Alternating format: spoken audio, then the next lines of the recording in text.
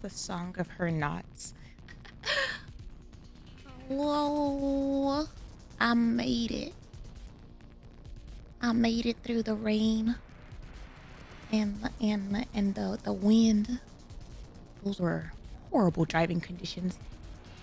The child talked smack via text the entire time. I was just getting all these messages while I'm like literally leaning over the steering wheel, trying to like see through the rain on the windshield. And I'm just like, oh my God, be patient. Be patient. I'm trying to survive. You have the sibling with the worst eyes, like in this entire family, trying to pick you up in this rain.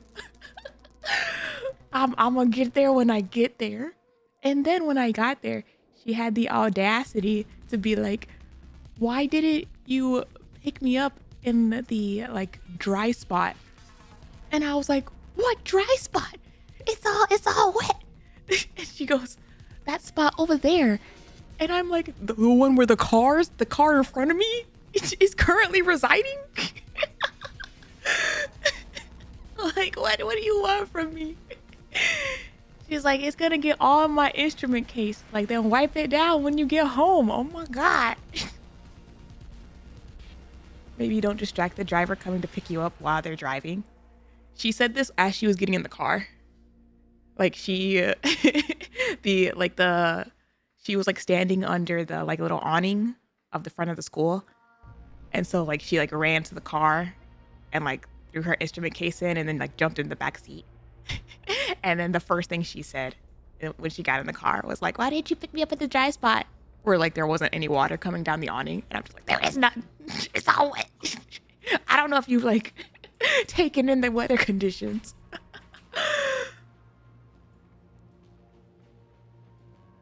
You're making her walk in the rain, pay back for all this back. If she could walk home, no one would have to pick her up from driving. She's too far to walk. You're welcome, ungrateful.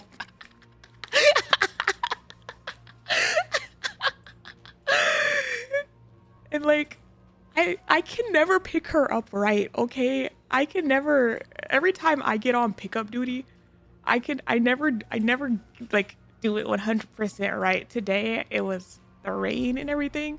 Last time I picked her up earlier this week, she was hungry. Like I was late and she was hungry. And I'm just like, I'll make food when we get home. Oh my God. I'm like, I think it's like a post. I give her leeway because I feel like it's like some post school mental remapping, you know. she's like in an adjustment period of dealing with everybody at school, and so that's the cope that I'm on. I'd like she just needs to like remap, and then like halfway through the car ride she usually like chills back out again. She changed school.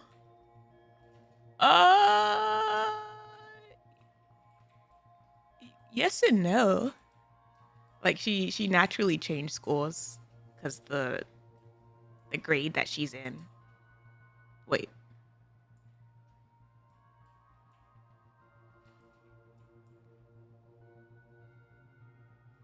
Yes. I'm like, I blinked on what grade she's in. The grade that she's in like requires a new school. However, it's like literally across the street from her her middle school. Middle to high, middle to intermediate where I live. So she's at the intermediate school, but it's like literally down the road. But my family moved, remember? So they're like further than they used to be.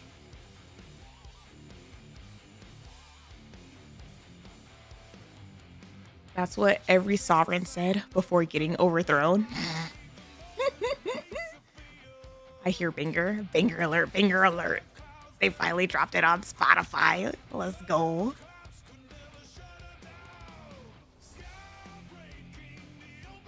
Everyone, Intermediate, what's that BS? It's what happens when you have a whole bunch of students in your school district, probably. They also had to build like a ninth grade camp like center. They took the ninth grade out of the high school. Intermediate for me is 7th and 8th grade. So middle school is like 5th and 6th grade, and then the intermediate school is 7th and 8th grade, and then the ninth grade center, and then high school. The when I was there was no ninth grade center. The ninth grade was a part of the high school, but I think it was like at full capacity. Is it on Amazon Music now? I don't know. You can check. If it's about if it's on Spotify, it might be on other streaming. I'm saying that it's on Amazon Music. Oh, sorry.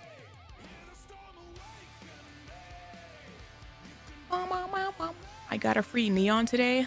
Oh my gosh. I hope she be's nice to me today. I really hope she be's nice to me. After all I've said about her, all my praise of Missiles and everything. I hope she has mercy. Oh, great Neon.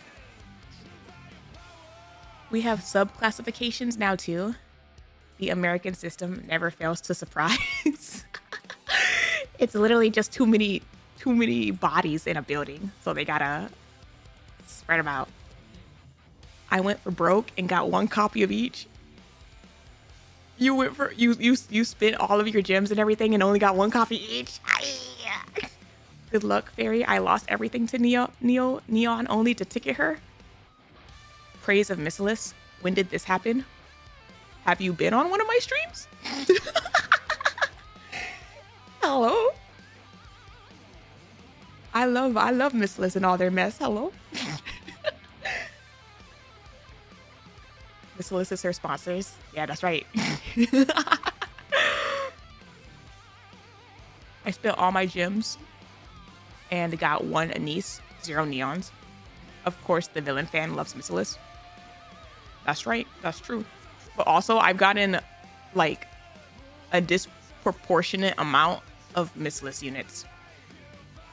Like they have like probably like the least amount of Nikkes in this entire game, but the amount of like MLBs and like core whatevers that I have of Missilis units is way more than my other manufacturers.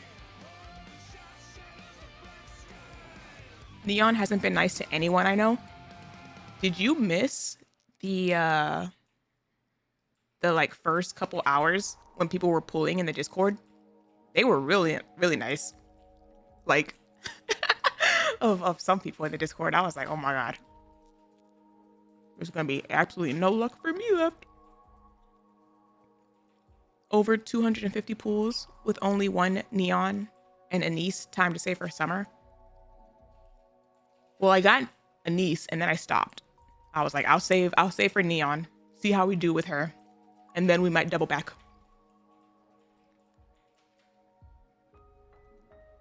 Neon came home, but I only got one copy.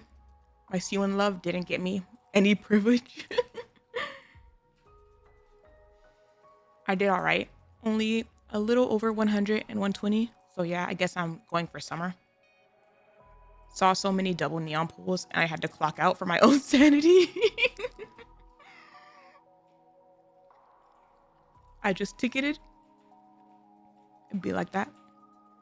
It took me 90 pools to MLB ANIS, but it took 220 plus pools to get Neo Neon. And she came home from the daily free pool. Oh my goodness. Oh my goodness. Oh boy. I got a crown instead of a neon. Boo-hoo. I'm sorry to hear that. What? Do you want me to feel bad? Do you have crown max core? What's the problem?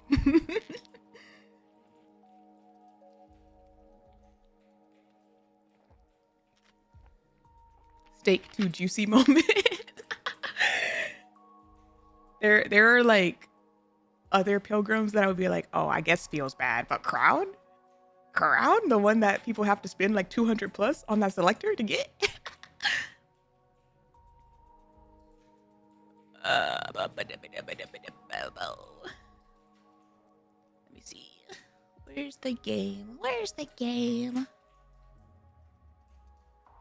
Babu Marion came home instead of another ANIS. She's already maxed. I don't think my Marion's MLB. I don't think she's close to it. I don't even know if she has a single star. Let's see.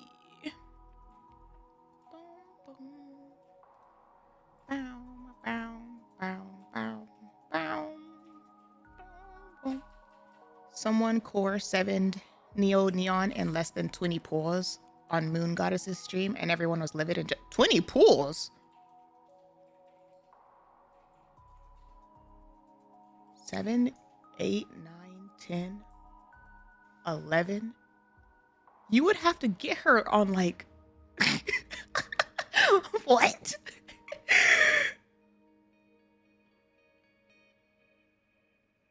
$11 copies and 20 pulls. Yeah, I'm doing the mental math and I'm like, wait a minute. 20 multis and 20 pulls is a very big difference. That is correct. Sorry, I meant 200. Oh, that additional 0 makes all the difference, sir. Oh my gosh. I was like, what the hell? I would be livid and upset too. What do you mean 20? That's still insane. I would legit crash out if I see a person get 5 neons in a single 10 pull. Exactly. Like, what? I mean, forgot to carry the 1. I only got MLB with 200, so I wish I had that luck. Like, it's not bad, but 20 and 200 is a big difference.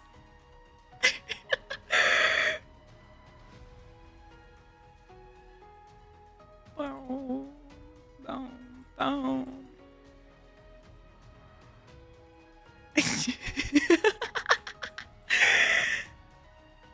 Luffy just sent me a tweet that said, if I won the lottery, I wouldn't tell any pony, but there would be signs, and it's the entire My Little Pony Bishoujo set. Like, hell yeah, there would be. There would indeed be signs. Any pony? Have you seen the My Little Pony Bishoujo girlies? They're so pretty. I only have Princess Luna.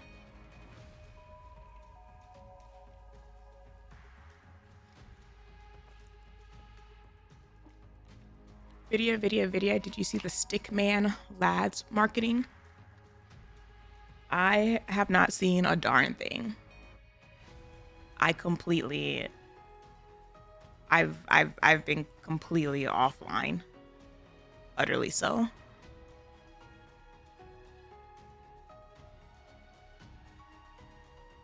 I still remember the day when they announced Chrysalis and showed it to you. I've seen them, they're real pretty, but I didn't stick around past season 3. And I could never dig so deep. Pretty is pretty.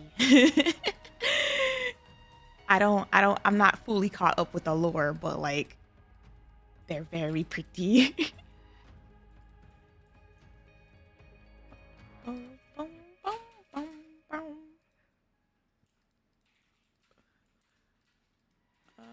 see.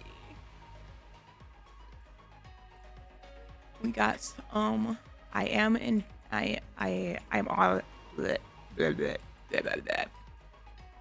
I'm on it. If I can brain, I'm obviously running very late because of having to pick up sibling in the weather. So I'll try to honestly, I don't remember. I think I was gonna yap about something, but I don't remember what the heck I was gonna do anymore. So I'm just gonna pull for Neo Neon, and then we'll jump into the event. Fans are complaining that Bat Steam is blocking the PV, so lads did a stickman marketing. Huh. Huh. Huh. I suppose.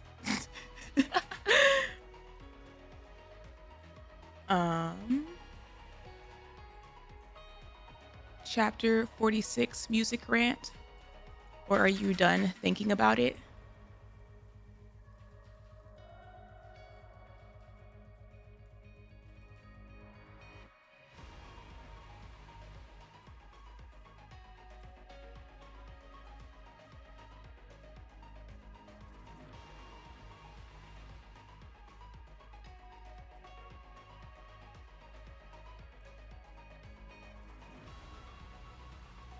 We could have at least got into the pools before bringing that up. No, I'll be honest, I don't really have it in me to get into it. I'm nowhere near as like heated about it as I was initially. The Dorothy song, Marigold. That's the one. Yeah, yeah.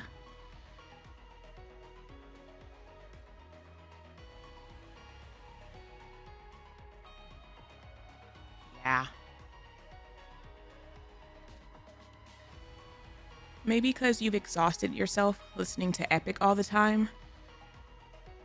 No, I'm exhausted from the internet. Honestly.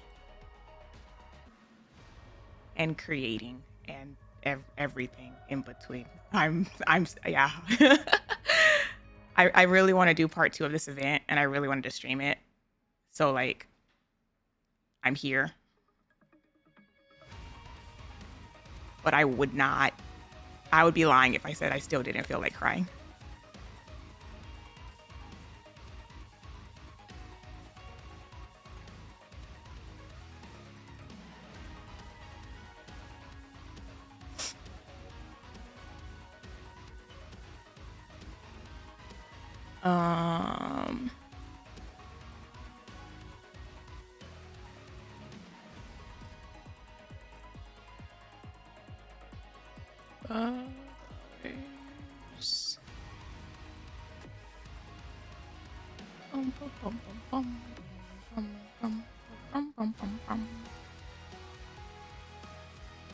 Happy streamerversary. Thank you. It has been 2 years since I've started this journey. Time flies. You blink and it's gone. But at the same time, it's like it hasn't been any time at all. It's wild. I'm still hella scuffed and I still don't know what I'm doing. And I see.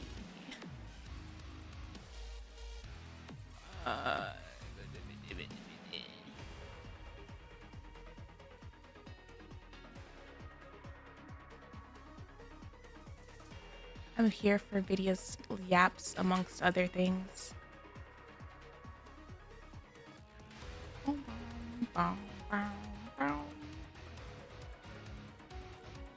I'm 5 months late, but I'm glad I came aboard. I'm glad. I'm glad you've come aboard too. I'm glad all of you have come aboard and continue to stick around.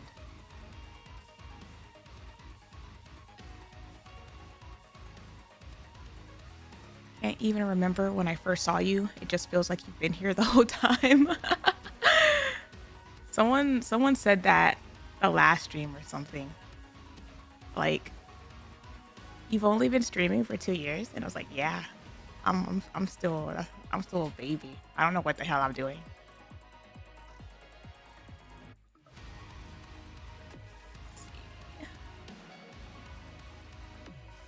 Um,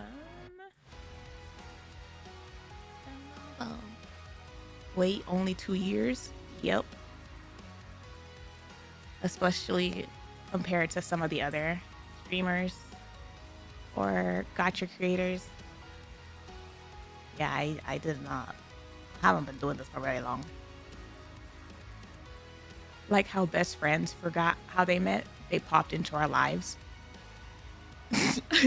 I remember I had one friend and she moved away and we don't talk as much anymore. But we had that kind of moment where we were like, when did we meet? And we were like trying very hard to like remember like when we met. And then when we remembered how we met, it was so stupid. It was like we met in the school bathroom washing our hands. And back then, the school bathrooms, actually, I don't know if this is still a thing. And I think this was like elementary school specifically. The bathrooms, they had like this weird powder soap. Okay. Like it wasn't like liquid soap or like a bar soap or anything like that. It was like this weird powder soap stuff.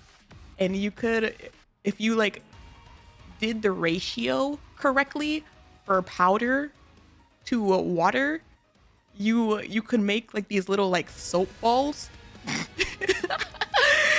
And so like me and her met at the like sink of this bathroom making these little like soap balls with the powder.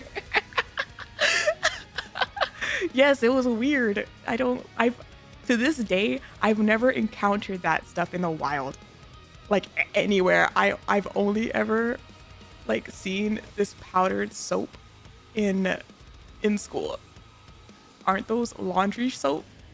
No, it was hand soap. Are you sure it wasn't detergent? I've seen places dead ass use that instead of soap. Honestly, it could have been. It could have been detergent. I don't know. I was in elementary school. Maybe it's because I'm not American, but I've never seen this. I promise you, I'm pretty sure the Americans are also confused. Like the school districts and the education varies so greatly from state to state that like who knows what the hell like the school over the like across the street is doing. Schools do cheap out. As an American, I've never heard of that before. Video was doing witchcraft. I don't know, man.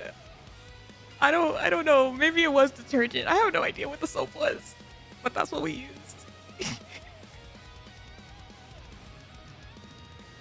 I remember that goofy powdered hand soap along with the old steel dispensers. I only saw it in elementary school. Oh my gosh, someone knows. Someone knows. That's exactly what it was.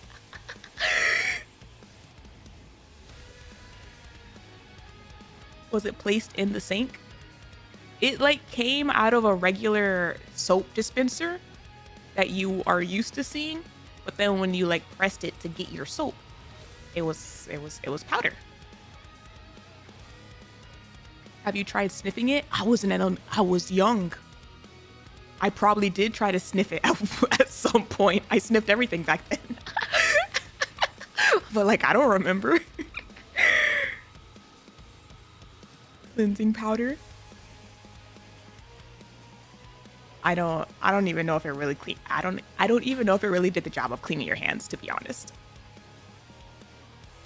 That's prime time for sniffing powdered soap. But then I barely remember early school. I remember multiple conversations in the bathroom. Especially if you had like a male teacher. If you had like an opposite gender teacher. It's like, you can't come in here. They gave y'all powdered soap dispensers. Yes. It's Borax and soap. What the hell is that?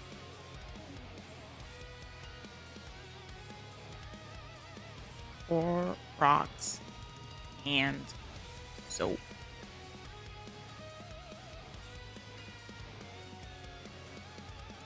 Widely known Baroxo brand or Smooth Tex is a heavy-duty powdered cleaner formulated with fine borax and mineral scrubbers to cut through tough grease, oil, paint, and grime. Ideal for industrial, shop, and home use, it provides a deep scrub, is 100% water-soluble, and safe for septic systems. We were using this to wash our effing hands? What the hell? We were children. They said it's for those tough removals. They really did not trust where we were putting our hands as children. Women are weird. Men never talk in the bathroom. I mean, there's a big difference in the male and female bathroom environment that, you know, is what explains that a lot. When the females go to the bathroom, you know, we have a separate area to use the bathroom, and then outside of the stalls, you know, you chit chat. Is this a hangout time in there? Guys, y'all don't have like that division of stall and bathroom space because the urinals are like in this weird middle ground, semi-exposed area, depending on the bathroom. That, yeah, it makes conversations awkward.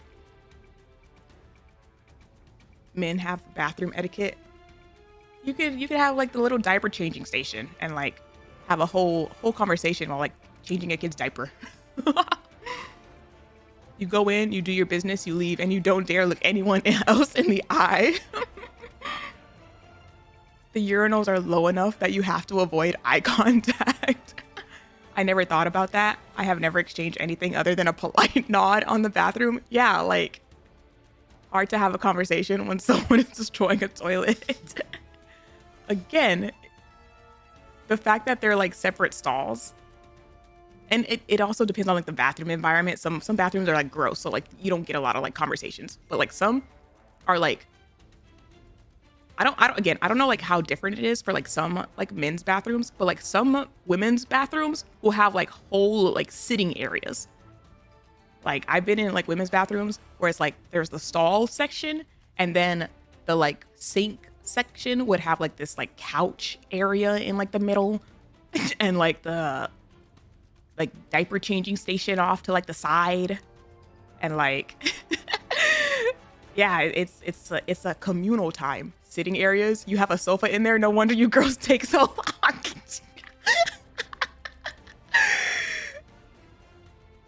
The bathroom's a war zone. You get in, survive, get out. No time to make friends. I would never trust a public restroom couch. That's disgusting. Again, it depends. Only the nice bathrooms that I've been in have like a sitting area. Actually, no, I've been to a movie theater, like a pretty decent movie theater that has a restroom or a couch area. That being said, I feel like females might be like a little bit more judgmental. They have like a more like judgmental stare if you try to like cross the boundary point to the couch area without washing your hands.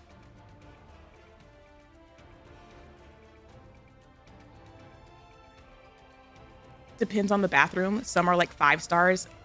Others are Resident Evil bathrooms. If we had something like that, it'd be nasty in less than a week.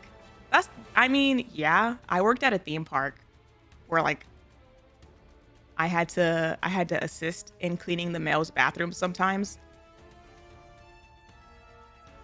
And yeah, I learned in a week why y'all don't hang out in there.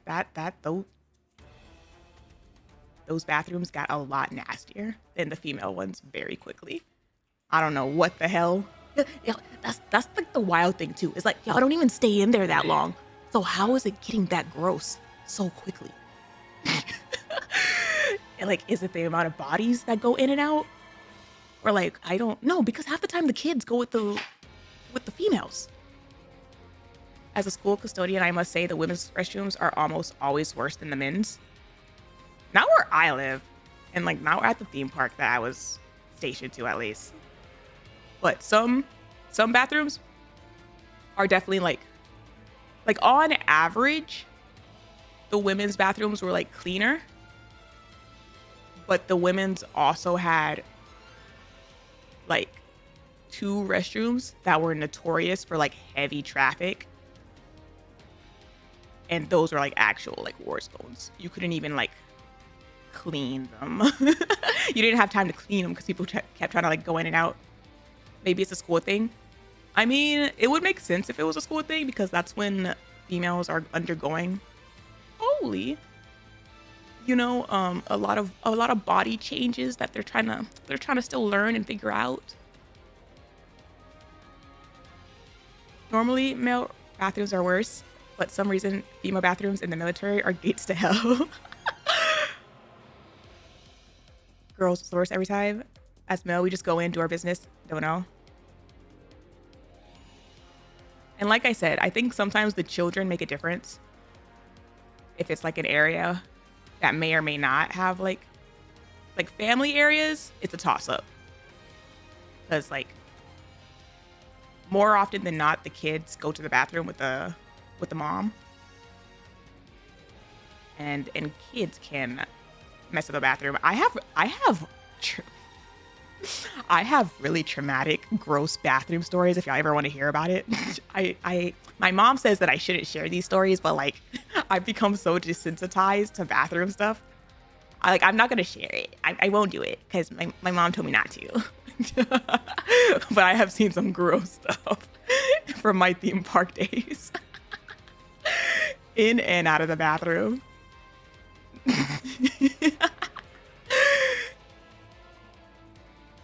Traumatic, gross bathroom stories is not on my bingo card today, but sure, I won't do it today.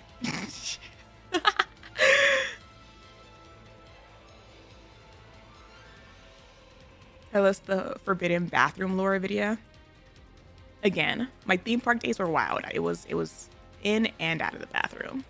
Some of like the weirder, wilder stuff usually happen to be outside the bathroom.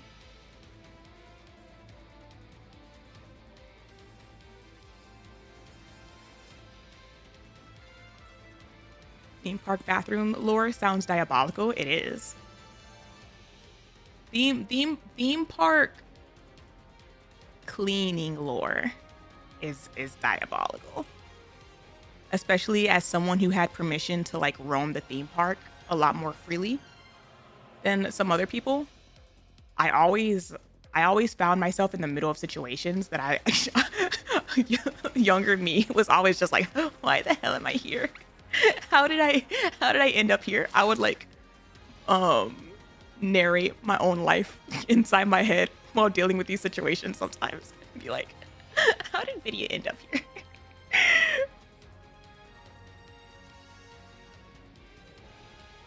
Of course you would. Listen, it's the only way to like survive sometimes, okay?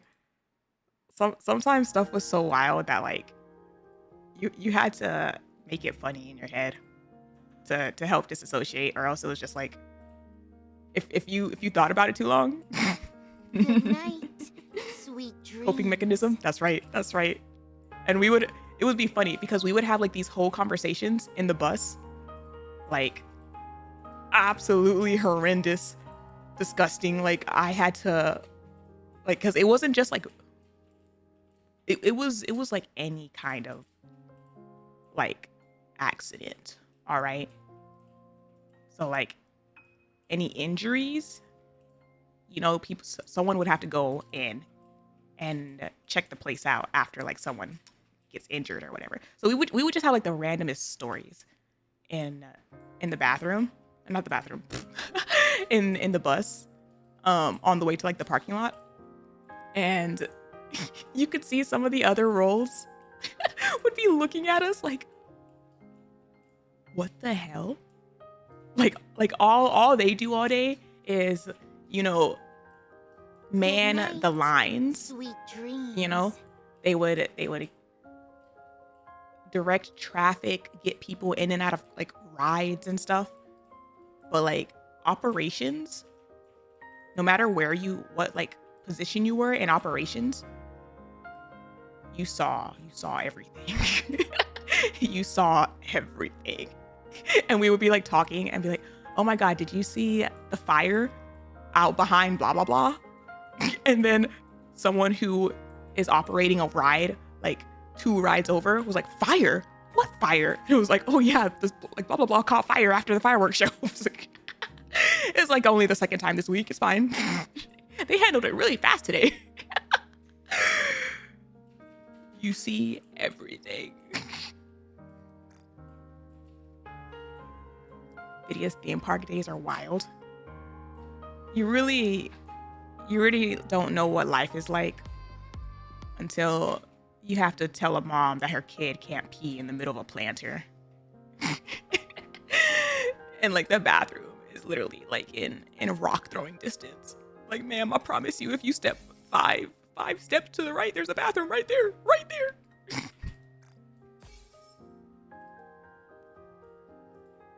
Ignorance is truly bliss. When they're American, it's like, oh my gosh, these dumbasses. When they're not American, I give them like a little bit of leeway, depending on what the situation is. Because some people come to America and they come to certain theme parks and they like truly do think that like some stuff is like included in like the visit. It's like, no, you cannot just walk out of there holding that. I'm so sorry. And then you see that they're like a season pass holder. Like they're a Florida resident season pass holder. And you're just like, you dumbass, you know better. I know you know better.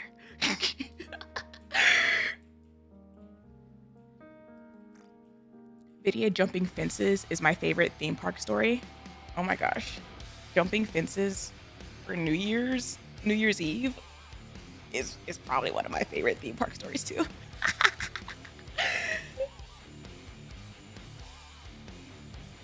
Oh my gosh, there she is.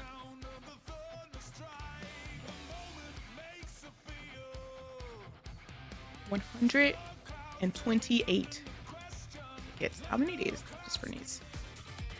11 days. All right.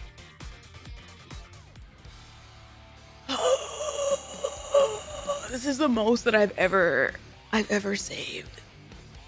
Please be nice to me, Neon. I love you. I love you so much. I love you so much. Her theme is so good. I would love to have her theme. You know, if Altria could let me through. She does not. She's still kicking my behind. Oh my gosh, I got her. Wow.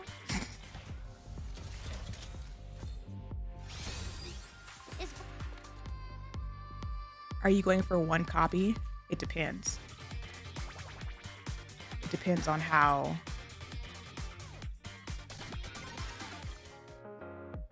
nice to me she is. If it takes a lot of tickets to get to one.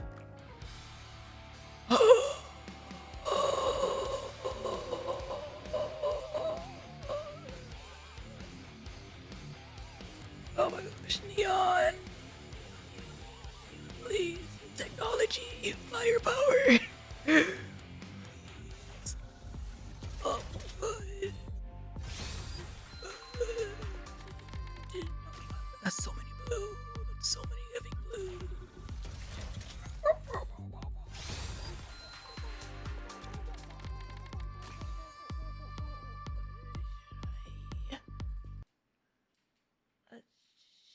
Let's see.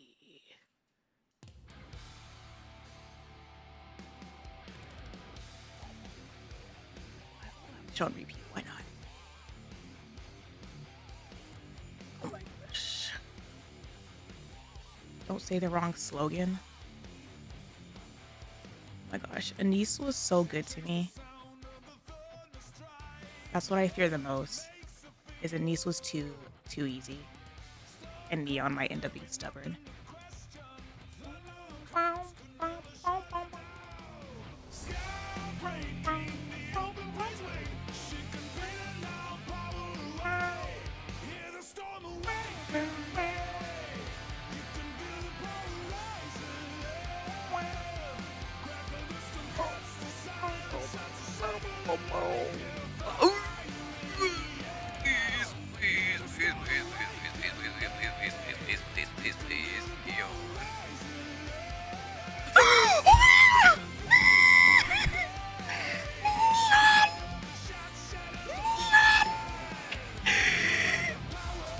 He's gorgeous. He's gorgeous. We got one. We got one. Oh, she's so pretty. So pretty. Nice to meet you. Oh my goodness. Wow! Once again, I'm counting on you, Commander. Double overspec! Double overspec! Beauties! Oh, that might be a core one, Robbie.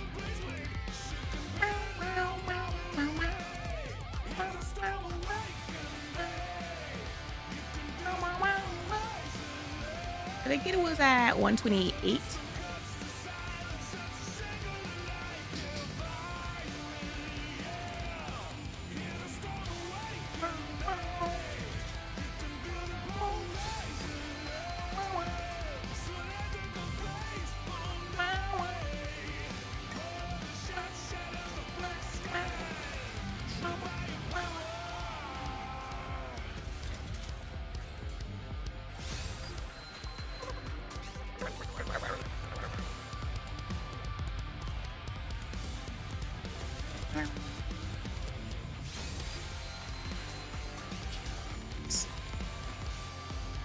This sounds like this is the shout.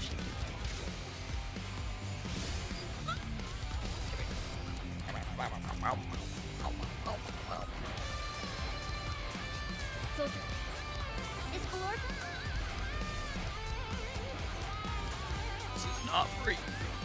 This is not your stream. I've been waiting for you, honey. This is not your stream at all.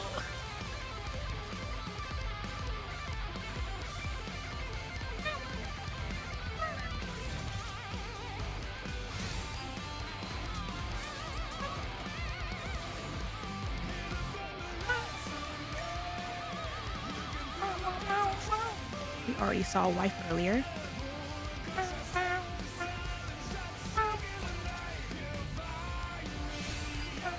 Saw your luck with that double. I used all my luck with that ANIS. That's where my luck went. ANIS came home in one temple.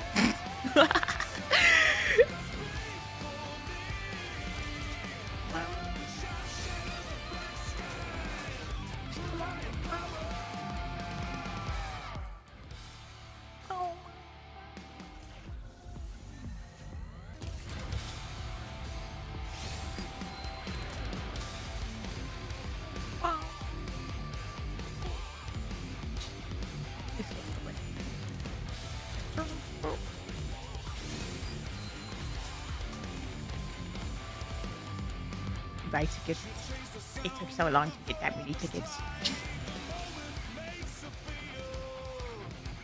How far do I really?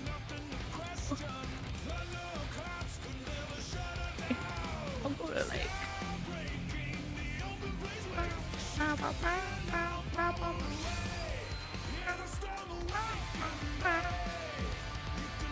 I don't want to use all of the gyms.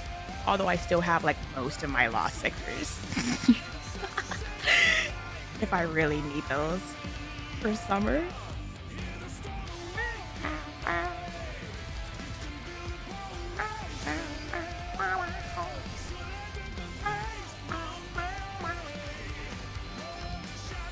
I get so ass. What are your orders? What? Wait.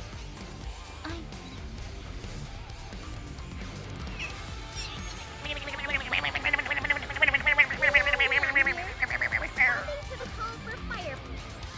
Soldier.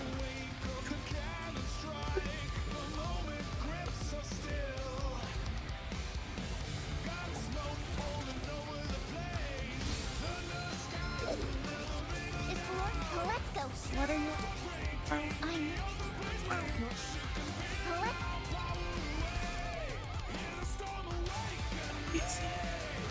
Smite. Oh wait. Legendary pirate Wait, mask actually, has arrived. I am happy for a minute. Oh, wait, leave it to me. Tickets. Tickets. Tickets. Tickets. Tickets. I'll take tickets. Tickets. Tickets. Tickets.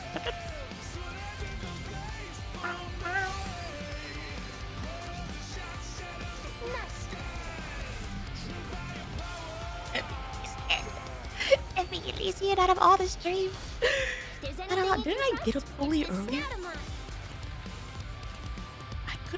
That's my second pulley this fucking stream. Elysian is after you hard today. What the hell is this? Missless is my sponsor. What is this? Ingrid, go away. This place is for lasers. What the hell? Tactics. Nar. Technology.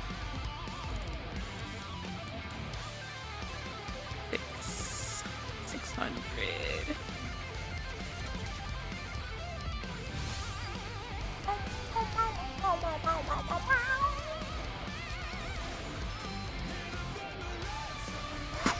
Oh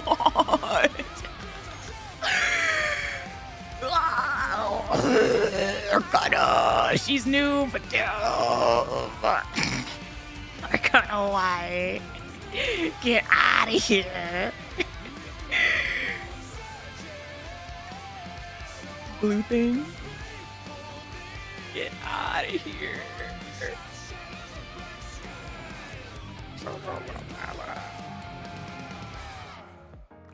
Okay, that was my second pass.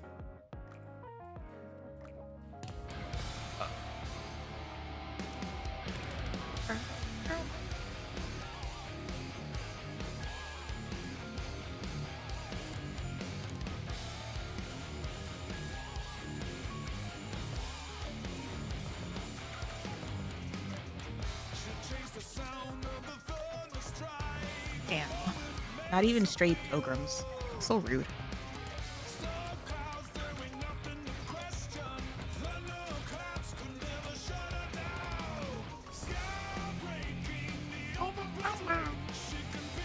Mama Ingrid insists that Neo Neon is Elysian. It's very rude. They could at least give you a Noah or Haran. Thank you. Thank you.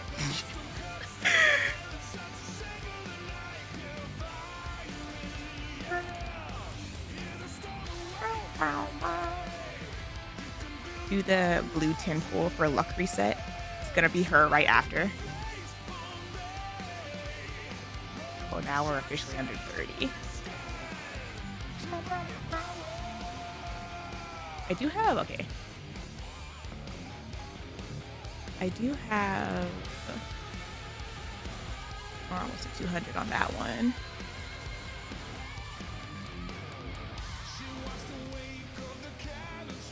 You don't get to be picky after pulling all 3 overspec counters in 50 pulls.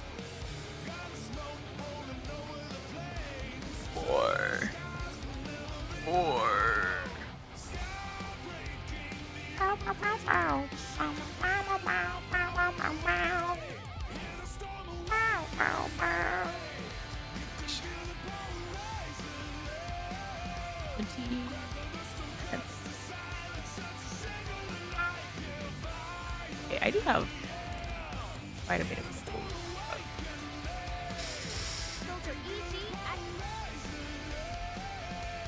Oh, second.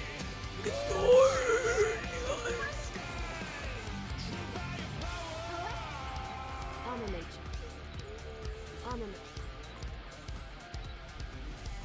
Oh my gosh, my first TETRA. Oh my gosh, ANIS Rosada.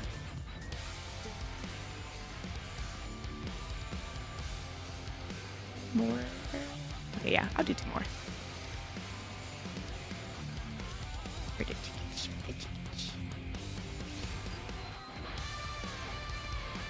All right, this will be my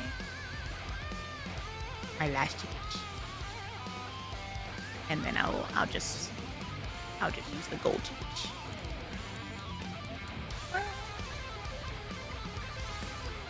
All right. You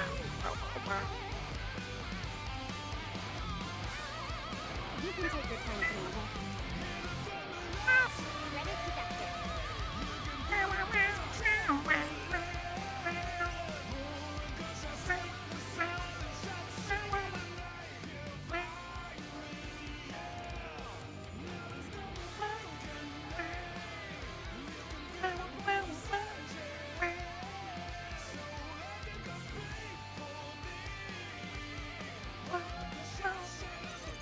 Aren't you afraid of how much greater my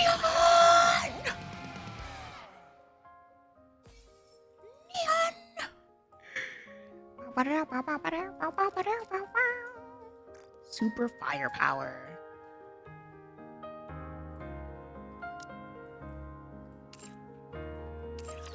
Hail to her holiness. Neon, neon, neon.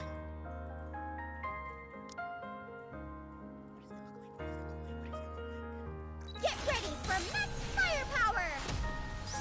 She's so cute. She's so cute. What a little monster. Oh. Get ready for max firepower! I like her. I like how you can see the glow in her eye. Oh my gosh, she's so cool. Get ready! She's so cool. Let's see. I need to redo most of these. I need to redo my.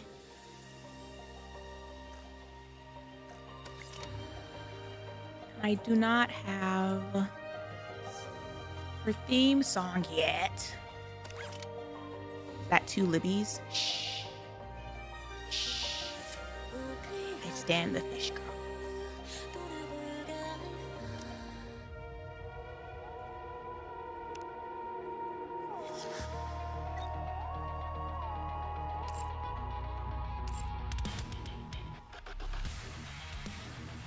Get ready for max firepower!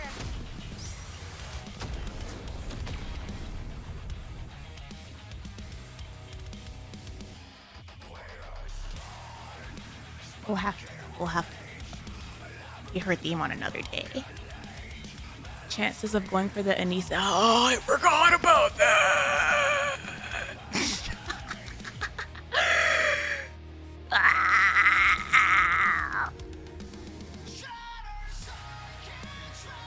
Nah, see, it's fine.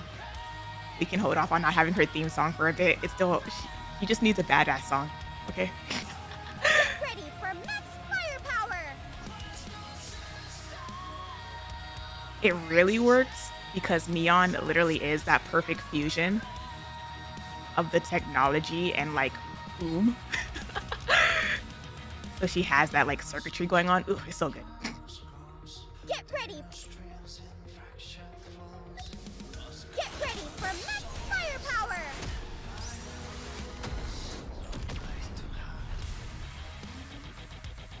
Oh my gosh.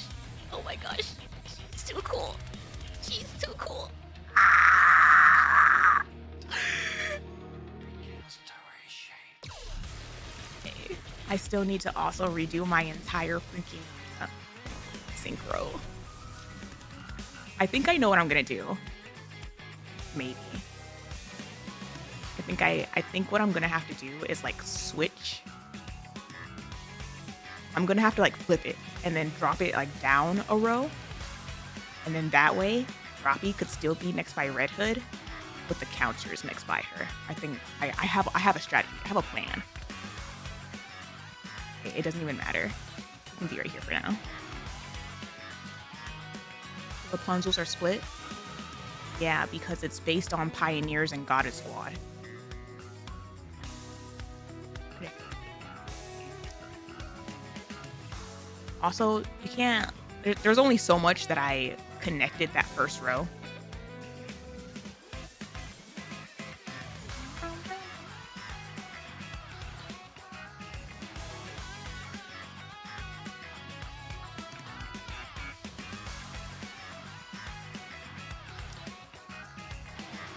Wow! I was already healthy, but I feel even better now. Oh, feel even better now.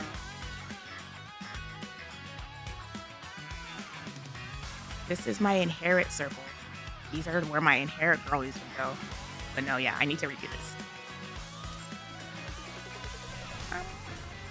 How many hours do you think it would take you to fix your synchro? Less than an hour. I've redone it so many times that I have most of it memorized. And I have a plan of what I'm gonna do. Inherit circle plus Eleg. Eleg wasn't a part of the inherit circle. You were not looking at that properly.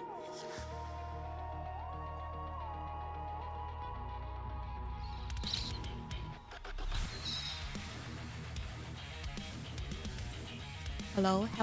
Oh, no.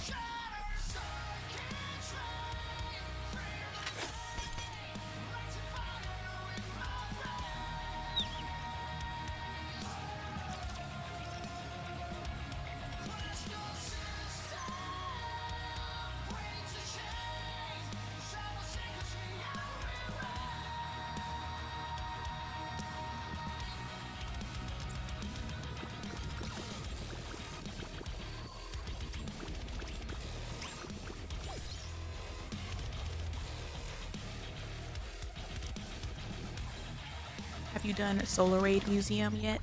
I have done some of Solar Raid Museum.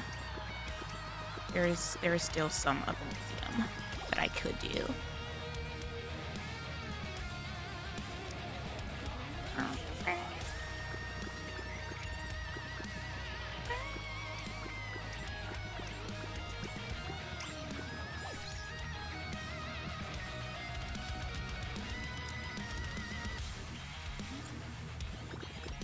I need to nap.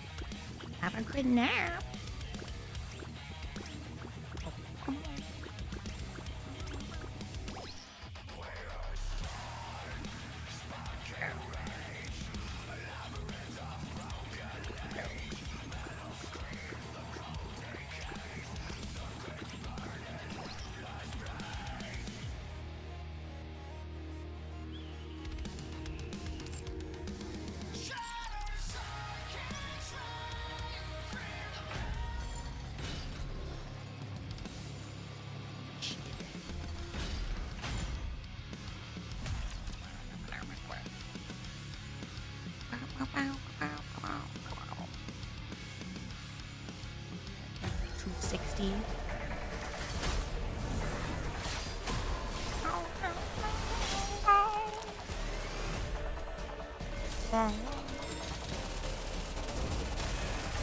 Swim with all your might toward the light. Behold, the strength born of my people's affection. Be fully active. Pierce through. Let's hit the road running.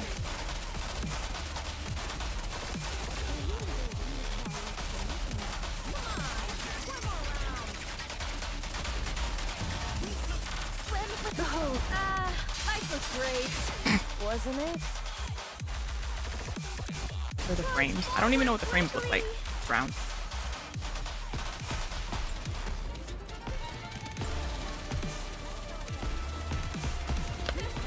I forgot how this is done. It's different for every boss. That's why I said this round. Full of my people's affection.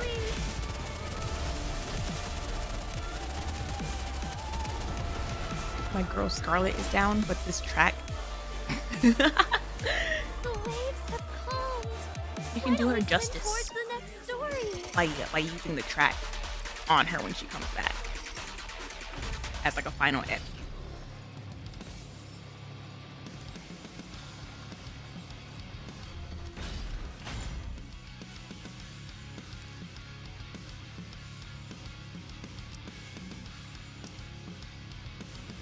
Are you hyped up? I'm definitely interested to see what happens.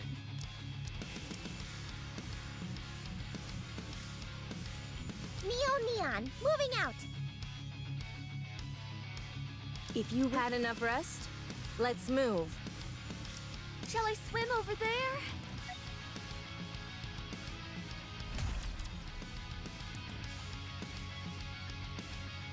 It'll be a sweet day when Alt Scarlet can kick Eagle Vista's ass.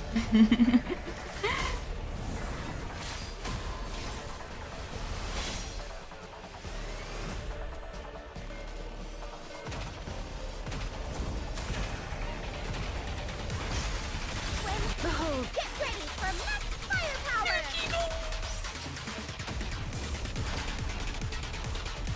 Charge forward quickly! Is that from her? Is that like her body? Technology?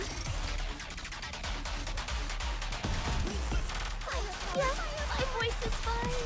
Let me adjust my glasses. Yes, my voice is fine. Swim. Behold, shine brightly for my radiant self. Let's hit the road running. There's no time to rest.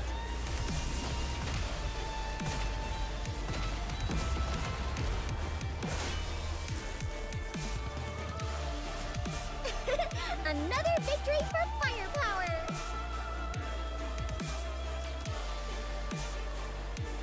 I shouldn't have a cube yet.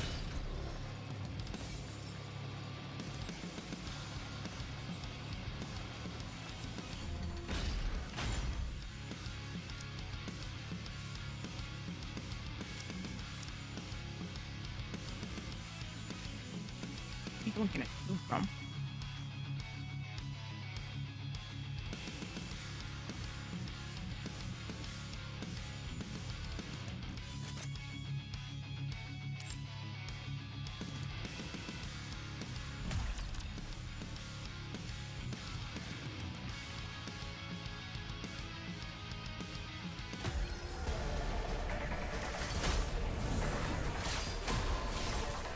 I wonder about Alt Scarlet. If we use modern Nikke tech, she won't be able to train her body anymore since they're static bodies in the current generation. There's no time to rest. Swim. Behold, the strength Let of us my all people's rise affection. and Beautiful.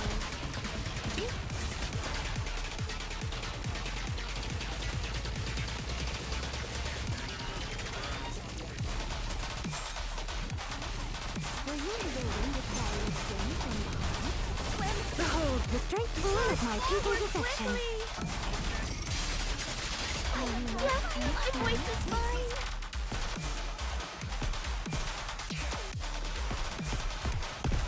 Let me adjust my glasses.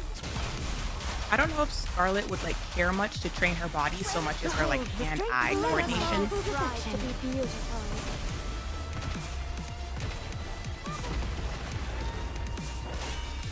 Dual-wield Scarlet? See? Told you everything would work out.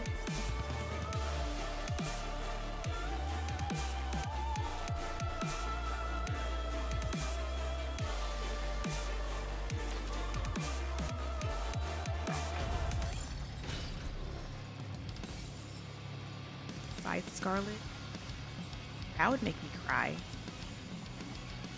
There's been one scythe wielding game. Oh.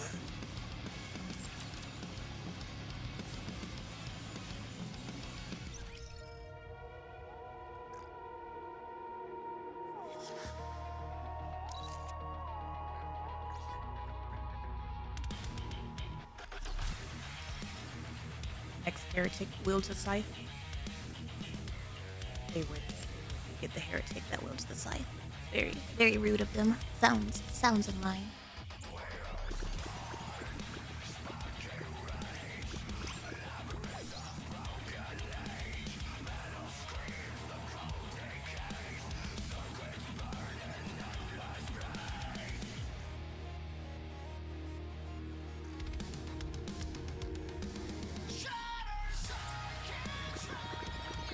Sniper sight. Now wait a second. I've heard this before. I've seen this before.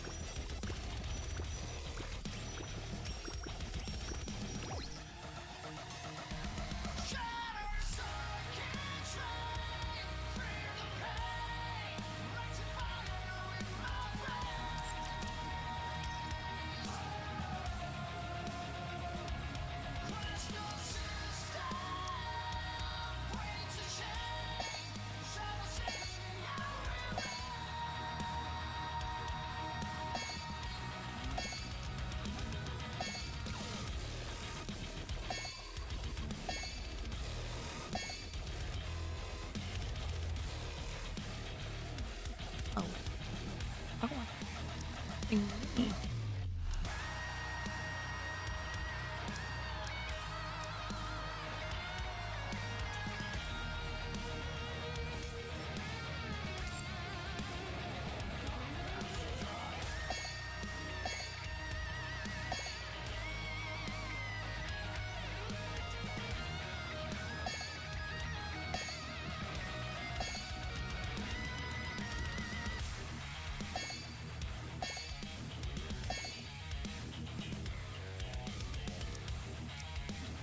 Oh. Level up. Oh, that brings her to the first row at least. Nice, nice, nice, nice, nice, nice.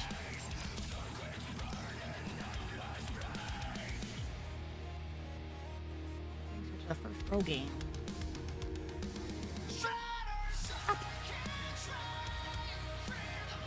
Four. Maximum output increased. I can do even more now.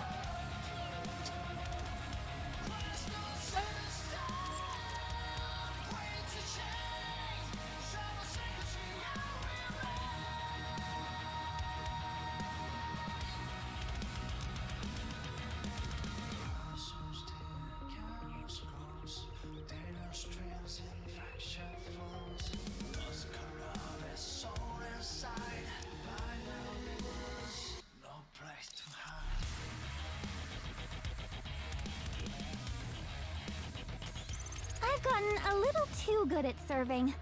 At this rate, I might actually end up becoming a pro maid.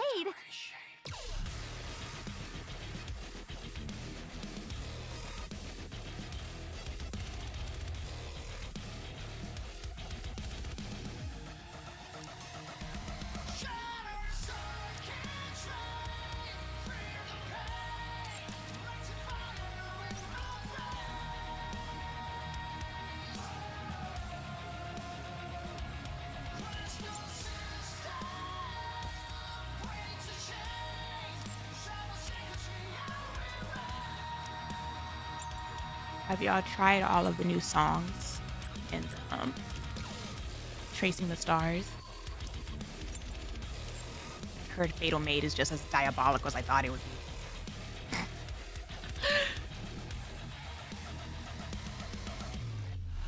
Ones are kind of rough.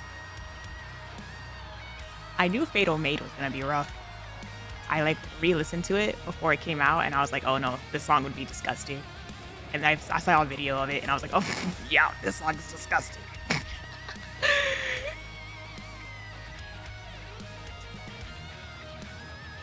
Jinx player is so good, but so hard to play.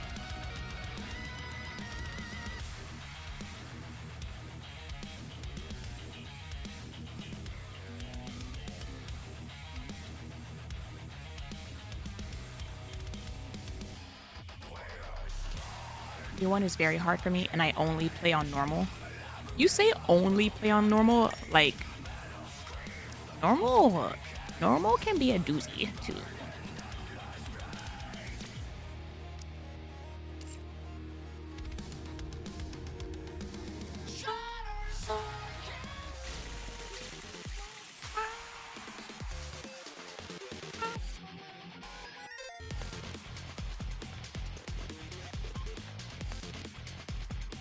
Bottle of starlight.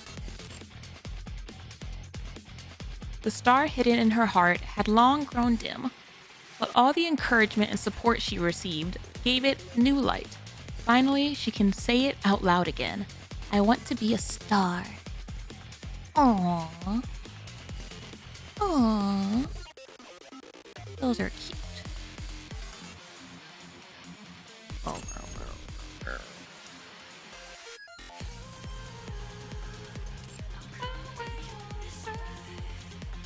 oh, I just remembered I still have tickets.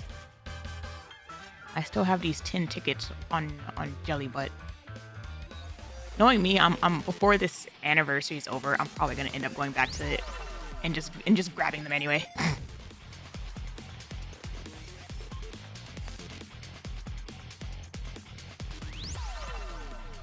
Like at that point, might as well. Hope you get a lot of mileage out of it.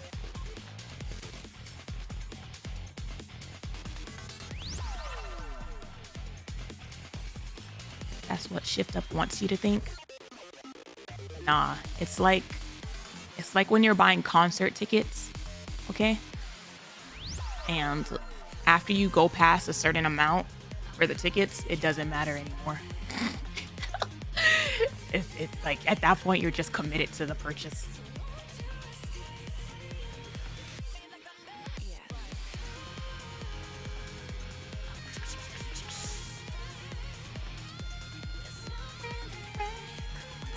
That's what the concert organizers want you to think?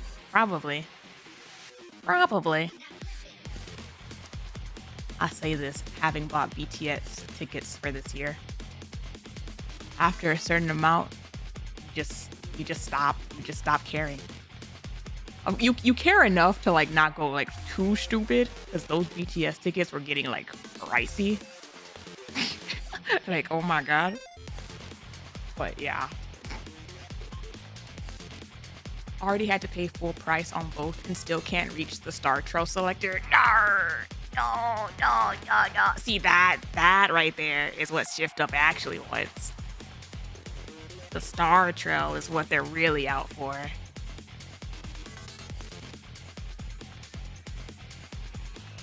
I got the Gacha skin with 30. I stopped there since I will not use the other skin.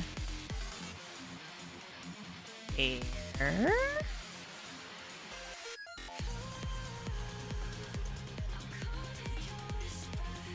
Cool for both. And the Doro skin still can't get the selector.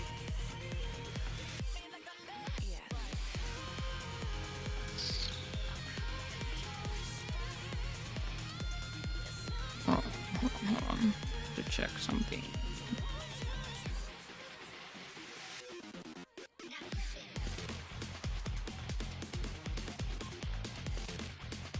I would have gotten it even without the selector. Now it feels mean. Yeah. I mean,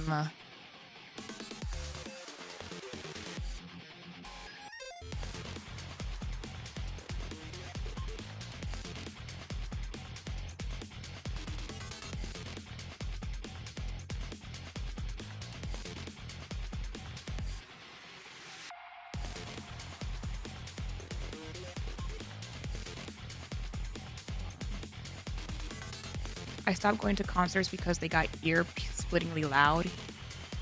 But it depends on the concert. K-pop concerts, absolutely. Those reach unholy decibels.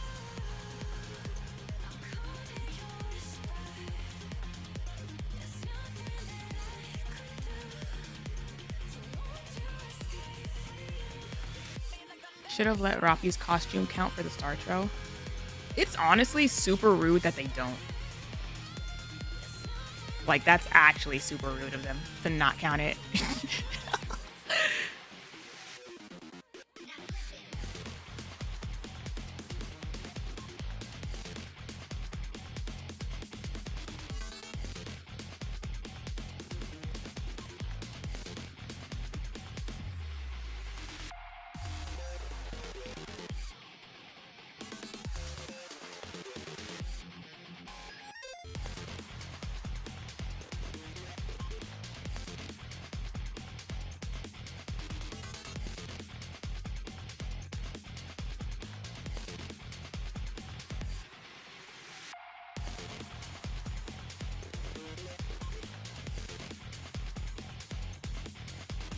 Rapi fans, truly being pushed to the side. I think she needs another costume.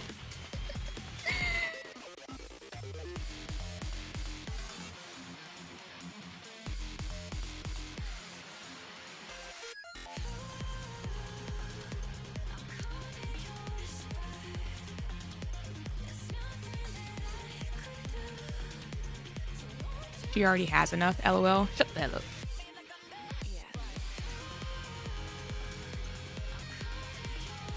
Any interest in trying NTE? I have a huge interest in trying NTE. We're gonna do that later this weekend.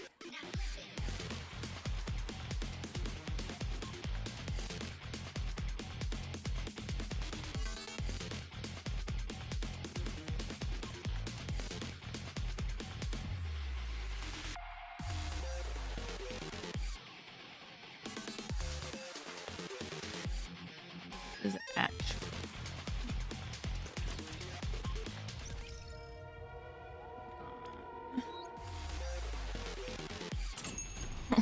this is so annoying. Wait a minute.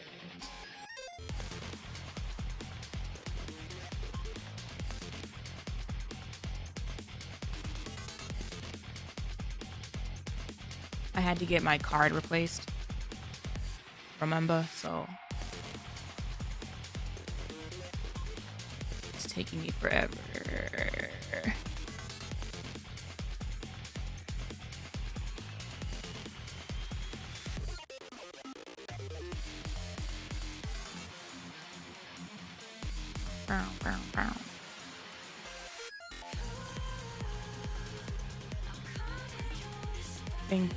Paying full price up front.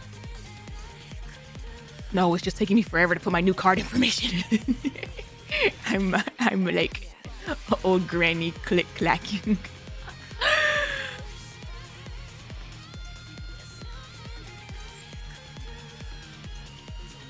And then after I click clacked for like the past 5 minutes, I realized that I have PayPal connected, and I was like, oh my gosh, I'm actually stupid.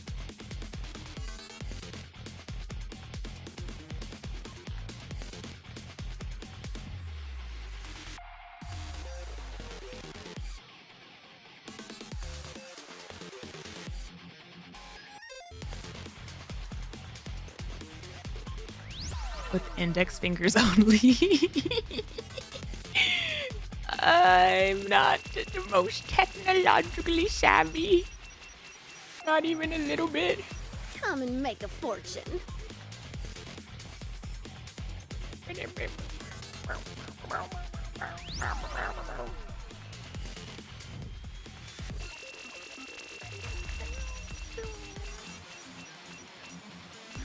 offering great discounts. Don't miss them.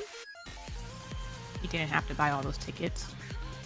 Not really. I figured that it was going to be impossible to not at least have to spend 2. I only bought 2 so far. Ish. I just take forever to type. I'm sorry.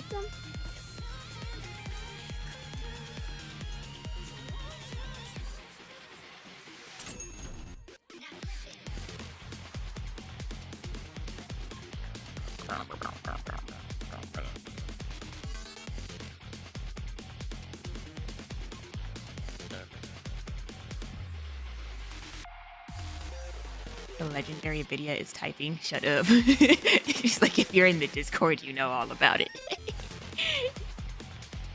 Sometimes I get distracted while I'm in the middle of typing, and then I gotta rethink about my thoughts again, reformulate my thoughts. Sometimes I gotta like add to it.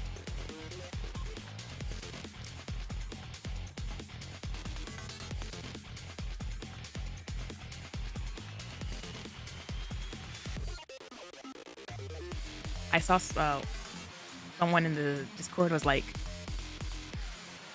wow, having to pick up the child really put a dent in the stream. And then someone immediately replied, like, I bet she's driving like a grandma because she can't see. And I was like, I hate that I can't deny that, because I was literally like leaning over the steering wheel, squinting at the freaking shield, like, I can't see.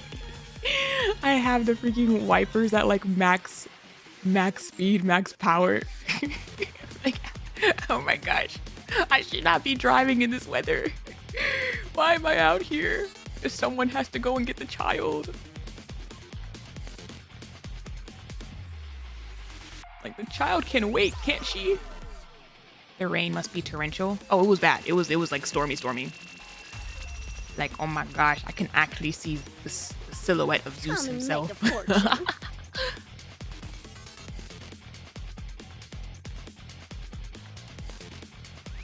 That's a dangerous weather, chat, all right? Dangerous weather.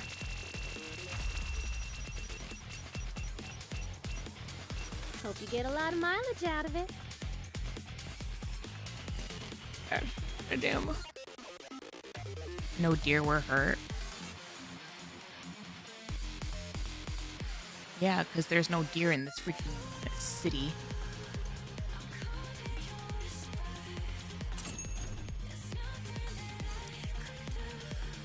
Someone has to be the responsible adult in this house. Well, my grandma got surgery on her foot, so my mom had to go. She went back out of town to go help take care of her. So I've been making sure that the child stays alive while my mom's gone. And my mom, she messages me all the time, checking on her other kid. Like, did the child eat? Are you on the way to the school? Are you there yet? You haven't left the house yet. Today is Fast Food Friday. I'm gonna send you money for that. You can go buy her something. And I'm just over here sitting like, you used to leave me waiting after practice for like 2 hours. Hours, mother. And she's like, well, I've become a better parent as the years have gone by. And I'm like, what is this?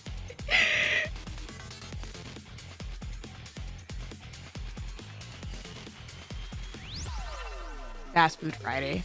She said that like she doesn't freaking randomly buy the child fast food throughout the week. I was like, didn't she just have Jimmy John's or something like yesterday?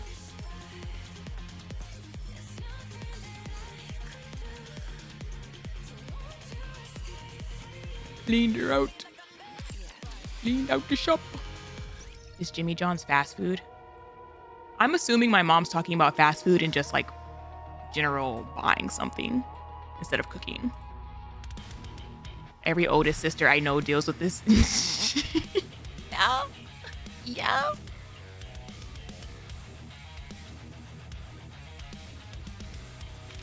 Let's see. Hello. Commander, you're like the clouds up on the surface. Just seeing you lifts my mood. Oh, that was cute. If I run low on light, I'm coming to you for a recharge. Commander, Oh, how does it work? I'll just squeeze you real tight. oh, these lights are so cute. What the heck? Commander, you're like the clouds up on the surface. Just seeing you lifts my mood. Like giggle. I bet you'd be insanely popular if you were a pop star, Commander. I'm glad you didn't go that route. I'll always keep the center seat in the front row open just for you. Oh That my way, I gosh. can be as close as possible while you watch me shine. Oh my god, these are so cute. We'll go TT Star. We'll go TT Star for now. She's doing the event.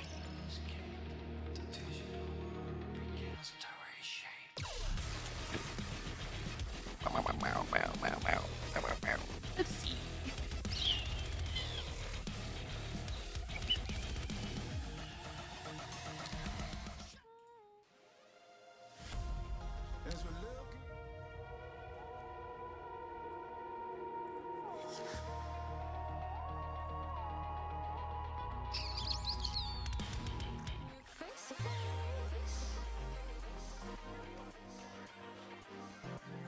I do need to swap. I need to fix my lobbies. I need to fix my synchro. I need to fix my lobbies.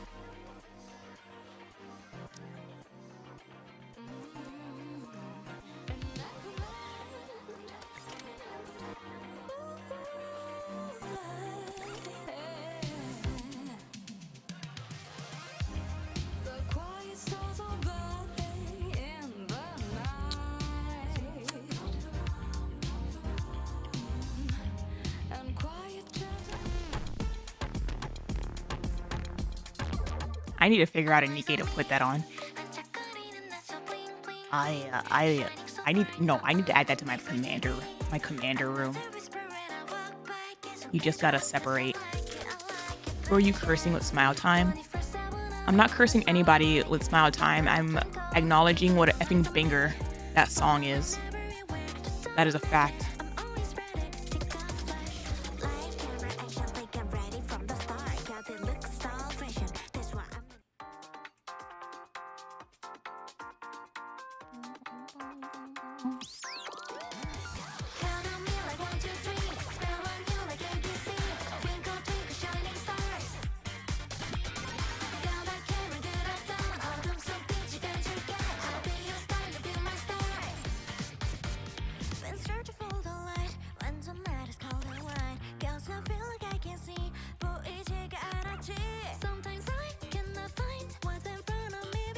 Me too.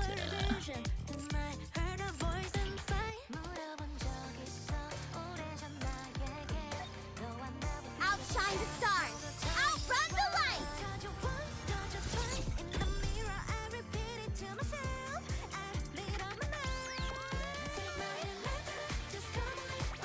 We'll think about it. We'll think about it later.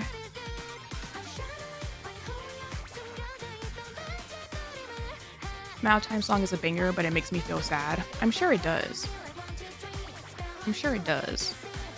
But it's a banger.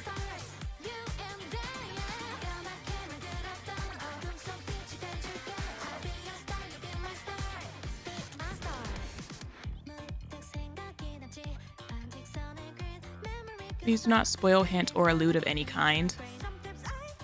That doesn't matter, Nate.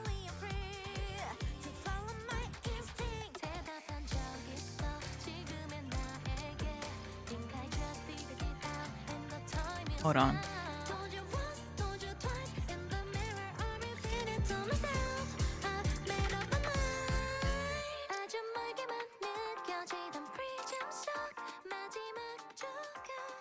I saw on the Discord that you can freaking link playlists to the mother effing lobbies. I saw that like when I was like skim reading at one point, and that pissed me off. I was like, what? What do you know how that F's me? I'm gonna spend like 5 hours making 10 different playlists, you son of a... It's like, oh my god, oh no. It's over. It's actually over. That's like my favorite activity in Spotify, is making individual playlists. Now, I'm about to have different playlists. All of these lobbies.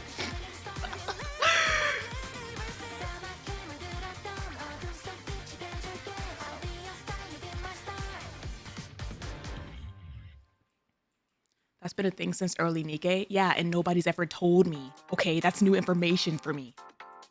All right.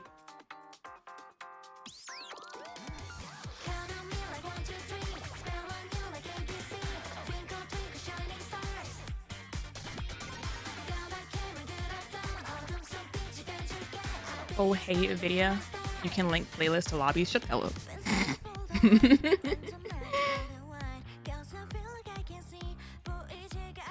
Outshine the stars. Outrun the light.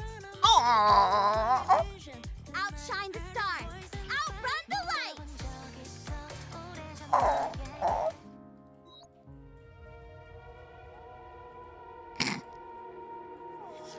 Oh my gosh. If you wanted to like look at this event, or not this event, but this anniversary, I was like, so how was the anniversary? How was it on the wallet? Boom.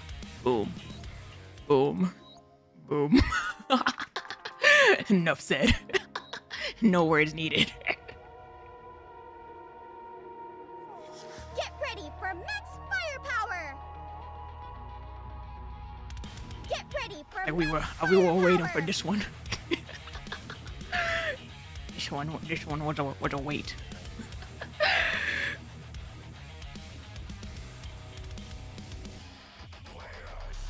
Are you gonna get the Idol Dorothy that home satellites? Yes, I'm gonna get the effing Idol Dorothy that home satellite. Yes, I'm gonna effing both of these passes. I'm gonna effing get it. Like they thoroughly got me this anniversary. Gosh damn it.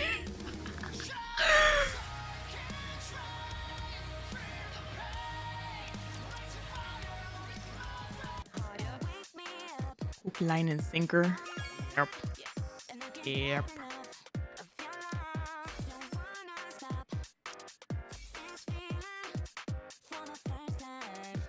The good thing for me is that I'm not attached to this, at the very least.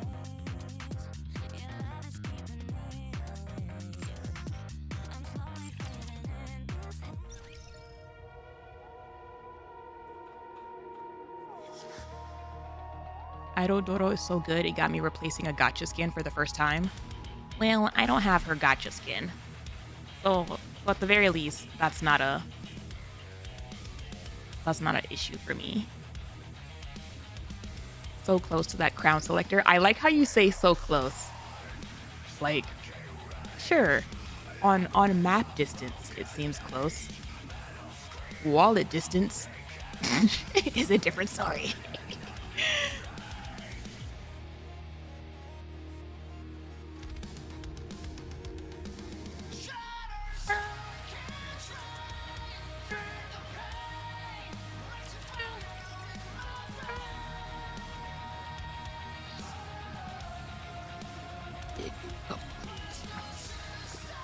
Store troll at first. Yes!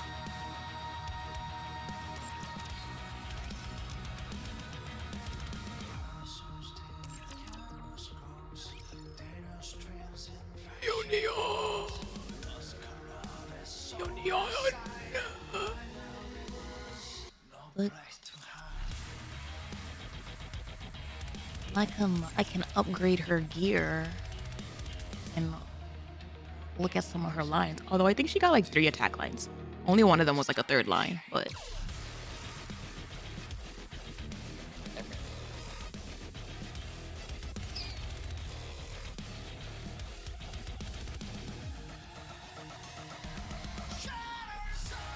nice.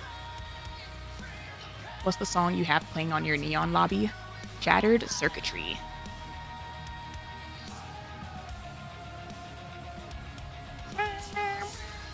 She bumped ANIS down to the 2nd row. Anise never made it to the top row. She's bordering the edge of the first row.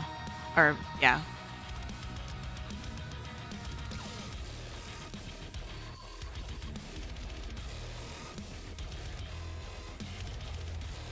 Anise also doesn't have a max doll yet.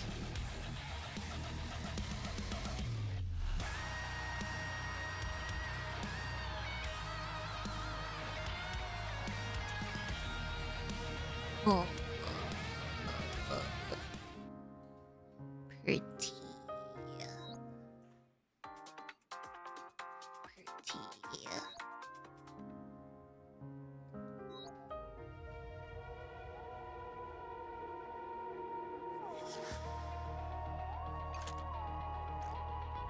What do we have for...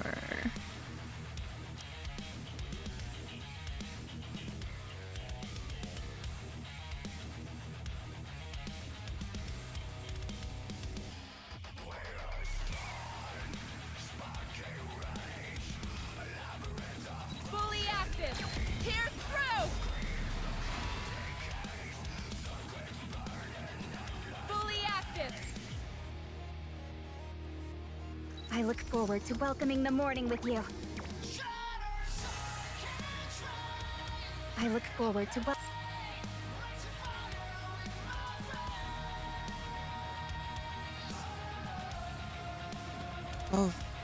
Those kind of make me want to have the counters together.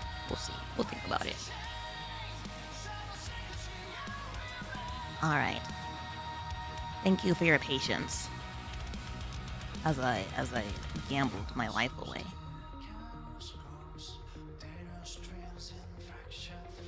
Metal Icy, I don't. Thank you for the subs. Also, thank you.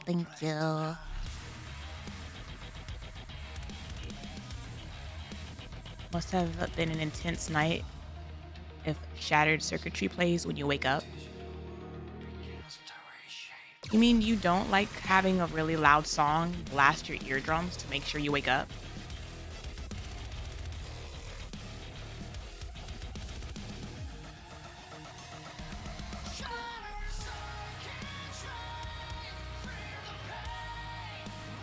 I never need an alarm clock.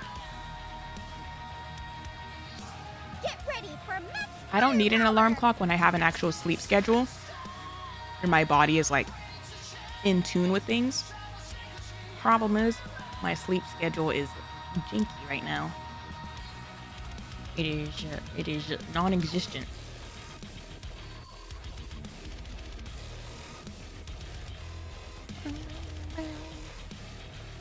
Retirement funds. It wasn't that bad on me.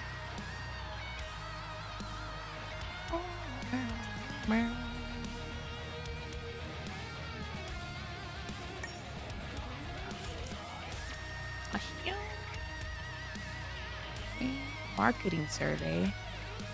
Damn, it's not a regular survey yet.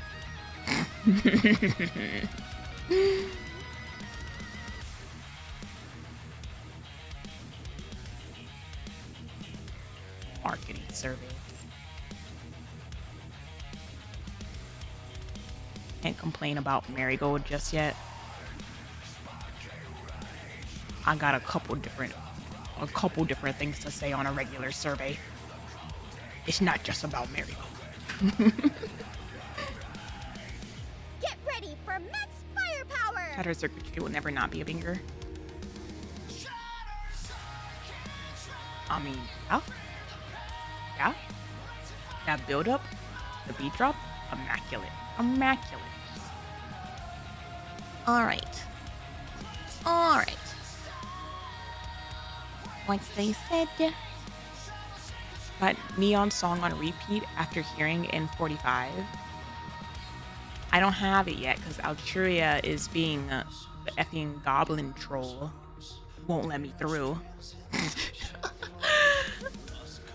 Well, I'll add it to Neon's playlist when I can actually get to the map and get the song.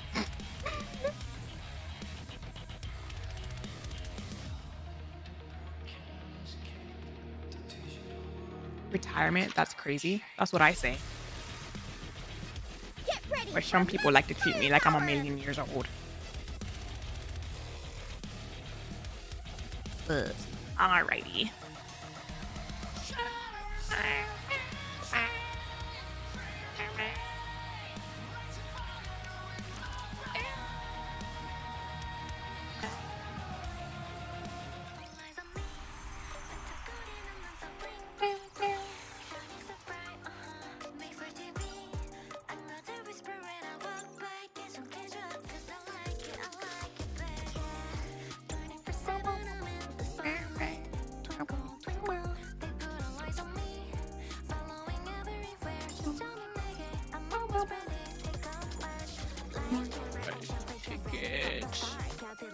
More tickets.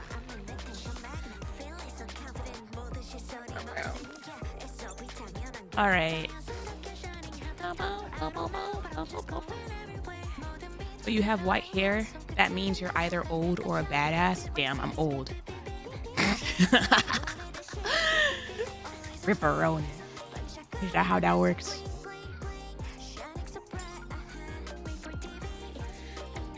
If you're Johan, both. I see.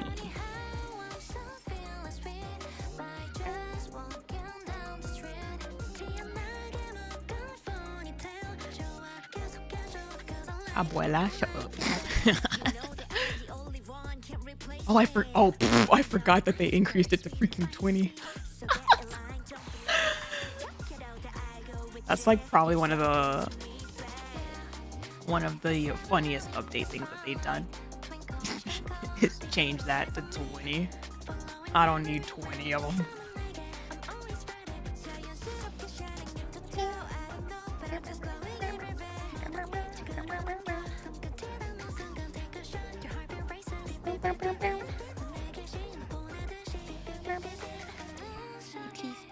TT star. Oh, she's cheering in the back. She's cheering in the back. It's so cute. She's so cute. I'm a star. How many do you need?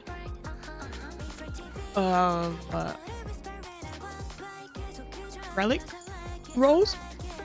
I have enough to cover everything right now, but I figure I'll eventually need more if I want to keep having all of the relic stuff unlocked. I'm glad it's there for new people to catch up. Yeah, it must be nice. Must be nice to not have to freaking count your rolls and then do the mental math for like, oh my god, the winter's coming up and I have to do like 3 different winter events that are in the freaking archive. I have how many effing relic rolls? Oh, and then when I do this event, I should be able to get one more, and then I'll be able to actually do this other one that I also want to do it. It's like, oh my god. And then like the anniversaries are coming up. Oh, look, and then they added New Year, New Sword to the freaking archive. I need to do that before. Oh, it was so bad. It was so bad. There should be like, is this gonna be a one-parter event, chat, or a 2-parter event? How many relics do they give you for the 2-parter events? 2? Okay, cool. Then I should have enough to cover the summer events for like, oh my gosh. I was like that like every month. Every month I was like recalculating my relics and my rolls and like how many events I needed to do.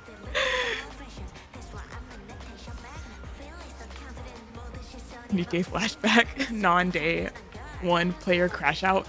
It was the fact that it was not a day 1 player, and I dropped into Nikke at like the best and worst time in terms of like right in time to like have time to catch up on stuff before O-Tails, but also do I have enough relic rolls to catch up like and unlock everything before O-Tails?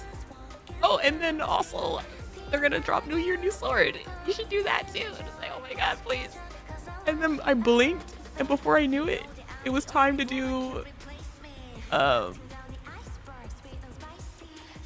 winter events, and that was another one.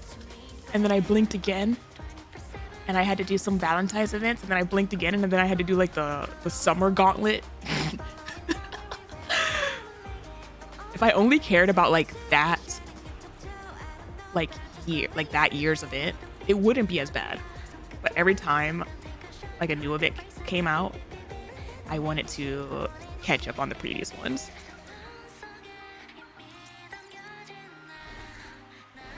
That's so funny that they don't let you on the stage. They're in the middle of a performance.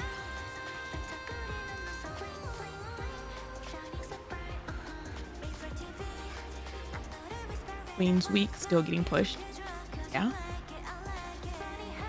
Yeah. It'll happen when it happens. The winter events with Egg Saga was crazy. It was the winter events, and then freaking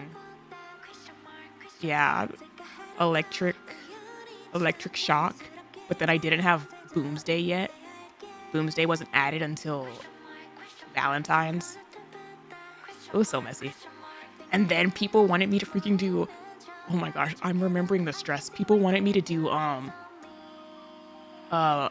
beauty full shot because of Maiden for Ice Dragon Saga in the middle of the winter gauntlet, and I was like, wait, Ice Dragon or beauty full shot. I was like, oh, but if you do that, then you're gonna have to do Blue Water Island and see you again. And I was like, I don't have enough rules for that.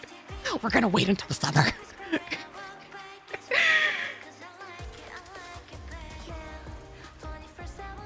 What was the last archived event that we did? The Outsiders.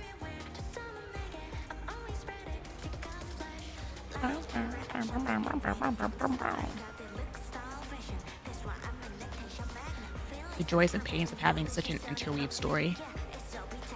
Again, when you have like enough time to actually do them all and enough like film rolls, it's fine.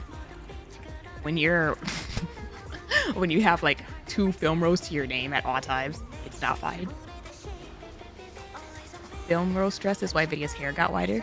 Ugh.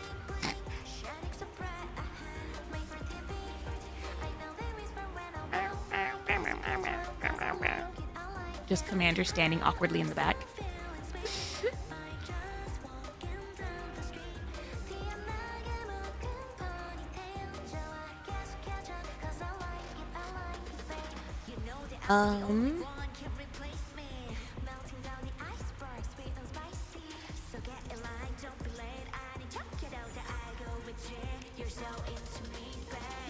Oh my gosh, we looked in the camera at the opportune time.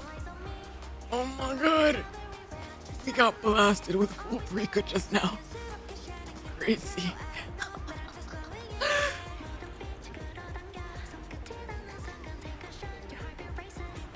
The commander walks on stage, everyone cheers.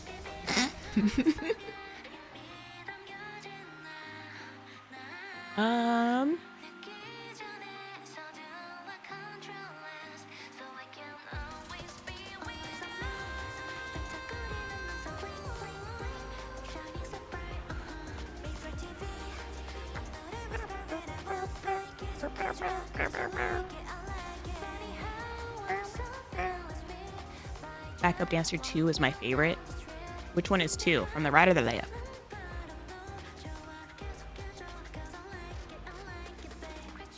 Left. He's cute.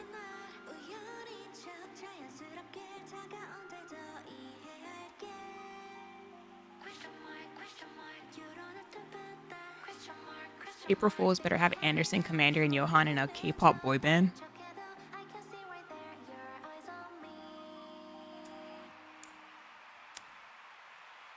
I mean, I wouldn't complain. Me personally, I would not complain at all. But y'all know this.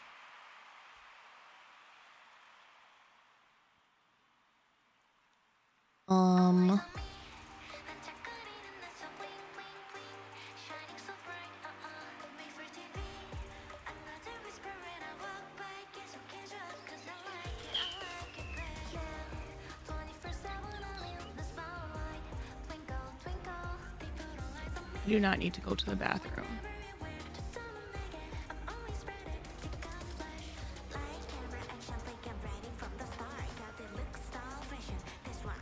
Okay, I'll just say this then, before we jump into the event, since I don't really need a bathroom break.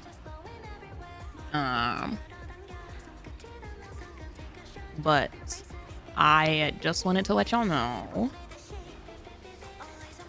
that for today's event, I will be hiding chat from myself.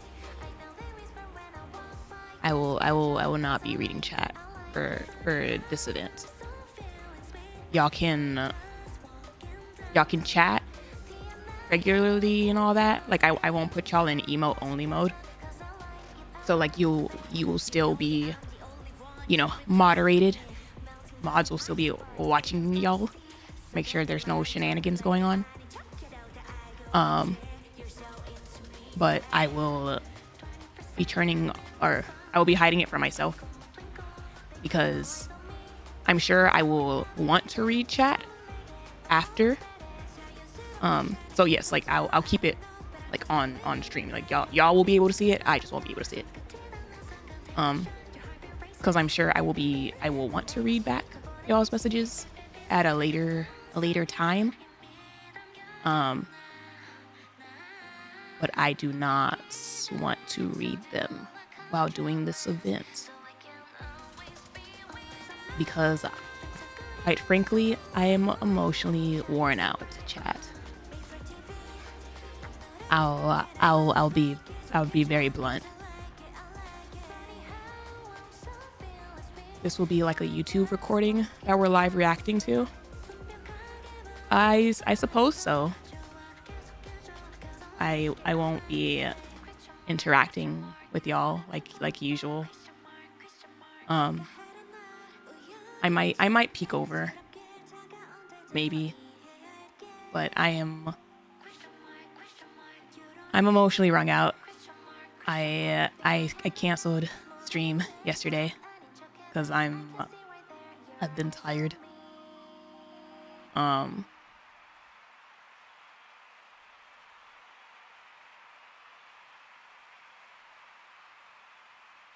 The entire situation is like extremely ironic, given the nature of this event's like theme and Anis's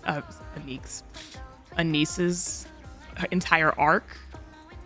You know, her entire theme. I've been tired just from like general working and trying to like catch up and everything.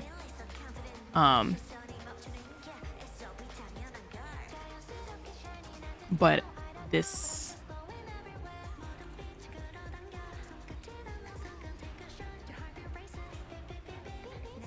I wouldn't be lying if I said I'm kind of ready for this TETRA arc to kind of be over. I don't think it's gonna really stop the underlined issue, but I feel like it hasn't helped.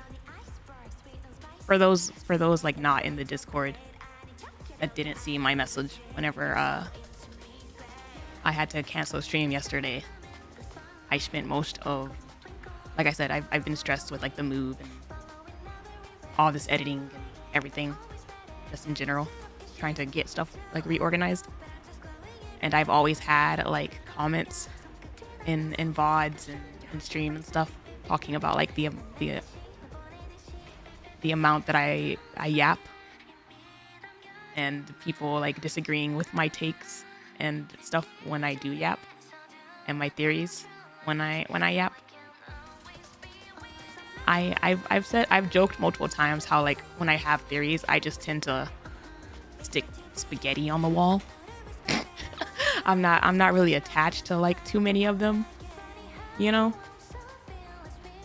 and like delving into like theories and stuff is like a part of my favorite thing when it comes to anything that I play and anything that I watch and all that.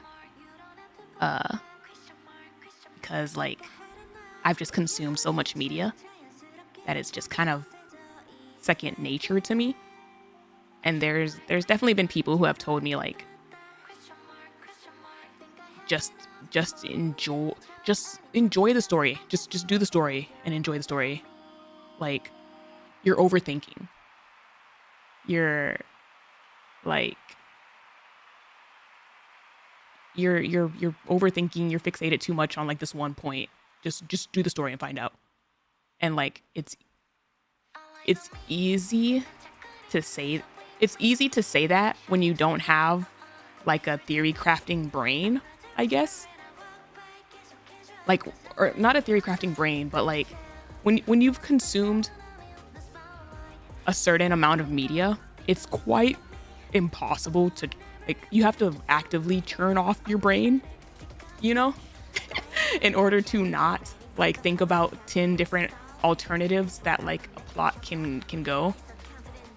And like it can happen. I do it all the time in like isekais or other like anime and, you know, my trash TV. But Nikke is definitely like that, the kind of story that involves like it just automatically triggers that side of the brain. You know, like it's pretty hard to just sit back and not think about alternatives that like a plot can go. That being said, like I receive these kinds of comments like all the time, and a lot of the times I just like delete them. You know, I've gotten to that point where like I just delete them and continue as I do. Fun of watching your reading story. Yeah, and like the more we've grown as a community, the more faces come in. You know, people get more critiquey about the amount that I yap. People get critiquey about my laughs. That's the one that will never fail to crack me up. Is my different laughs. Like I don't know what. The funny thing is when they complain about that one, I don't know which one they're referring to. They don't timestamp it, so I'm like, which one are you talking about? You talking about like the seagull, the tea kettle, like which one? And like I said, for the most part, I've grown used to just like, ignoring stuff like that, little stuff like that. But like I said, I've been very stressed dealing with like the move and trying to play catch up with all this editing and everything, you know, with IRL. But the combination of that plus other things, I received a direct message at like the worst time is basically what happened. It's one thing when it's like random comments in passing, but like this person went out of their way to like directly sent me a message about their complaints about my content and the way I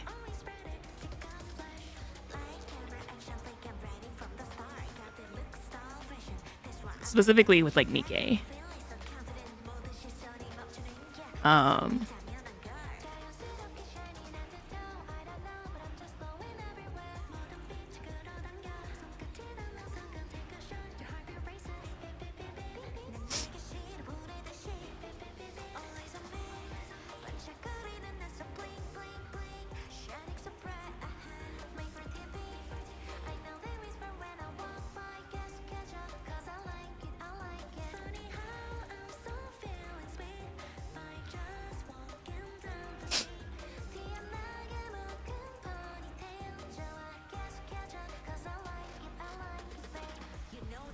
I don't think I've felt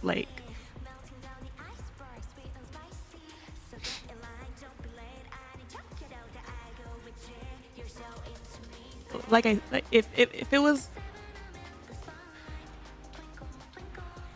it was like maybe in a different time, it was just like I think the exact wrong time is the wrong message at like the exact wrong time when I'm like at my kind of a pretty low point in content, like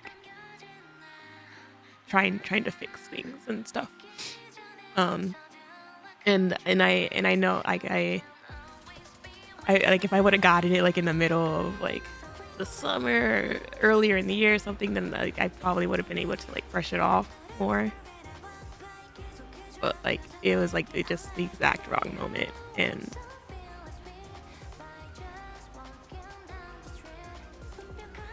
I told the mods this.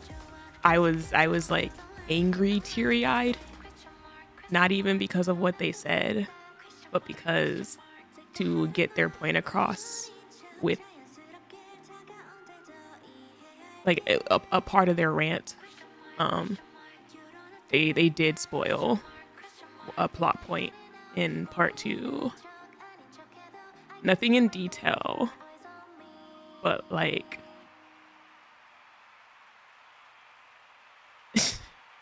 like I was again like I was like angry, teary-eyed. Kneecaps.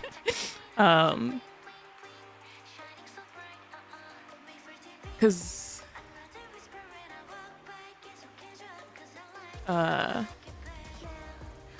like I said, you can disagree with people.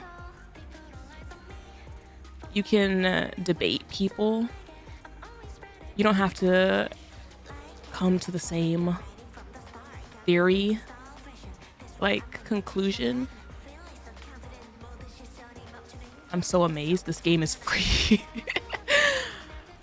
Like, you know, I love lore discussions and like discussing and conversing about lore. You don't have to agree with people. But at the very least, just like always remember to be respectful of like, yes, you're like all internet strangers to each other, but if you like try to be nice is kind of like the TLDR of it, you know, like be nice to each other. Be nice to those that you converse with on like the internet, and if you can't be nice, then like at least be like respectful and like speak in a like civilized manner, I guess. Like don't be ugly, you know?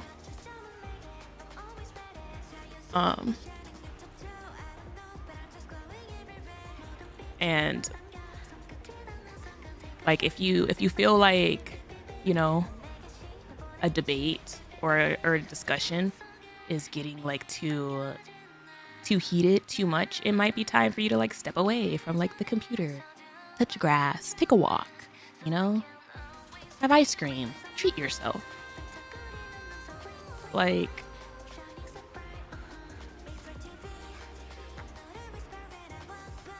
especially lately with Nikke, I feel like people have been getting really heated with like theories, and like I think people just need to like chill out and step back. And like again, the craziest irony of it all is this entire arc that we're in with ANIS and the anniversary and stuff is like literally all about this stuff. Like, yes, they're taking it like to the idol perspective, but like it's an everybody perspective, honestly. And the fact that you can kind of separate the message that like you're reading from actions that you do is like amazing to me.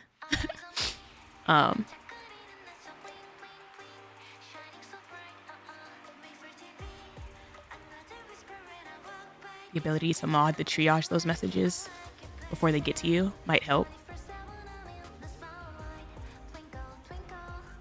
This was done in a way that couldn't really be moderated, and I've like deleted and reported and stuff, but I've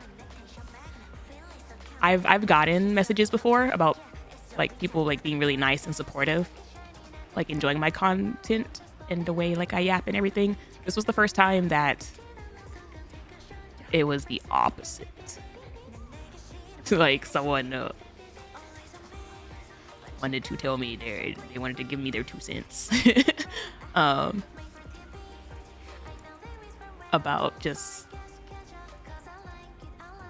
again, the way I do, the way I play Nikke and the way I discuss Nikke, and like I don't think I've really felt this low or this unsure, I suppose, since like old tales.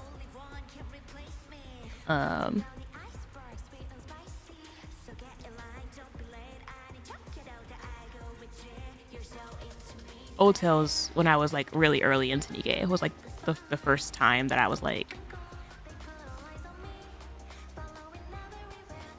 I'm not sure if I can stay in this community. If this, that's when you almost wanted to quit Nikke. Yeah.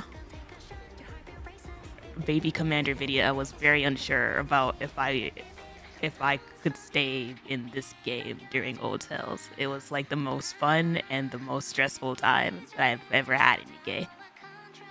And I was super excited about this anniversary like a couple of weeks ago before it started. And the way over time throughout this anniversary season, I've like gotten those reminiscent feelings of Old Tales era is like a big damn for me, which is a part of my reason of like, oh, I kind of can't wait for this arc to be over. As much as I'm enjoying it, I'm ready to move on from it.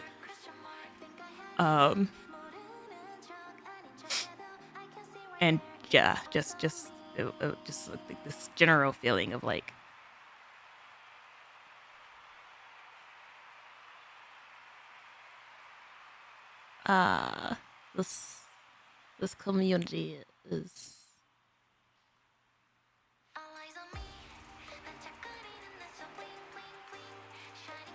this community is certainly something sometimes. It's certainly something sometimes, but there's definitely good beings within the community, and those people who become naughties, you know. I appreciate y'all immensely, greatly. Y'all tend to be, while a bit unhinged, a bit, you know, still warm. Never forget. At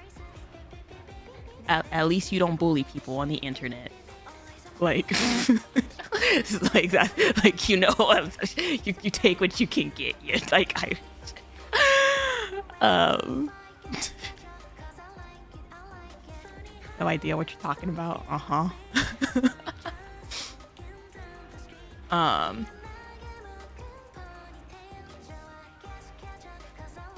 Fandom can be too polarizing every once in a while. You get to see the bad apples are in that minority. I've enjoyed my time playing Nikke immensely. I enjoy the story of Nikke. I'm drowning. I'm actually drowning. I enjoy the story of Nikke immensely. Even with, you know, my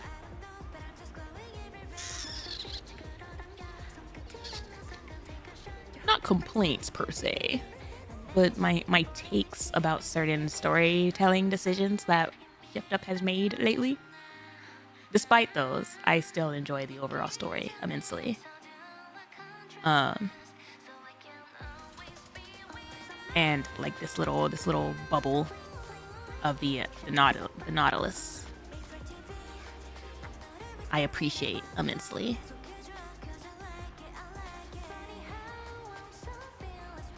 So I will stream part 2. I just will not be looking at chat. I'm just gonna do it and talk to myself and the voices in my head. and whatever thoughts that come across, you know. All I know is I saw 3 streamers who felt they got purgante after seeing Mustard for the first time. I'm gonna miss the effer. I'm gonna miss this effer so much. I'm going in with the absolute lowest of expectations for him. But damn, I'm gonna miss him. Hear the voices in your head.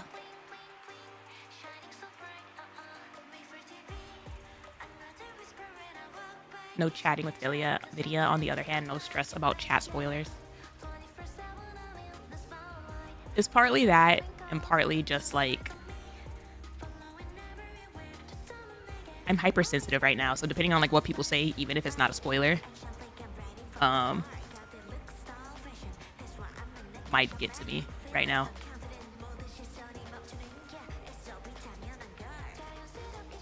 Can look forward to all the incredible things we say without streamer overnight. I will be reading back. I will be reading back chat. So like I said, like y'all won't be completely unmonitored. Mods are still there.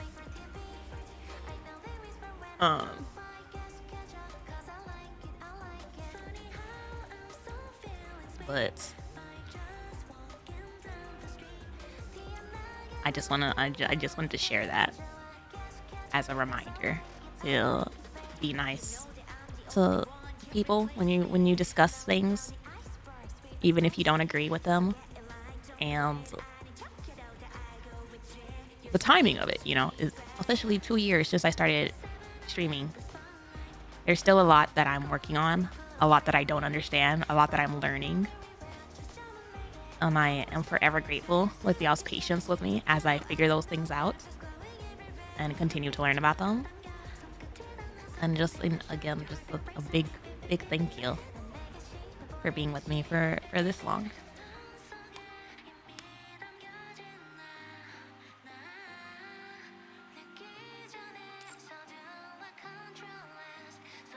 You deserve to enjoy these events without the BS. At least something. At least something.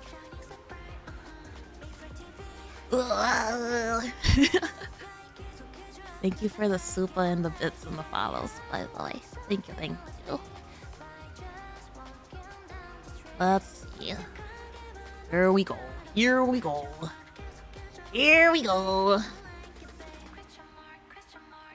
I expect this to be ugly, diabolical, messed up,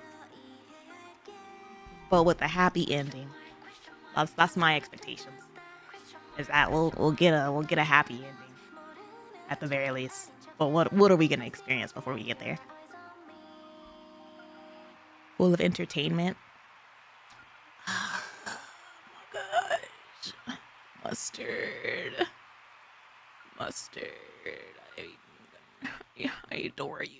I adore you, you evil effer.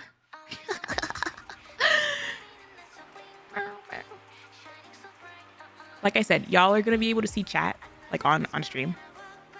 I just won't be able to see y'all.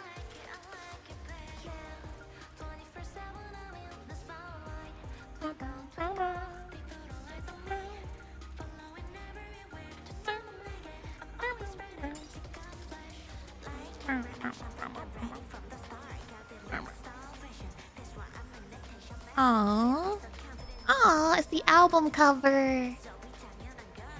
It's the album cover.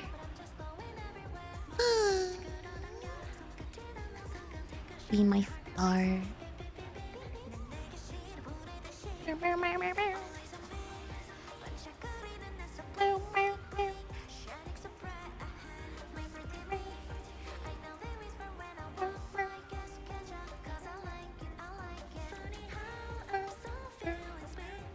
Okay.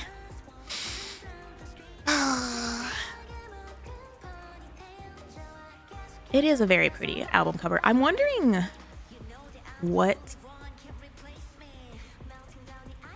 This has been such an interesting arc in general with like ANIS and her being in a girl group of all things, like not just an idol, but like an idol girl group with 2 other girls. Because it really does make me wonder, like, are we gonna see much of Mint and Prika after this? Are they gonna like go back to the shadows for like a really long time? There's a lot to deal with on the surface, you know, with the queen and all of that I'm pretty sure like Mint and Prika are absolutely not gonna be a part of. They don't really, you know, strike me as the combat types. So I'm wondering, like, are they just gonna be kind of arc spokespeople?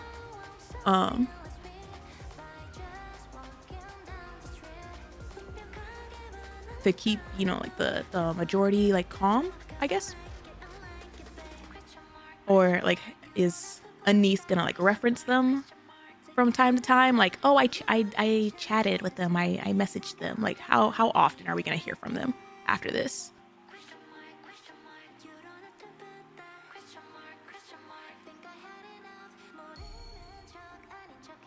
Aww.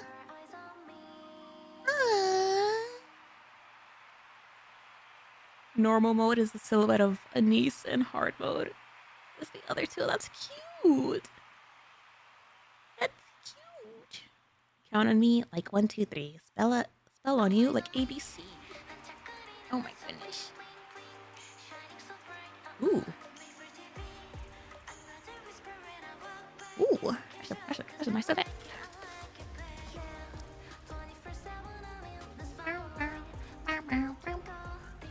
One. Combat star ANIS, ready to perform.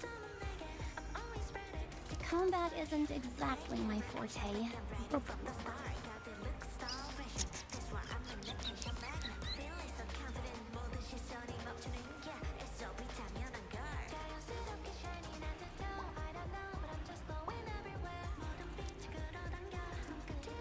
Bring in for number 2. To be a part of a concert. Honestly, I would love to bring Anne to a concert, but I don't like seeing her like in any kind of battlefield. But I feel like she would appreciate going to a concert, like a lot. I want to bring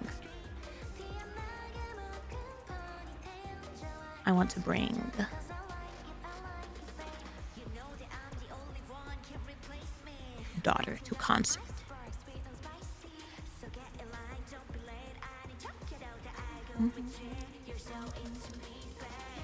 Neon, moving out. Well, I guess Robbie has to go Joining to the concert. mission. As much as I would want Jellybutt to come.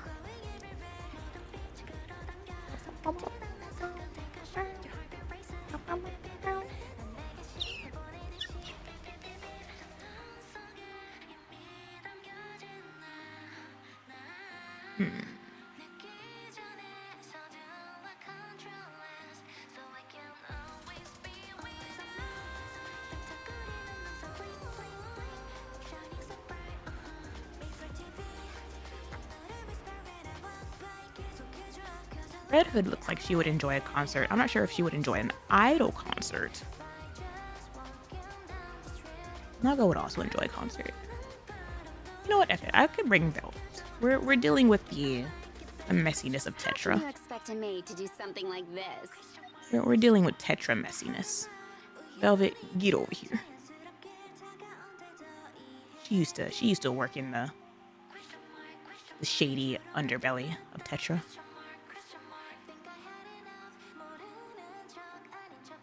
All right.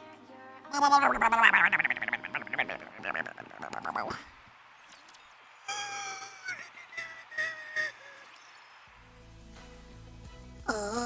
wonder if we're gonna get some more can I hear the CEO group call theme song one more time before this part 2 is over?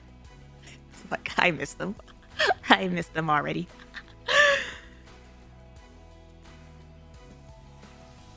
In TT Star's waiting room. Are they doing a costume change? Look at him go. Look at him go.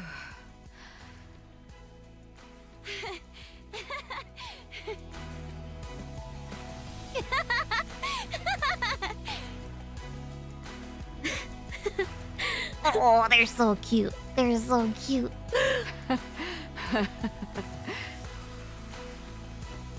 I love how they're giving me like this extreme wholesomeness of look how far we've made it right before they crash me to the ground. Going back to their past. Like, oh goodness. ANIS throws both hands up and high fives Mint and Prika. We did it! We actually did it! Oh. Yeah, we did it. It still doesn't feel real. So, how'd your first big stage feel? It's freaking awesome! Oh. So this is what it feels like. I'm still tingling all over, like I just got zapped. Honestly, I adore this song. I adore how motivational this song sounds in like a very we've made it kind of vibes. And it's used like so nicely. Good. That's the state you should be in. Hold on to it.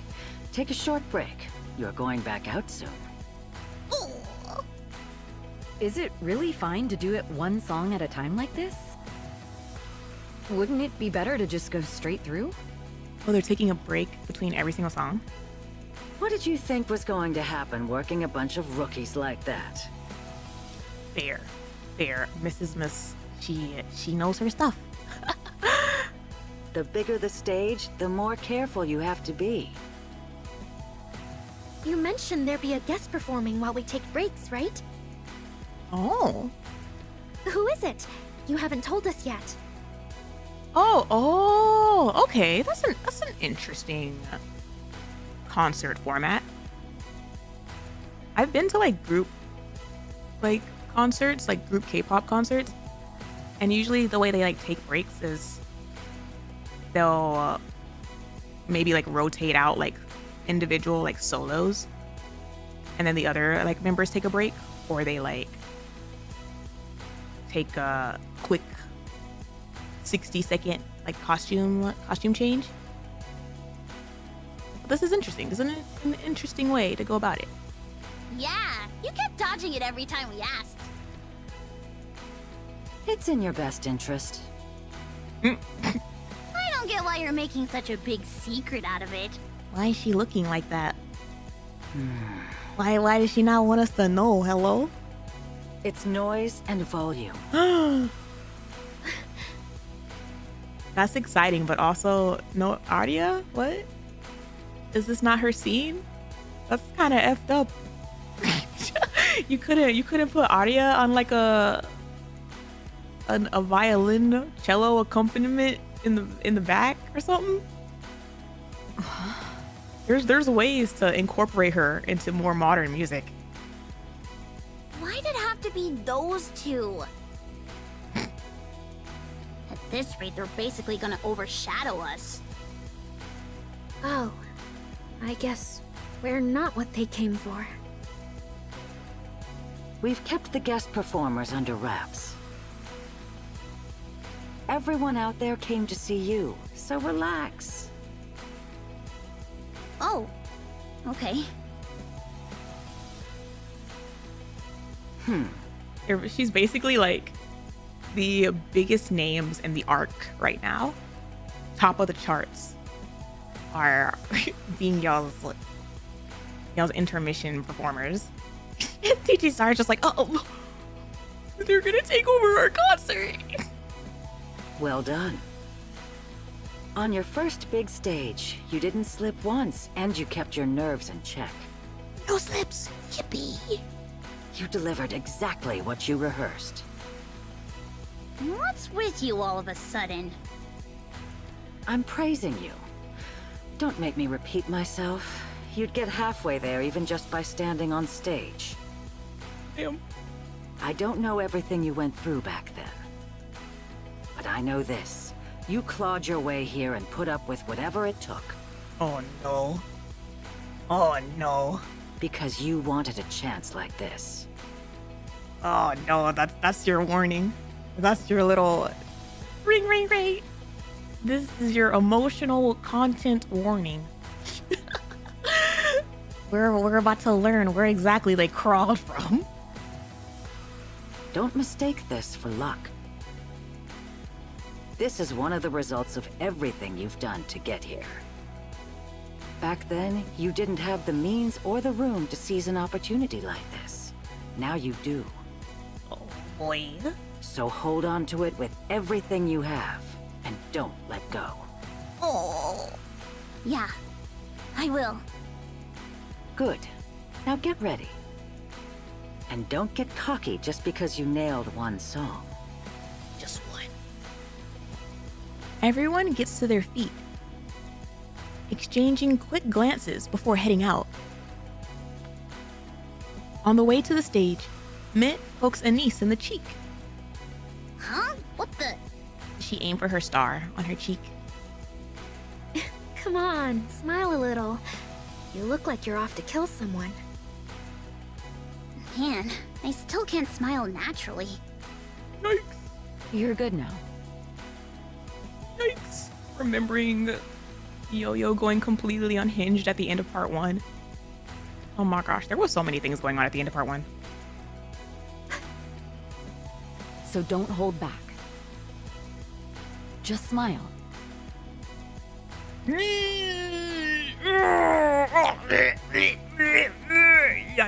Yikes. Yikes. Yikes. Oh no. Yeah, let's do it. Let's call this off. Ruined it. Tarnished it. Just smile. That's gonna age. That's gonna age some way, somehow. Even if it's already signed, we can still back out. Hanson, the mood switch, the flip up. Huh? Wait, why? Let's go. We're calling this off. Ruh-roh. So, boss? I heard you're Mr. Mustang's son? Is that true? Mr. Mustang.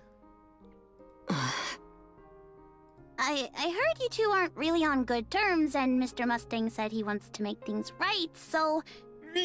Yep, he sure did. I heard him. We just thought maybe we could help somehow. Get you two talking again? They did it out of the kindness of their hearts. They did it for you. They wanted you to be on a good relationship with your father. They didn't know how much of a diabolical a-hole your father is. ANIS. Oh. Thank you. I really do appreciate your concern. I'll speak with my father and try to make things right. Oh. I really love the usage of the specular highlight and Hanson's eyes. Like, he doesn't have it a majority of the time, except whenever he's directly talking with ANIS and TT Star. That's like the only time he like truly gets that like little spark back in his eye. So, let's cancel this. That should be alright, right? But why? I mean, if Tetra's backing us, we could... seriously do way better, right? It's TETRA after all. They're basically the heart of the entertainment world, so we could really... No. Tetra's nothing like that. I was about to say, if the ex-director, son of the man in charge, is telling me not to sign a TETRA contract, I don't think I want to touch that contract. Like, he probably knows the company and his father way more than I do. That place treats Nikkes as nothing more than products. You must not go there. You'll be destroyed. Completely ruined. Yikes, and then he just said it straight up. This isn't the time. I'll go. I'll handle this myself. I want to do this. What? I want to keep going with Tetra's support. We just gonna, I understand that being desperate, but we're just gonna ignore. Or like that seems like a big, that's a big thing to be like, we can tough it out. Again, from the father of the man in charge, ex-director.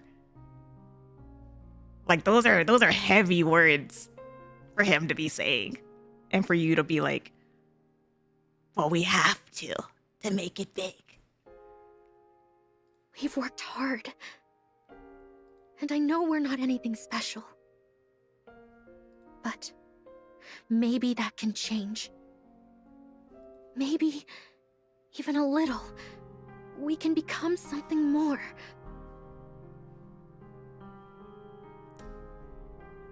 The bell on her collar makes so much more sense with the cat association. Continue. Maybe someday we'll have our moment. Maybe someone will finally notice us. That's why we've kept going all this time. I can't put a bell on my cat. Kobu specifically. He finds a way to get that thing off so quickly. You're doing better than you realize. It's just that your efforts haven't shown through yet. There's still plenty of time, so... Until when? How long do we have to keep going like this? I'm not sure we'll ever really shine. Since we're not special. Uh-oh, uh-oh, uh-oh. So does that mean people like us just have to keep crawling along inch by inch with nothing to guide us? We're supposed to believe there's something out there waiting for us when we can't even see it. Do we just keep feeling our way forward blindly? When we can't even see it. This is a chance. If we have TETRA backing us, then even ordinary people like us can become something special. You're wrong, Mint. You are special. In what way? What exactly is so special about me? About us? Not him not being able to answer. If we really are, then why are we still stuck at the bottom like this? Is this what you call special? Mint. I know what you're worried about, boss. I wonder what the timeline has actually been like. Like, how long have they been working? Because in part 1, I think it was like weeks would pass. But like, has it even been like a full year yet? Like, how long have they been at this already? We know how tough it is for TETRA's pop stars.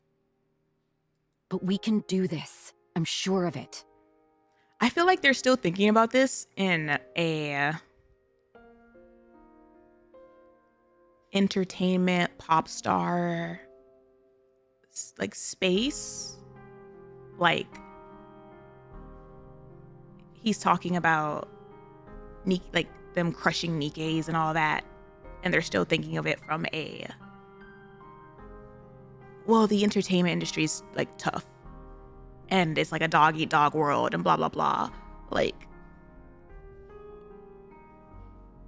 but they're not thinking about it. They're not really thinking about it from like a life or death perspective, if that makes sense. The way Hansen's like, it's a lot worse than just regular entertainment messiness. I don't think it's going to be that different, and we've done just fine so far. I don't think it's gonna be that different. There it is. If you could put their ignorance in one sentence, there it is. Struggling blindly won't get us anywhere. If we're going to struggle, I'd rather do it where there's at least a chance. That's what we do best anyway. No.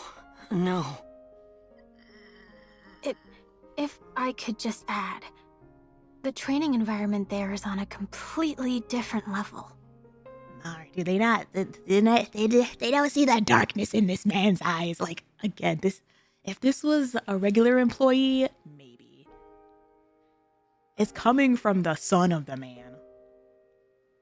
The son of the man in charge, like, blah, blah, blah, blah. And if he's freaking out this badly, I think there's probably a reason he's freaking out.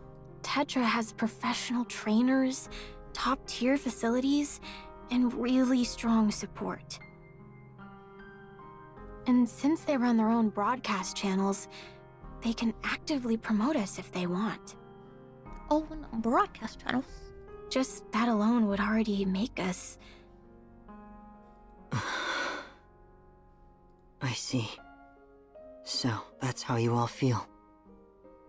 I get where you're coming from.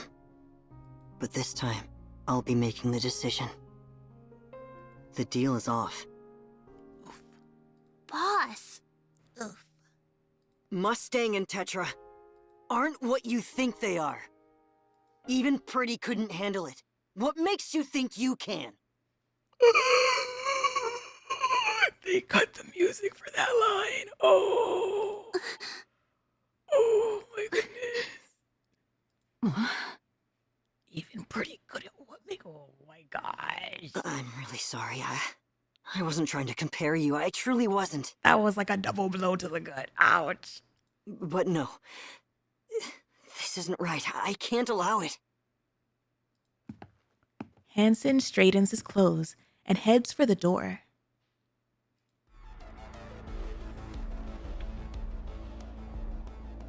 Hey, yo. Hey, yo.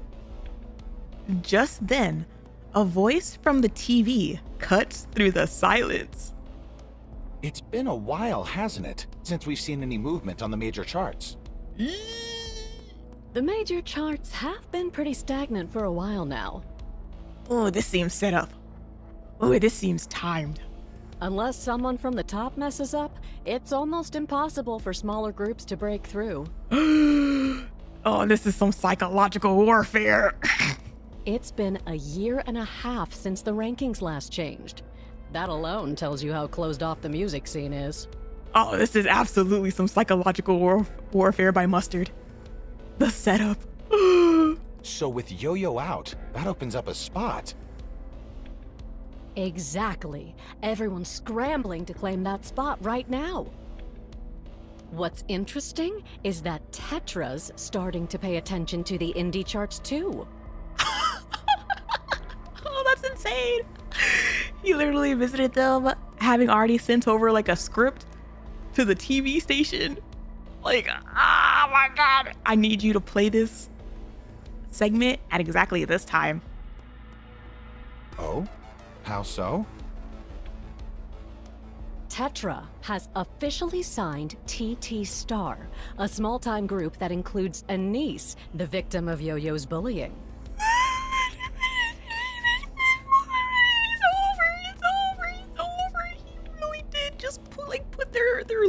on display like that. He really just said, I own you to the entire nation. You can't back out now. Wait, they're supporting an indie group? That's a first, isn't it? Yes, it's their first time. Tetra's usual approach has been to let the smaller groups fight it out. And only step in once one of them makes it big. Damn, like, it just makes me wonder, like, why wasn't it, I don't know, like, a part of their original contract with Hansen to prevent this exact kind of thing from happening? Like, how were they able to sign a contract with Tetra and Mustard in the first place? Like, that seems like a contractual fumble on Hansen's side. That there was no clause somewhere in their first contract to prevent this kind of poaching / contract signing without Hansen's approval, like. But as I said, that hasn't happened in a year and a half. Some see it as a way of supporting a bullying victim. Yeah. Honestly, with so many groups out there that are both more skilled and have more potential than TT Star, it's not exactly an allegation they can shake off. The smaller groups probably won't just sit back and let this happen. They will. No one's stupid enough to pick a fight with Tetra. He really did give them a whole ass script. They're saying everything that they need to. Fair enough. If anything, most people are probably thinking, wait, could that be us too? Oh? So Tetra's setting a precedent by pulling someone up from the indie scene? Yes. With Tetra backing them, this is basically a declaration that they're pushing the group straight into the mainstream. Well, that's interesting. Guess we'll see what Tetra's decision does to the pop star scene. All right, let's move on to the next story. No! They've already made the announcement. That was fast. They probably had that announcement ready to go before they even signed it, before Mustard even, like, visited them. We've moved up to 11th. All they did was announce it, and we jumped 2 spots.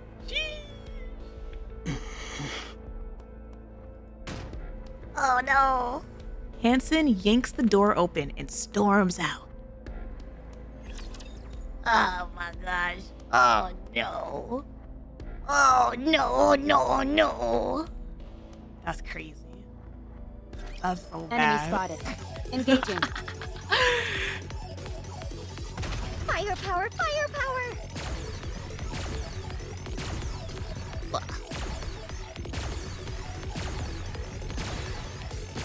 Ooh, God, thank you for that.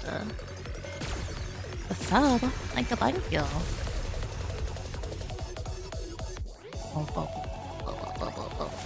ANIS from TT Star.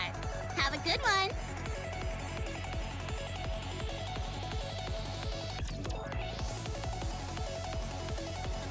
Break it. That'll cost you 20 billion. Jesus! I felt that in my soul. Oh no. Hansen was a contract making rookie. What the hell? Like, again. How the hell? Hansen, what did your contract look like? Mustard's illegal ass. That's probably what happened. I need to go to the bathroom. I'll be right back.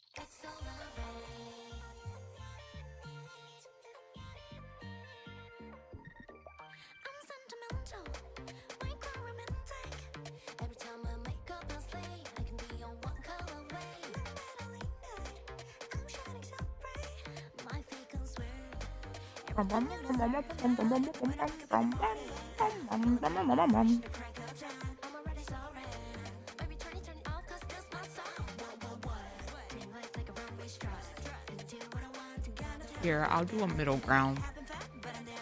During little mini breaks, I'll peek at chat.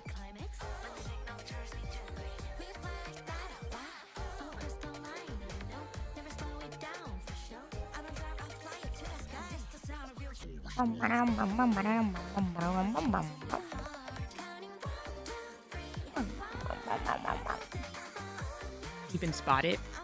Gonna see our cult meetings. Y'all are doomed. What the heck? What do you mean? Y'all haven't even been hidden for that long. I really need to do the bonding stories and side quests to fully grasp the story lore. I didn't know anything about 6-0. Anything about the judges until 6-0. Dirty Backyard. And the Perilous Siege saga. And I believe D and K's Bond stories. I haven't done K's Bond stories, but I think D's covers them. I miss Vidya. It's like I can still hear her voice.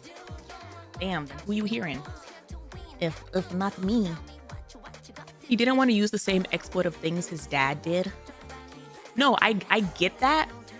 But as someone who like used to work with NDAs and stuff as a part of like my daily job at my past job, it's not even a matter of like exploitative possession. It's just like, to me, business basics to make sure that like your IP and all that stuff is tucked away tight and like, so you can't get abused. Hansen got sloppy. My thoughts are either Hansen's like trauma of working with TETRA made him too loosey-goosey with the contract, or Mustard went full illegal route with it. And like none of that was actually legal to do. But it's probably a mix of both.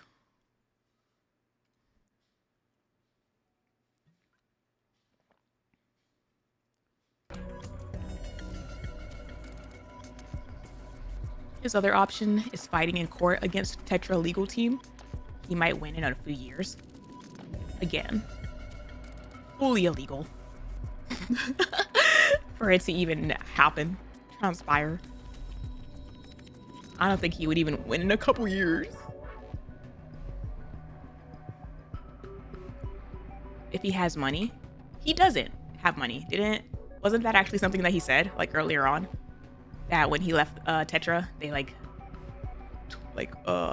essentially disowned him. Mustard didn't give him anything. Took his stocks and all that. He broke AF. Bro is broke. He like that's part of the reason he keeps the car for like sentimental value, but also like he would never be able to like afford a new one. That also seems pretty illegal. Oh, for sure. For sure.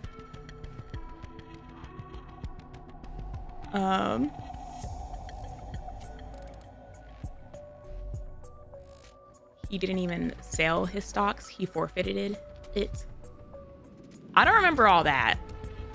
I just remember him saying that when he left the when he left the company, TETRA took his like stocks and all that away. Hansen's one of us broke boys for real. At least he has a nice car.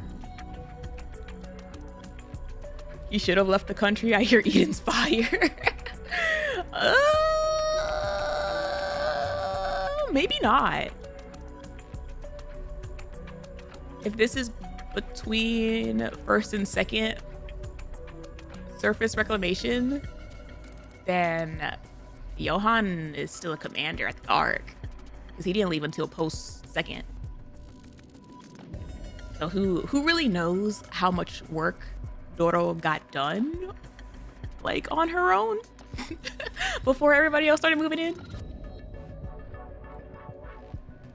She just had a location. She had the plot, like the land picked out, but it was slow going until Cecil and everybody got there.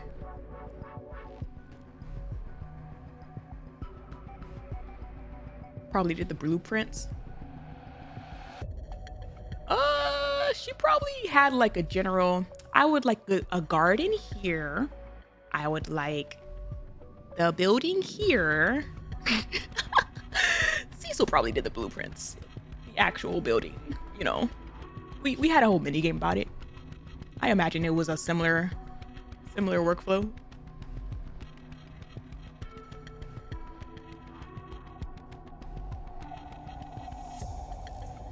Had a Minecraft file of Eden.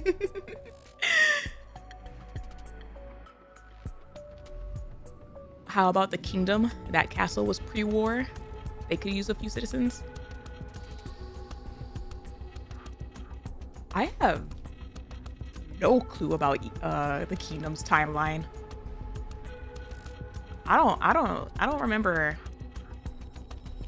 when Crown got there, if they ever actually gave a specific time.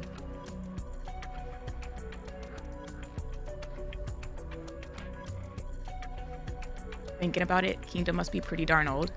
I remember the flashback of like Crown getting there. Like, I don't remember if they actually said specifically when it happened. Crown is Yo-Yo for real. And that's when I hide chat again. I'll see y'all later during the next break.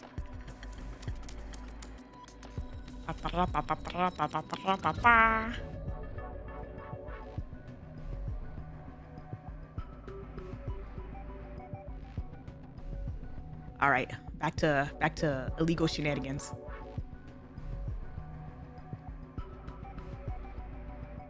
Must you be so petulant again? Okay, can I just say, one of the things that I have been loving about Hansen, like between a side story and Star and Niece, is how during side story, this man couldn't like stand up for himself to save his life. His mouth was closed almost every other Mustard interaction, but throughout this entire event, he's called Mustard petty, petulant, like he's just like letting it all out. He's throwing all the words towards this man. I love it. No, that's a fair price. Arr. That's what TETRA spent on them under the contract. Why would I throw that kind of money at outsiders? Go on, break it. Just be sure you can afford the penalty. That's not fair. That's not fair even a little bit. Do you really think this would make me submit to you? Oh, you will. Talking like that, I might do it for free. I'm sorry. If you want to protect those precious pop stars of yours, you'll come crawling back. I know. He's a bad man. I gotta keep remembering he's a bad man. But yeah, he's a bad man. What other choice do you have?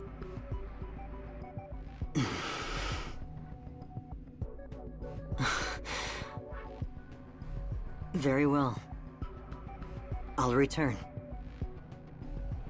But TT Star remains under my management. Man, it's the fact that I can't see chat, but I have like the emote wall, so I can see the effing box. And I'm like, I'm sorry. I wasn't even sure that y'all would hear that. I should have known better. Go on. That's the deal you signed, isn't it? Do whatever you like. But you did read the contract, right? You don't get to refuse anything TETRA line requires of you. The second you do, the contract's void, and you'll repay every last credit I invested. Noted. It's barely been an hour. Invested? Oh gosh. Oh gosh. How high is the investment by the end of the day? Good. Let's have some fun and turn those things into the greatest pop stars this industry's ever seen. You've got a lot to say for someone who can't even remember their names.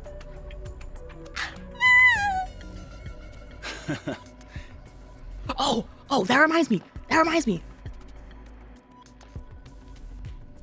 If Mustard if he goes out by the end of this event, I'ma guess he got like the most supreme diabolical STD. I've been noodling about this ever since part 1. And like like all the ways that like he could go out, and I was like, oh, they don't use effing contraception on the Ark. Yeah, that like prevents babies, but that also means that like everything is like loosey goosey, like out there. And this boy goes to freaking FBLTs. Oh, he absolutely got something nasty over there. That's my guess right now. If we're talking about like he has medical history at the end of part 1. Because at first I was like, oh, like maybe he like goes out, you know, pretty got like shot and stuff. Maybe he goes out like similar and stuff. But then I was like,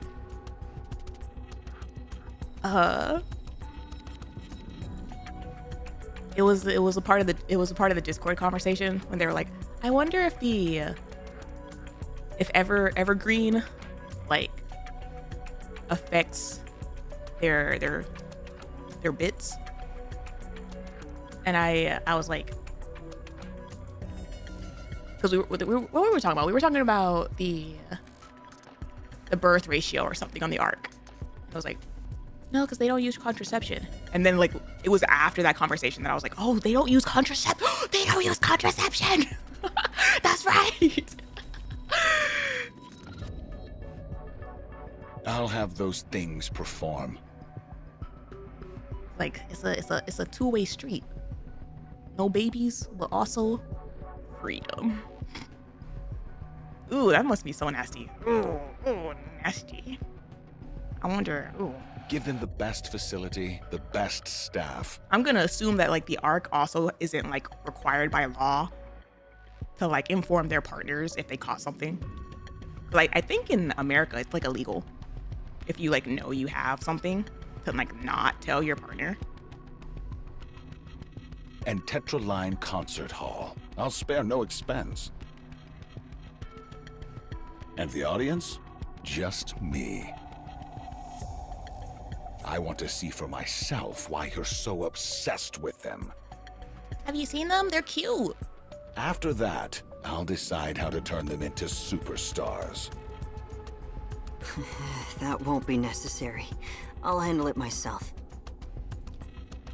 What? You think I'd just leave them be? They're my company's pop stars. Of course, I keep an eye on what's mine.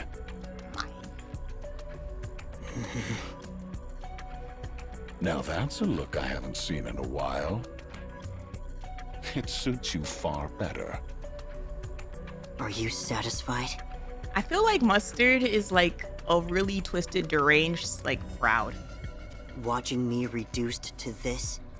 Struggling under your control and unable to do anything? I think he's like a tiny bit proud that you've been growing a backbone. He hates it, but he's also like, look at you in the mud with the rest of us. Oh, I'm enjoying this far too much. If it bothers you that much, come try and take me down. You're not just going to stand there and let them slip away as you did with Pretty, are you? Slip away is an effed up way of phrasing it.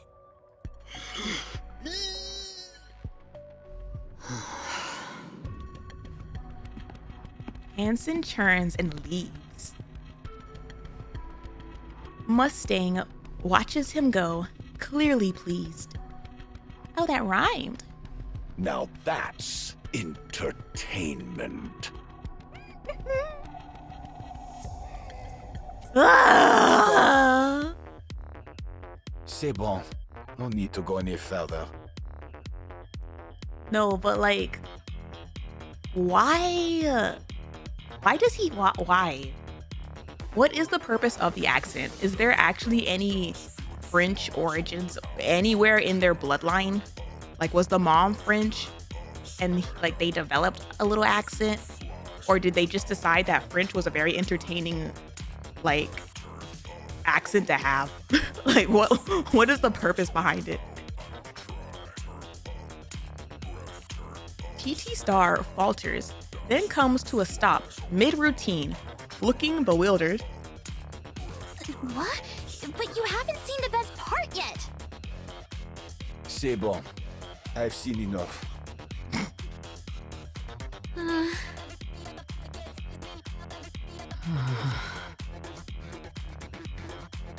Mustang stands up from his seat.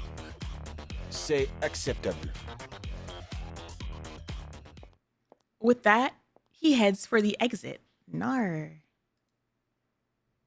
On stage, ANIS, Mint, and Prika freeze mid-dance, staring after him. The music cuts off, and the staff begins clearing the stage. What the? Isn't it obvious? The test's over. What do you think the result's gonna be? He didn't even stay to the end. That tells us everything, doesn't it? I suppose we're done for. I'm getting flashbacks of Cheetah Girls 2 when they're auditioning in Barcelona and the guy comes up and like hears them sing for all of a couple seconds, and then he leaves and then calls the girl, the assistant lady, like downstairs, and she like gives his feedback to them. It's like, why didn't you just yell it from up there, sir? But TETRA really is something else, huh? Check out this stage. The equipment's insane. Look at this stage. And, look over here. ANIS raises her hand and gestures to the empty seats. Isn't this place massive? Man, if we packed this place out for a show, that would be epic, right? Oh, she's trying her best. Mm-hmm. Yeah. Wonder when that day'll come. Man, did you see that today? The staff, the equipment. These guys aren't playing around. We're getting there. I can feel it. With TETRA's support, all that's left is to shoot straight upward. Oh. If we do that, we'll become something truly special. We'll become special. We'll become special. Ladies, you have to believe you're special from the beginning. You're good with words, as always. Good work, everyone. They said we can head back and rest now. Chris, I'm so worried about you. You're the character that I am most worried about for this entire part. Seriously? That's it? They didn't even give you eyeballs behind those glasses. Yeah. Whoa, this schedule's way too chill. Oh, boss! I didn't realize you were here. This place is incredible, huh? I've never seen anything like it before.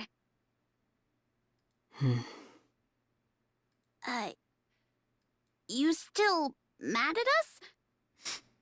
He's mad at a lot of things, but I don't think it's particularly you he's mad about. I'm sorry, we should have run it by you first. Don't worry about it. It's all in the past. Oh. This place is incredible. Performing here would feel like a dream. Oh. Right?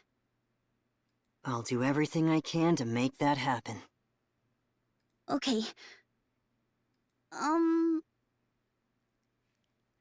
I wonder what the count is. I haven't been keeping track of how many times Hansen has said that during this event. I'll do whatever it takes. Because he's definitely said it multiple times by now. Have you, had a chance to talk to your dad? Yup. Oh, yeah. It's a little complicated. It'll get better. I'm sure of it.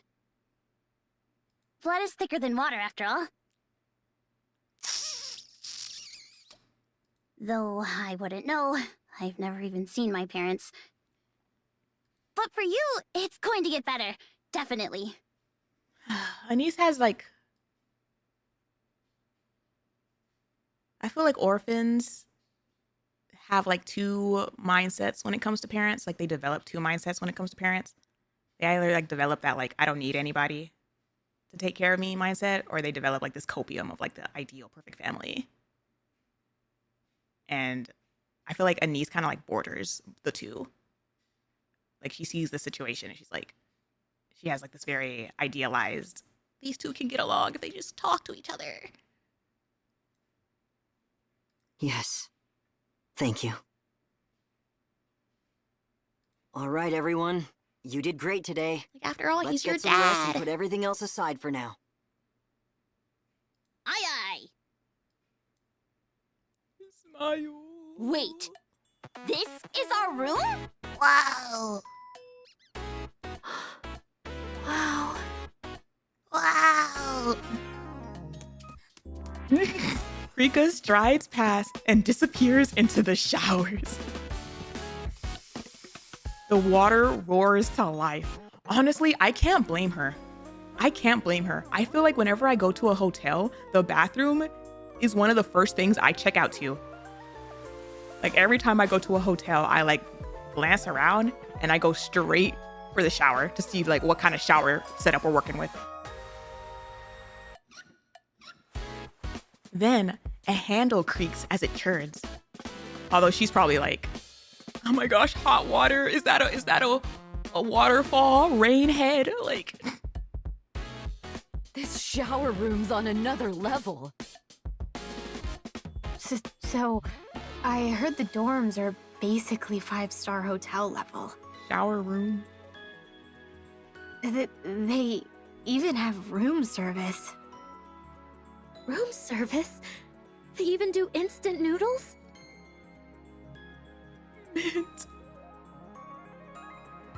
Mint. These girlies were poor. If instant noodles are the first thing that crosses your mind when you talk about room service, they were living in squalor. Like, oh my gosh. Yeah. It looks like they've got pretty much everything here.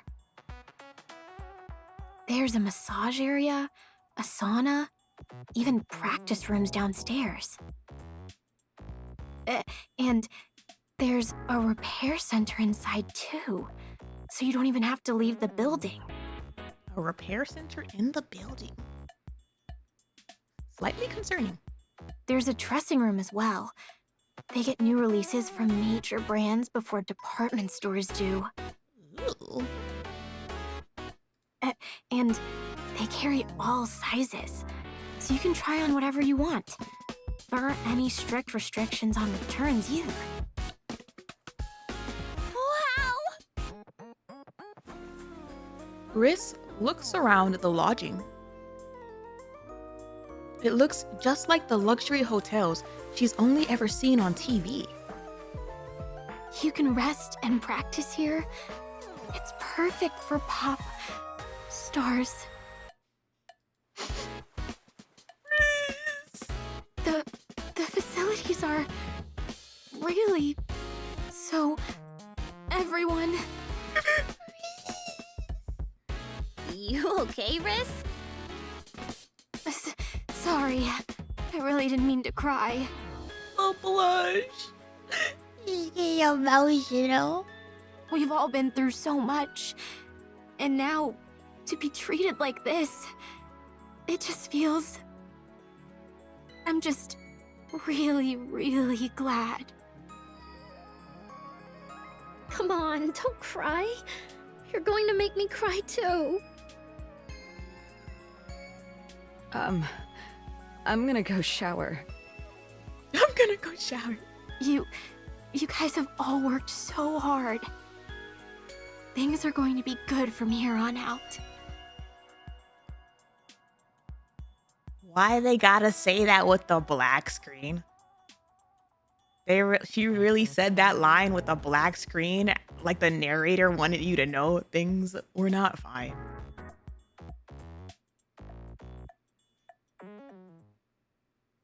In a meeting room at TETRA Line's entertainment planning department.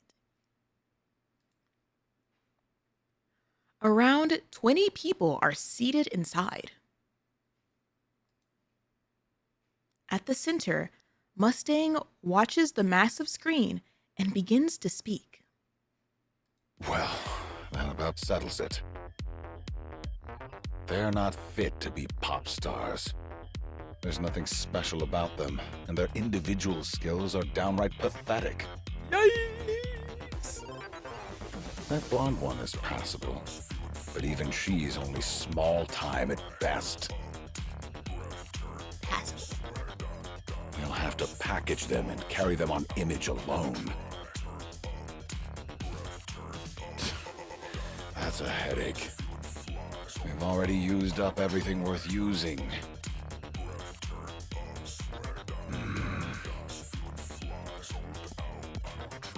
Mustang taps his finger on the table.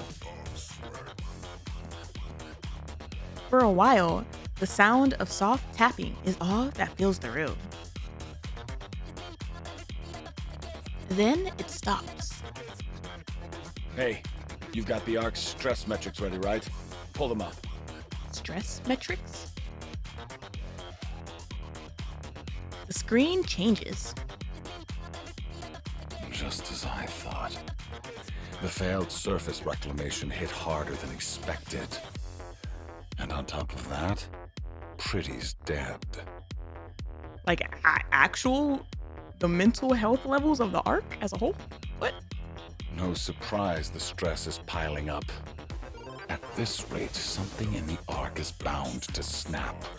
That's a fascinating metric to have. Good.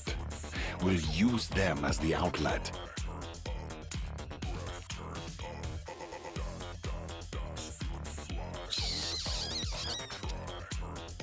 Take those things and come up with 2 proposals each. I want ways to let the ARC citizens vent their stress. The way he talks about it, used as an outlet, vent their stress. Like that word choice definitely gives the connotation of like punching bag, yelling. It gives like negative connotation of stress rather than like healthy, happy connotations of releasing stress.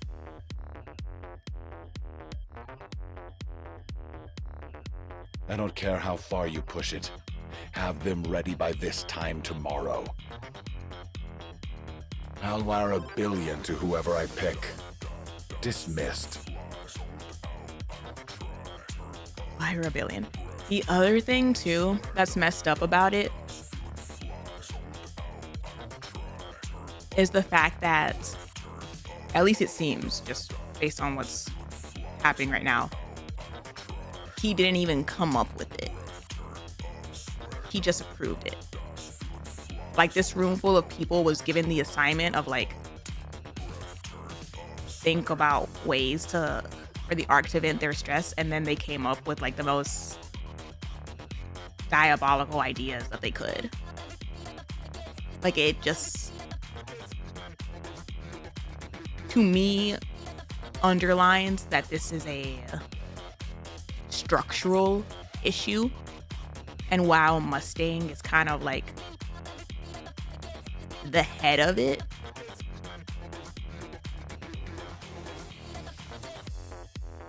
this is how I feel with like a lot of how Nikke is handling villains and evil characters right now. Is they're piling all this feeling into like one character, but like so many of these issues are like a structural dilemma.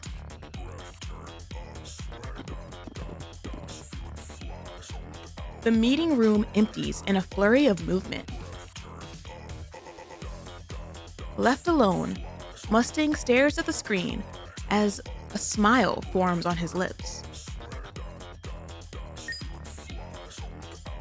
A special guest takes the stage with a heavy beat. Turn it up, drop the beat. Oh my gosh, are they gonna actually change on the stage?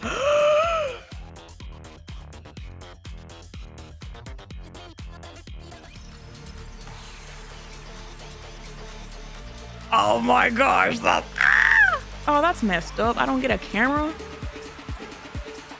I want to see what her chibi's doing.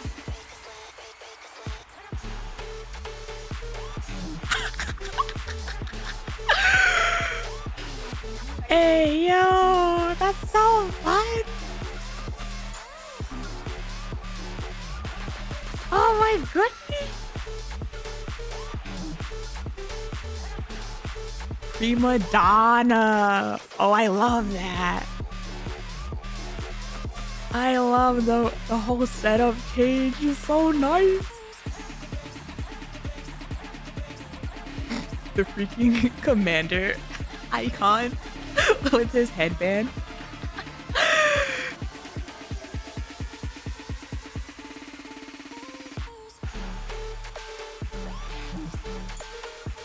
Anger, what the hell? What vlog is this?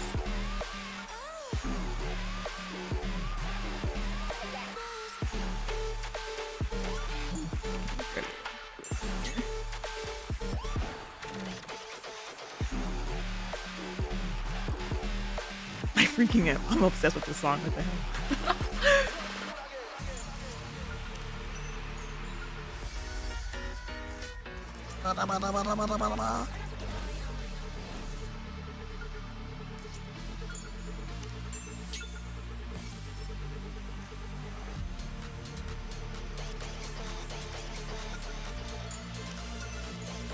Or Arya being forgotten. Again, I know she's not, this isn't like her usual genre, but Cosmo literally uses classical like instruments and choirs and operatic section.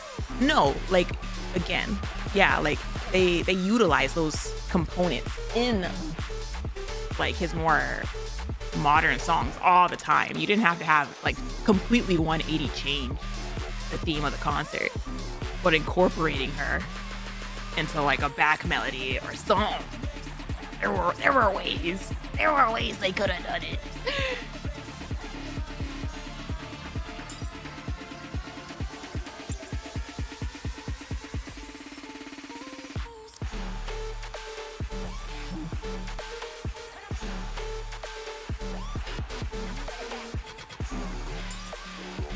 Just have her show up backstage, something.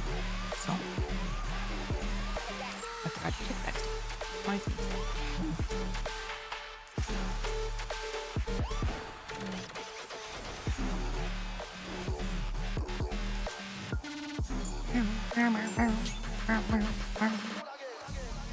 I'm still holding out hope Audio will have her day in the spotlight.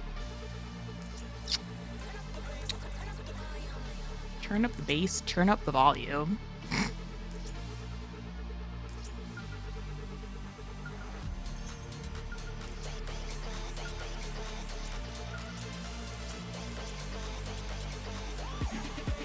Where's this beat coming from?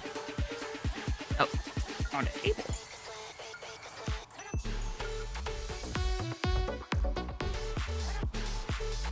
Was that effing crab rape? What the hell was that? Damn, that presence is insane. Figures, volumes on another level. Did you hear the crowd? I almost teared up on stage. Everyone, the first performance. What did she say? Take a moment and hydrate before the next stage. Let's see this through to the end.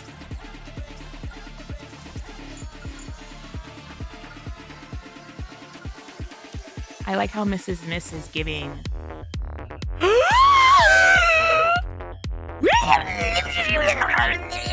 It's mine. I own it now. It is mine.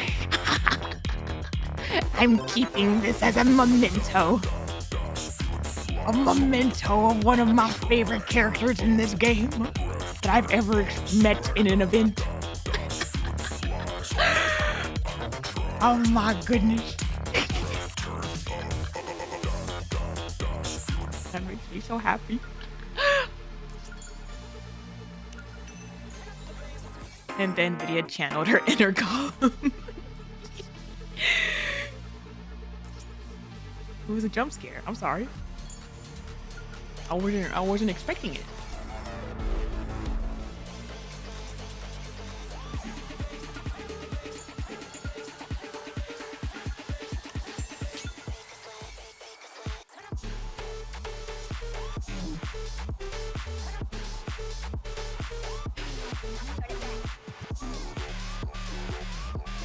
Banger stopped.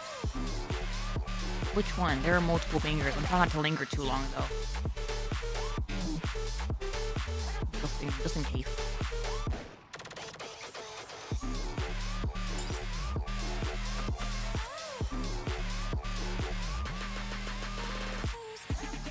How far are you?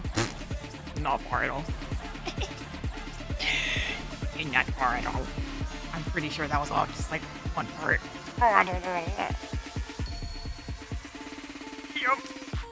Yep. Oh, dear, sorry. I'll circle back for other stuff.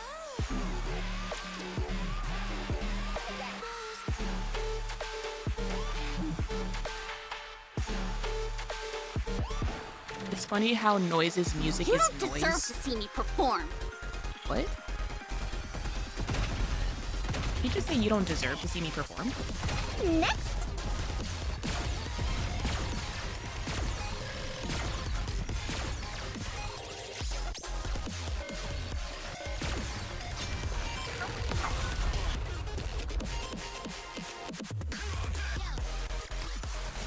I did my best.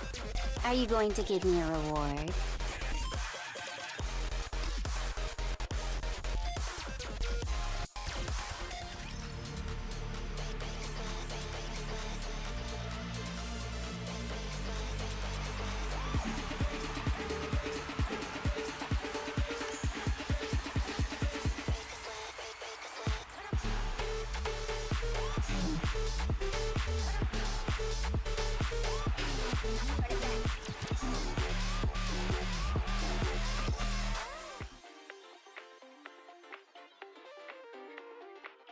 That was a banger. No matter who you are, no matter what you've done, the pop stars of your dreams will always smile for you. No matter what you've done. Hey, yo. Nah. You're cordially invited to join. Here it is. You're cordially invited to join TT Star for the Smile Time project. Behind the outdoor stage, the same advertisement plays over and over on a massive screen. ANIS, Mint, and Prika stand at the center stage, staring blankly ahead. ANIS glances over her shoulder at the line of bodyguards behind them. I heard we're just supposed to smile and go along with whatever they want. That's gonna be okay, right? Just smile. Bit much with the bodyguards, don't you think? I guess it really is different with big companies. They even have security for something like this. What's messed up? The line of bodyguards behind them. What the hell are you guarding if you're standing behind me, mother effer? Riss, you heard anything else? No. I was just told you only have to smile. That's it? Heck, I'm a natural at that.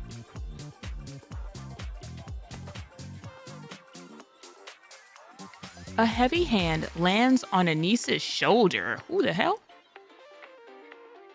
She jumps and spins around.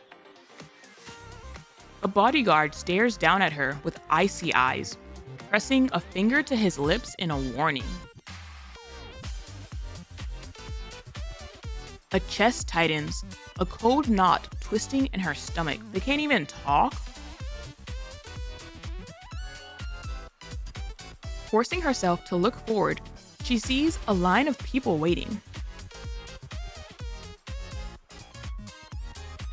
Honestly, what's effed up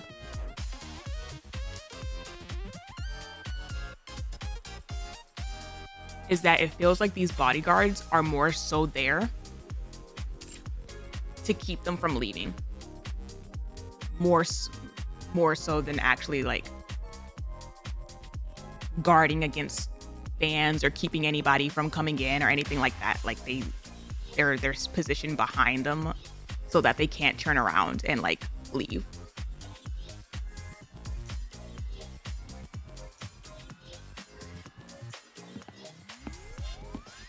The first person in line steps forward. They introduce themselves as a fan who's been following them since their meet and meet days, and ask if they can take a photo with all three of them. Smiling, the girls pose for the picture. The next fan steps up. They ask the three of them to form a big heart with their arms. The girls smile and oblige. Delighted, the fan snaps a photo and leaves. This is terrifying. This is absolutely terrifying. It's like a case in point example of boundary testing and seeing how far boundaries can be pushed little by little and like what all they would do. Another fan comes up.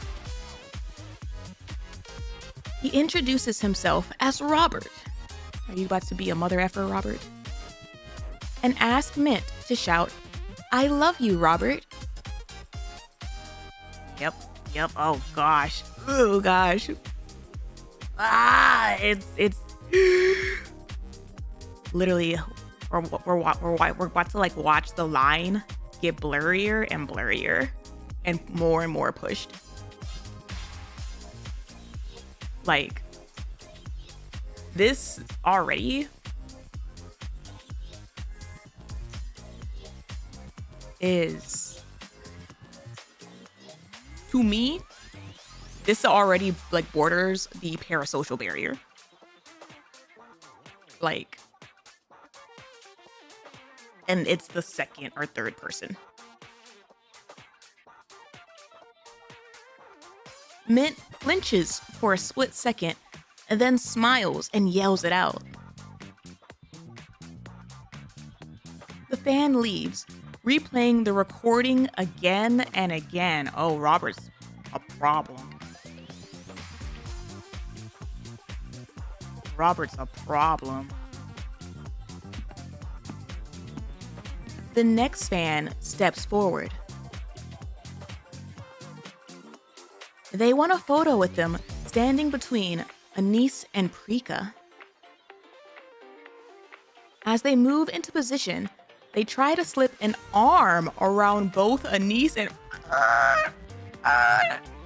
Don't touch me! Don't you take your picture hands in front of you. Slip an arm around both ANIS and Prika's waist. A bodyguard steps in quietly and stops them. Ooh, I wonder if we're gonna see like the bodyguards like decrease or just like stop helping over time. With an awkward smile, ANIS rests a hand on the fan's shoulder. Prika follows her lead, and they take the photo together. At that moment, ANIS realizes she could do this all day and thinks, so this is what connecting with fans feels like. I feel like this is also low-key a sign of their naivety, their ignorance in a way. Like the fact that they put their hands on the fan's shoulder, while it may seem like normal and natural for like friend pictures or family pictures, I feel like when you're dealing with like fans in idol settings, when there's no like rules or boundaries, the moment like they put the hand on the shoulder, like just further feeds into this like I can touch them, they touched me, like that permission like is being established.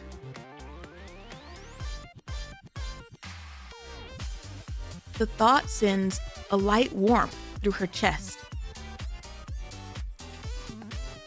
Like the only times I really see it a whole bunch, or like K-pop meet and greets.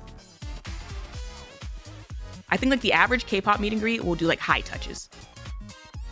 And high touches are literally just like the quickest like high five. And like continue on. Like real like couple seconds, high five. Next one. Like that's like the most you'll get. Another fan approaches. Glancing at the bodyguards, one of them gives an almost imperceptible nod.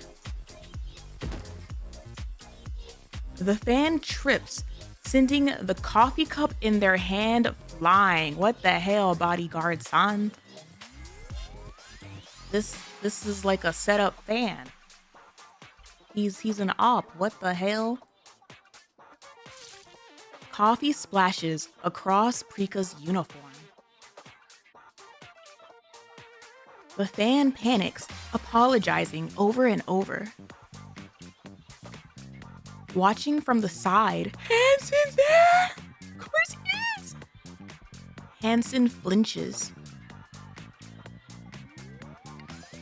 Prika looks startled for a moment, then quickly smiles it off and reassures the fan that it's fine. The other fans hesitate. Seeing that, ANIS waves them over. They ask for certain poses and lines, snapping photos and recording short videos. And just like that, the first day of the Smile Time project comes to an end. That's, my stomach hurts. You have like what sounds like actual fans, and I'm wondering how many over time aren't even actual fans and are just gonna like take advantage of the situation. And then how many fans are possibly like that one that was like on the payroll that are like literally sent there to further escalate it more and more.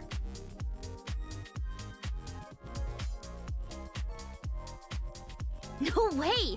We're up another spot? Marley's stepwise. Harmonics. Clever. I didn't think an event like that would make such a difference. It was an event with TETRA's name all over it. So it's safe to treat it as one of their official events. I think what the fans were thinking is that TT Star is going to be pushed into the mainstream with TETRA backing them. So we should take advantage of these early events while we can. And later, when they really make it big, it won't be this easy to take photos anymore. Hey, you okay, Prika? How's the coffee spill? It was coffee. Yeah, I'm fine. Riss got me a new uniform right away. Something about it feels off. Oh no, the Spidey senses are going off. Huh? What do you mean? You should trust your Spidey senses. Nothing. I'm probably overreacting. No. Mint's Spidey senses in part 1 were like 100% correct. These girls need to listen to their gut more. Wait, we're not performing? Yeah. For now, we're focusing on promotions. Once things start picking up, that's when we'll move to performances. They think it's more effective to go big once, rather than do a lot of smaller shows. Okay, guess we better get some practice in. Suspicious. They said you're not allowed to practice on days you have an event scheduled. Suspicious. It's so you don't overdo it. I'm sure it is. Are you serious? That's crazy. What? It's TETRA, after all. Anyway, we have an event early tomorrow morning. So, let's call it a day. All right, get some rest. We're going all out again tomorrow.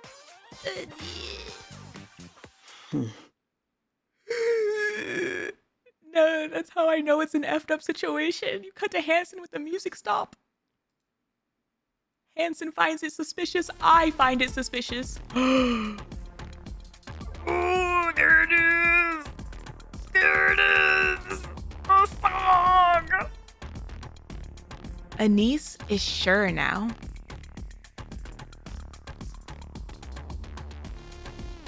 She has brushed off the drink spilled on her earlier as an accident.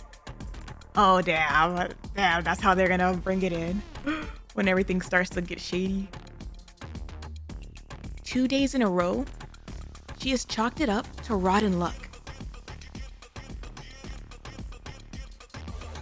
Even when sticky syrup started coming at her in strange, deliberate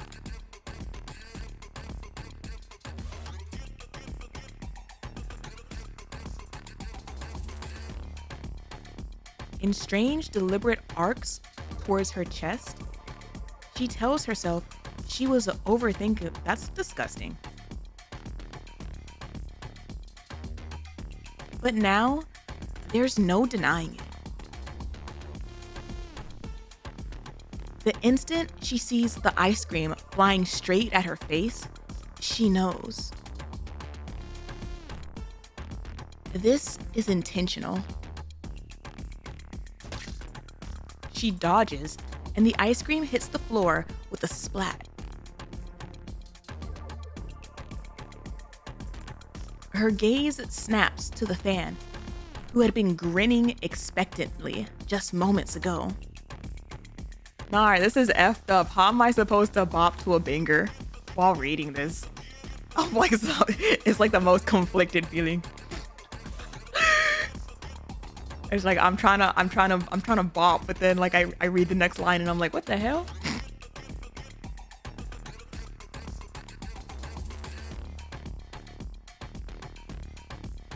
Okay, but like the thing that right there, that's what F's me up the most about this song. The steel drum. I effing love a good steel drum. Like, oh. Now, that expression warps into panic. ANIS strides towards them. Or she tries to. A heavy hand clamps down on her shoulder. Her eyes flick to the bodyguard behind her. Smile, he says. Empty eyes stare back at her from behind sunglasses. And in that instant, everything falls into place.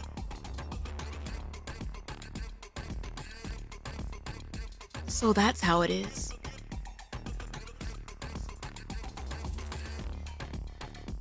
Both Mint and Prika also reached the same conclusion.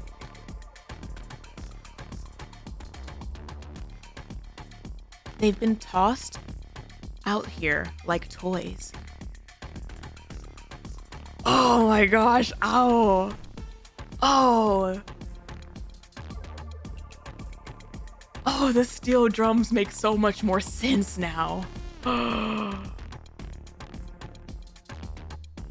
Because when you have steel drums, they can look kind of like a regular drum, or like the origins with like steel drums is trash cans. Like they kind of resemble like trash can looking drums. And so like steel drums in this effing song.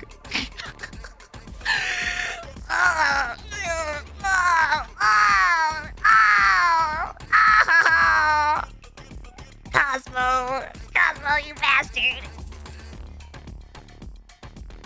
Don't screw with me, you little...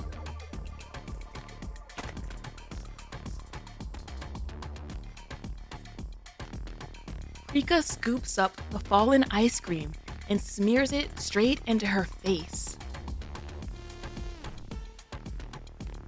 She grins through the mess. Thank you for coming to Smile Time. Prika, no! ANIS and Mint watch Prika forcing a smile that's already starting to crack. They know exactly what comes next if this falls apart. Crippling penalties, corporate retaliation. Nar, they gave high school ANIS eyes back.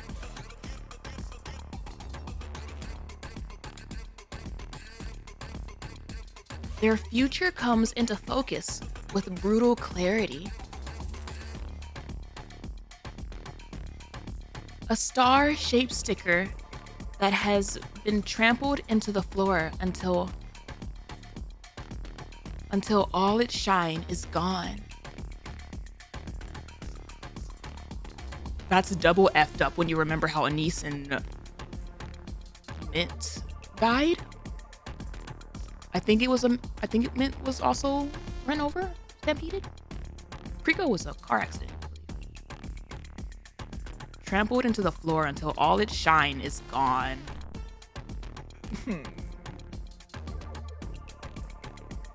With that in mind, the members of TT Star smile.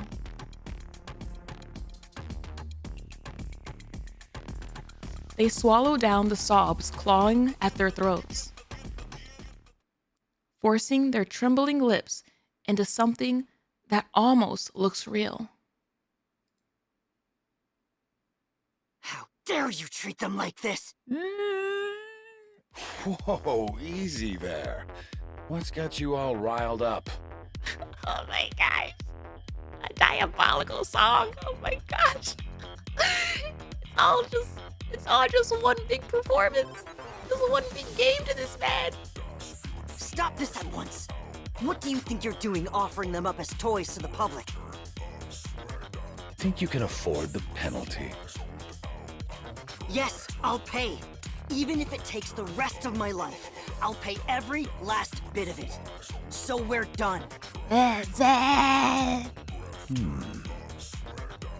Well, what do you girls think? No.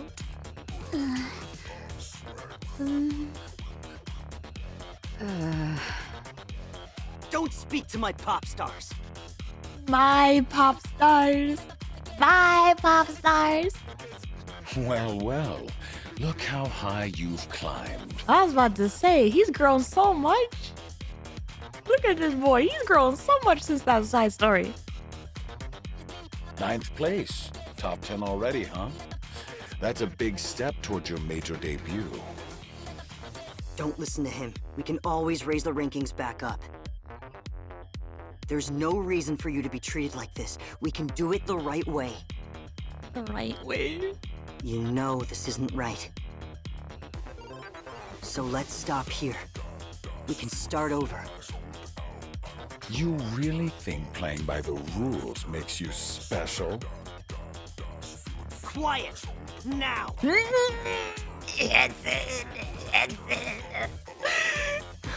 Let's go, girls.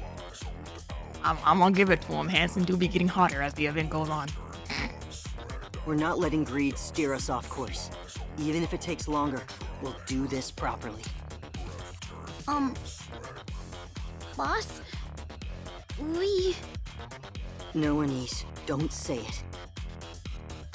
We can still keep going a little longer.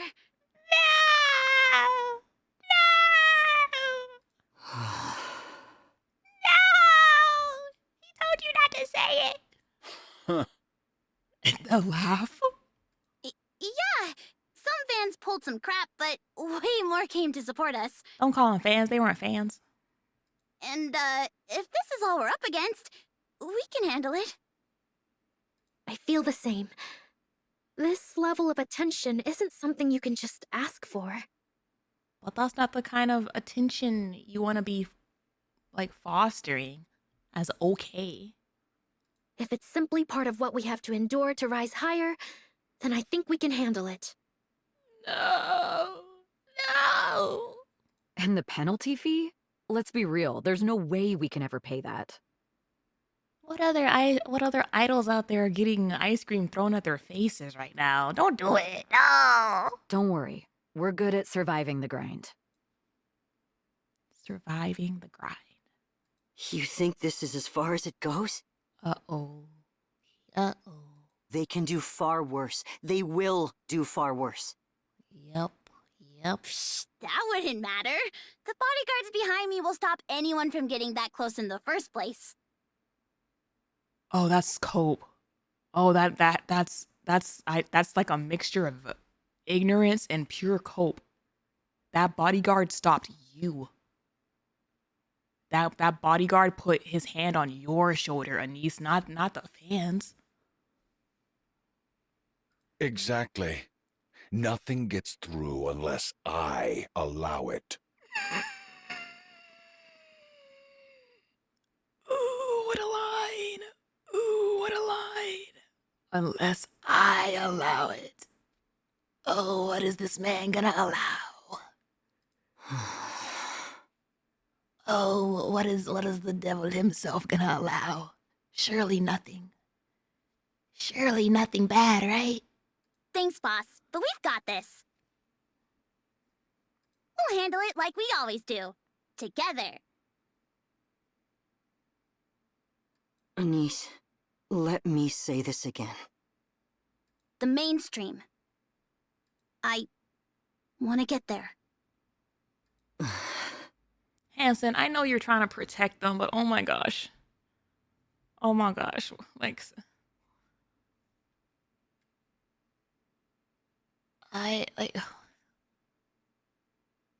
tell them the full story. They won't know how bad it can get if they don't. I'm getting like flashbacks to Suen mentioning wardress with Jian, but then like stopping herself whenever the commander was like Jean doesn't seem like too bad of a person. And then Sion's like, do you know about wardrobe? Never mind. It's like, They won't know. How is a person supposed to know like how freaking diabolical someone is if they don't get the boundaries. Mustang claps his hands so hard it echoes through the place. Good. So you've made your choice. Dr. Facilier. I can see the fire in all of you. I like it. As someone who runs the world of entertainment, this is exactly the kind of thrill I live for. Oh, he's not even using the accent anymore. This guy. I'll back you with everything I've got. Now, let's see how you fare in the mainstream. I wonder if this is like his backstage voice. Like he uses his regular voice every time he's backstage. But then every time he leaves this office and has to talk to people, that's when he busts it out. Yeah. I'm counting on you. Don't do that. Don't do that. Mustang looks at Hansen. You'll want to hurry. Time's not exactly on our side. How they can put so much trust in a man whose like literal color palette is black and red with literal bones on his effing suit is so amusing to me. Like, he's just a little alternative. It's just a style choice. TT Star's dorm buzzes with energy. Hansen watches the members as they chatter excitedly about the future. It doesn't take long for him to realize they're pushing themselves, trying to hide their anxiety. Oh, this is so good. The lack of music right now makes us really feel like we're in Hansen's head with his thoughts. And like, nothing about this is entertaining. No song, like nothing. This isn't a game. This is like,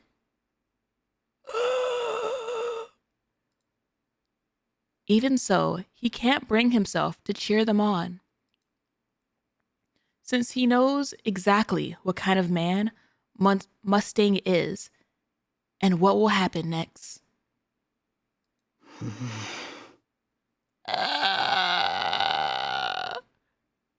There is nothing he can do. One after another, people fall for Mustang's empty promises, hurling themselves into the fire without hesitation. And the fire consumes them all the same. The weight of helplessness presses down on him. He doesn't think he can talk those girls out of the future they're so desperate to believe in. Still, he has to act. He needs a way to overturn everything in a single move, even if it means going to extremes. Everyone, I think I'll need to be away for a while. Oh no! Huh? What for? Oh no! I have something important to take care of. It's rather urgent. I know he's gonna try to get, like, checkmate and all kinds of stuff behind the scenes, but leaving them unattended right now. So, there's only one Hansen. Hey, boss. About earlier. No, it's okay. I understand. I'm sorry, I got a bit carried away. I might be hard to reach while I'm away. Will that be alright? Oh, yeah, sure. Got something important to take care of? will not be alright. Yes, it's something I have to do. Yeah, got it. Just make it back in one piece. We'll manage, so don't worry. Alright. Get some rest. I'll see you soon.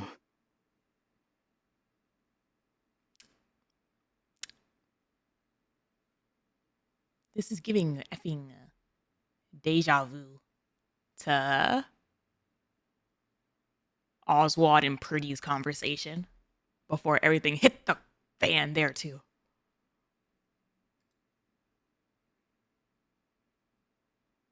That night, Hansen lies awake until morning. At first light, he sets out. His eyes burn with a resolve he's never shown before. Good luck. I'm still very concerned about them being alone.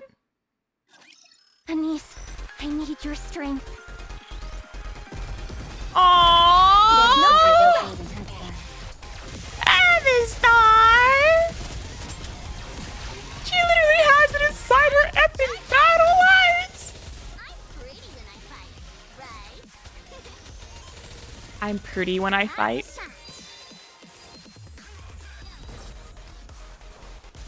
Let's just play.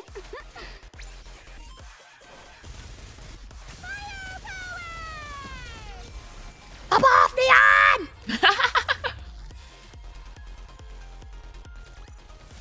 I did my best. Are you going to give Fire me more power! Yeah, it's okay. Ah, jeez. It was very much not okay. These days, you can't get by on singing and dancing alone. I don't like this filter. This can be our chance. With TETRA's support, we can finally shape our individual image. Then, we might actually make a name for ourselves. And a proper debut wouldn't feel so out of reach anymore. Now this is effed up. They're gonna do something effed up, like cover their eyes or something. I'm going to spray this on your face now.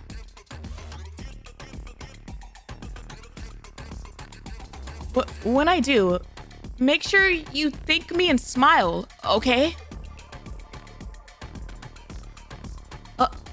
Okay, and rolling. Check the forums. These days, there's not a single person who doesn't know us. We're basically celebrities now. This is terrifying. There are way more Smile Time posts than TT Star posts. But it's really all the same, so it doesn't matter. No! There's a difference! There's a difference! Smiling is easy, and the fans keep saying my smile is pretty. My boss looks a lot like you, Mint. Your eyes look almost identical. Okay, do you like your boss? I confessed to her, but she reacted as if she was disgusted and turned me down. Then the rumors spiraled out of control, and I ended up quitting. Okay, why the hell are you confessing to your boss? There's a million things wrong with what happened here that had nothing to do with your boss actually rejecting you.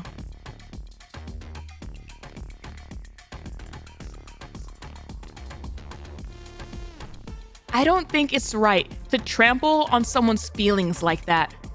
So, apologize to me. Oh, he's a weirdo. Oh, he's a big weirdo. Tell me you actually liked me. That you only turned me down because you had your reasons.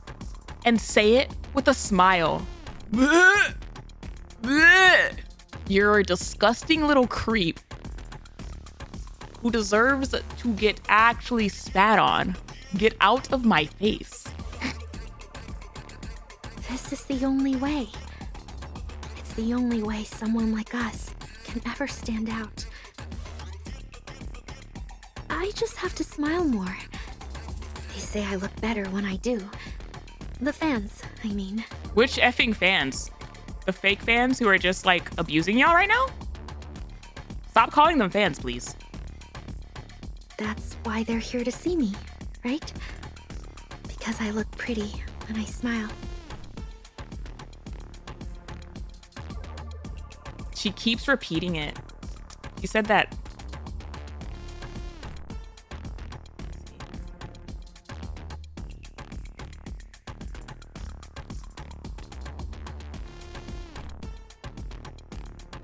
My smile is pretty. 1.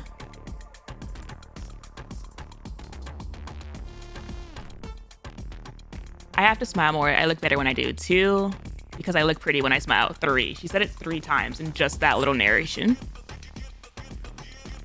So, go on. Watch me smile as much as you like. Mint, you're actually terrible.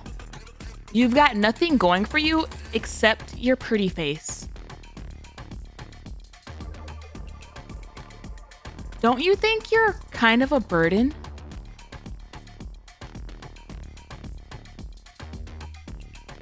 You don't even practice in front of the mirror, do you? You just stare at yourself and think, yeah, I'm pretty. I don't need to practice. Okay. What's also effed up about this? There's a million things effed up about this, obviously.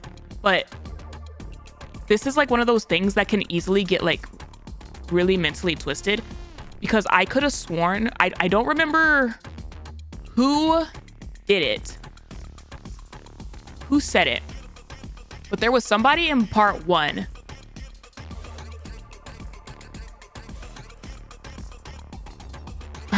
Maybe it was Prika? It might have been Prika. Who she was kind of like joking. And said like,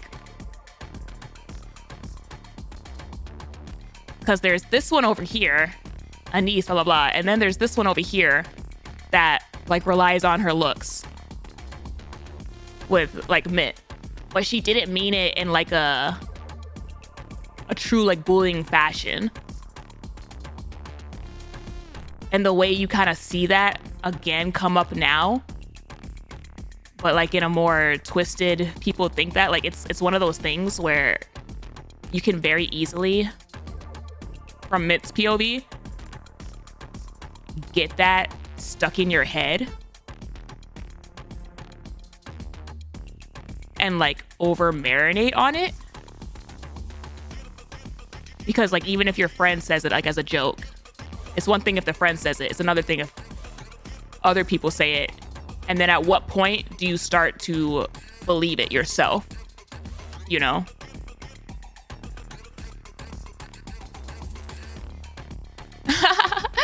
This is fun. You're having fun, right? That's why you're smiling with me. Honestly, I didn't push myself that hard. Compared to ANIS and Prika, I had it easy. So I'm fine. If it ends up like this, so be it. Maybe this is the price for trying to reach the top without earning it. That's... Without earning it. Without earning it. See, yeah, like you've absolutely twisted it to an unhealthy degree. Now you don't think you have anything except for your prettiness. That's how you got here. No, you... But those two are different. They worked for it. They gave everything they had. They deserve respect. So do you! Don't touch them. If you do, I swear I'll make you regret it. Don't you dare drag their names through the dirt. Come to me. Come closer. Not her using her prettiness as a shield. Look at me smiling. Isn't my smile pretty? That's right. So come to me. Okay, what's really effed up, and I think that this is absolutely 100% a narrative choice by Baldman, because the theme ever since the effing queen came to the ground has been about desecration. The usage of the word pretty. The usage of the word pretty. Like, absolutely desecrating a name.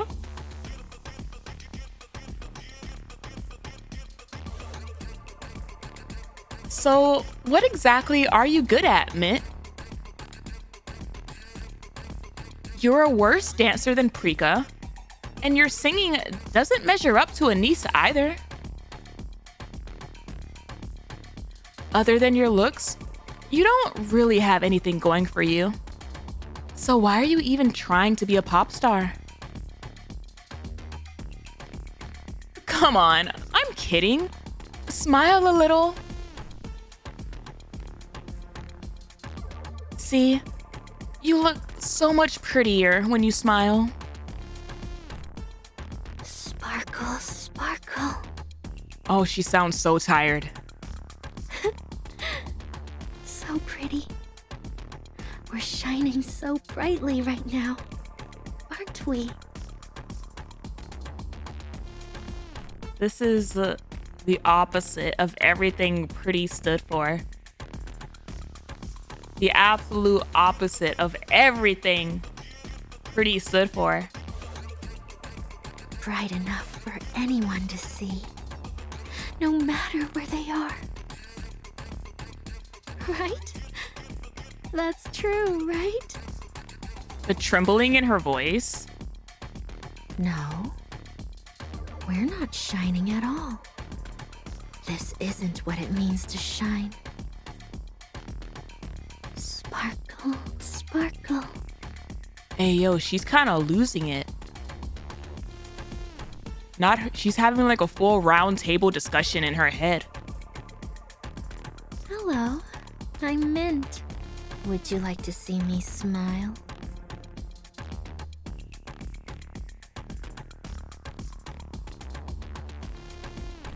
Prika has everything going for her, but her expression is too cold.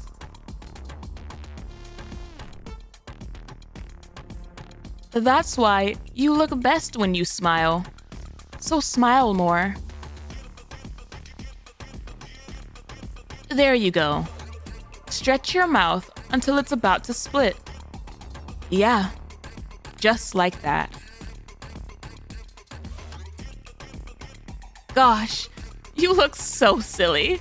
It's adorable. I hate this. I really hate it. I don't want to do this kind of stuff. Rika! I just want to dance and sing. Why am I even here doing this? What even is this? What's smile time? Why are we doing this crap? I want you out of TT Star. Honestly, you ruined the lineup. You don't even fit the group. You're freakishly tall and not even cute. Baldman did his effing homework. The writing team did their effing homework on idol culture. Because that right there is something that like girl groups especially go through constantly. There's always one girl on like a girl group who gets this kind of crap. If they're like too big, too tall, like I straight up felt like I was reading one of those forums.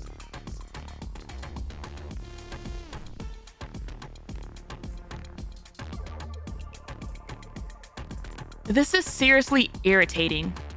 So can you smile and apologize? What even is this? Seriously, how is this supposed to help us? Oh, they did effing cross out the lines. I can see the edge of it. Ah! Stop. Just stop. Let's start over from scratch. Yeah, from the beginning. That's the right call. We don't even need to push it this far. You almost debuted back when you were human, didn't you? Then you died in that accident. Honestly, that might have been the best thing that ever happened to you. I looked up your clips, and you have 0 talent.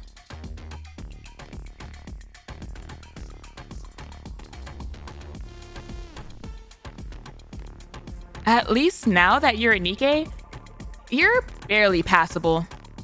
Back then, you were just pathetic.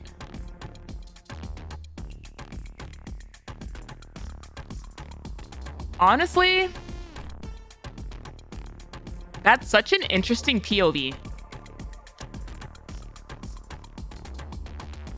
That's such a fascinating example of how POVs in the arc have probably changed over time when it comes to Nikkes. Like, someone can see somebody as a Nikke and they're alive in that moment. So they can talk however they want about like, oh, when you were human, yeah, that was like the best thing that happened, like when you died. Like, they can be so like nonchalant about it because the person's like standing in front of them alive, you know? But this person died. Like, that's, to be a Nikke means like you die at some point. Like it's an effed up psychological thing.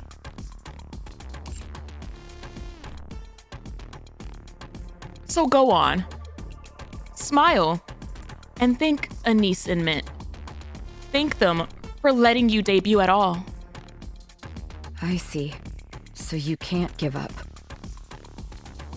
Even if it's pointless, you're still clinging to it. You think this is your only shot, and that there won't be a second chance for us. You're that desperate. TT Star is going to flop. Groups that blow up on cheap gimmicks like this never last. If you want to survive, you should start relying on actual skill. This kind of noise marketing, it's embarrassing. When I was younger, I worked until my nose bled. That's how I earned my place. This is my book. Read from cover to cover, and I'll be back tomorrow to test you on it. Don't disappoint me. That's crazy. She's literally talking about effing... This kind of noise marketing, it's embarrassing. While low-key using this opportunity as a marketing tactic. Here, hold my book while you're like getting filmed by all these people. Yeah, I'll do it. I'm in. I'll smile. Not for them. For you. You really think that if we keep this up, we'll get what we want? Then I'll believe it too. Ah! Come on. Let's smile for my friends. For the team. Seriously, what a joke. You just go around smiling like that all day? How do you even live like that? Must be desperate as hell just to get by. If that were me,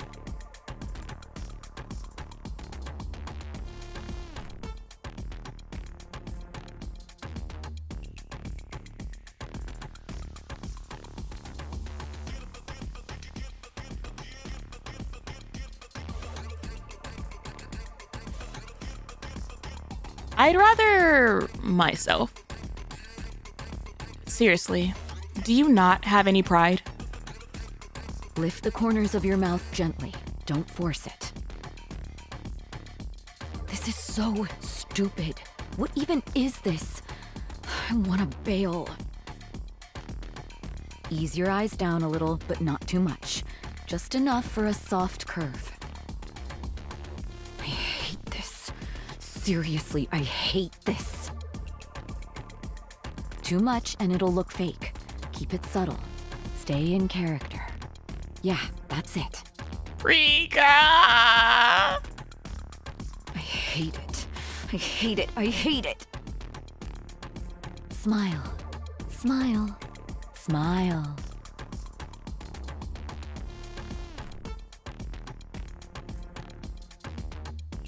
Oh no! You said you were bullied. What did that feel like? How did you feel back then? Did it make you resent the world? Did the thought of dying ever cross your mind?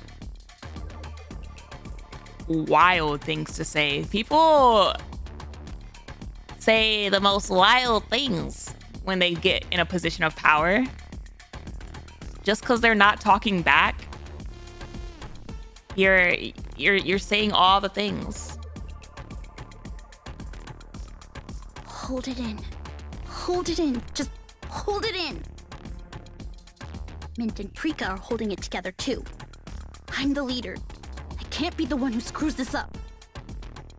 The way that they're all like enduring this for each other, more so than themselves. They must have it worse than me. But neither of them saying we should quit. That's probably because of me. No! No! You stuck with me when I had nothing. I was too embarrassed to ever say it, but thank you. Really. I'm sorry, guys. And thank you. I can keep going because you're here. We all know we're not special. But this is how we get there. So let's believe in that. We'll believe that. We have to. We will. Thank goodness. My life's been such a mess, and it's been exhausting. But seeing you, it actually makes me feel better. So please, stay right where you are at the bottom. I need someone like you to remind me there's still hope.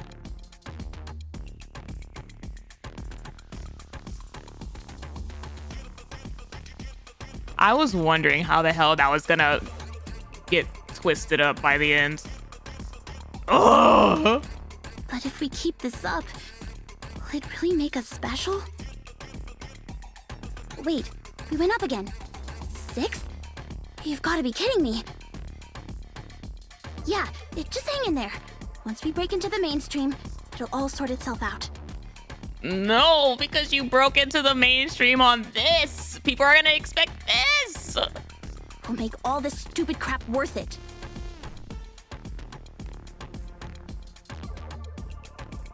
I've been a fan since your meet and meet days. But what a letdown. So in the end, you're just like every other pop star, huh? Pulling cheap stunts like this for attention. Say you're sorry. Apologize for disappointing me.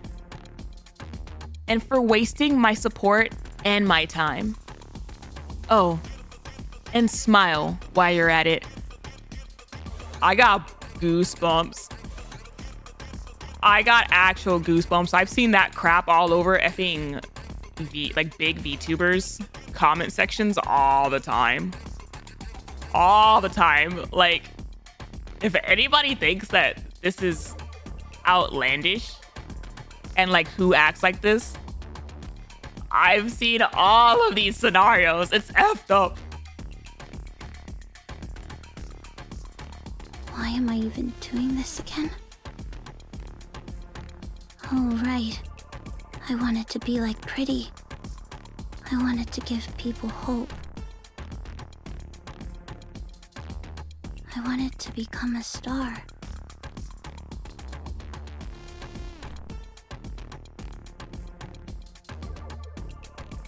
If I do this, I can become one, right? The VAs are doing the most right now. The way they are like encompassing this feeling of like cope and talking themselves into headspaces, and then by the end just sounding tired and drained. I can, right? I mean, that is why I'm doing this, right?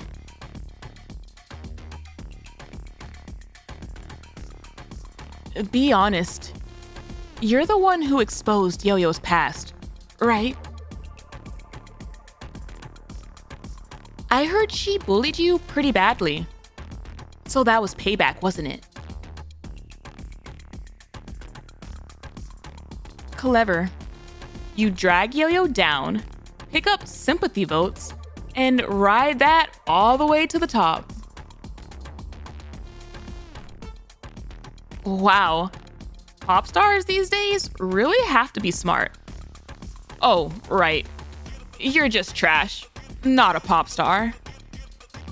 Holy hell! Yeah. It'll help. It will. It has to. Our ranking shot up, and more people know us now. Love's still love, right? Even like this.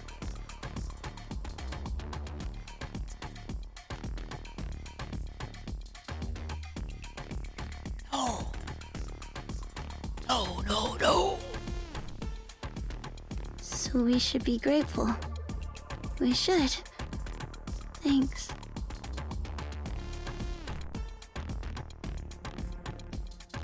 I looked up every TT Star video I could find. And if I'm being honest,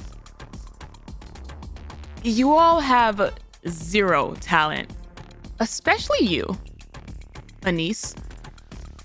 Do you even have any respect for what you do? Your singing, your dancing, your stage presence, your whole persona. It's all painfully mediocre. No wonder you resort to cheap stunts like this. Damn it. This pisses me off. You've completely ruined my mood, so I think I deserve some compensation.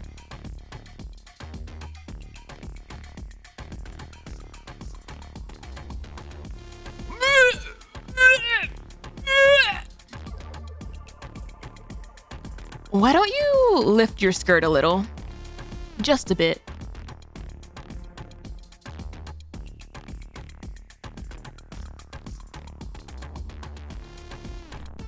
I'm not gonna lie to you. I'm not gonna lie to you.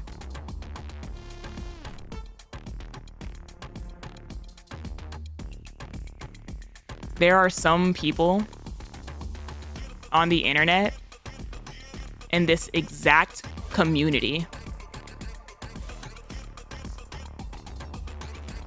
that act like that when it comes to how they describe their grievances and expectations about skins. Like, that sound exactly like that. Like, you can try to pocket this in an idle bubble, but this whole narrative is like media wide POV. Like all over.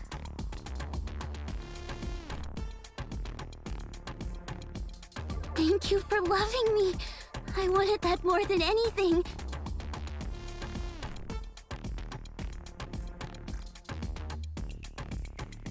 Crap. That's worse than them hiding the eyes.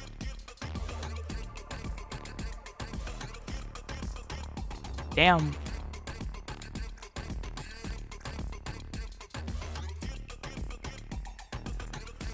I'll do better. I swear I will.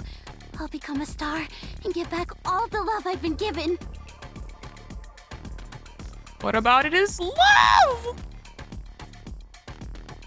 To those of you who fell into despair, who felt like giving up, I'll tell you it's okay to keep living. While you're living me like... While you're living like that... How are you going to be...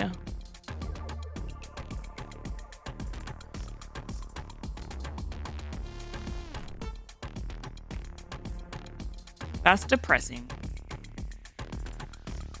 That's so depressing. Like, how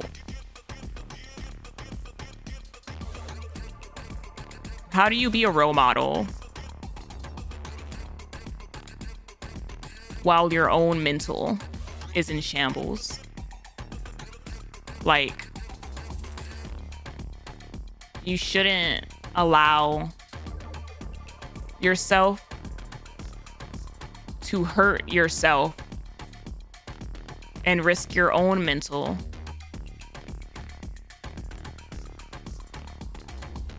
for the sake of lifting up others. Like, take care of yourself so that you can give wholly and freely, and like, so that you can feel it on the inside and the outside.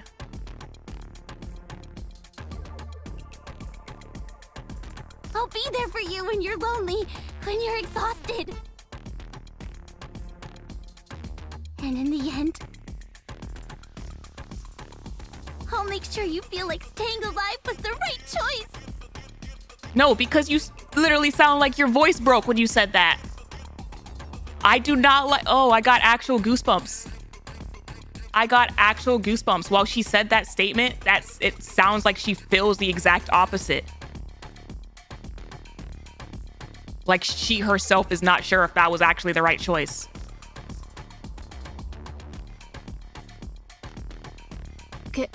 Good work today, everyone. Mm. I got loads of snacks for you, and some new bath bombs too. Riz. Oh, and I've also changed all the bedding, and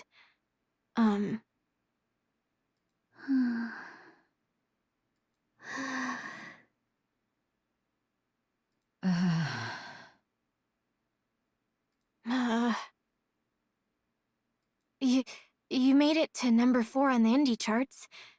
They're saying they've never seen a climb this fast before. It is all thanks to you guys working so hard. You've really done an amazing job. The room is completely silent. Oh, and then you took my music away to emphasize that. Damn you. They sit scattered across beds, chairs, and the floor, staring blankly into space. 2 weeks have passed since the Smile Time project began. Only 2 weeks. Only 2 weeks. Those were the longest effing 2 weeks. Churned into toys for the masses, TT Star is already breaking apart.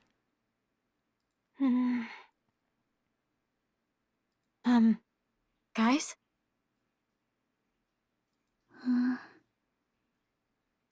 Huh? Yeah. What's up? Should we stop? The song choice is diabolical!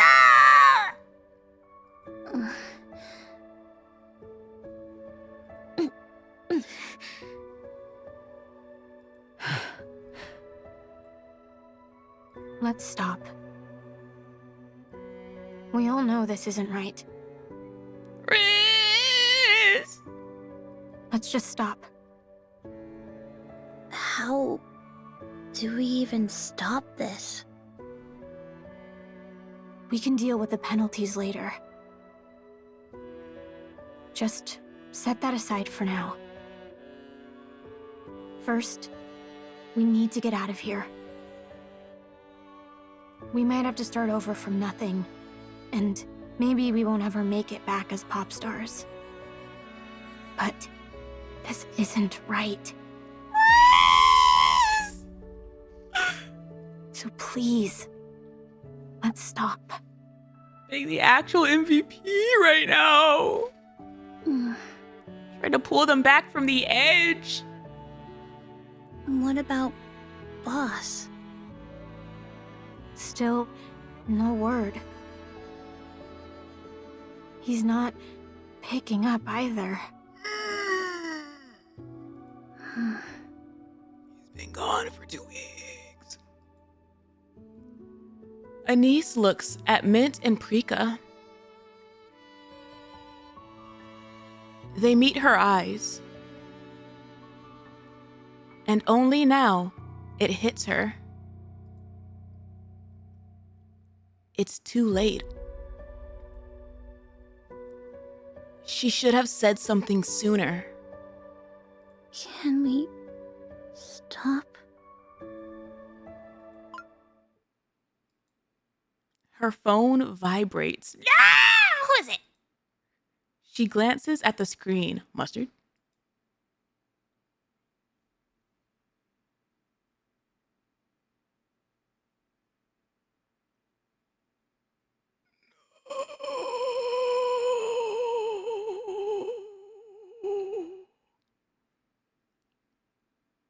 A notification pops up. They've hit #1 on the indie charts.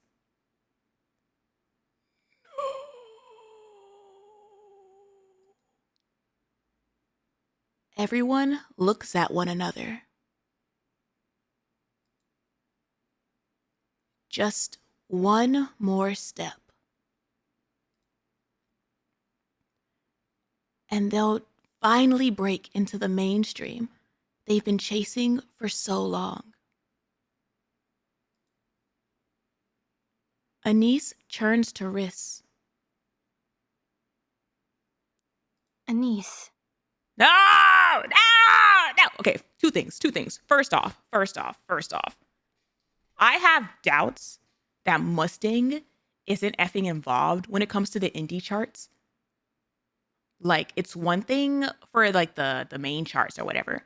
But for the indie charts, where, like, no one really cares about where they stand, blah, blah, blah. Mustang not having some kind of hand in results? Like, no, I have doubts.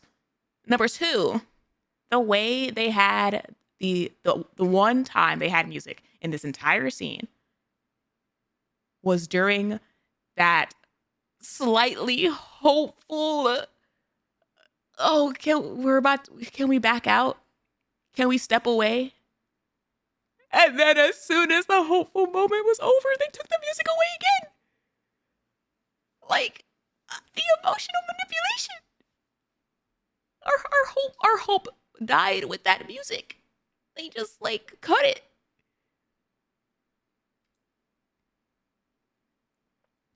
Riss scans the group, studying their expressions. Okay. Then, just a little longer. Just a little more. Silence hangs over the dorm. once more. I think what also F's me up about the silence in this event is how loud it is when there's no silence. Because the entire event is about the entertainment industry and music. And so like tunes and music are like loud and blasting all the time. And so every time they cut the music, it's like show's over, performance is off. This is a reality.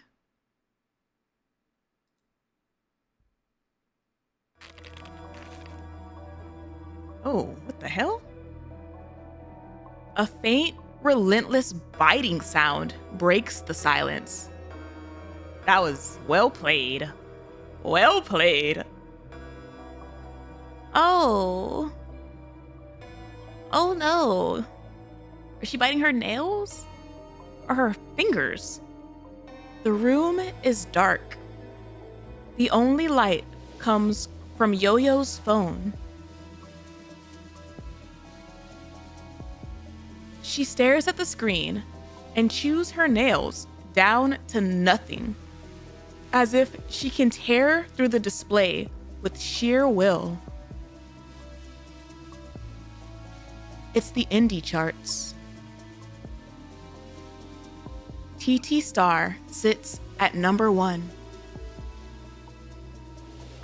She refreshes again and again.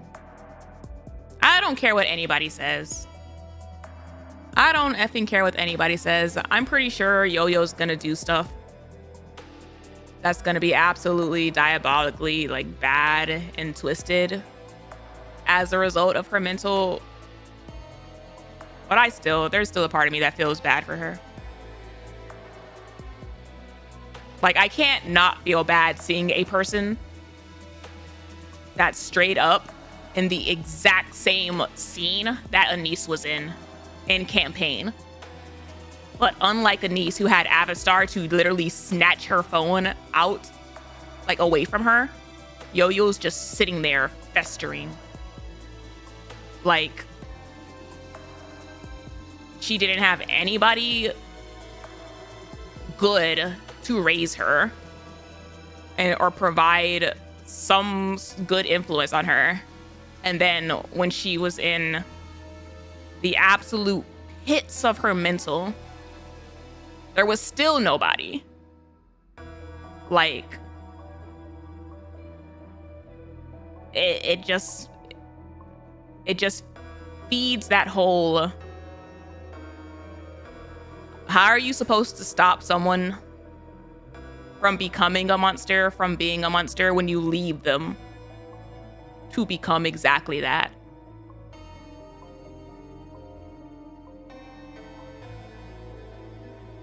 The ranking doesn't change. She refreshes again. Still, nothing changes.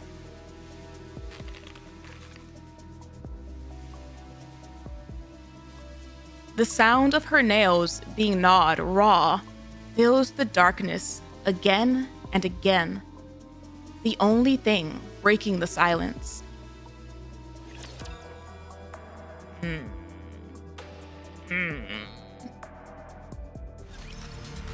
Biting her nails raw is really bad and nasty.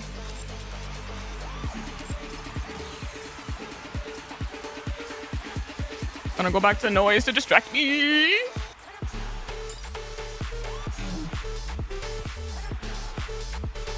Noise, it's rough out there. Have you been outside? Noise volume. I'm so sorry. I'm so sorry. I've been saying noise this entire time, talking about noise and sound and music. And then a V just never passed my lips. Oopsie. Shut the hell up.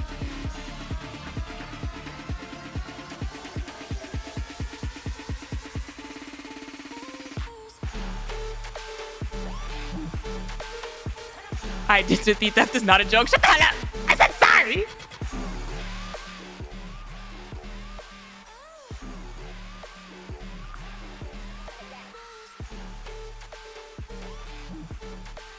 Felt bad for what happened to 6-0 in 46. They were treated like trash and shaped by the corruption in the arc, screwed from the beginning. 6-0 was another one that there was a part of me that felt bad for. Like, feeling bad for someone when it comes to the story does not mean that you want them to escape punishment. Like, I don't think those things are like, they have to be like mutually exclusive. But it did bother me that 6-0 was saying stuff and then Nikke just told her to end herself. Like, that low-key pissed me off. And you can say like, oh, it's because Nikke's an AI, she doesn't have feelings, blah, blah, blah, blah. Like, nobody was listening. And that's kind of my dilemma right now with all of the villain characters in recent writing. All of the villain characters have just been reduced to, yeah, they're just evil. They're just bad. Bad people. Get rid of them. And I don't know how I feel about that, TBH. That being said, I gotta go get some more water. I'll be right back.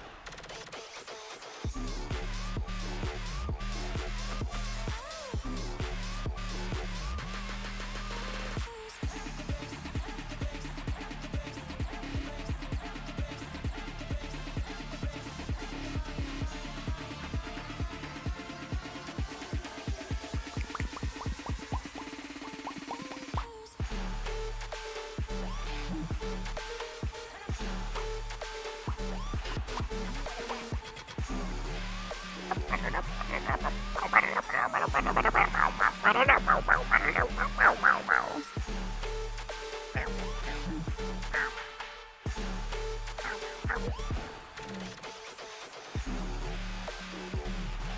forgot to get water too while video was on.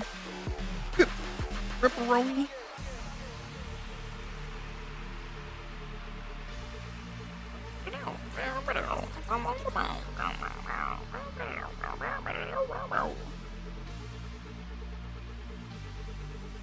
Ego Vista flying around so much is a pain in SR. You don't like to see her flying around the screen? Just having a good time? Clacking her teeth, clapping?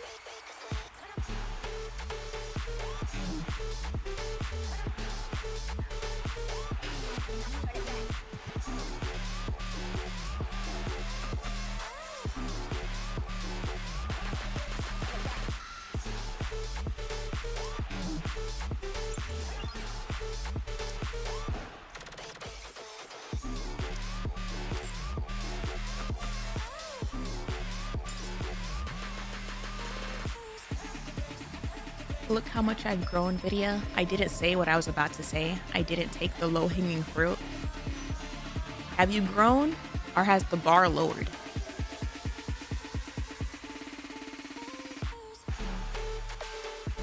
I will admit, it's kind of fun seeing a boss be so mobile.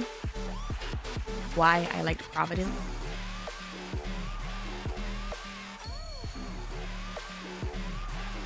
Why not both? I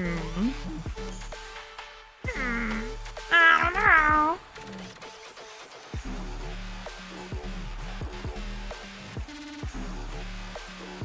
It's the womps for me.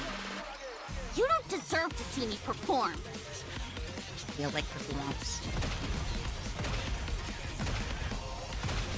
The bar is so low, you'd have to dig a tunnel to get underneath it. Wow! Wow, and you've grown? Congratulations. Wub, wub, wub.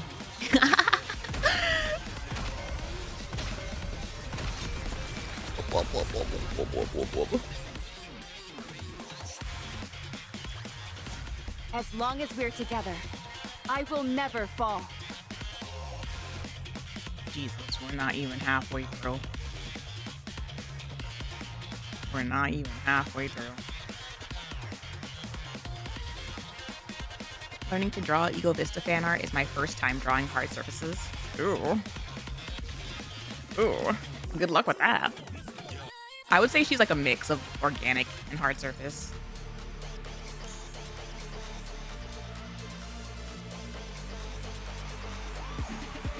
Alright. Bye, chat.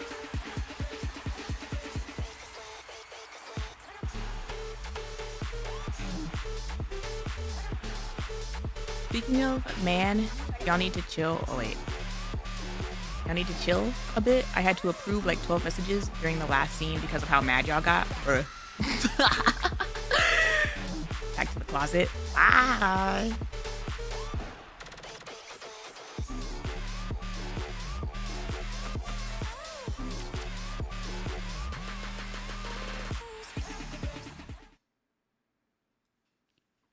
Hanson, it's been 2 weeks, homie. What you been up to?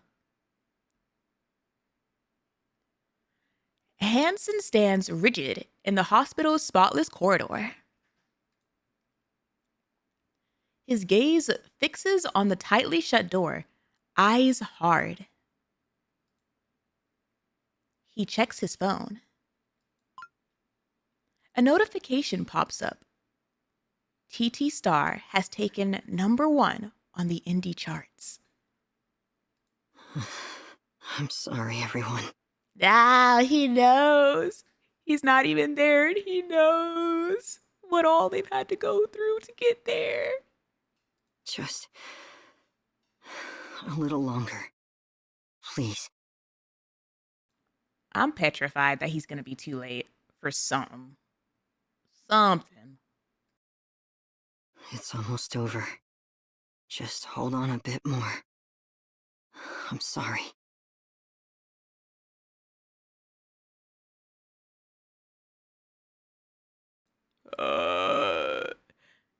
He slowly closes his eyes, replaying what just happened. The documents came through. Starring is the dynamic duo. The dynamic duo from hell. Let's go. I was under the impression our audit team already had a full picture of TETRA's misconduct, but... Let's go! This goes far beyond what I expected. Wow. There's a lot in here that could ruin someone. We've already cross-checked everything. It's solid. Wow. There's a... Now, if we make our move with this... Yes, that would be the end of TETRA. Mustang too, I bet. Mustang and TETRA are one and the same. There's no difference. No difference. Bow, bow, bow. I love their theme song. I love their theme song so much. I don't know if it's like CEO Roundtable theme song or what. Well, whatever it is that plays during these phone calls. Good. Hanson, I'm impressed you managed to gather this much damning material on TETRA. And to leave no trace behind. Your capabilities exceed my expectations. Thank you. So, you're telling us to use this to attack TETRA? Us? Teaming up with Elysion? Yes. Want the honest truth? We've got a shot. More than a shot, actually. He's been doing some pretty dirty things.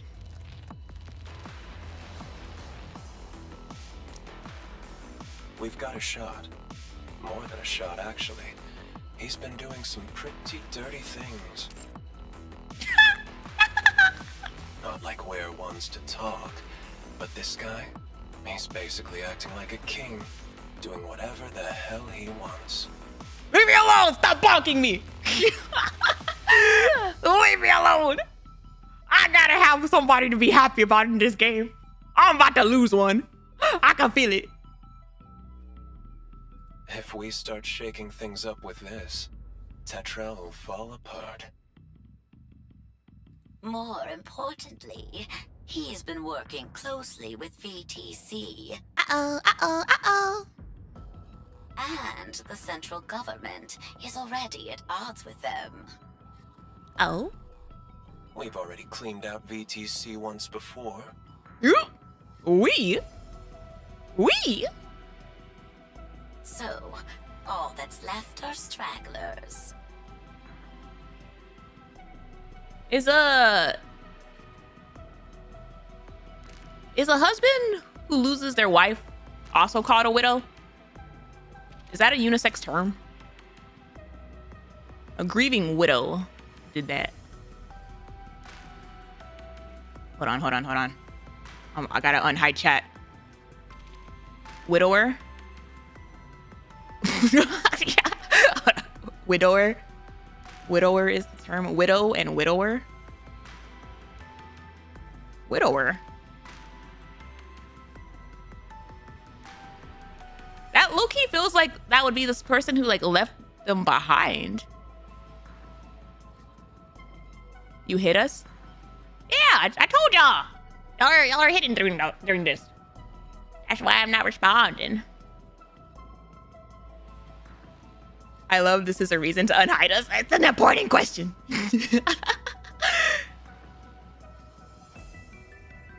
Is the state widower is the person? Ah.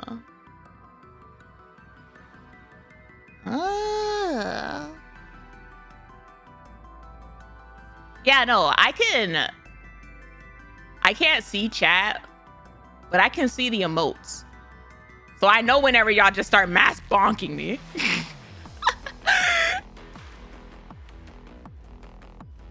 Widow is feminine. Widower is masculine. Huh. Heard. Understood.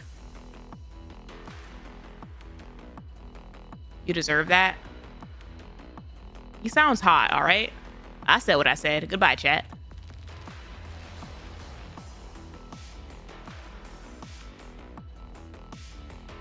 And Mustang has aligned himself with them. That's treason and insurrection. Stop! Why does a man saying treason and insurrection sound hot? That's treason and insurrection. But Yeah, he's not someone you mess with. Ruh-roh. How so? TETRA line is one of the Ark's big three, and Mustang is its CEO.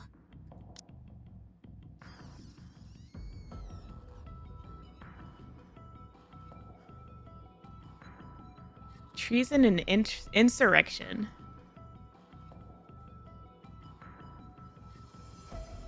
To be aligned with the VTC.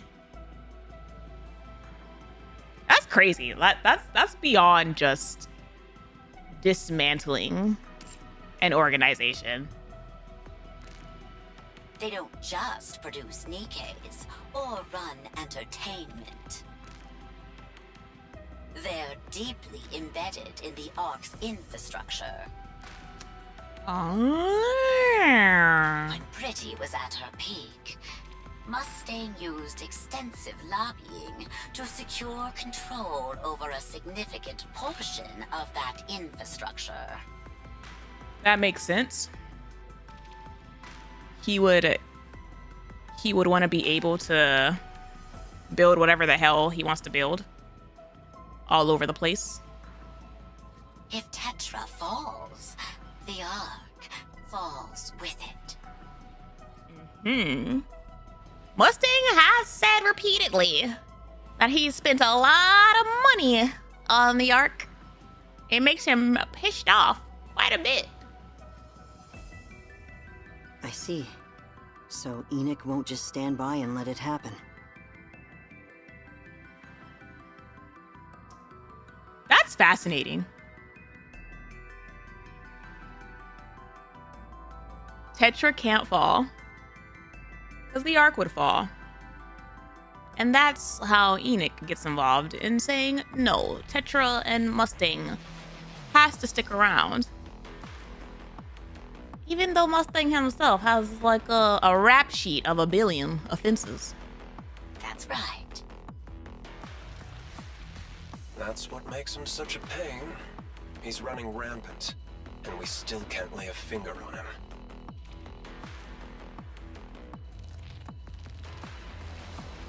If he goes down, TETRA goes down with him. That's exactly why even Enoch can't step in.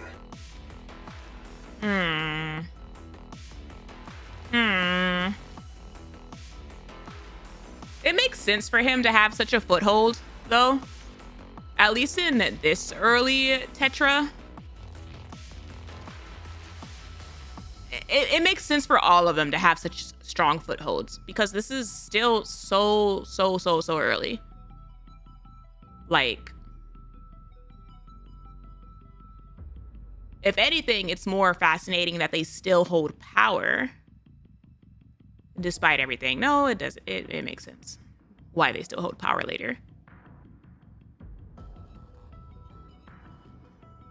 Because, like, right now, it's early enough to where they built the power structure. So they would have, like, their biggest foothold on said power right now.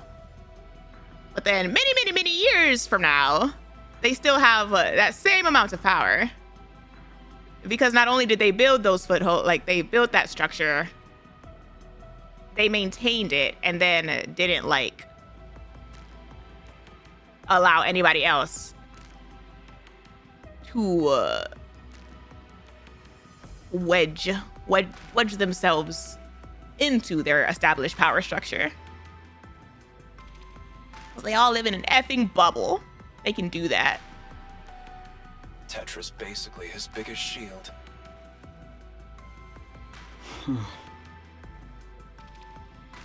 Of course, if Tetra collapses, we stand to gain a great deal. If one of the big three were to fall, it'd be nothing less than a gift from the heavens for Elysian and Macilis. A gift from the heavens. She sounds like a freaking.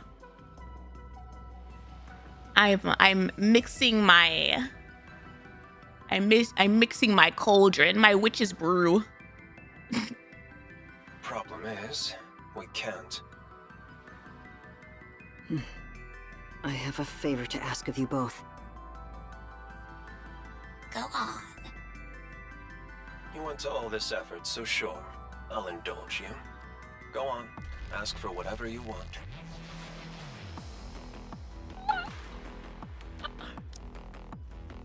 You went to all this effort, so sure, I'll indulge you. Go on, ask for whatever you want. Oh, I hope his design's hot. I hope his design's hot. His voice sounds so good. You could even move your pop stars over to our company. You're funny. You're funny. He has jokes. I'd like you to arrange a meeting with Enoch. Ooh. What? What? What? Come again? What? With a faint mechanical whir, the door in front of Hansen slides open, and Mustang steps out. With his personal physician at his side. Mustang pauses, a hint of surprise crossing his face at the sight of Hansen. Meanwhile, the physician fidgets uneasily. Hansen lowers his head. I've come to take you back to the office. Shall we go?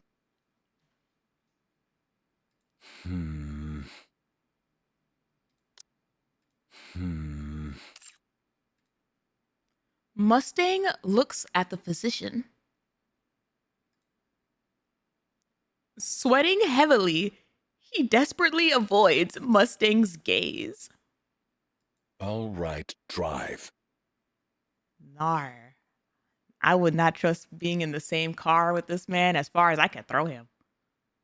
Let's see if you've still got it.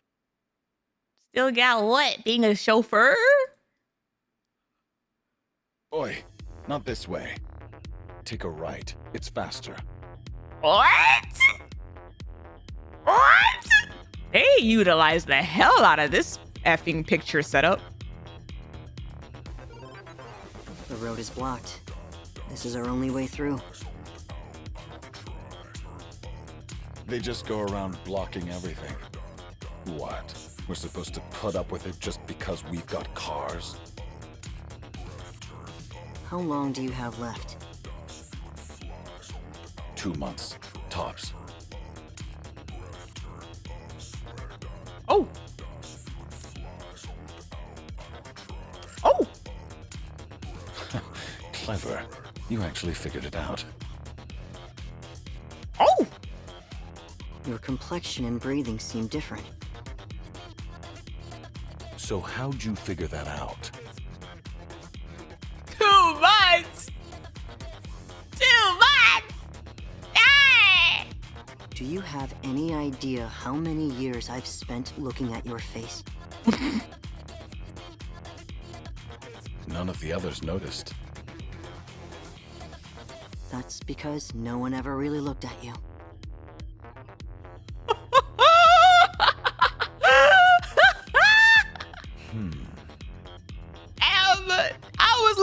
I was looking, sir. You've got quite a few health issues, it seems. Hardly surprising after all the fun I've had in Ephialtes. He does have super STDs. He does have super STDs. That's disgusting. You're at death's door, and you still look perfectly calm. That's crazy. No contraception on the ark. Do I look calm? At this point, I've got more painkillers in me than I do blood. I'm not gonna lie though, he's so casual. He's so casual about his impending doom. Still cracking jokes. Does that mean there's no cure? There will be. A new drug's coming out soon. Just for me. They said it'll be ready in 2 weeks. I didn't team up with VTC for nothing. Do you know how much money I've poured into them?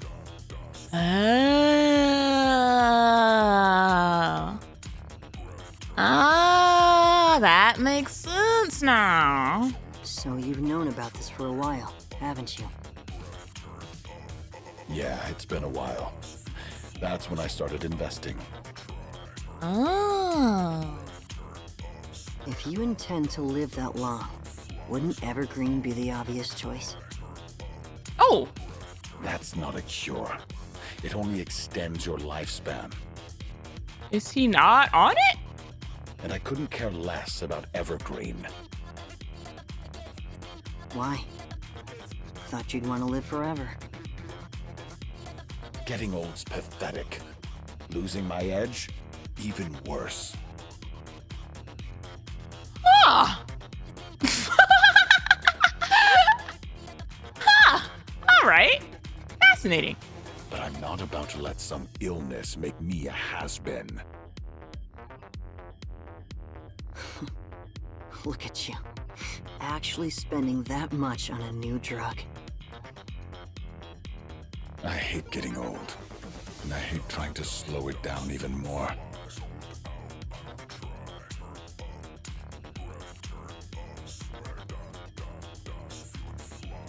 I hate getting old, and I hate trying to slow it down. Huh. But a sickness like this still has to be dealt with. You don't intend to let TT Star go? Don't delude yourself. They're not going anywhere. You saw that with your own eyes, didn't you? I like how they're paneling this to go back and forth between the two. Like showing that divide, that disconnect. Popularity through the roof, hitting #1 on the indie charts, no less. Not bad, I'll admit. We need them in ways you probably don't even realize. And you've been running around like a madman, pulling all these ridiculous stunts just to build them up. Well done. Ridiculous? Hardly. It's the most direct approach. You sold info on my illness to Elysian and Miscellus, and Yo-Yo paid the price. You did that. Turned tragedy into comedy. Bravo. Well played. Divine comedy. So tell me, what's next? Honestly, the simplest way would be to put a bullet in my head right here. That would wrap everything up perfectly. That won't resolve anything. I don't want to take action that we can't remedy afterward. Why not bribe the doctor and swipe the new drug? Once a man's been bought, the next time's even easier. That would certainly be the most reliable approach.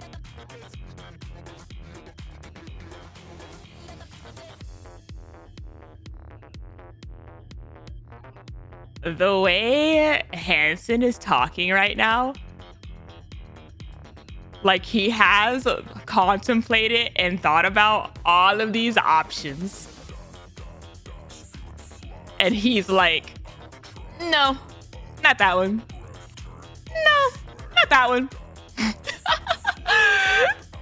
Like, his father's son right there. But I won't do that. Why not? I find it rather boring. His father's son right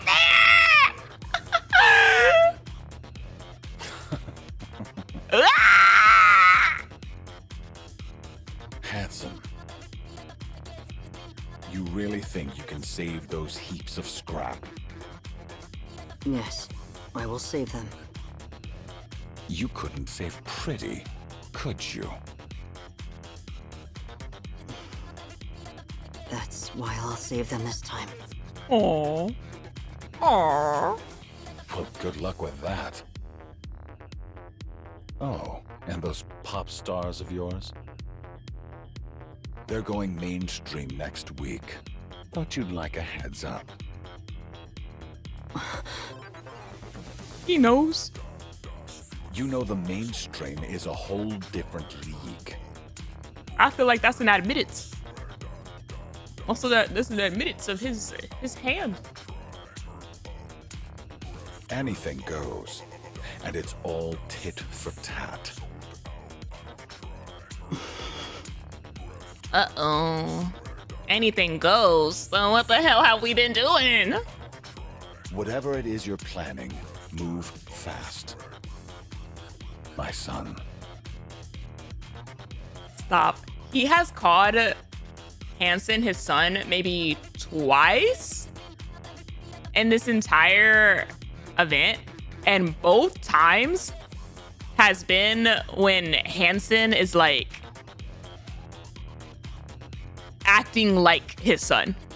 If that makes sense. Like whenever Hansen actually sits at like the other side of the chess table and they're just like trading blows of like amusement, like entertainment, who can be the most entertaining one of sorts.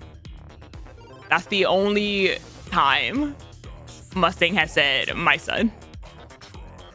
Any other time when he's like trying to be the bigger person and all that, Mustang's extremely dismissive of him. Thank you for the advice, Father.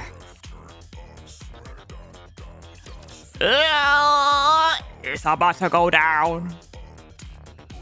It's about to go down in the next week or two. You don't deserve to see me perform. Ew. Ew.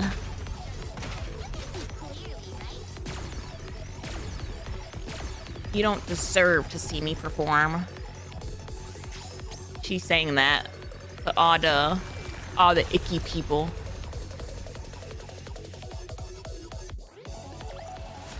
As long as we're together, I will never fall.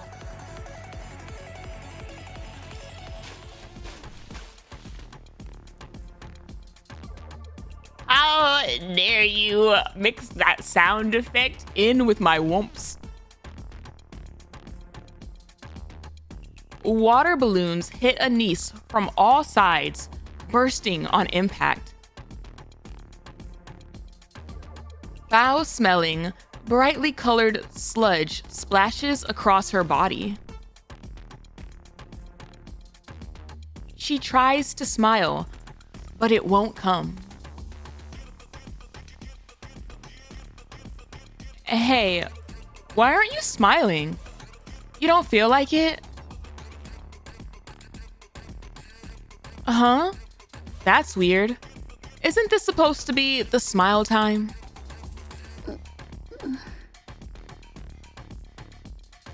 ANIS tries to smile, but her lips just won't budge. Hey, seriously, this is pissing me off. Do you have any idea how hard I worked on this? On what? Your balloons? Fine. Don't smile then. Just say, ah. Come on, open up. Ah, hell no. Ah! ANIS opens her mouth mechanically. A fan draws back their arm, about to throw a water balloon. Stop!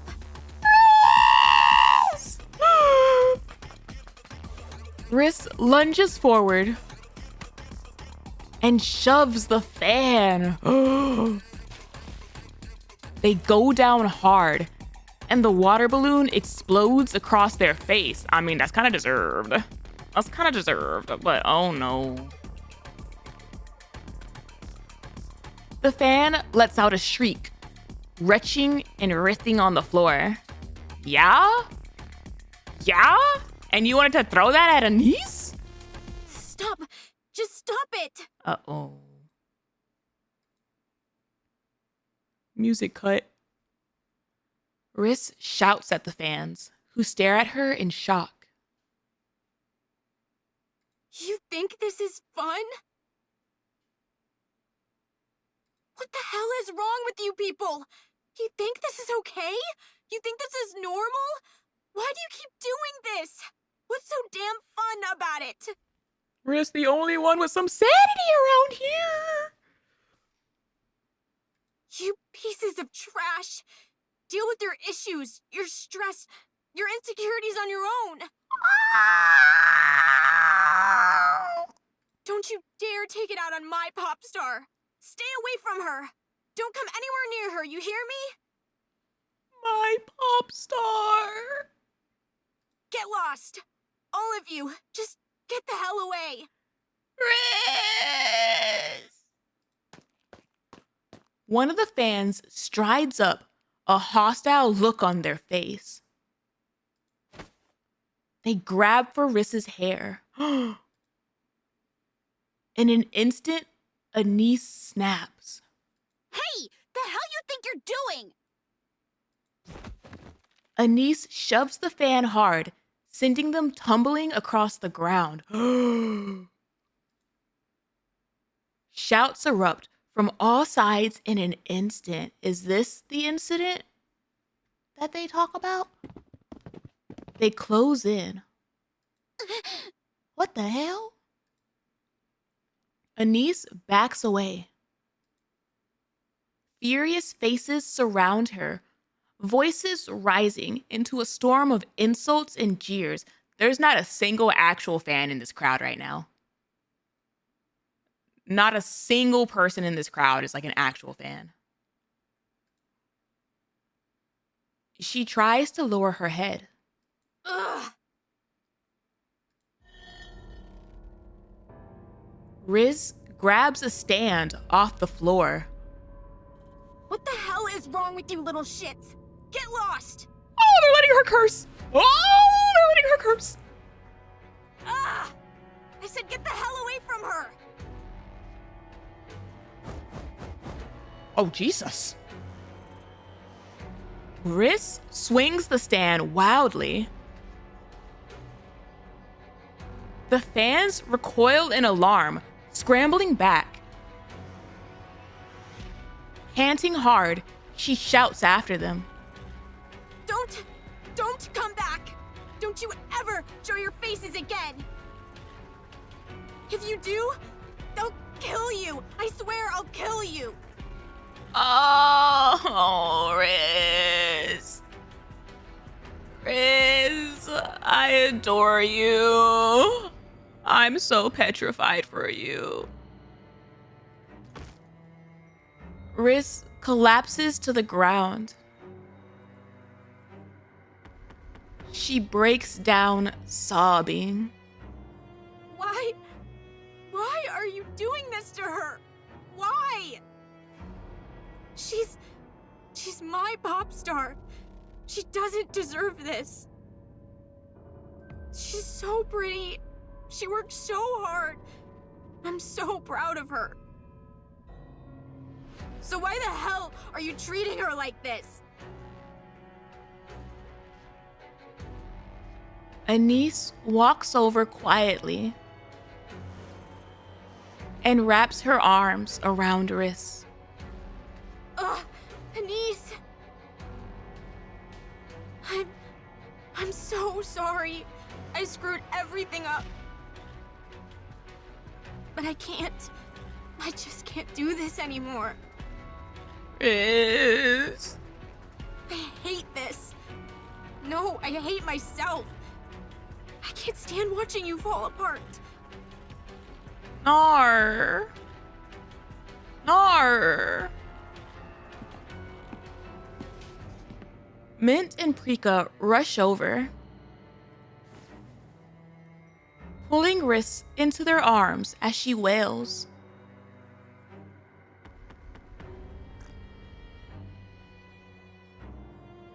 You can see the edge of the stand on the ground.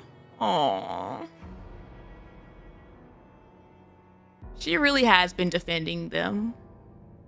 Or like, just being their support and their rock this entire time by herself.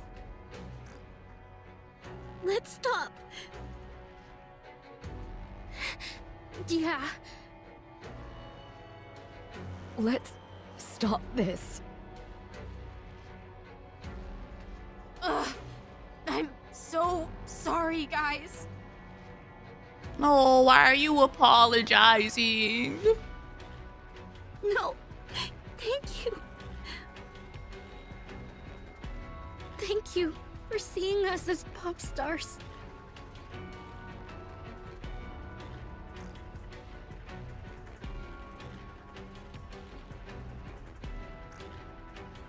Thanks for stopping them.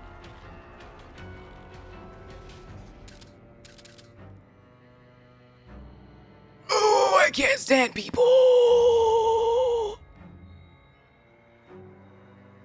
ANIS raises her head.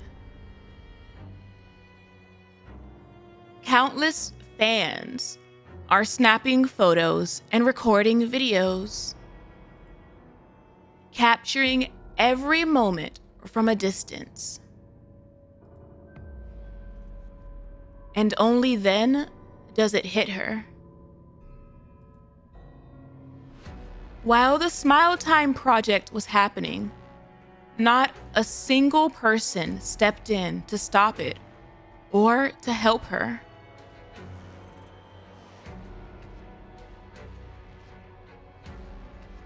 TT Star is suspended for 3 days for breach of contract, while the Smile Time project is temporarily put on hold. As for Riss, she is deemed responsible for the incident and is barred from the TETRA line premises for 3 days. Riss! She packs her belongings and returns home. 3 days later,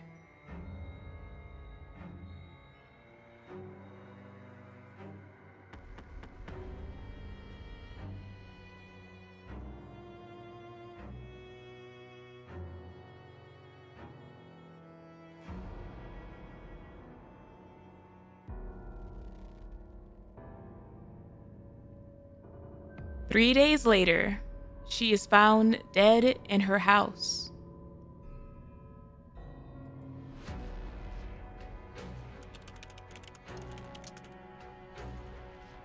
Is that chick actually insane or what? Aren't you the manager? Why are you acting up?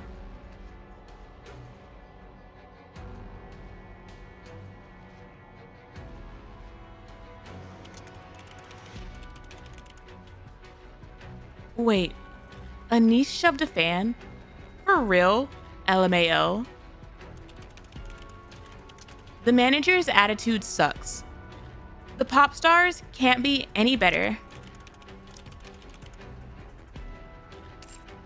Like pop star, like manager. Violent pop stars plus violent manager equals perfect combo.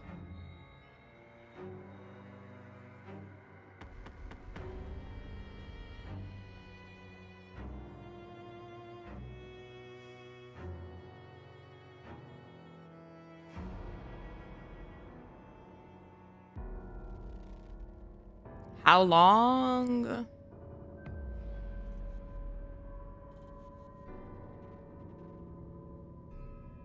How long was Riss like surfing the internet and seeing all of this?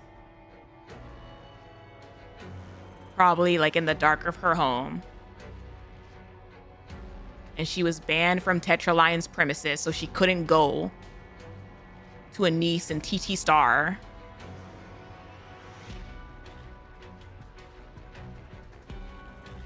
Like,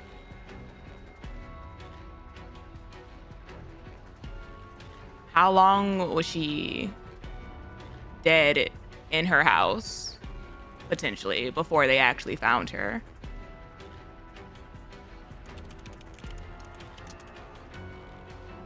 Just dug up the manager's info, LOL.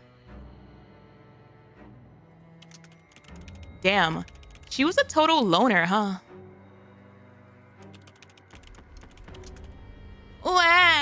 Don't come near my pop stars. They really treat fans like trash. They really treat fans like trash. While the literal picture and video of the incident has them covered in this weird water balloon paintball, like they're literally filthy. And it's the fans that are being treated like trash. Honest opinion, the manager's ugly. Yeah, just throw that in there while you're at it. Like, seriously, Smile Time is put on hold because of this, and then it also just shows how like life continues.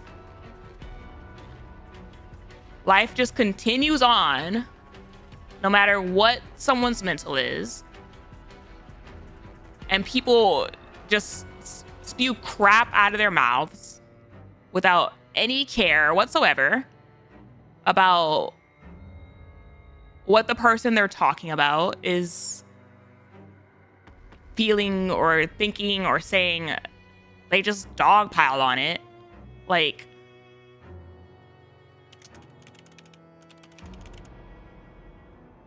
look at TT Star's rank is dropping.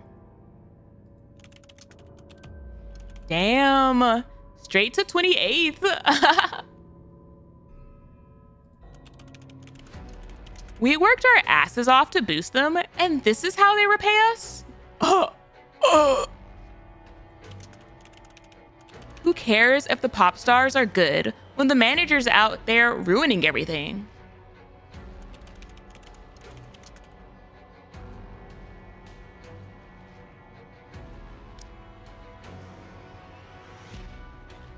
Who cares if the manager's good when the pop stars are out there ruining everything?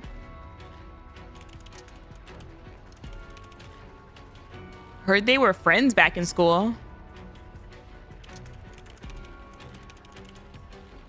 Heard they bullied the whole class together, LOL. Oh, so that's why Yo-Yo got taken down.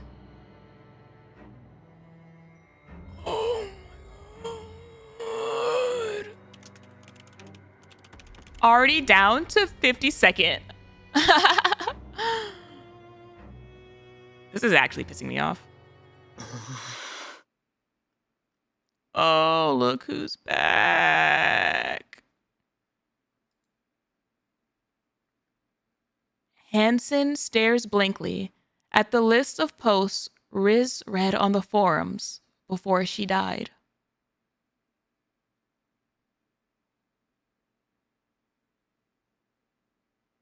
That's effed up, shift up. Not them giving us the same exact situation with 3 different people and 3 different kind of routes it can go. Like, we saw it with ANIS, and then ANIS got saved by Avistar. We saw it with Yo-Yo, and Yo-Yo kind of went insane. And now we're seeing it with Riz. And it's the darkest ending that exact same scenario can put you in. Like,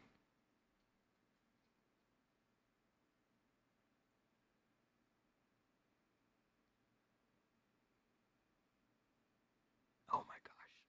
And they still effing messaged me. That's how I know some of these hoes don't read this game.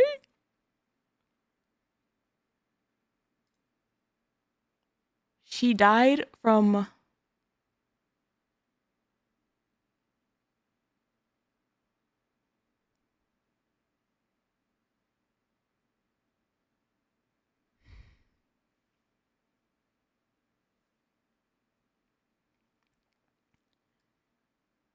She died from asphyxiation caused by carotid compression.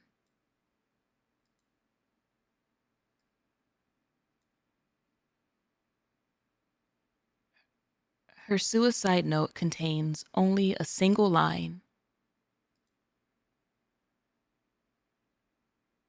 I'm sorry for ruining everything.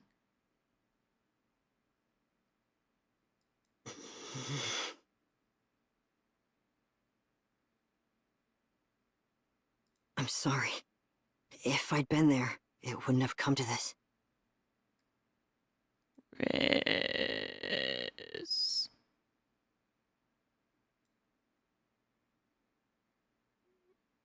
I appreciate Shift Up cutting the music again for this part.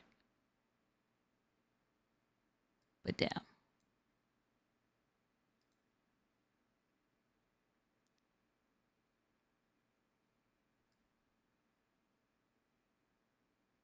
Mint and Prika are curled up in a corner of the columbarium, tears running down their faces.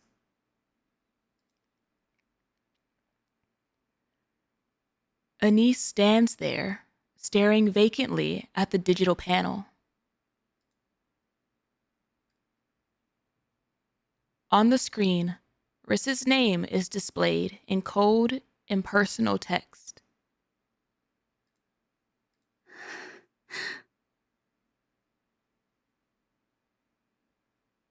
You were my first fan.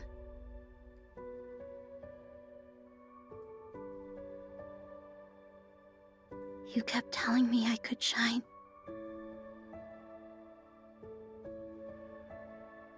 But I guess I never did.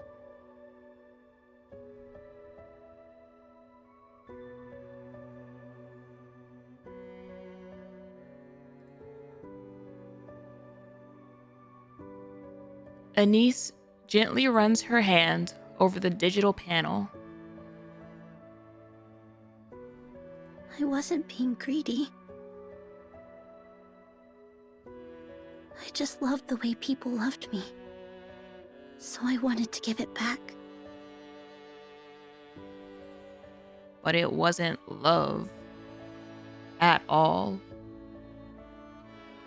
And especially from Riss's point of view, knowing and seeing that you were putting this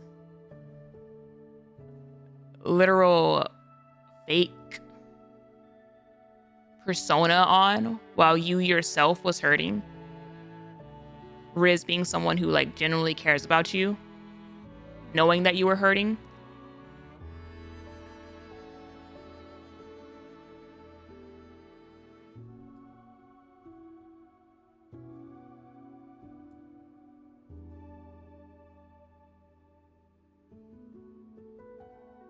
But that kind of thing was never meant for someone like me.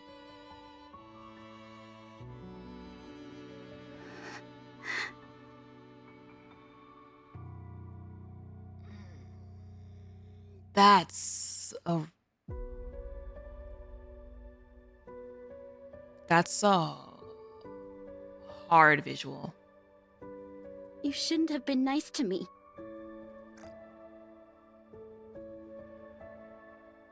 I actually kind of got goosebumps with that visual.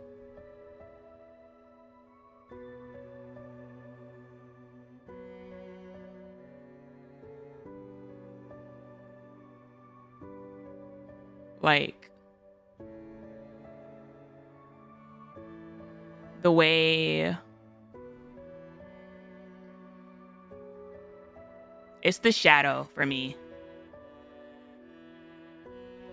It's the way the shadow is like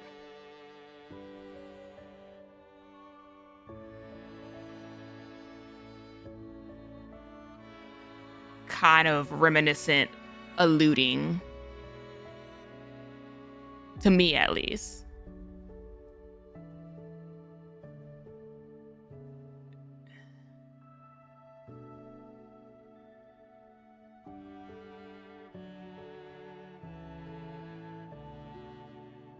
The way it's extended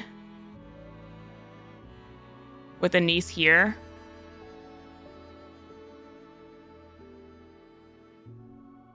And you can't really see the head, like the top of it, like it's kind of blurry up here. To me, visually, it reads more like this is ANIS and the shadow is kind of Riz. Of like those final moments. I should have just stayed alone and died alone. But she had to be kind for no reason. And I got a taste of it. And once I did, I wanted more. That's how things ended up like this. I actually thought I could give people hope. Like someone like me could ever do that. I'm nothing special. I'm not even average. Just some pathetic affection-starved nobody. Because of someone like me, she died.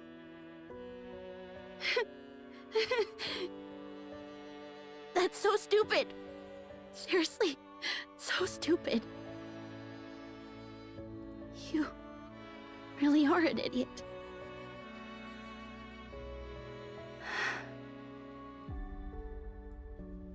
I'm sorry. I was never a star. Just a cheap plastic knockoff. Damn. The way they even have her like in the look. They took away all the light and she's just like fully in shadow while saying that. And you gave your life for something like me. I'm sorry.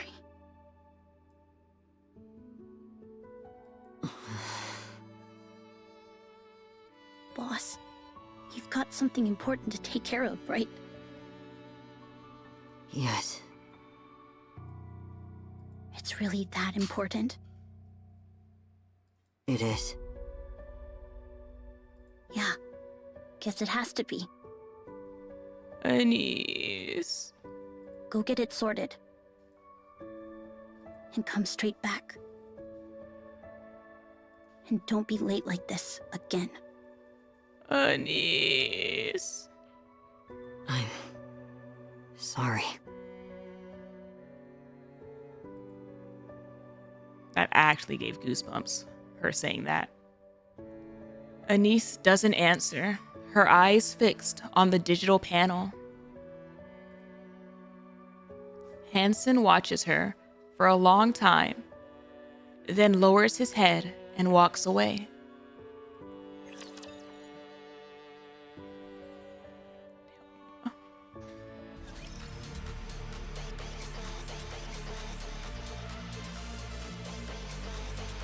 They're really gonna throw me back into this banger. They're really gonna throw me back into this banger right after that. That is true peak shift up behavior. Jeez.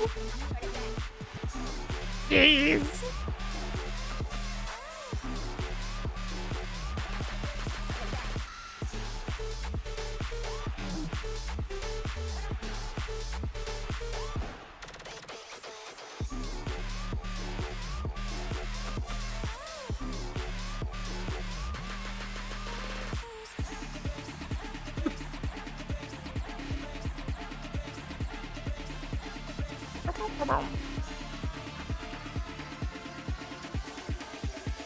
What a whiplash.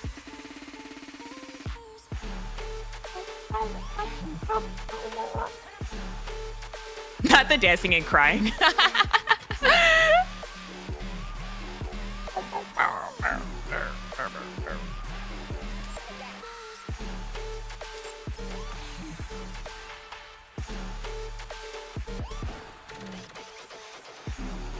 Oh. It's still volume.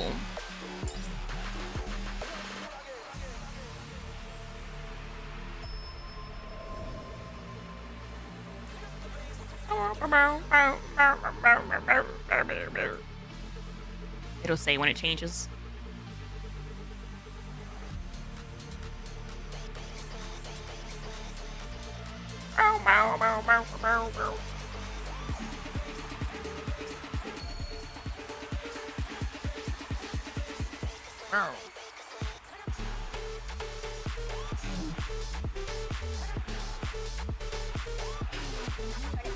Noise is up right now. I literally just checked. What?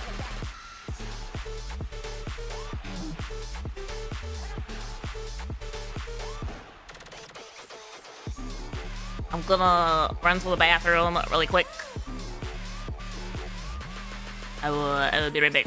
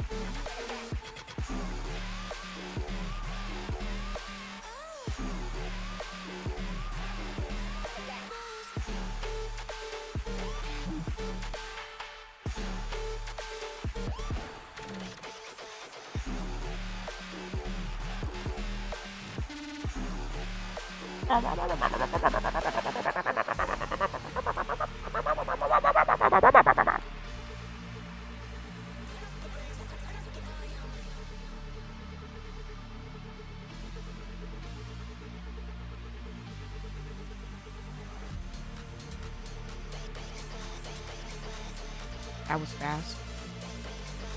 I felt like I needed to go to the bathroom, but I didn't really need to go to the bathroom. So I just got more bread.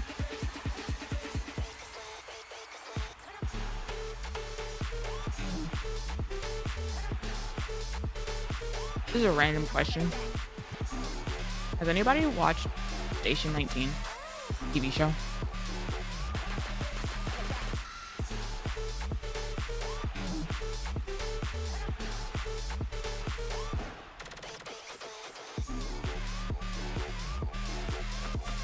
Never heard of it. It's like in the same universe as Grey's Anatomy, but it's about the fire department. Same universe, same like city. It's like a spin-off, I think. I haven't seen Grey's Anatomy, but it's about the fire. It's about the fire department, and I think they have like entirely different show writers. I think like the writing and stuff is like different too, but they're just set in the same like universe. Thinking 911.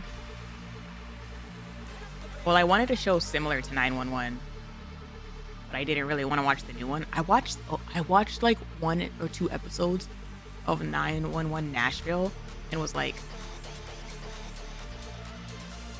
what the hell is this? I'm gonna have to go back to that one. I was like, what? This is actual meme material. What is happening? It's so bad.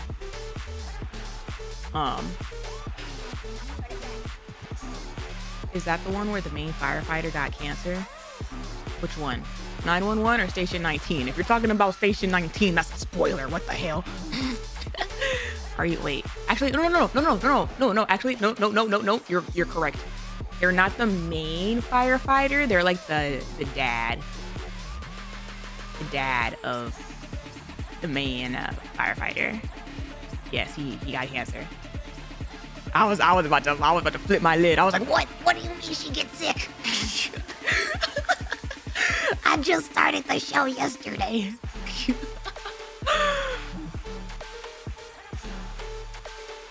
all I know of new 911 is meteorites. Nashville's goofy. Nashville is so goofy. Like, I don't know how they're doing Nashville, because it's totally different from the other 2 911s.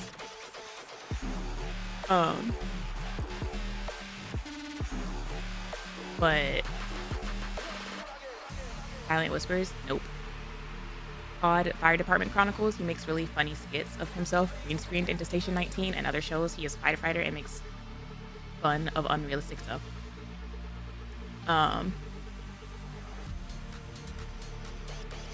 My wife watches 911, but I don't like it as much as I like Chicago Fire and Chicago PD. I enjoy Chicago Fire. I haven't had the time to like watch it like straight through. I just watch like there's like a channel that plays Chicago Fire on like Tuesdays. I think Tuesday is Chicago Fire Day. So I just watch the episodes on that day. I haven't figured out which of the like 10 streaming services plays it. But I brought up Station 19 because if anybody did watch it, it seems like the answer is no, none of you have watched it. I wanted to ask you if the main girl gets any better. Right now, the supporting cast is like very much carrying this show. The main girl annoys the hell out of me. Like, I googled it yesterday, and they said that like later on, it becomes more of like an ensemble show, and so it sounds like she doesn't get really like not as annoying. I think there is like some character development, but they start focusing on like the other characters like more, so she just gets like a little bit less screen time, and I'm like, I'll take that. I'll take that. Right now, this girl has too much screen time, and she's like annoying as hell. Like, tell me this scenario, chat. She's like the daughter of the captain, and the captain, he gets sick, right? So he has to retire early. The daughter, who is not yet a lieutenant, then goes to the father, like, I want to be captain. And he's like, you're not even a lieutenant yet. And she's like, make me the lieutenant, and then I can qualify as captain. Mind you, there's another lieutenant in the firehouse. And so all of season 1 so far was like these 2 lieutenants trying to become like captain of this firehouse. And I'm literally just like, I don't care if she's grown up in a fire station, like, and her dad's been doing it and well versed and all that. Why does she think she's like earned this? Like, it's weird. I understand, like,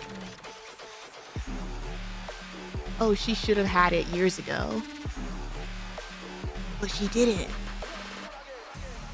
And like, she's so like, I'm gonna become captain when I'm captain. It's like, you literally just got promoted to lieutenant. No one's bypassing chain of command in this house. Like, she's super entitled about it. She's super entitled about it. Like, how she should be captain. Like, can you be lieutenant for a little bit first? What? And yes, she does have like an eye for, and like a demeanor of like being captain.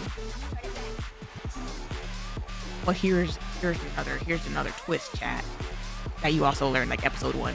She's sleeping with the other lieutenant. And she didn't think that was gonna be a problem. Like, it's like a weird love triangle between her, this police officer, childhood friend, and the guy that's the other lieutenant. And I'm just like, you didn't see how this would be a problem? You really thought that you were gonna like have this secret relationship? And I'm so tilted, because it's finally, out of all of these different like firefighter shows, you know, we finally have like a female lead, and they make her like annoying as hell. I'm like, oh my gosh, the side character females in Chicago Fire are so much better than this. You actually tilt me. There are like other females. There's like 2 other females, and one of them I like a lot. One of them I wouldn't mind some more screen time. But yeah, I'm just like, oh my gosh, can we focus on the other plots, because I'm not vibing with this one right here. Like, she's annoying. She's so annoying. But yeah, when I went off the grid yesterday to like avoid the internet, I binged all of season 1 of Station 19. I went completely away from all things anime adjacent. And I started episode 1, and next thing you know, it's like 2 a.m. or 3 a.m. and I'm watching, season 1 is done.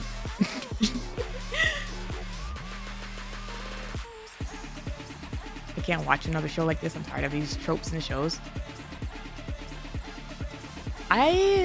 It's not so much it's not a big trope in 911, at least like the main one.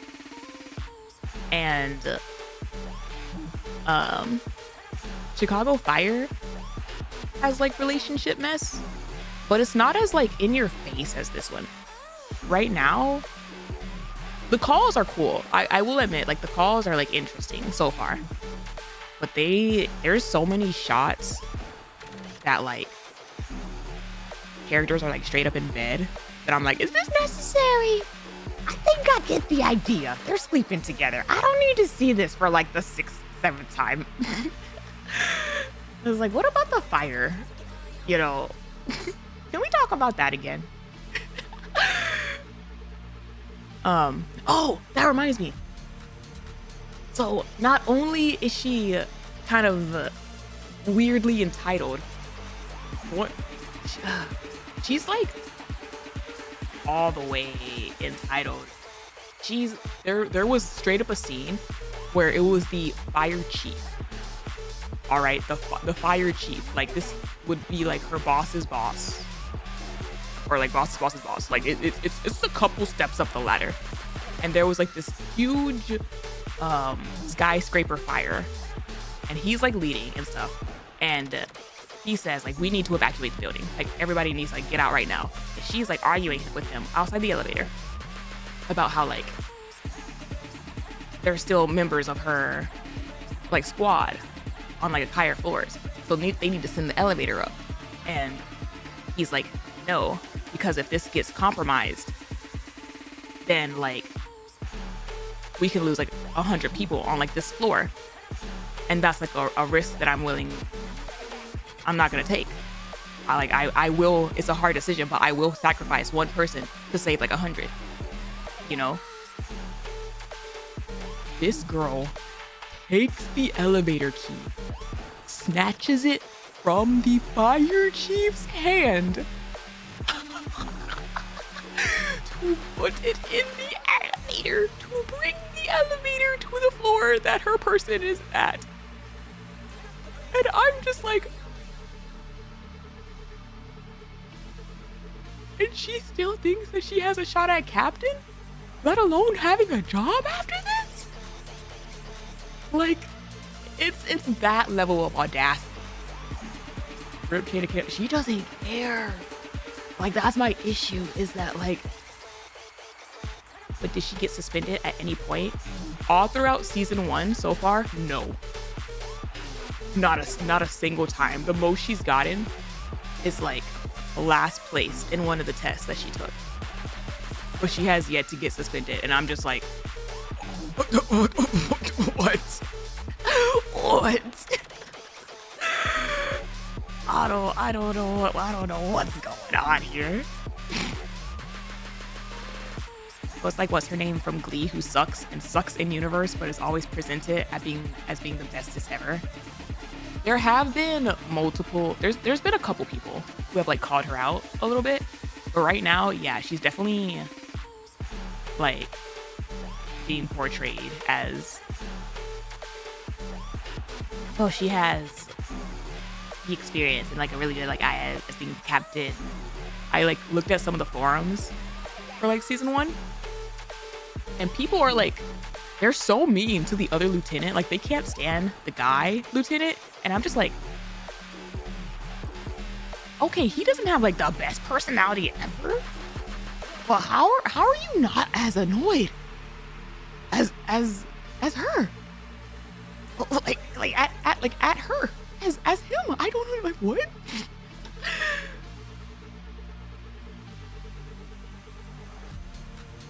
Hate to say it like you described, but how Mary Sue, not necessarily self-insert, but definitely does everything wrong, but so beloved in the writing.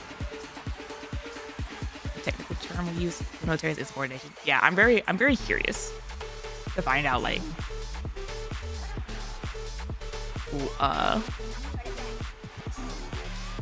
how he develops, if anything happens with that. Because right now, I don't think she's gonna get captain, because the fire chief went for peer reviews. He like asked everybody on the squad, you know, about their opinions, and then he went and asked the dad, aka the past like captain, and the dad straight up said, or the fire chief asked him, do you think either of them, or like which one do you think deserves to be like captain? And the dad straight up said neither. And I was like, that's right. They're both really bad, honestly. Like neither of them should be captain, if we're being totally honest. And so I don't think she's gonna get it. I don't think either of them are gonna get it. I think his opinion is gonna weigh heavy on the decision. Definitely doesn't sound like an upstanding dude. I take it back. It's something. It's something.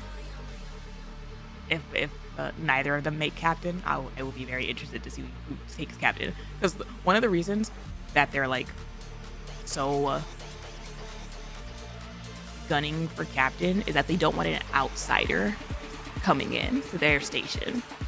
They don't want to, like, their station's a family, and so they don't want an outsider coming in.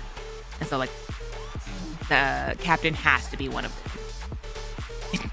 And the dad was like, no, neither of them.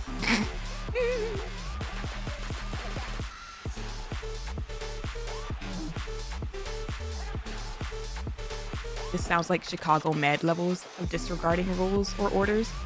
I mean, you see it in like little doses in like Chicago Fire and like in 911, especially like Buck, constantly in like 911. But this is actual, like, everybody's disregarding orders on this squad. It's so bad.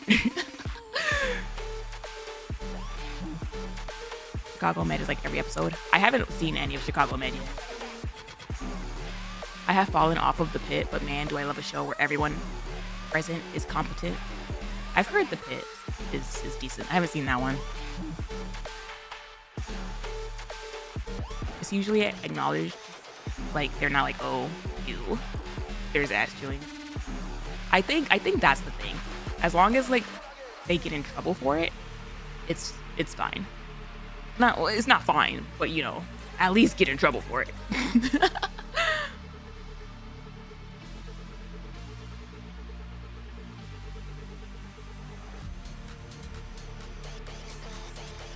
Is that it for Nikke tonight? No.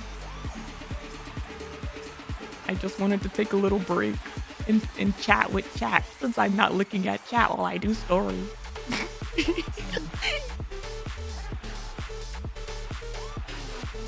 Not even House MD gets this bad. He listens sometimes, at least. The other thing with House, though, is how House is at like a pretty high. He's literally like in charge of his department. So he like goes against orders, but he's high enough in seniority and like all this other stuff that he can always like kind of weasel his way out of things. When someone's like rookie level and young and still doing that kind of stuff, it's like, what the hell is going on here?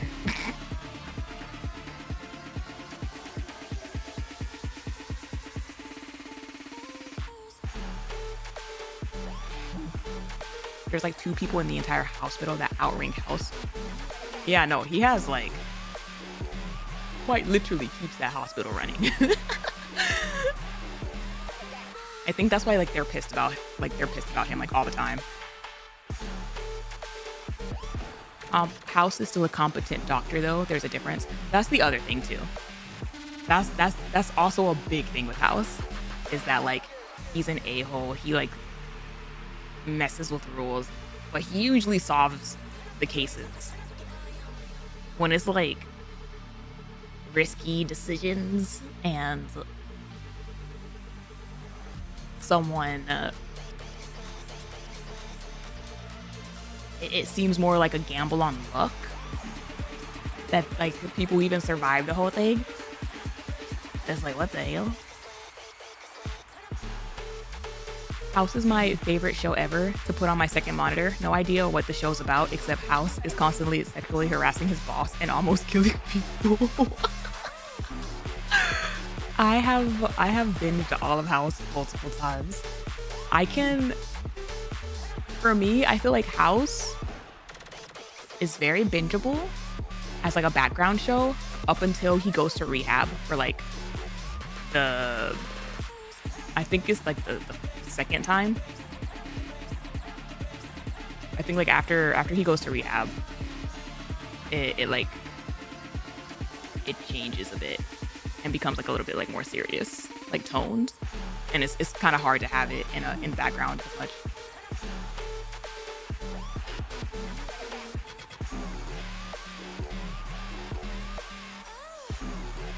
didn't realize. Tuned in just now. Oh. Oh.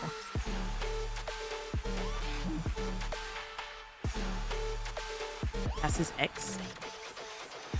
I don't think she starts off as his ex.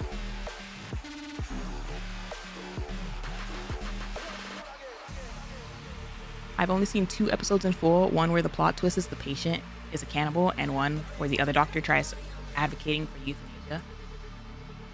When I first watched House, the child was like still an infant, like a baby.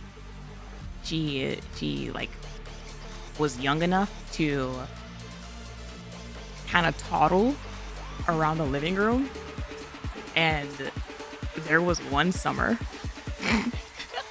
this is such a vivid memory of mine. One summer, me and my mom would like binge House like all day, like starting around dinner, and then we would go until like 2 a.m. or something watching episodes. And Netflix, I think it was Netflix or Hulu would have it like, "Are you still watching, freaks?" And the child at the time, like the baby, like basically was her age. She would straight up, she didn't know much about anything. She can barely process like her feet in front of her. She knew just enough to know what the like, "Are you still watching" screen looks like. And she would toddle her way over to the like TV remote to click yes, and then toddle back to the couch. So me and my mom never had to get up. Did not have functioning brain cells.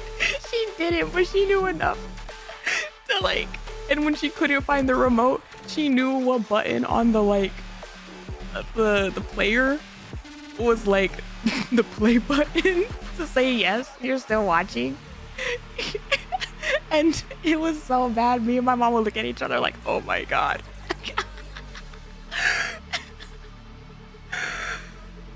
It was very funny.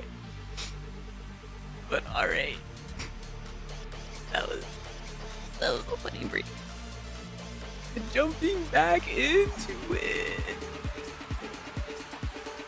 The essentials of life.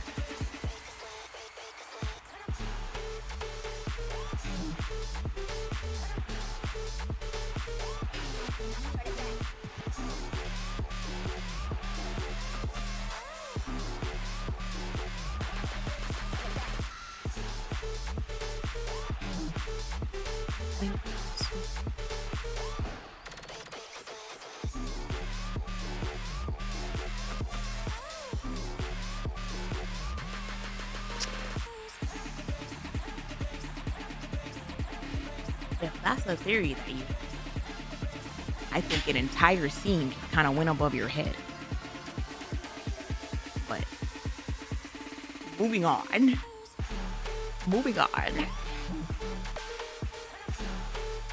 Adios, chat. I'll see you on the chat.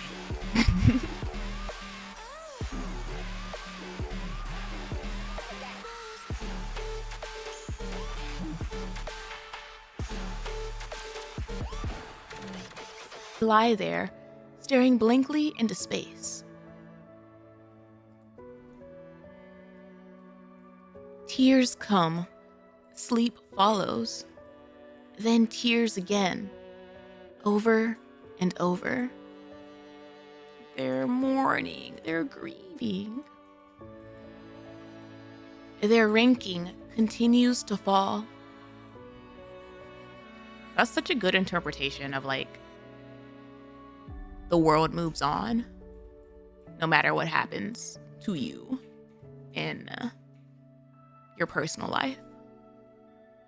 You can be mourning and grieving, but the world continues on outside those doors.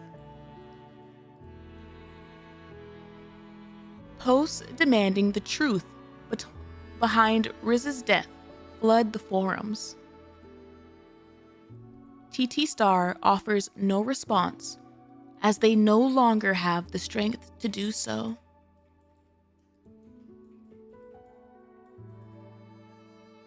They are too consumed by their grief. A few days later, ANIS breaks down in tears as she writes a statement. Riss was a precious colleague who had been with us for a long time.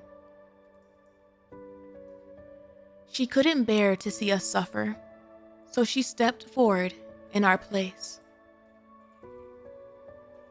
She acted because her body moved before she could think, believing that someone she cared about was in danger, which wouldn't be the first time she did that. I sincerely apologize to the person who was affected. I acted on impulse. Please forgive me. There was never any intention to harm or hurt anyone present. This incident happened because her love for us was so great. We ask that you forgive Riss, who found the courage to act for our sake.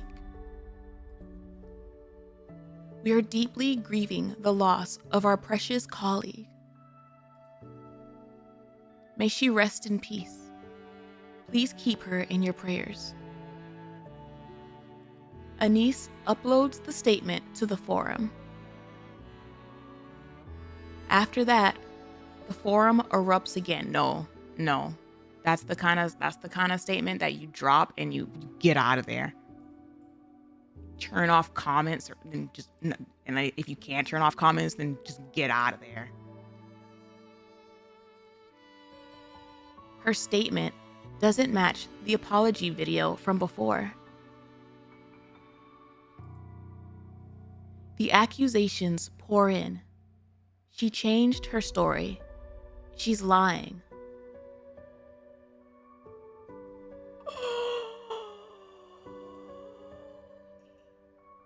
ANIS is thrown into disarray.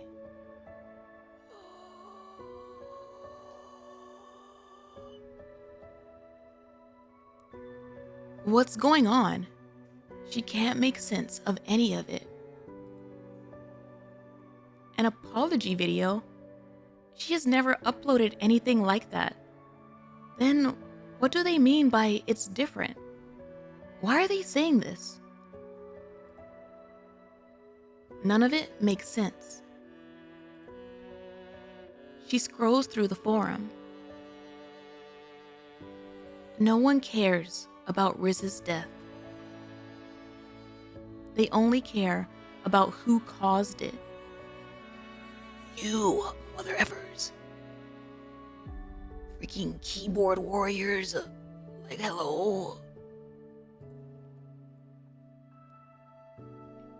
She scrolls again, almost obsessively now. It must have been the group's abuse. The company's unfair contract must have driven her to it. Oh my effing gosh. It must have been ANIS's pressure that pushed her over the edge. Where are the receipts? Where are the screenshots of some of the messages? Because if there's like accounts that are saying this, and then you like look at their message history, and they were also a part of the other group. Oh my god, that's peak internet behavior. Wild speculation spirals out of control. She scrolls again, obsessively now. Why is ANIS still alive? Didn't Riss die because of her?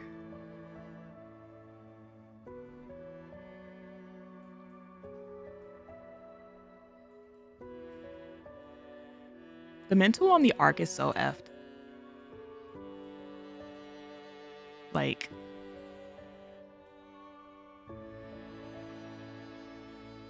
again, I don't know if it's regular internet people behavior that's also potentially like heightened because of the existence of Nikkes.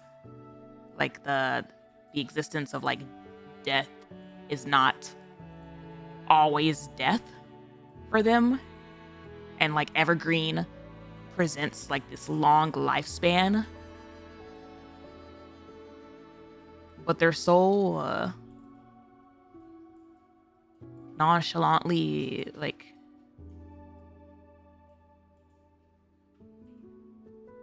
heightened about it.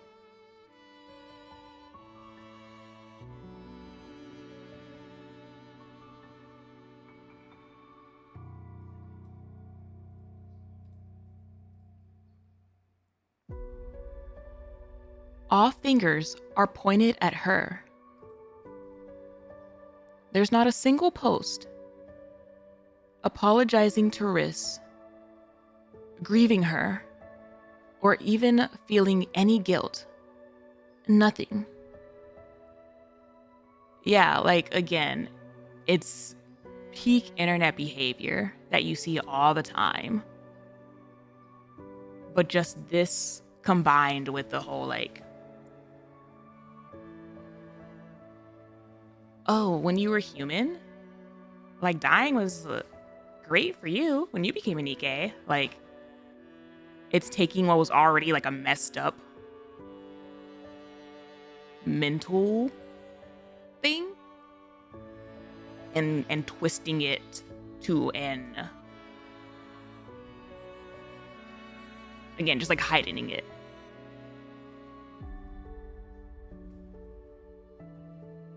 All they care about is finding someone to blame.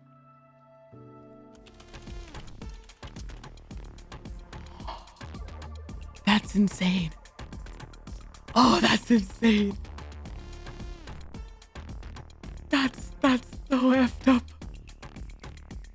Not you putting the music with the effing black and white shift. It's just, oh my goodness. Is that chick actually insane or what? Aren't you the manager? Why are you acting up?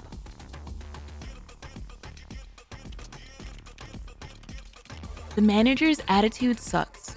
The pop stars can't be any better. Like pop star, like manager. Just dug up the manager's info, lol. Oh, the flashbacks. Damn, she was a total loner, huh? Actually, no, this is better than a flashback. It's like a flashback melded into this perception of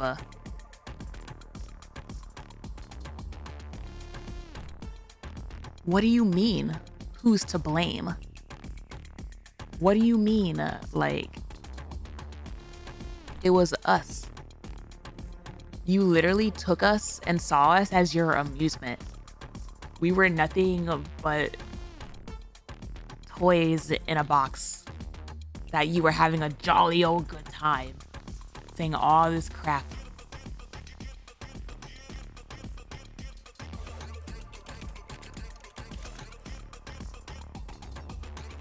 Wow, don't come near my pop stars. Honest opinion, the manager's ugly. We worked our asses off to boost them, and this is how they repay us? Oh my gosh, it's so good. It's so good. It's... ANIS, get off the phone. The more you look at current stuff, the more you remember old stuff, and it's just gonna spiral. Your mental is just gonna spiral, remembering past and present. You did this. Do this. I said that. An icy voice breaks the silence of the past few days. Mint and Prika jerk upright, caught off guard. ANIS glares at her phone, eyes cold. You're the ones who did this!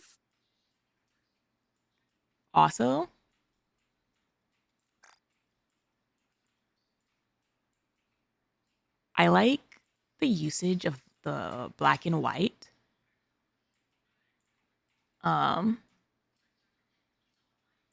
For ANIS throughout her scene, but then also back before ANIS like would use the black and white, they use the black and white for like Rappi to kind of like describe Rappi in a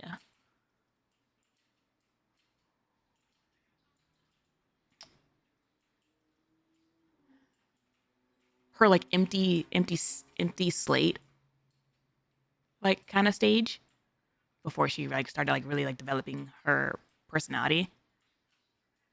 Um and I like how they kind of use that, continuing that like with ANIS whenever ANIS is like not really sure who she is and when she's trying to like find herself again. Anise, what? You did this! Anise, what's wrong? You let her on the phone too long. ANIS hurls her phone to the ground, then stomps on it again and again. Mint and Prika rush in and grab her, pulling her back. You did this! You did all of this! They even took the yellow of her eyes away now. You killed her! Anise! Ruh-roh. Calm down, Anise. Calm down. You freaking killed her!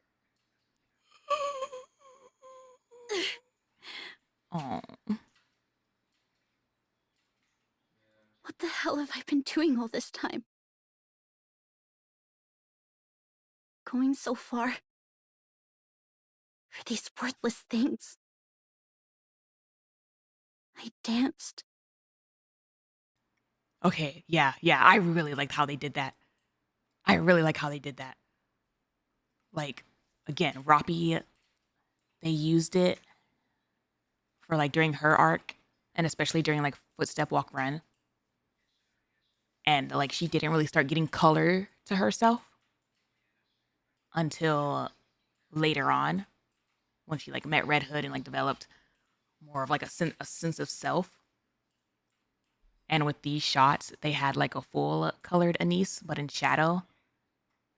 And then they had the yellow of her eyes, and now even that's gone. And it's just pure black and white.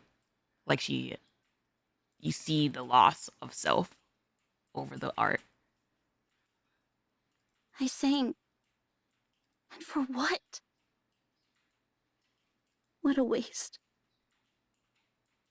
Absolutely a waste. My life's been such a waste.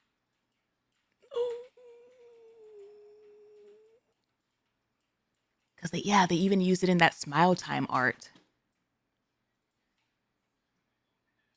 Whenever it was like split in half to show like the black and white face. That just loss of self. That evening, TETRA Line announces that, despite the controversy, they'll push TT Star into the mainstream. A few days later, they follow up with another statement. After their debut performance, TT Star will be ranked at the very bottom of the major charts. The moment the news breaks, TT Star shoots to the top of the indie charts. Fan communities flood the forums with posts celebrating their debut. Celebrating. Watching it all unfold, Anise laughs through her tears for a long time. Her entire life has turned around. Her entire life has changed And it's all just a... Enemy spotted. Engaging. I got this.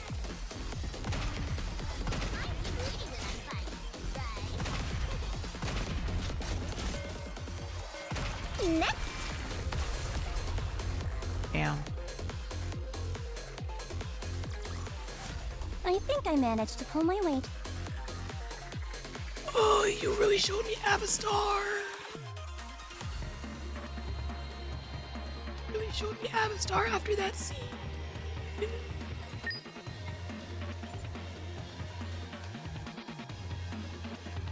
I wonder if she's passed away yet. A special guest takes the stage with a beautiful melody.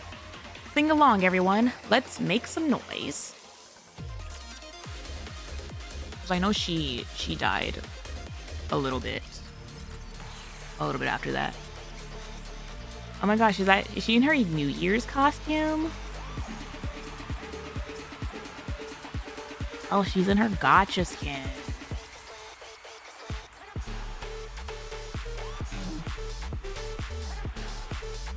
Madonna.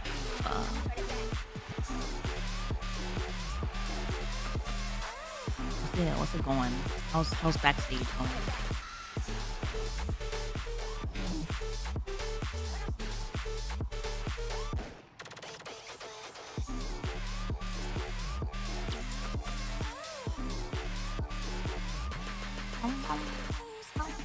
We can't follow behind. I'd rather not hear that we were outshined by our guests, so let's give it everything we've got.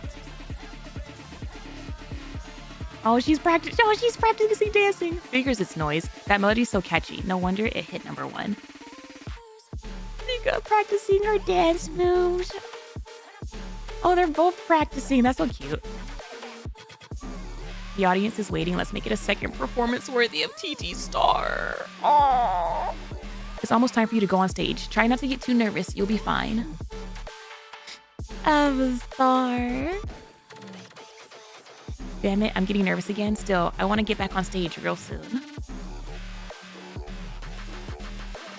Oh. Songs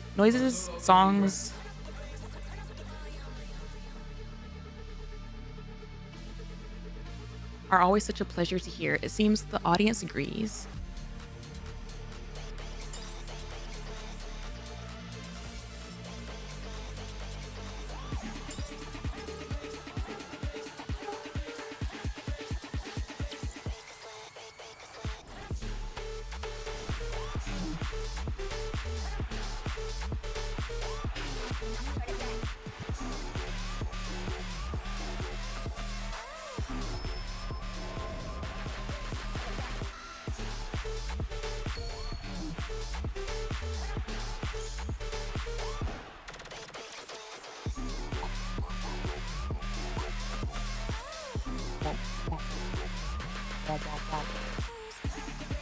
I'll end this quickly. I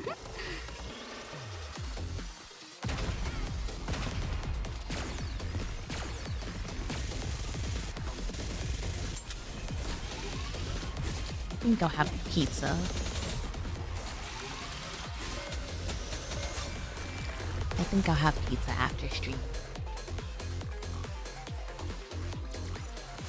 I'm ANIS from TT Star. Have a good one.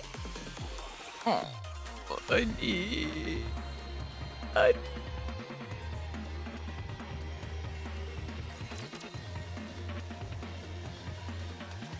Forget it.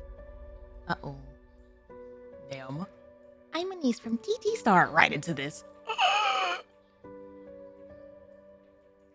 ANIS.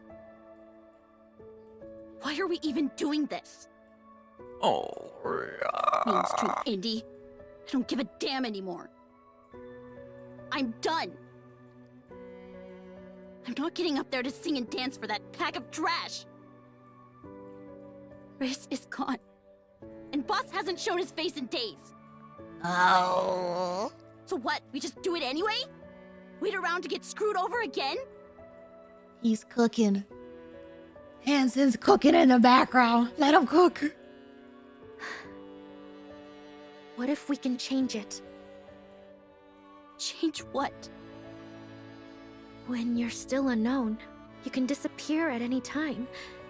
So you have to do whatever it takes just to survive. Oh. You have to put yourself out there. Take every chance you get to win people over. That's why we ended up in such a vulnerable position. Please don't misunderstand. I'm not saying the fans were right. But if we make it to the mainstream, things will be different. They'll be just as fickle. We'll have people who'll stand up for us. We won't just have to take it anymore. That's if you like build it from a foundational level. That's not guaranteed. If you build it, if you build the base from people who like have taken advantage from the very beginning. Like it's just full of those people.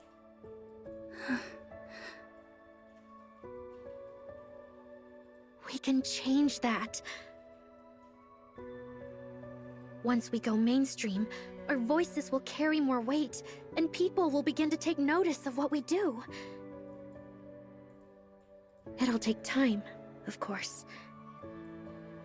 But at least we won't be treated like a joke anymore. Those idiots? Yeah, right. Anis, not everyone in the world is like that. There are far more good people than you think.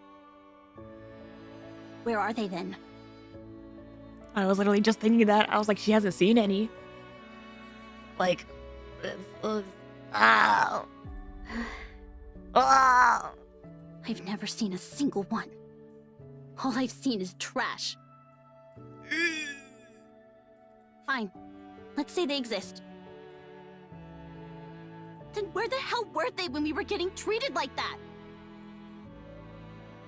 They weren't there. I didn't see them. So what? They just don't exist? If I can't see them, why the hell should I believe in them? wow. Wow. Yeah? Anis. Yeah? Yeah, no, not happening. I can't. Actually, I think that was literally a part of Mint's cope during that little smile time bit. Like, that half of her smile time mental cope was about, like, how am I supposed to believe in a light at the end of the tunnel when I haven't seen the light? Like, a glimpse of it. It's just dark. Am I just supposed to keep feeling my way in the darkness? Popstar? Give me a break! That's way out of my league. Anis! Oh. What? Uh-oh. Why do you think Riss made that choice? Don't you dare bring Riss into this! If she really wanted us to quit, she wouldn't have done it.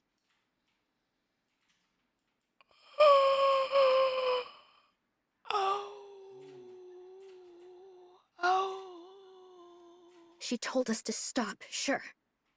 But that wasn't how she truly felt. If she'd meant it, she would have just walked away. She wouldn't have gone that far. I'm not gonna lie, this is a twisted.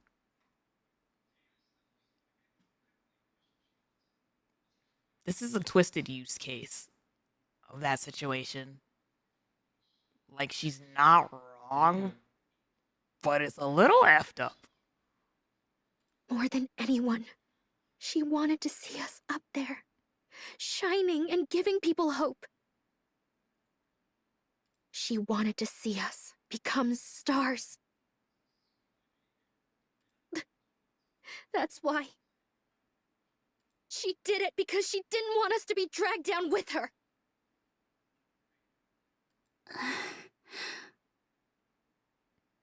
Let's do it. No, that's a little effed up, man. I'm not gonna lie. That's some emotional manipulation right there. Like I get what she's saying, but Let's become stars and say it to their faces. Don't mock effort. Don't resent growth. Don't trample the weak. don't trample the weak. Oh. Oh. Let's rise to the top of the arc and say it proudly. On a stage where the whole arc is watching. She's giving her Odysseus to remember them track right now. Like, oh man. We'll give courage to those who keep trying, celebrate those who are growing, and stand up for the weak. We'll bring hope to those in despair. Stay beside the lonely, and comfort the ones who are worn down.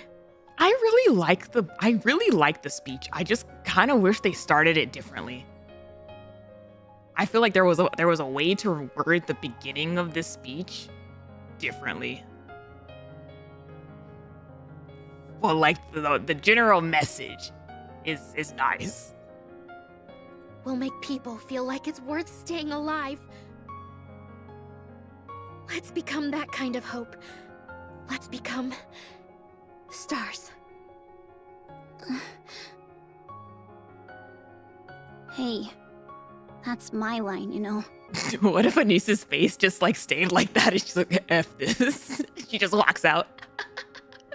And that's how TT Star ended. We're on the same team, so let's share, okay? It's no big deal. Oh. The arc stars, huh? You really think we could pull that off? Oh. I know you can. No, we can. Oh.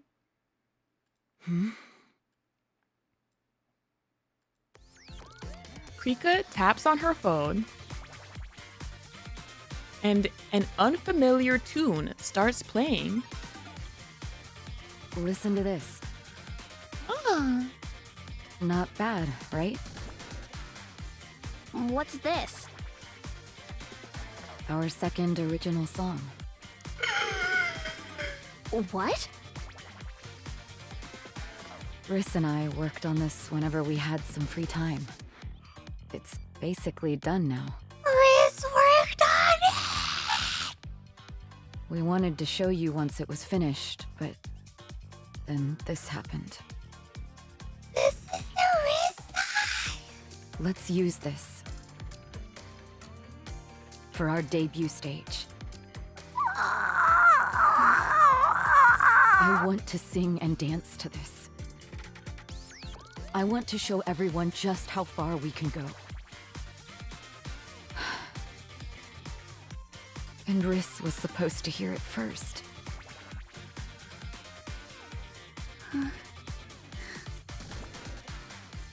You're in, right? We're nothing special right now. But we'll prove we're getting there, step by step. And right in front of them, we'll become better than anyone else. We'll become stars that shine. Anis. Anis. This is good. What's it called? Be my star. Oh. Oh, you bastard.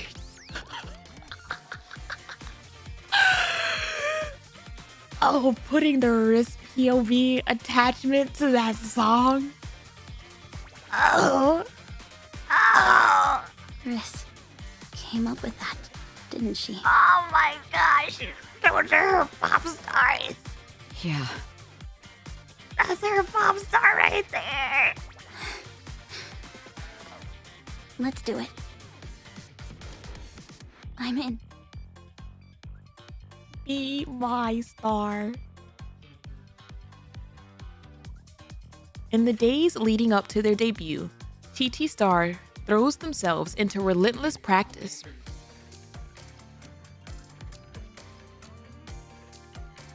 determined to commit their new song, Be My Star, to muscle memory. And then, the big day has finally arrived.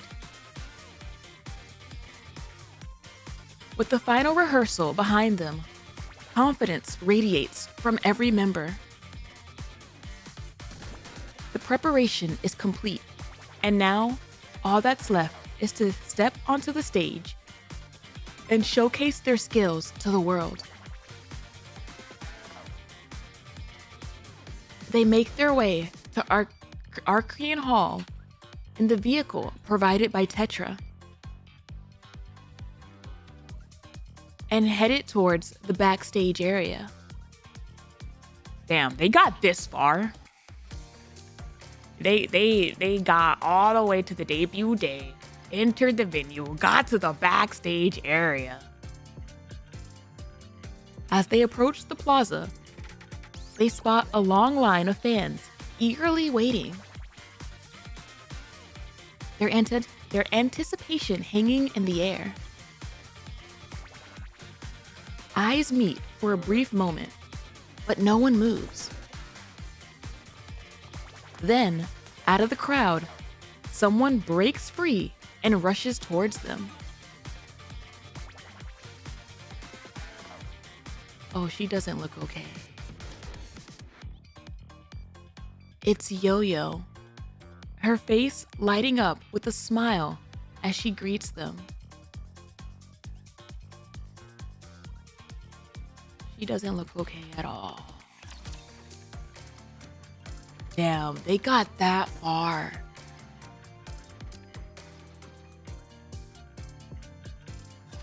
I'm counting on you, Master.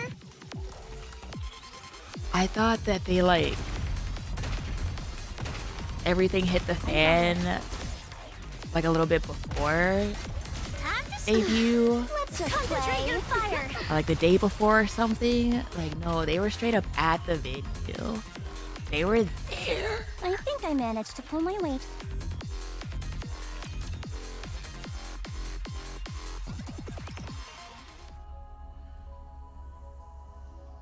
Four hours earlier, in Enix's room. All tests are now complete. Thank you for your cooperation. I don't like you, ma'am. I appreciate all your hard work. I double don't like you because I really like your design. So that makes me dislike you even more. Like, damn, what a waste of a design. Initiating physical condition scan. Scan complete. No abnormalities detected, aside from poor hygiene. Who are you talking about? Him? Hanson? Well, I haven't even been able to go outside for days with all these tests. Hey, yo, my boy's clean. Clean as a whistle. On the inside. So, what's the verdict? Highly suitable. Highly suitable? The plan you proposed is executable. Minor errors may occur, but no critical issues expected. Which would mean... In theory, there is no issue. However, the subject's consent is required.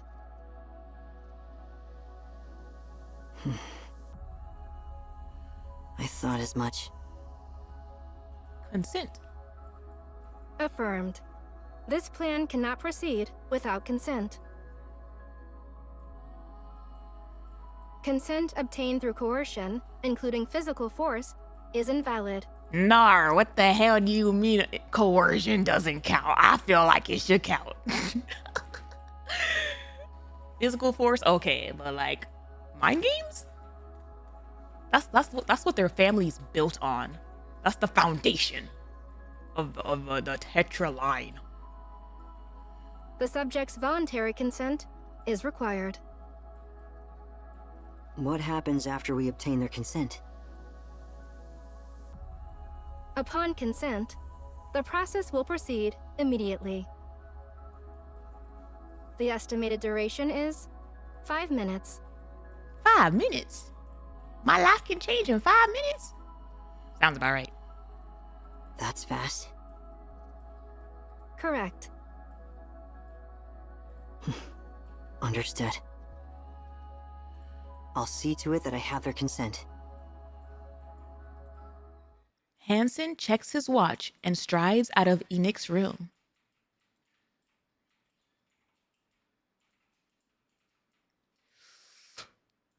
TT Star's performance is in 2 hours. In a VIP room at Tetra Line's private hospital. How you doing, buddy? Mustang lies in bed, staring up at the ceiling.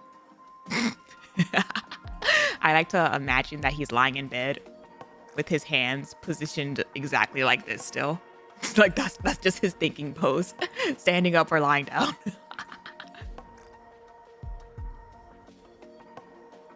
At last, the day has come. The cure for the disease that's been eating away at him is ready. He's lost count of how long he's waited for this. He lets his eyes fall shut, a faint smile lingering on his lips. He waits.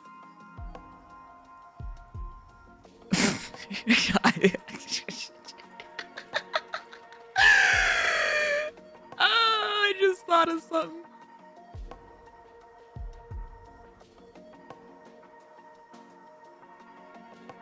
Hold on. I'll put it. Where can I put it? Where's my notes tool? I'll write it on my Notepad.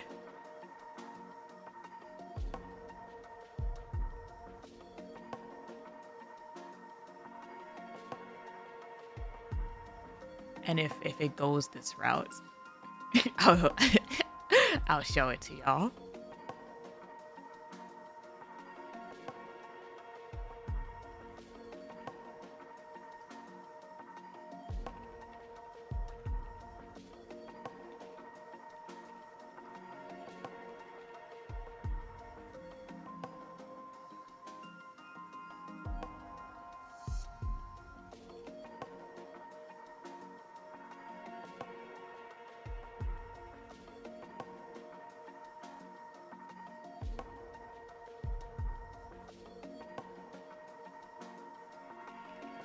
All right, you better show, even if it doesn't. I'll think about it. Nar, you need to show us either way. Nar.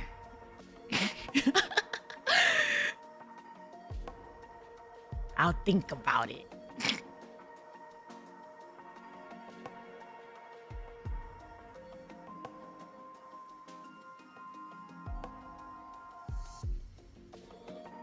Now I'm alright if you don't show us the cooking. I'm not gonna show you a burnt stew. I'll only show you if something actually cooks.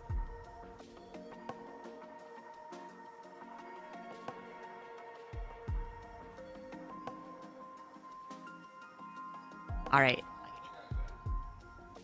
Adios. Adios, chat.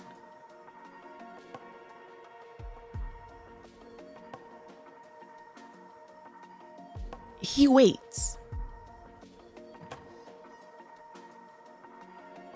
The hospital room door opens without a sound.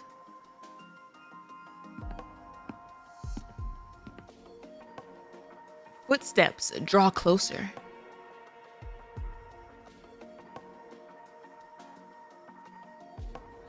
His heart starts to pound faster and faster, as if it might burst from his chest.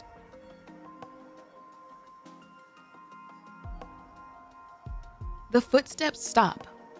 Someone stands beside him.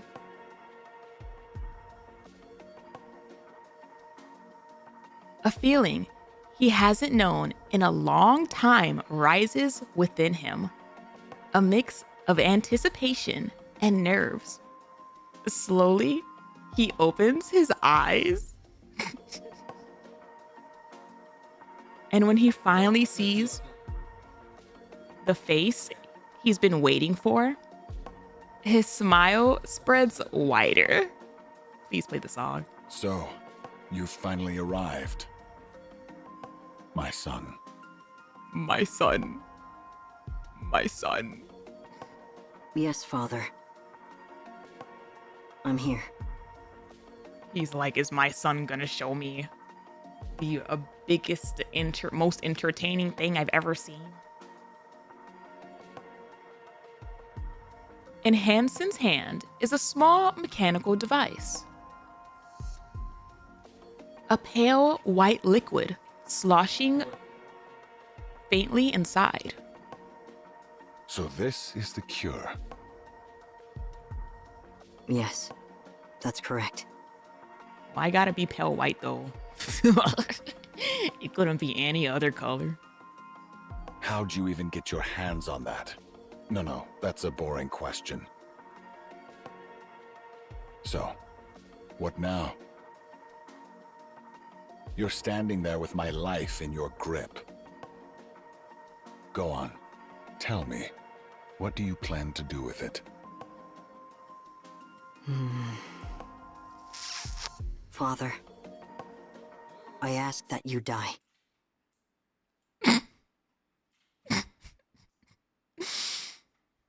Yeah. Yeah. Anis?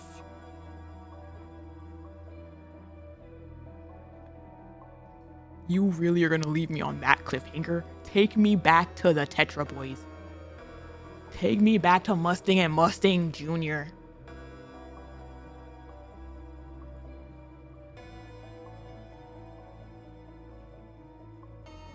Yo-Yo suddenly closes in. No, he's crying.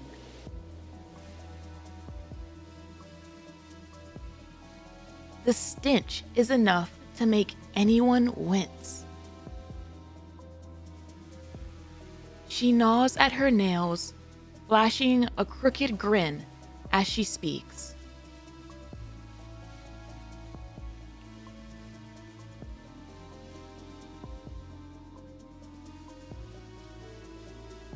This is gonna be so upsetting.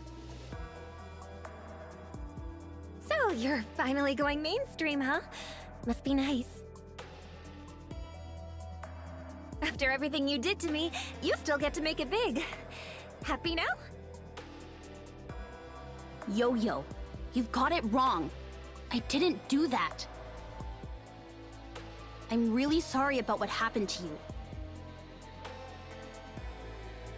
But it wasn't me. It wasn't us.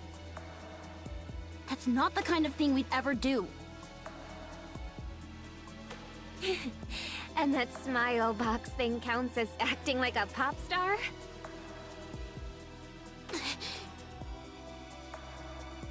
Whatever happens in this scene, I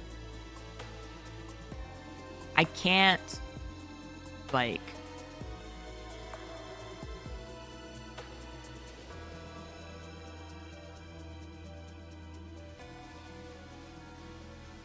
I can't fully be happy about, like, Yo-Yo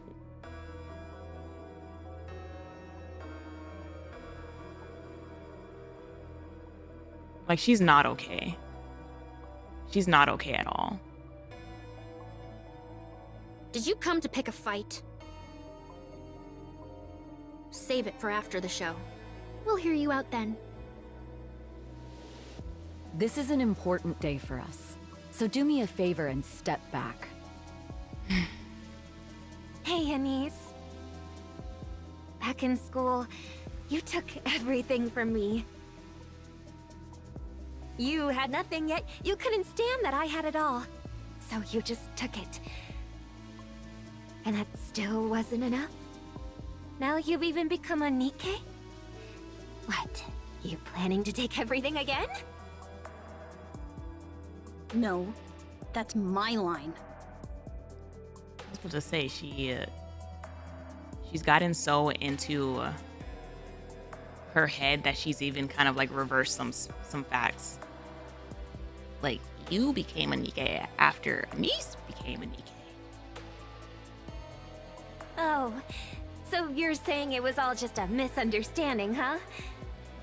Yeah, some of it. But we can't exactly clear that up, can we? We're both seeing things our way. So, I was thinking, why don't we just pretend none of this ever happened? I also like how when she's in her kind of crash out mode, they continue the whole theme of like black star eyes instead of her usual white. What? Yeah, let's pretend none of this ever happened. Let's go back to when we were students. And this time we do it fair and square. Did you get shot or something? What the heck are you on about? If we could go back, I wouldn't pick on you anymore. So you stay in your place and keep your hands off what's mine. Then we wouldn't have to fight. And you wouldn't end up on that rooftop. You knew about that? Yeah. I've been watching, waiting to see when you'd go up. Anyway, if we're starting over, you'd better keep it fair this time. I gave it some thought, and the reason we're even in this mess is because we came from such different worlds, right?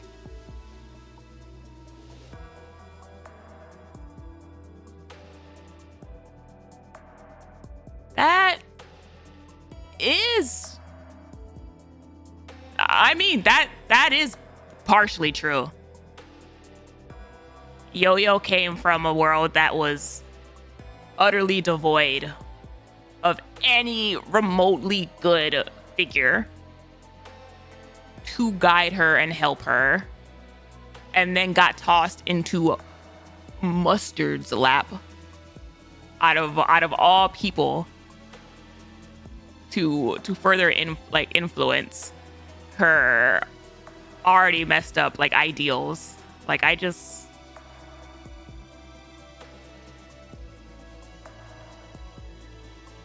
she makes my stomach hurt.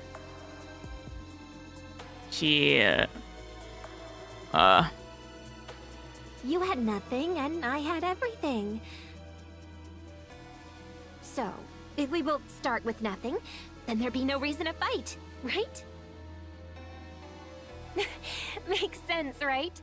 Pretty genius, don't you think?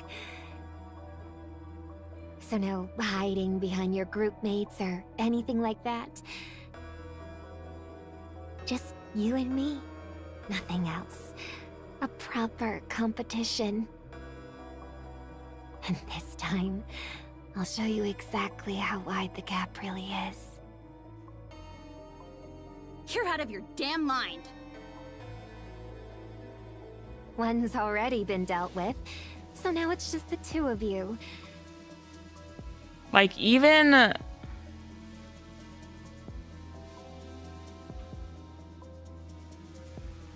oh damn. Sorry, but would you mind leaving? ANIS and I have a score to settle. Wait, what? Come on. It's only a fair match if both of them step out.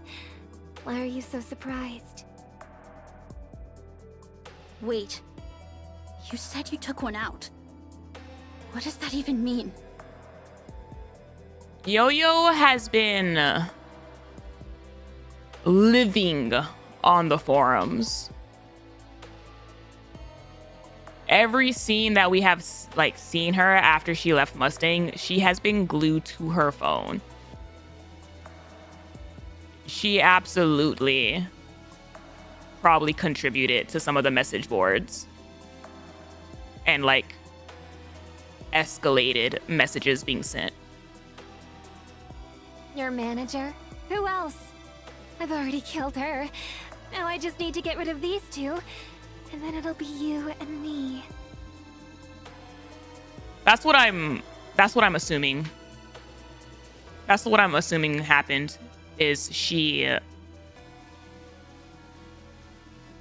probably sent a whole bunch of those messages to like elevate the situation that she probably knew like was going on.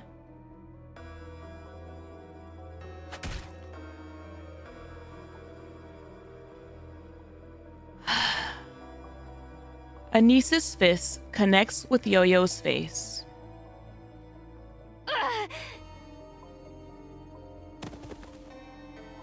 Yo-Yo goes down hard.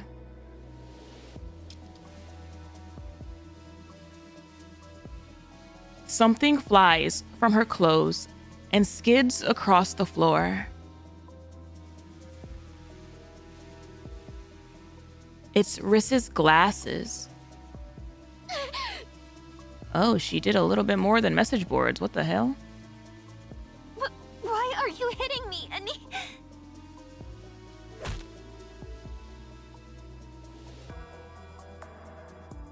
Anis grabs Yo-Yo by the collar, yanks her upright, and slams a fist into her face repeatedly.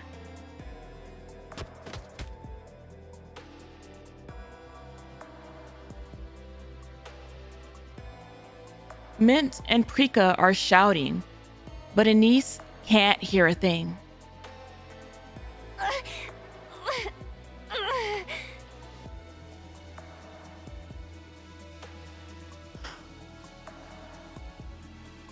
I'm wondering if she possibly visited Riss's house.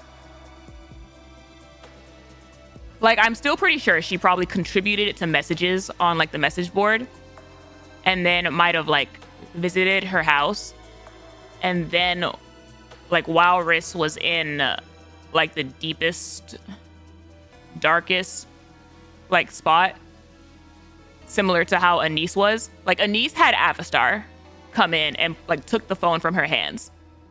It could have been something like that, where Yo-Yo came like to there, like came to her house, and rather than get her out of that, like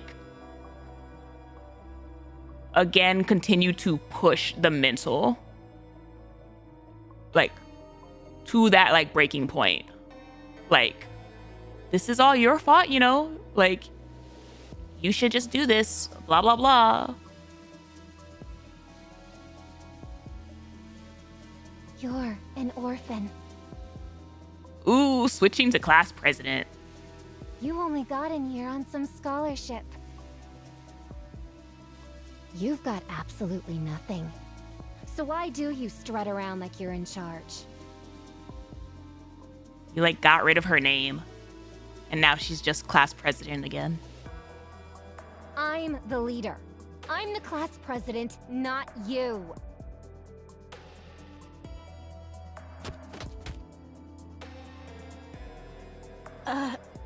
Hey. Anis?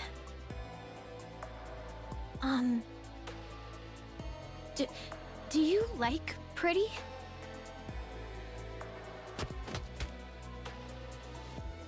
And this is all in front of a line of people. I just wanted to say, I'm sorry. I've been meaning to apologize for a while. We don't dislike you. That part's really true. I hope you know that. I had a messed up thought.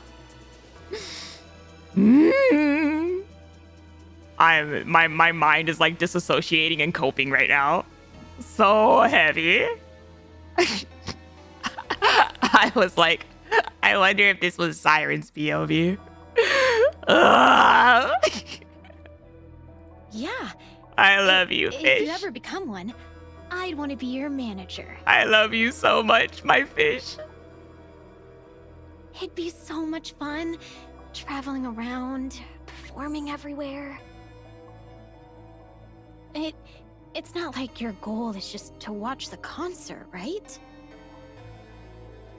You want to learn something from it, right? You've been giving it some serious thought, haven't you? Then it makes sense for you to go, ANIS.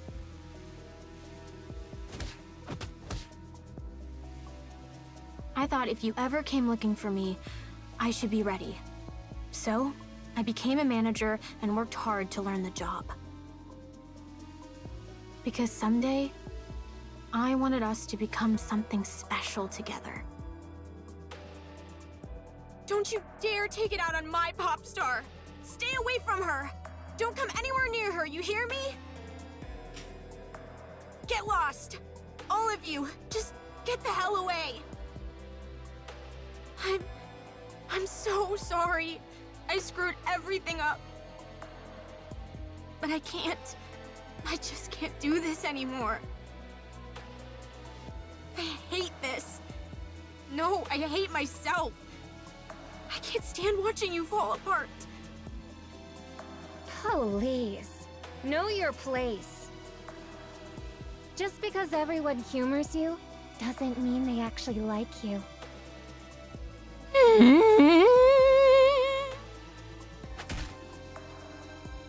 Yeah, you're right. I should have stayed in my place. Are we back to her? You damn monster! I'm not gonna lie. That's a crazy thing to say. While you're looking like this. When does a man become a monster? For real, for real. Ow! Ow! I just wanted to be loved. And to give back even a fraction of the love I was given. Who did I think I was? Right? You want what I have? You can have it all! I'm done with being a pop star. I was never meant to be someone special. But that was the one thing you shouldn't have taken from me! Is this what sends her to the rehab center? Yikes. You should never have taken my star from me. Aww. Now I'm about to do something no pop star would ever do. I'm going to kill you.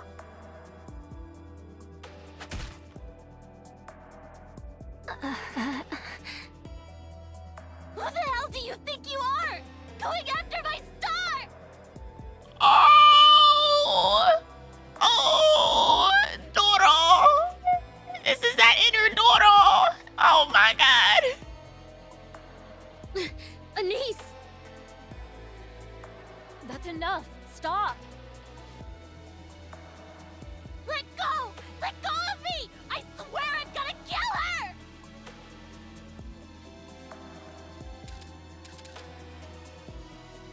A rapid burst of camera clicks rings out.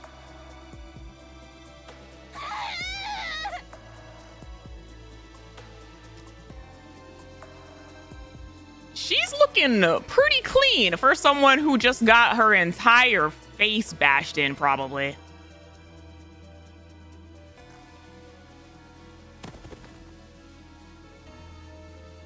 ANIS stops punching. Then Yo-Yo drops hard onto the ground.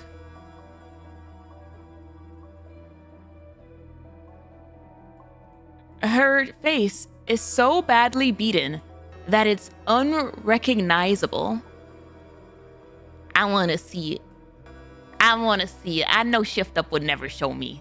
But like, what it look like? Because ANIS kind of sounded like she was punching everywhere. She sounded like she was punching from like the chest up.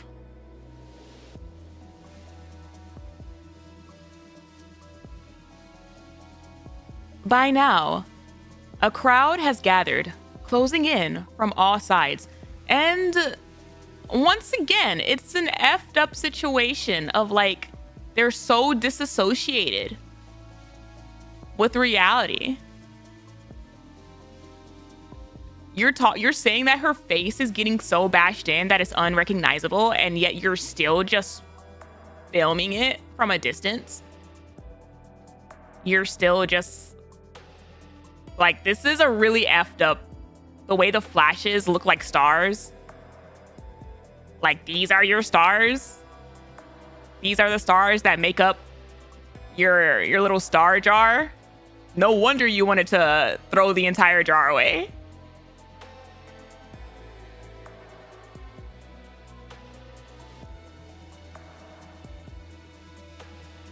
Every one of them has a phone or camera raised, recording.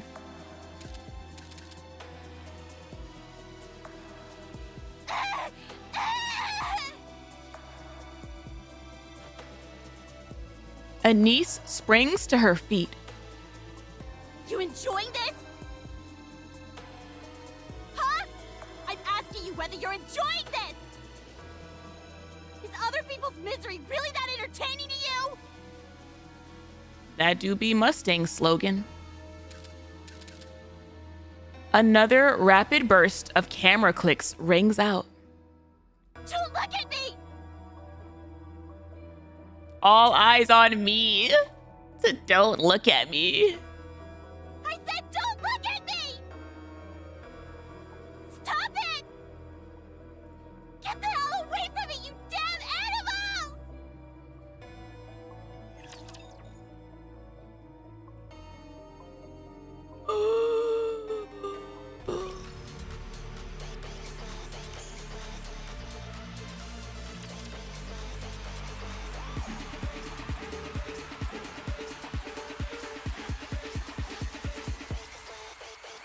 Firepower ready! Neon ready! How heavy your burden has been.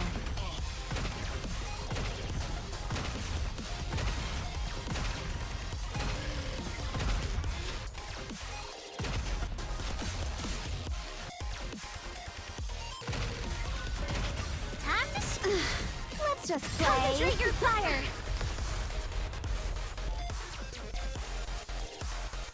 Coconut Arc As City. long as we're together, I will never fall.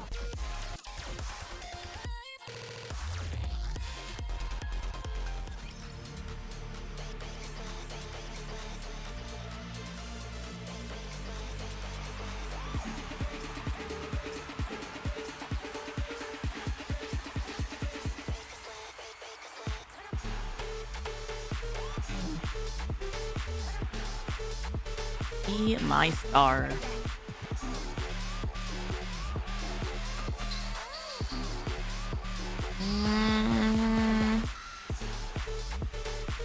Okay, yeah.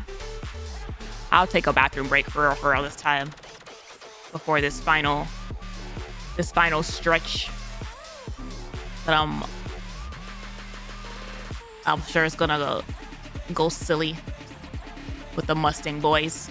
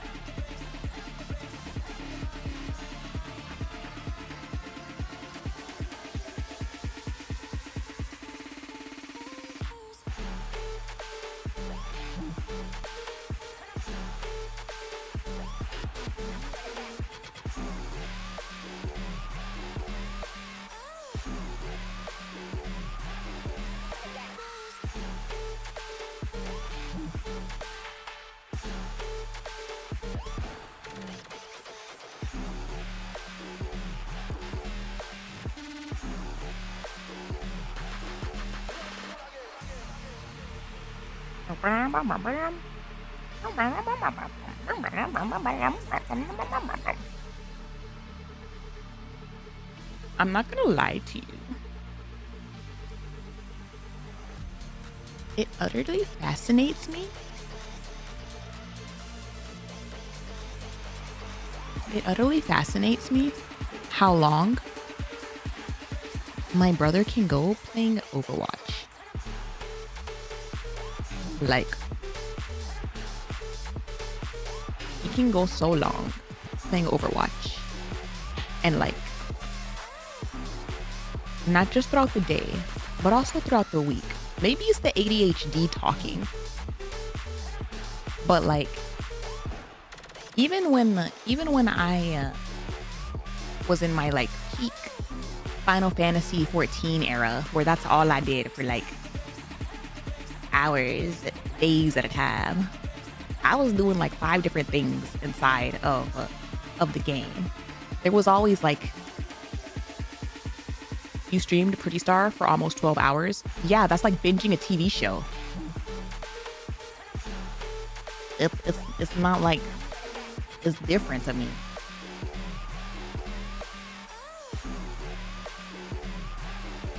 I'm not an FPS gamer, okay? I don't, it looks like the same repetition to me. My brother plays CSGO throughout the night. Maybe it's the age. But I'm a single player kind of guy. Me too. I used to be addicted to that game, but even I needed time off to get more money to pay the bills to play more. He has the kind of jobs that like he works for like days and then he gets off days. But yeah, I was never a big FPS gamer, so to me it just looks like the same kind of matches over and over and over, and it just fascinates me. Some people can go their whole life ordering the same exact thing from the menu every day of their life. Then there's those that need variety. I mean, I played World of Warcraft for like over half my life, so I get liking a game. Again, even when I was in my peak Final Fantasy 14, playing it for like lots of times, I was doing like 5 different things inside the game. And I feel like WoW is similar.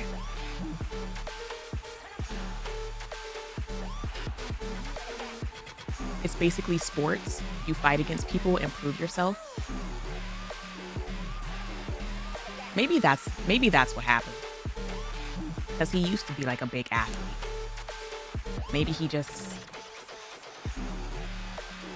transferred the energy over into the gamer arc.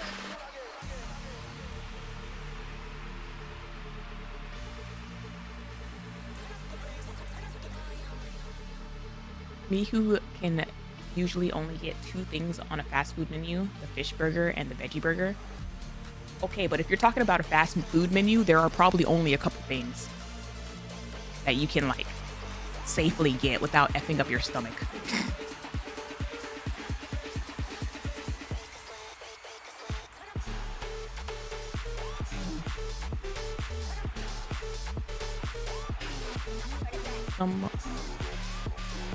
Pro got some sports background and injuries made them switch to competitive games. Well, sure, if you think of losing games as practice, sports mentality helps that. He was not a loser. He was he won. He was a baseball person. He played multiple sports, but baseball was like his main one. And he was pretty dang good.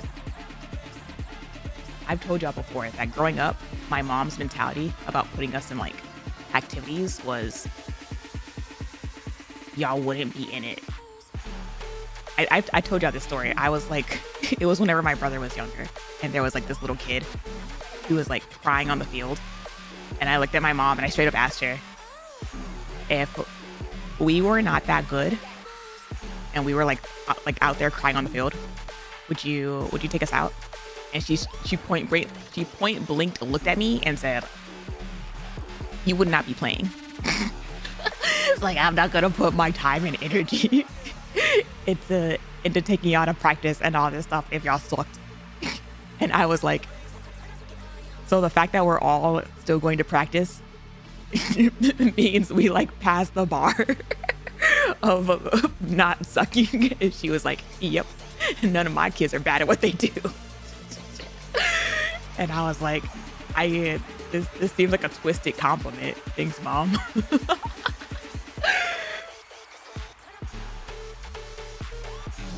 Reassuring in a way. It's like, I don't suck. Yippee.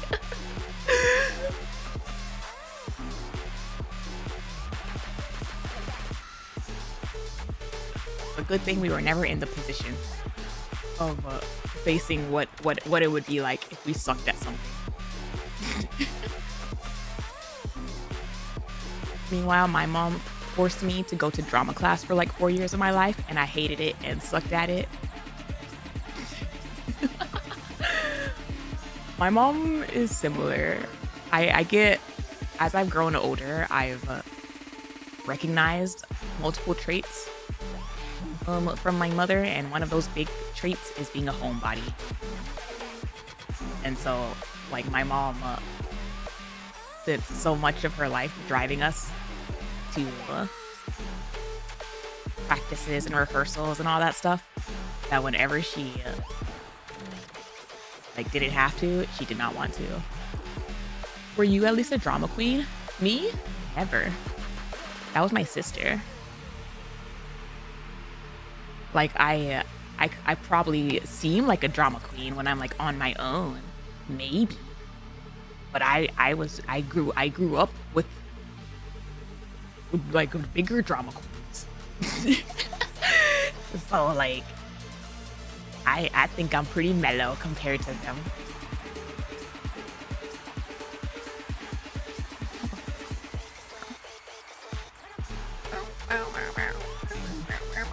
All right.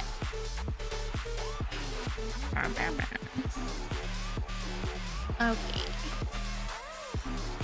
All right. Strapping in. Strapping in for the last leg.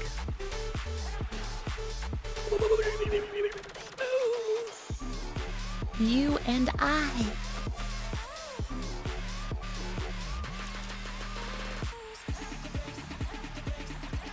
Wow, it's been a while since we've had a story this explosive. Uh-oh.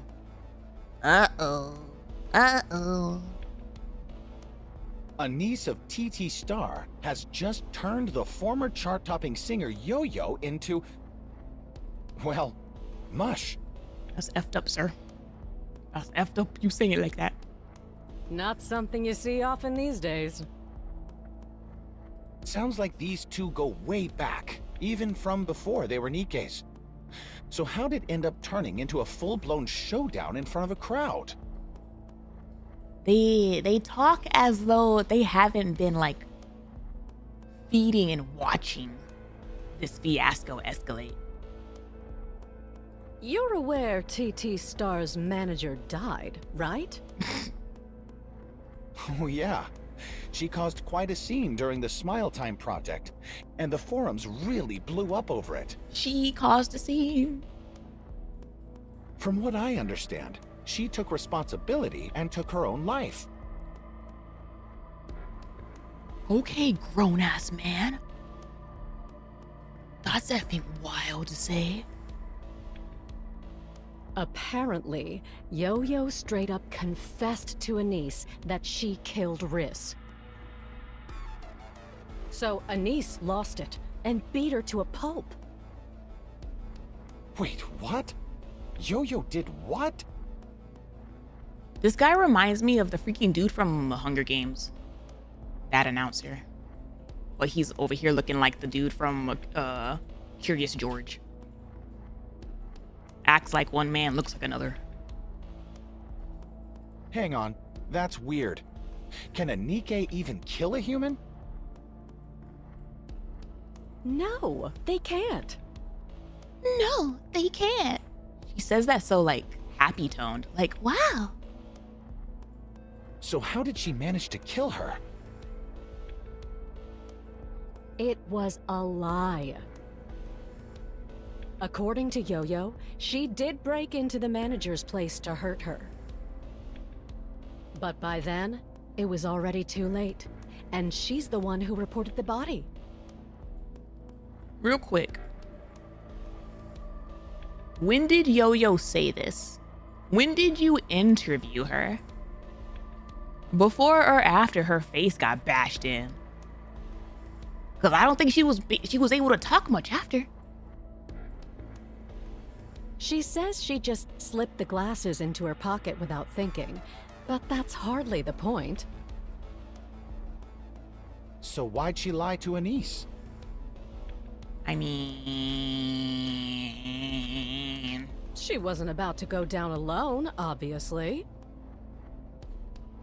TT Star was set to hit the mainstream right after that show. So if she caused a scene right there, of course everything would have fallen apart. Wow, that's kind of scary. Do people actually go that far? This guy, literally, he does this for a living. Reporting on all the news and all the insanity, and like still is shocked, fake shocked potentially, that things escalate to this degree. You literally like put gasoline on the flames of situations. People get scary when they're cornered. Her too. She's the exact same way. So what's next for TT Star? A comeback's probably not happening. Given the circumstances, she probably won't do any time. But her career as a pop star is over. TT Star will likely disband. And right before their big debut too. Talk about timing. All right, we'll leave it there for this story. That's because there's actually something even bigger coming up, right? Yes, something major happened at TETRA Line. Big enough to shake the entire company. Oh, something else. I was about to say, what could be bigger than what was going on over here? Ah, the TETRA boys.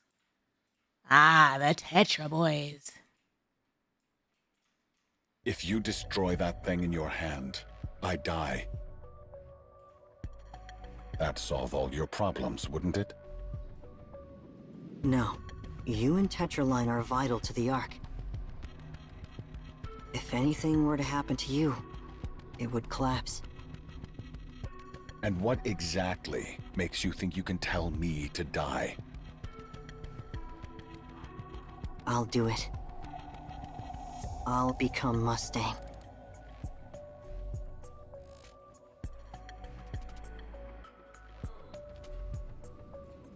In summary, you are requesting a change of identity to TETRA Line CEO Mustang. Is that correct? Yes, that's correct. Mustang, CEO of TETRA Line, is currently classified as a systemic malignancy within the Ark. However, removal is not feasible. Systemic malignancy. Systemic malignancy. Therefore, the current Mustang will be eliminated, and you, his son, will assume his identity. This action will resolve the malignant condition within the Ark.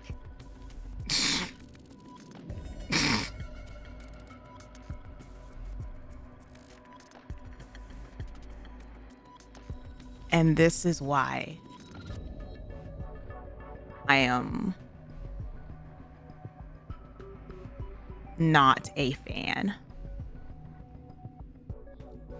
of the way Shift Up has been handling villain characters in writing. All of a sudden, our problems go away if we just kill off all of the quote unquote bad guys. Yeah, that'll solve everything. Yes, that's right. On a computational level, the task is simple. However, the matter does not end there. I know as much about TETRA as Mustang does. No, I know more. Requesting permission to verify. Yes, certainly. Requesting permission to verify. The questioning will span several days. That's fine. Please proceed. Oh, I see now. So that's your play. He's so fascinated by it. He's like, Oh, tell me more. What's next on the drama?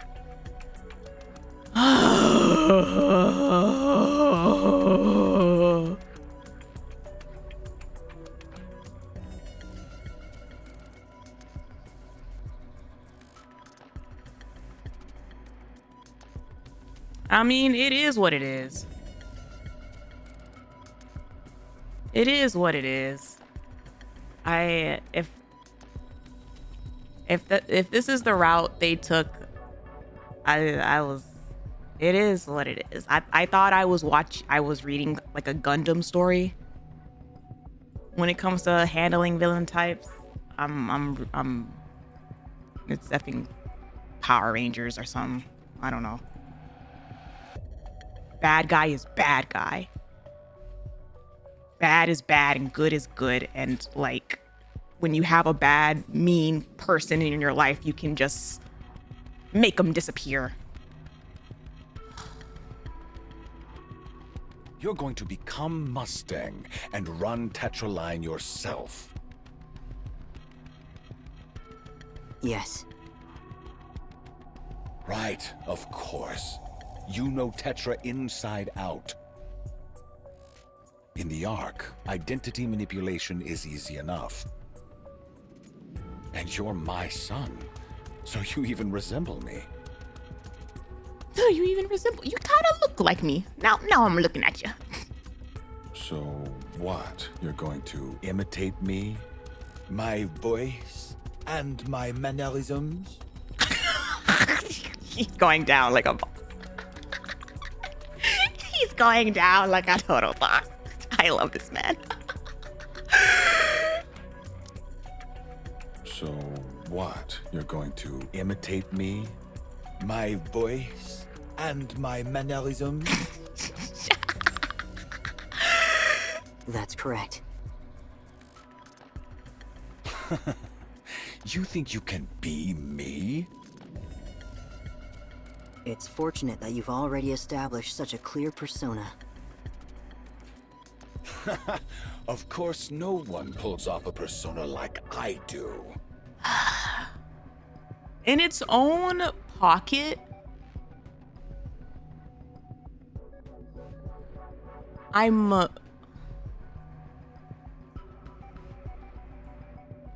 it's extremely conflicting. It's an extremely conflicting feeling, because in its own pocket, the writing within this event is good. Mustang, I effing adored him. Within putting it within the Nikke timeline, it feels sloppy. I'm gonna be frank. When I put it against the rest of the Nikke timeline and like the rest of what's going on within Nikke, it feels kind of sloppy writing and like easy mode writing, where like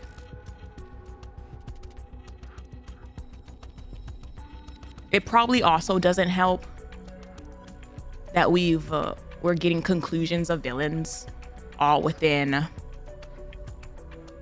like the same couple months. And they're all having like very similar ends. I think it was I think it was Penguin in the Discord who like kind of summed it up very, very nicely. Or he was like, they've given us the same villain 3 times. Like is from the Outer Rim, is diabolically evil, it is dead. Like Mustang isn't from the Outer Rim, but it's the same. Like with a 6-0, Crow, and I forgot who the third one was. Mustang. Dobon. Dobon was the third one. Mustang isn't from the Outer Rim, but he falls into that like diabolically evil. The thing with Mustang is that I love his writing. There's like certain villain types that I really like. Mustang is one of them, where like it's unapologetically evil. Like he's just from beginning to end, he is a bad dude, and I love that about him. But again, like put against the other ones, it's a little bit tiring. Like to me, it feels as though, you know, when you're getting to like an end of a manga and you can tell when a writer wants to wrap it up to move on. That's low-key the vibes I'm getting with certain plot points in Nikke right now. It's like they made the decision that they're gonna just like wrap up some of these plot points and move on, rather than really marinate in them. And that's what's kind of tiring to me.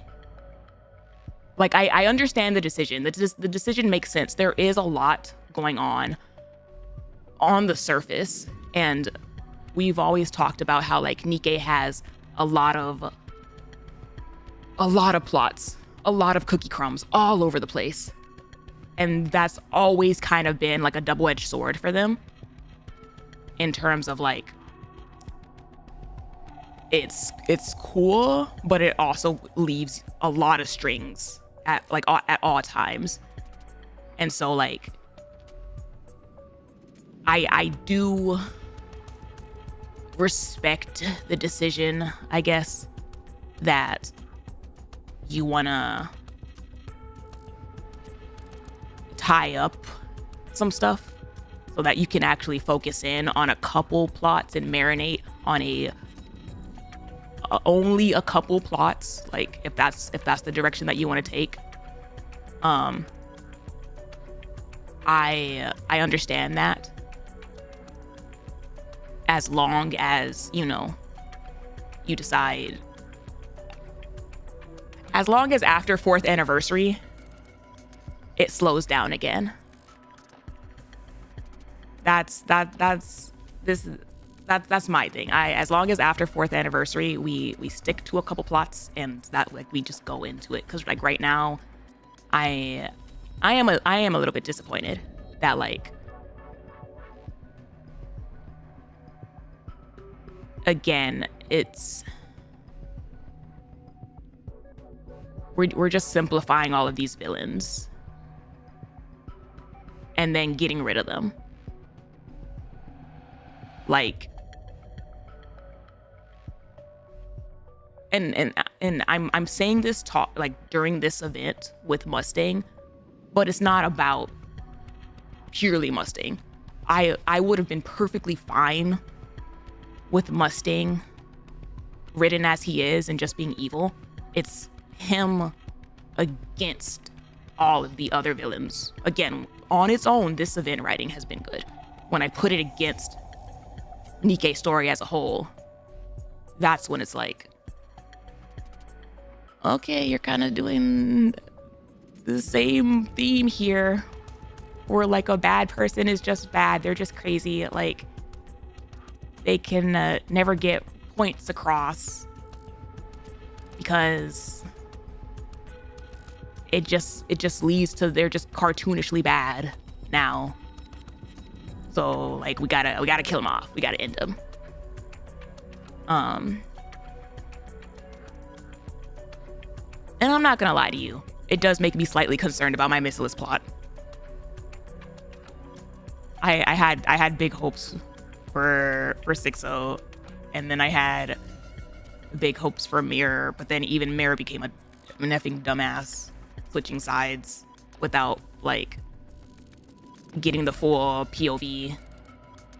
And I had big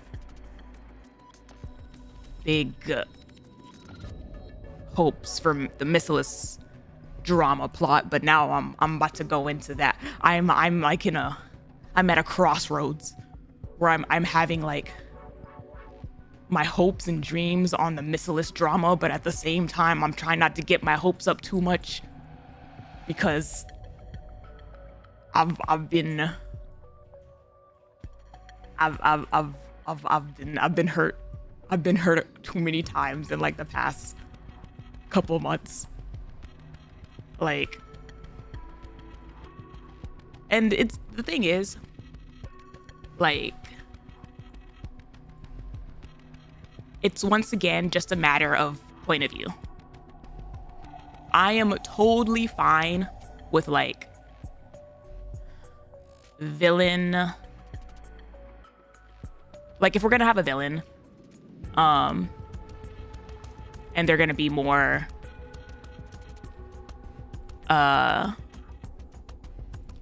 just straight up villains, and the heroes come out more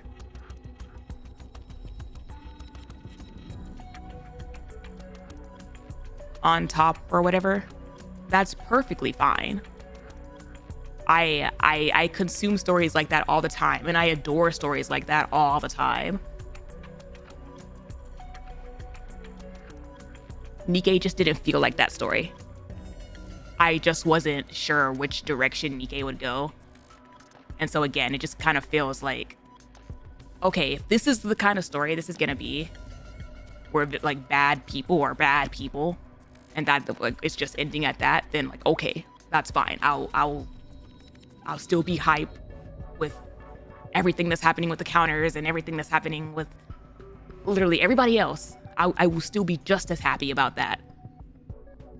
I just want to like course correct my expectations for how you treat villains in this story, if that makes sense.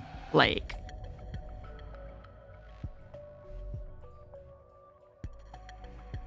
and I'm willing to like hold off until like after 4th Annie 2 to see like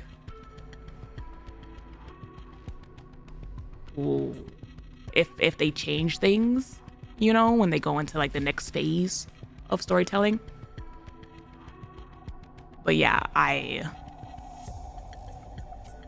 didn't want a redemption arc with Mustang. I didn't want like bad guy turned good. I've talked about this a whole bunch of times. It's more so like just having a little bit more depth, a little bit more nuance to some of the villains. It didn't have to be Mustang. It like literally just one of them, where there's like some atonement or like the perilous siege, necessary evil. They're not the best person, but are you willing to keep them around for things? And I'm not even saying like that some of the villains didn't deserve the ends that they got, or like that they didn't deserve like punishment or something like that. Like some of them, yes, they did deserve punishment, but I don't know how I feel about that punishment being like off with their heads, death. Like sweep them under the rug. It's over.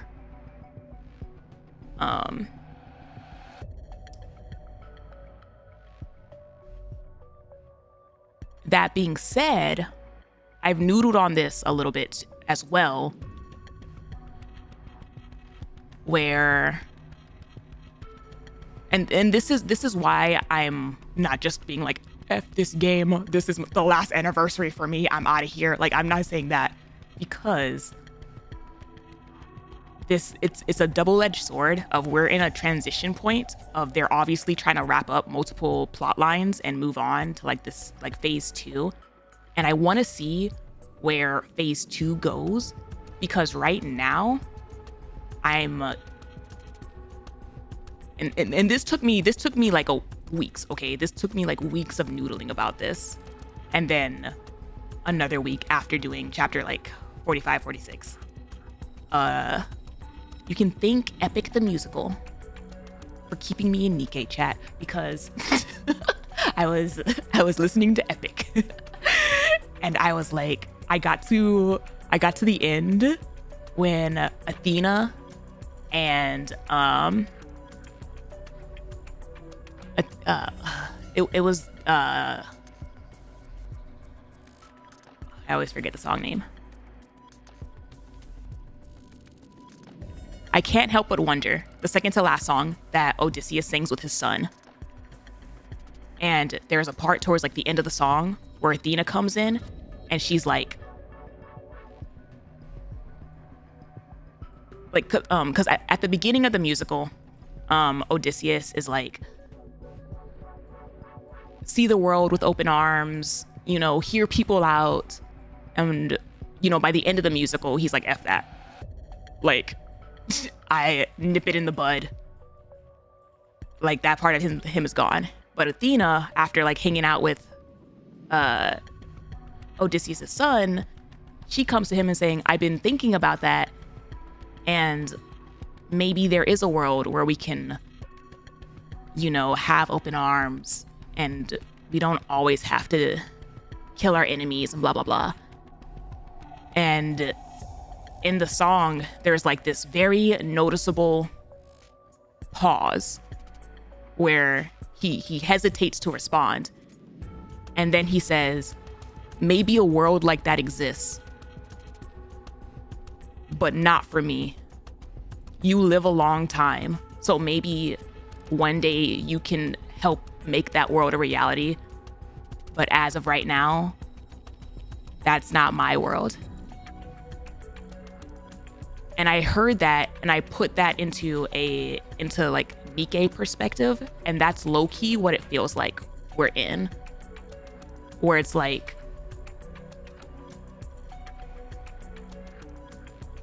maybe there's a world where we can hear people out and we don't have to like just kill off the bad people and whatnot. But that's not the world that they live in right now. The world that they live in right now is extremely life or death.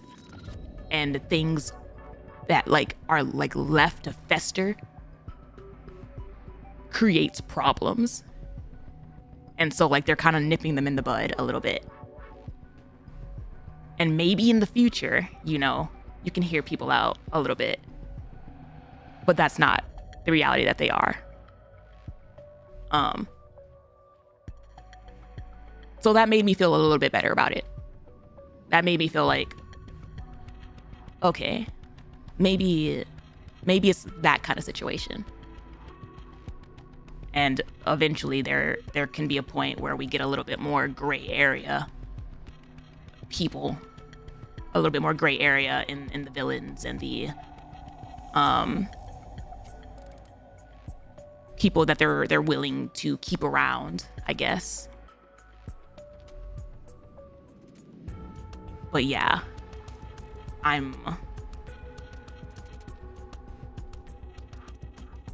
as of right now, it's just a little,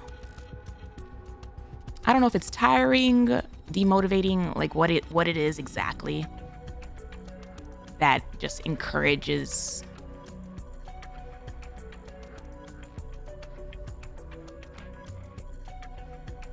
I don't know. Maybe not having the rehabilitation center active was like my warning. Like, F rehabilitation. we're not doing that no more. Like, you're either a good bean or you're a bad or a bad bean. And if you're a bad bean, you gotta go.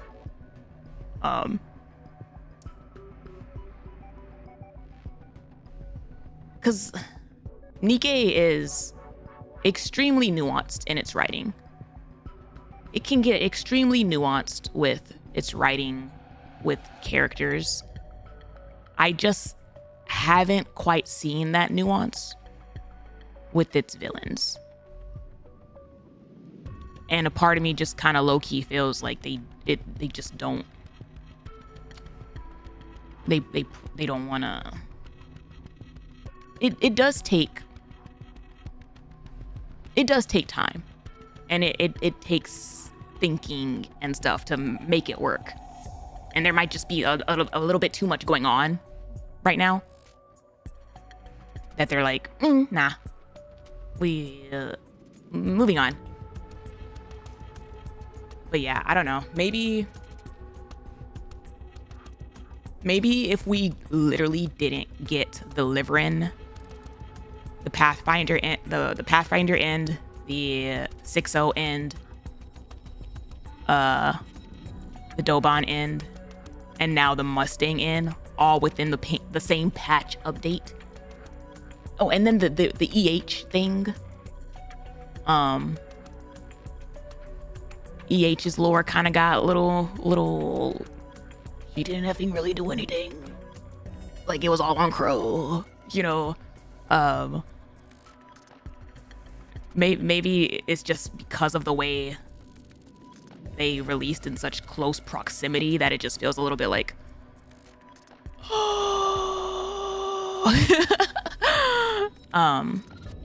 and the little bit of like CG like explanation.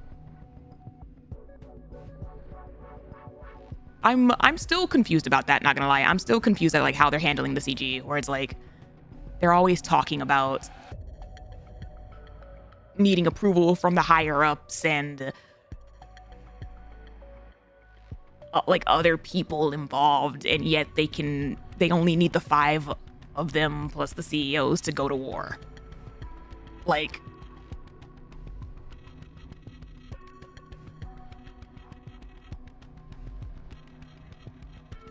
again, this event feels good in a pocket up against the rest of the story. It just feels like a little bit sloppy. It feels like a little bit sloppy, rushed writing to wrap things up. And there are like a couple other plot lines that also feel like they potentially got cut off early so that they can wrap things up, because they decided, yeah, we don't want to keep going with this plot line. We want to move on. Which again, that's fair. That's fair. If the new plot lines are fully developed and nice, like I hope.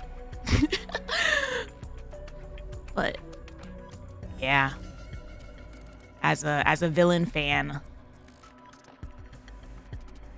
especially with nuanced villains, I'm just a little sad. And I'm just, it just requires a little bit of a expectational redirect.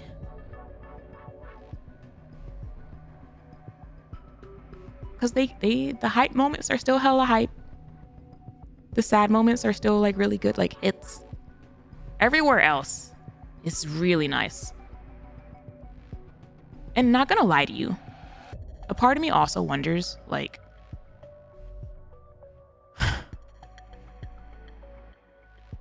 if I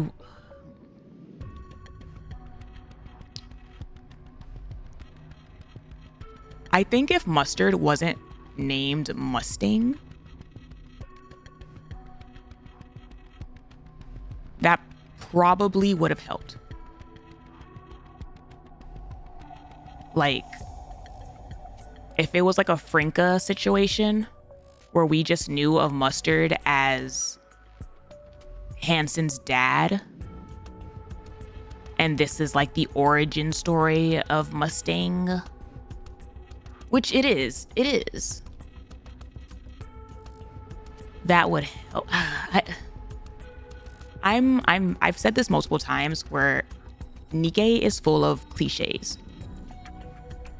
Nikke is full of cliches and archetypes, and the more media you consume, the more you can pick up on the cliches and archetypes within Nikke's story, which is why it's kind of easy to guess the plot a lot.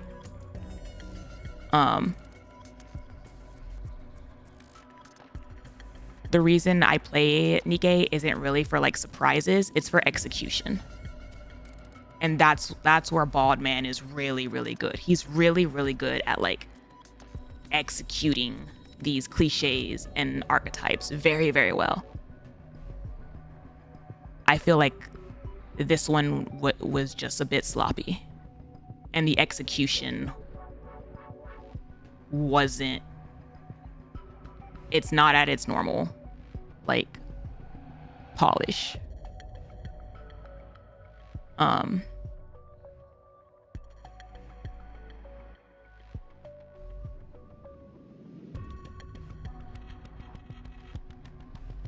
Yeah. I'm gonna miss this bastard.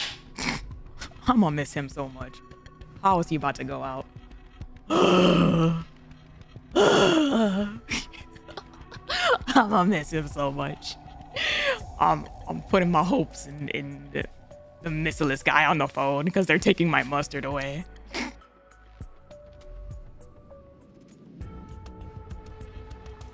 But there's no way they'll miss the differences.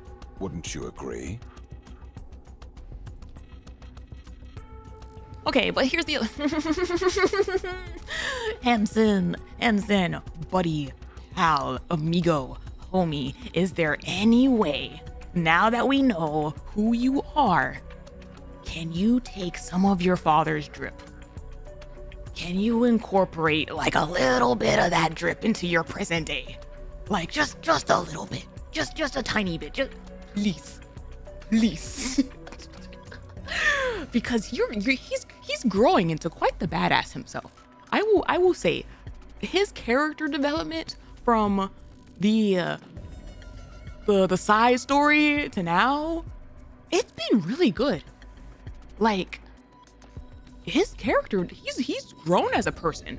He's really become his father's son. Which is, good and bad. Maybe to an average person, that's a bad thing. To Vidya, it's an amazing thing. And like, I just think it would be nice if he could just incorporate a little bit of his father's drip. That's all. Just my request, now that we know. Then again, Anderson's over here still faking amnesia. So who knows?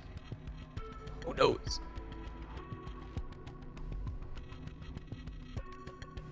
We can just pass it off as a new and improved version of you. A new and improved. Yes, that's exactly my style. Perfect.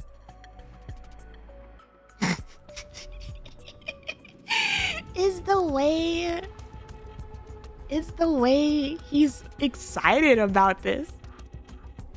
He's reading the like rough draft of his son's telenovela, and he's like, immaculate, amazing, 10 out of 10.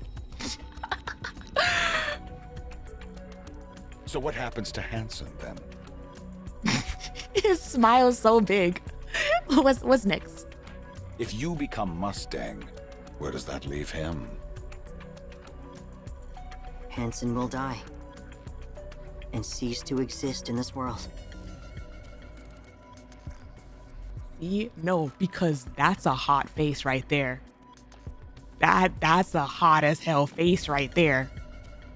Like, sir, please.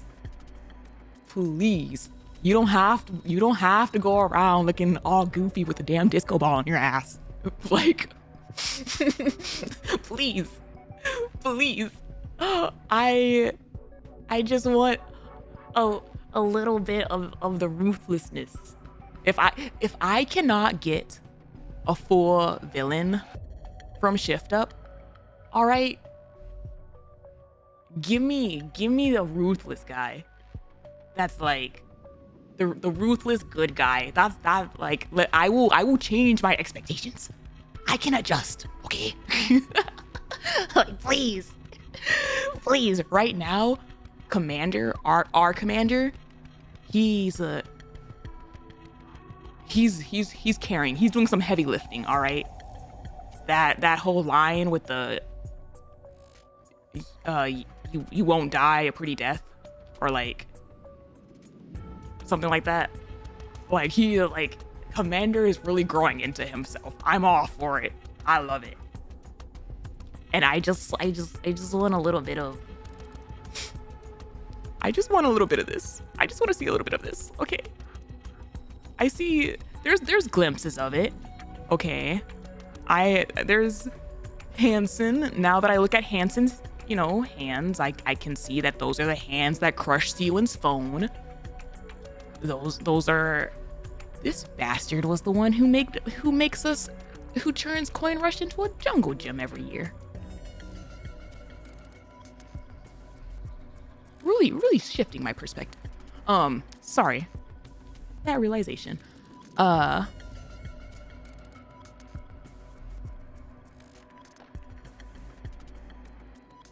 Yeah, I just think that this version of Hansen, is hot. I just want to. I want a little bit of that in current Mustang, like visually. Please take some of your father's drip, just a bit, please.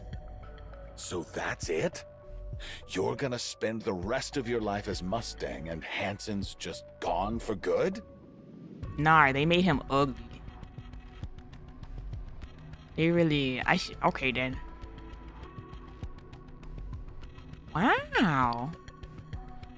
I like the way they really showed the eyes. In the final moments, they have the same eyeballs. They're like, in case you didn't catch it. You really think you can live like that? This is such an ugly angle. I'm so sorry, friend. This is a rough angle for you to go out on. I can. I've learned how to wear a mask well enough.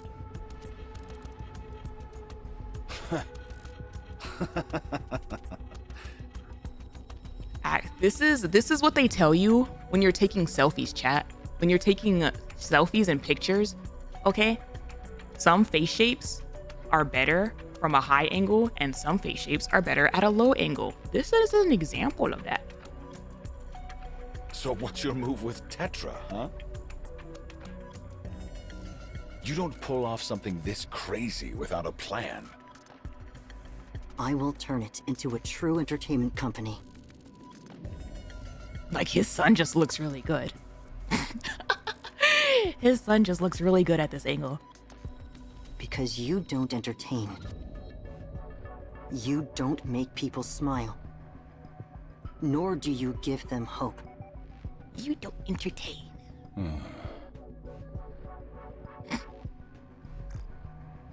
Not him looking down. Not him looking down at you like you looked down at everybody else. That is entertainment, you idiot. You idiot. You can't give anyone joy without a little misery first. Hey, that's effed up.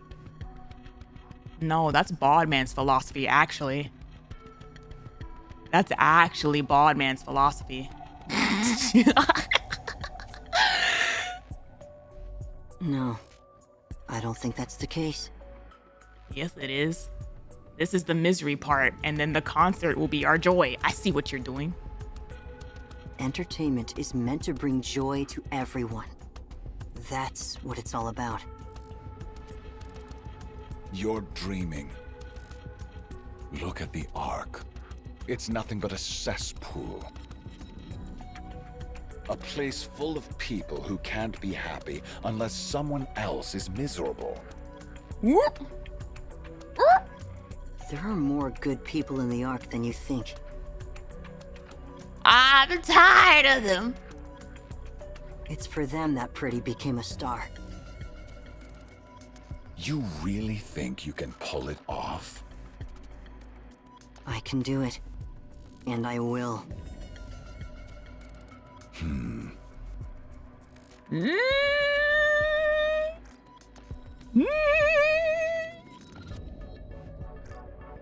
That answer doesn't sit well with me. Oof. Oof. And you think I'd just hand over Mustang to you? Hand over Mustang. Cause like they really treat Mustang like the Ingrid name. Like a title. And if that was the case, then that's different.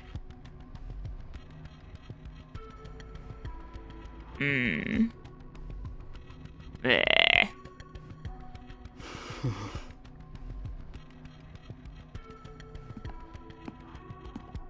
Hansen steps closer to Mustang.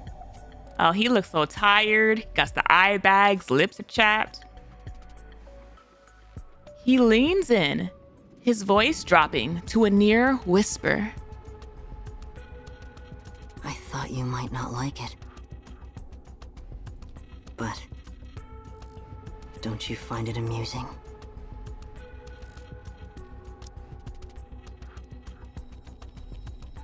I thought you might not like it. But don't you find it amusing? Me too! Me too! Your son will inherit your company and spend his life imitating you. Amusing, isn't it? Enough to die for.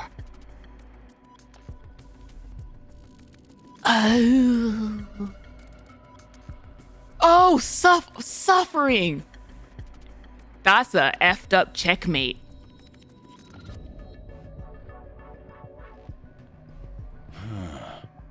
Yee!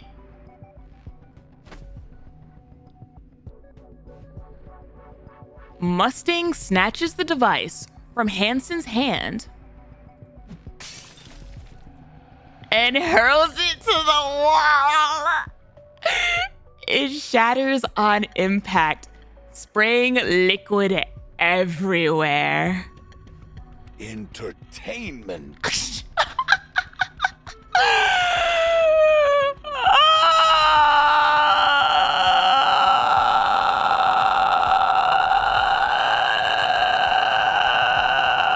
I love this man. I love this man so much. Like, it's a really effed up who won here situation. Because there's, like, Hansen completely, like, six-brained the scenario because he knows his father so well. And it ended up in the way he wanted, but at the same time, Mustang kind of won. If it's like his son suffering for the rest of his life pretending to be him. And that is actually one of the things, that's one of the reasons why I didn't want this situation. Was because, like, I wanted Hansen to stay his own person. If he was gonna grow into himself, then grow into himself as his own person. But if Shift Up isn't gonna let me keep my villains, I guess I can take this. I can take the spirit of my villain staying immortalized in this effed up way. Fun. This is insanely fun. Like, he's going out absolutely diabolically. Literally destroyed his own cure. His son now has to live in the silhouette, the corpse, the shadow of his identity for the rest of his life. Absolutely fun. Ha! Go on, try and top this. That entertainment brings joy to everyone nonsense you keep yapping about. Let's see you actually pull it off. I will. And when I do, I'll spit on your grave.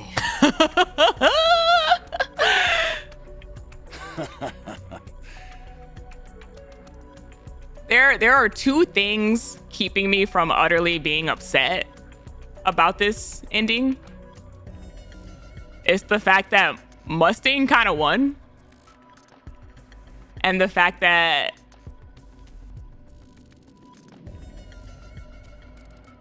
his father's side of Hansen started to come out.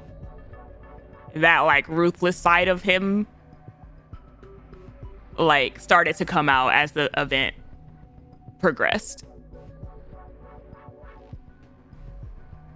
Just as I thought. You really are my son. You are mine. Elysian and Miscellus have released a large batch of files exposing Tetraline's corruption. Maybe if there was literally just one patch. Maybe if there was just one patch separating chapter 45 and 46 and this event. So I didn't have all of these villains just go out the same way. Back to back to back in like a week, 2 weeks time. It wouldn't feel as bad. Some of the material is almost unbelievable in its severity. It begins with relatively minor issues like unfair contracts, systemic abuse, chart manipulation, and hidden funds. Elysian and Miscellus had their finger on the button. They said, "Tell me when. Tell me when." The Tetraline files. But it quickly escalates to human experimentation, illegal Nikke conversions, and even contract killings. Okay, now this is kind of hypocrisy at its finest. I'm not gonna lie to you. This part right here is pure hypocrisy at its finest. They're literally pointing at Tetraline going, "Ooh, look what they did. Don't look in our closet." Look at them. Oh my God, that's so inhumane, right? Don't look in the basement. Huh? Where'd this evil corporation come from all of a sudden? Like the fact that Miscellus, mother effers. Oh my gosh, that is so bad. How could you let this company do what it does?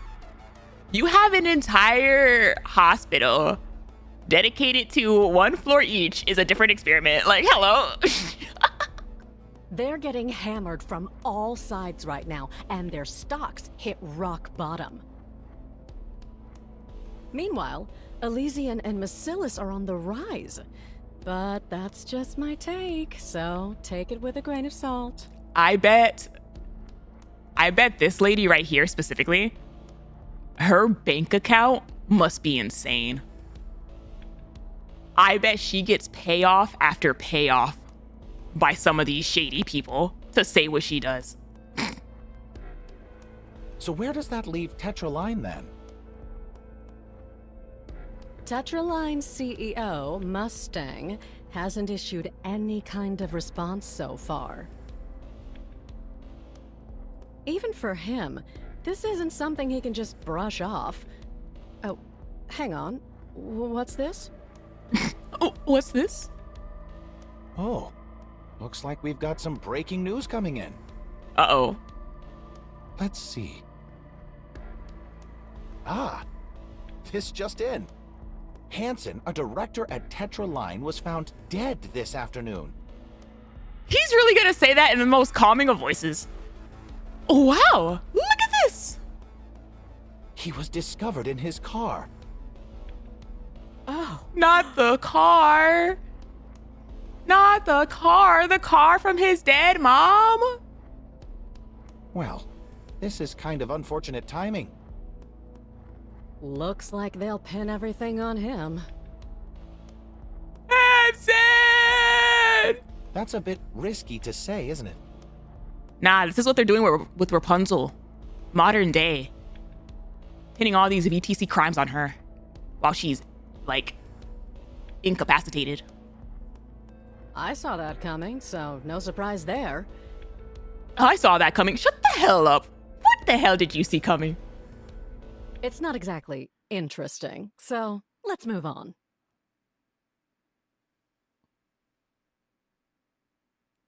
This is this is why the arc needs a power wash from the top to bottom. You can't just keep killing the heads of the hydras, okay, of the absolute monster that the arc society like has created. Damn, that's crazy. There he is. Okay, but what the hell happened?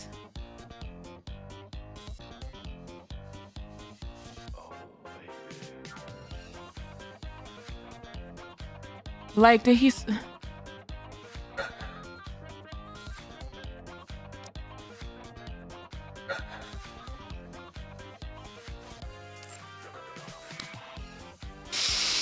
Focus, focus, focus, focus, focus! How interesting. I never pegged you two for this silent type, no? What are you trying to pull? What, is this some kind of joke? Do we have a problem? That's not even the half of it. What like... Did he get plastic surgery? Did he just... Like, what happened? I want to know how this happened physically.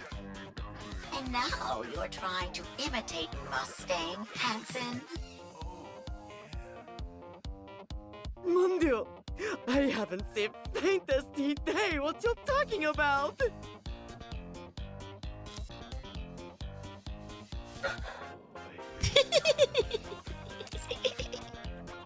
I'm talking about you. Are you serious right now? What do you think you're doing? I can't wait to meet this man. Now then, good beyond. Listen up, we. Ah, my gosh. Just straight Mustang.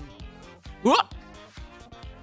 The one and only CEO of TETRA Line. You can balk me as much as you want. I just lost the realest mother effer I've met in this game. All right, the realest villain I've seen eyes on in this game. Let me move on to the next one. Look, insisting on it isn't gonna make it happen. Oh, dear Hansen, Nikke from this world told me everything about you too, mes amis. And I know all about the little deal you struck with him.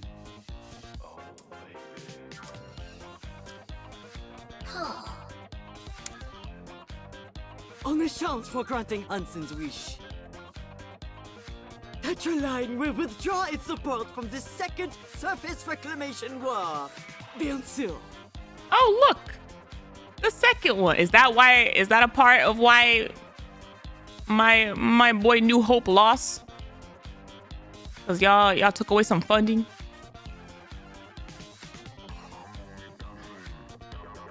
I'm a blame all the problems that occurred during the second surface reclamation on everybody but Johan. Best believe it's everybody's fault except for him.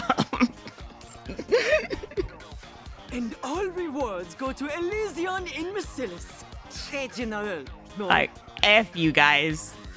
He was using scraps of paper and toothpicks for that war. From this point on, TETRA Line se devote itself entirely to entertainment and only entertainment. F you, Hansen. F you, Hansen. Who knows how much that funding contributed to my man's loss. F you. You have Hansen taking support on one side, Miles goofy ass effing around on the other side. He was set up for disaster. We won't so much as glance elsewhere. Oh, so the arc will become the world of Elysion et Imbecilis? How delicious! A real pity, but the deal is on deal, and it was mon cher Hansen who proposed it. So of course I shall honor it. Jusqu'au bout.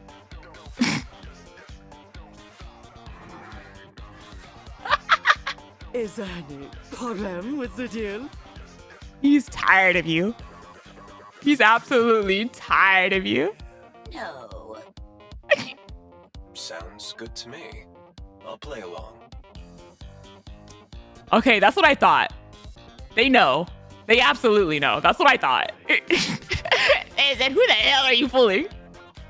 Ah, parfait. Then I shall pose a question, mes amis.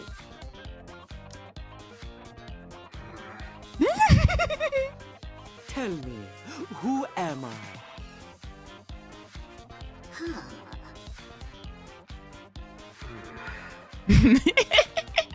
Mustang. You're Mustang.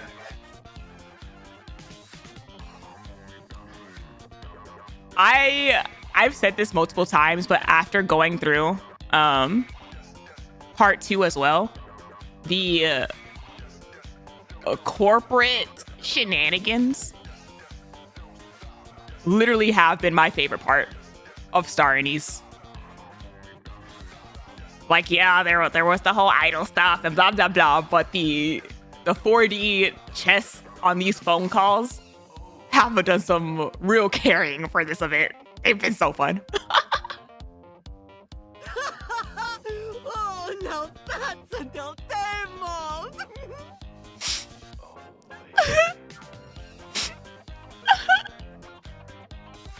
He said the line, but it don't hit the same. Well then, mes amis. Take good care of me from here on, d'accord? Your Mustang. I suppose. Yeah, this works for us. This keeps them out of our closet. Keep your distance, okay? I've got this. Like, we get evil women all the time in this game, okay? I don't get an evil hot man all the time.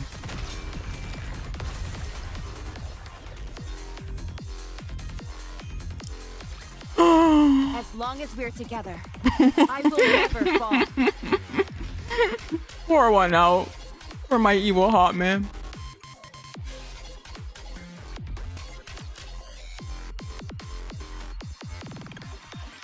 Hansen?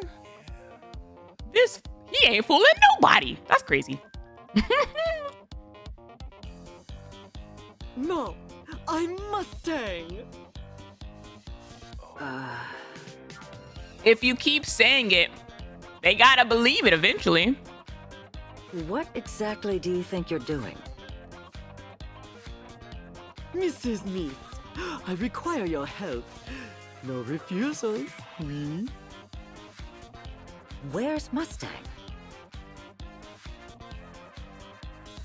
So what the hell was her beef? Right here. C'est moi, Mustang. Was she doing that to like keep the act going as part of the bit?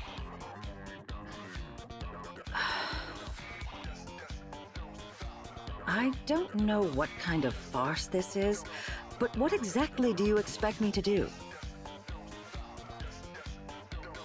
I'm in the middle of searching for the next star. Luck is shrouded in darkness. No star can be born in a place like this, n'est-ce pas? And make no mistake, TETRA bears a grand part of the blame. Oui? What are you gonna do? Pretend to be me? Do my accent? That's exactly what he's gonna do. I will rebuild TETRA. I will cut away every negative element and transform it into an enterprise devoted solely to true entertainment. Renders.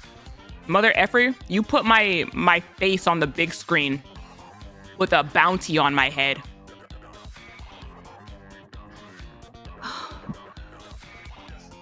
I'm going to create entertainment that's nothing but pure joy. Is that what you call that? But with TETRA as it is now, impossible. C'est impossible. You rig Coin Rush every year. You will take full authority and erase every trace of negativity. I don't believe your girls win every year, Mustang. I care not for heavy losses. Cut out le problem, eradicate it down to the roots. Oof. Ah. Oof. Fine, I'll do it. No telling how long it'll last, but I'll lend my strength to your vision. Excellent. That's how Shift Up is treating the narrative right now. Just nip it in the bud. Once the work is done, you'll be leaving the company again. Compris? Oh? Ah, is that why we found her where we found her? And why's that? Yeah, why? Because you, mon ami, are the one who creates monsters.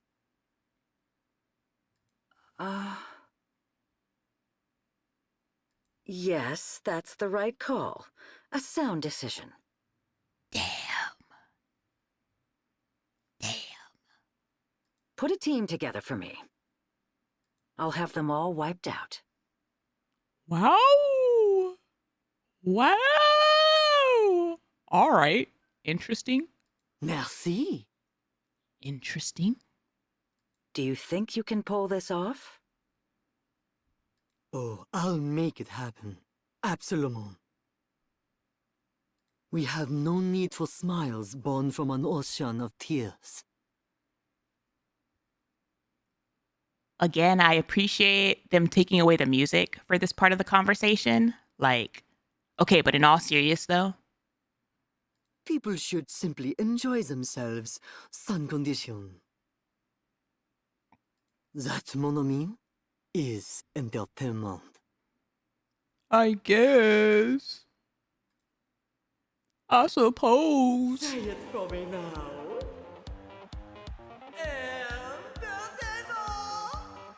Wow. He's really doing it.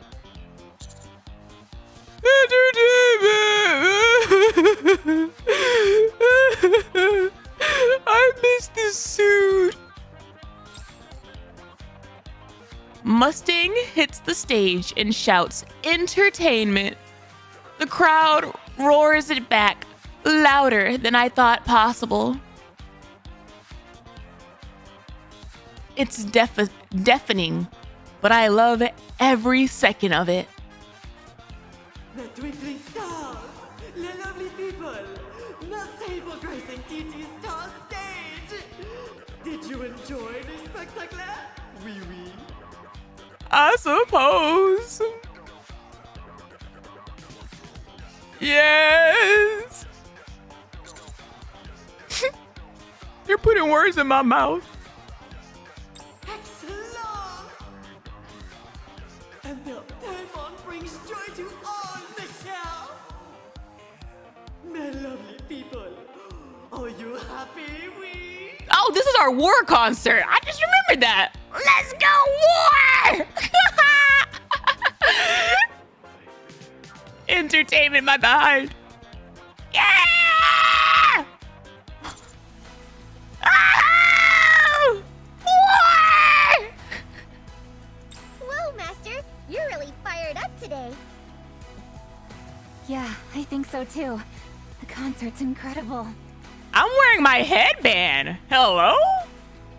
I got the light sticks, front row seats. I've been ready. Oh, I'm totally with you on that. Do you crave more happiness, mes amis? Why did I read that as violence for a second? It's like, who are you gonna take out next? Then don't hold back. Play it till you're flying. This is how I'm coping. Encore! Encore! Say it with me! Encore! Who knows? TT Star might just be listening! Oui, oui! Hey, I spent like 2 months worth of paycheck on my tickets and I've only heard one song. I hope there's an effing encore. Encore! Encore! Encore! And you took out my whole school block. You took out my neighbor's house, my grandma's house. And I've only heard one song. Encore! Encore! Encore! I love how it's showing the commander is like doing all of the call and response. He's in full fanboy mode right now. Like, ah! Encore! Encore! Encore! Encore, encore, encore. She's so effing cute, chat. Rappi's so effing cute. Like, this is her first concert. She doesn't know what, like, she just sounds so yippee. And for listening, TT Star. Like Neon, she's used to yelling. She yells firepower at the top of her lungs all the time. Rappy doesn't yell a lot, but she's trying to get into it like everybody else. It's adorable.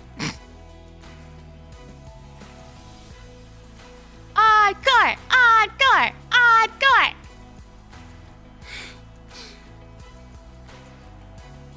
Encore! Encore! Encore!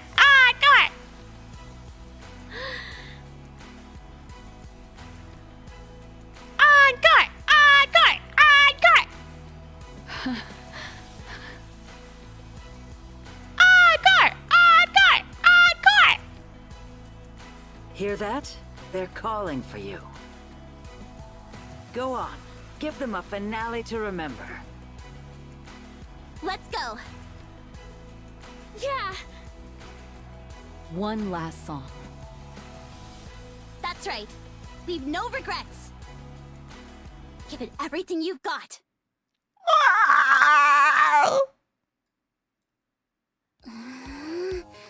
Oh. The staring. This main ain't tricking nobody. TT Star. I've been thoroughly briefed on your story. C'est fascinant. And with all sincerity, allow me to present all my deepest apologies. Bastard, do you know how many tears I shed after reading that article that you died? And you're gonna walk in here with that fake-ass French? After you've had your rest, I'd like you to recommence. This time, TETRA will support you fully, sans condition. Let's keep things impeccablement clean, oui? No, because I would actually be kind of tilted.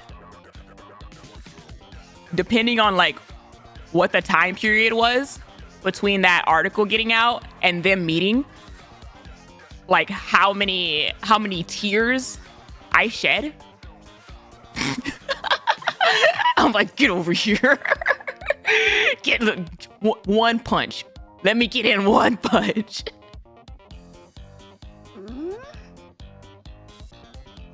You're Mr. Hansen, correct? No. No. I heard you're Mustang's son. Does that mean you're the boss now? I don't quite comprehend what you're talking about. Gaslight, gatekeep, girl boss. Mustang of TETRA line. Mr. Hansen. Hansen is dead. You're going to explain this whole situation later, right? Nope.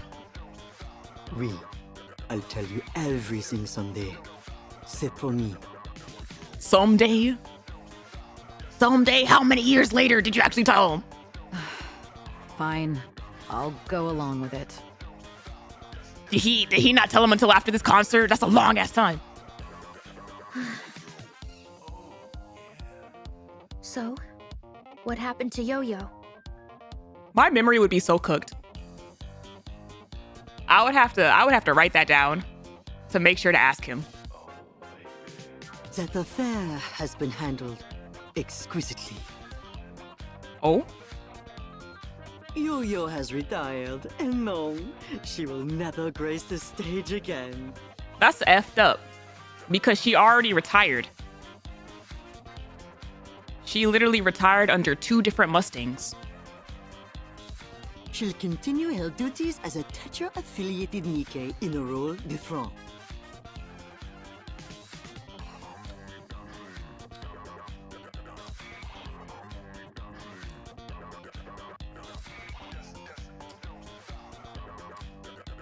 Her previous body was irreparable, so naturally, we made her a new one. That is effed up. That is effed up. Irreparable. It was that bad. ANIS went that ham on her face. During the processes, she lost all memories.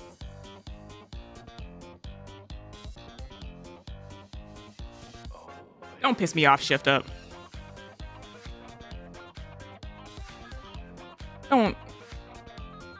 Don't piss me off. Don't set this up. And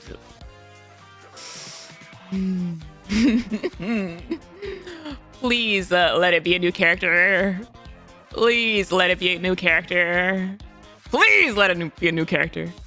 She remembers. Hell no. Excuse me? But TETRA's memory preservation is among the best. Oh, oui. It seems there's been a terrible accident. That's messed up. That's messed up. This guy. Wait, I thought your memory preservation. Oh, oopsie daisy. A real shame. Damn. What about ANIS? She did assault someone. C'est indeniable. Nah, I didn't see nothing. My back was turned. After a short break and a live apology, we'll make lay arrangements for her return. And she can still come back. A short break. A short break. Give them time to forget. Mint and Prika let out small sighs of relief. I'm not doing it. Uh-oh.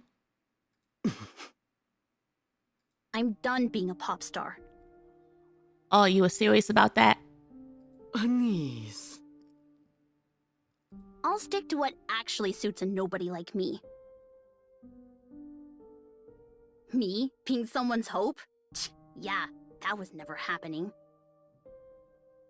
And I'm not about to sing and dance for those trashy pieces of shit in the Ark.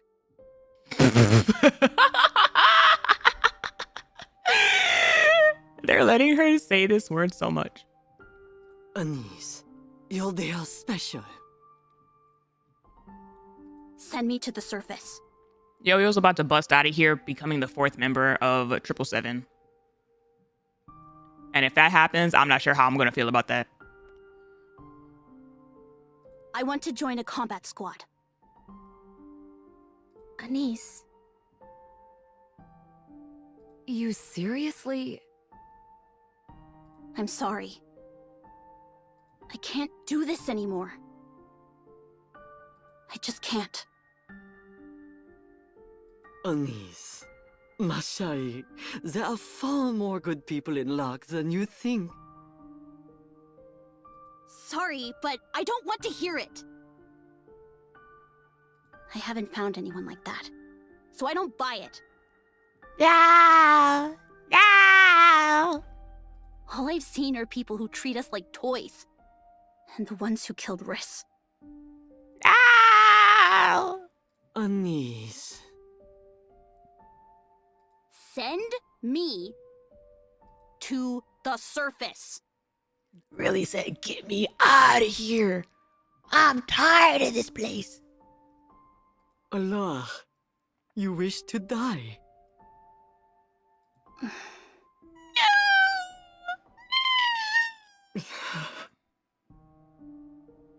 I'm too late.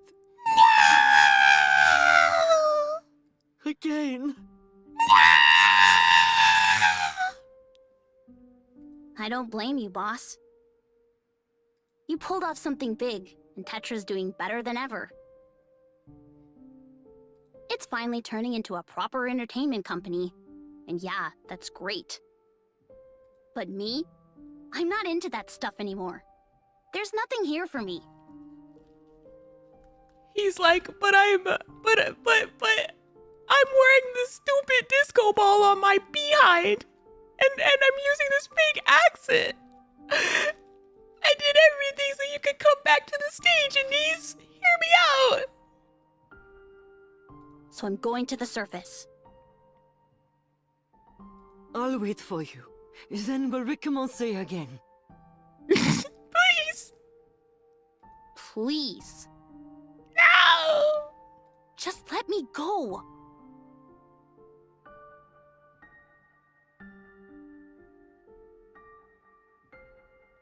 Damn, I wonder if him looking like he has a kind of clown getup is one last F you to his dad. If I'm gonna pretend to look like you, I'ma look goofy.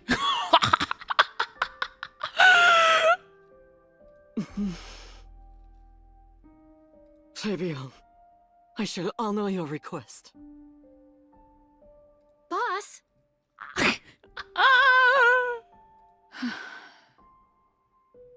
Thank you.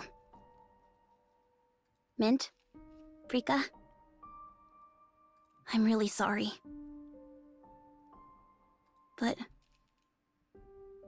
I really can't do this anymore. No! No! No! And then she met Rappy after she got out of jail.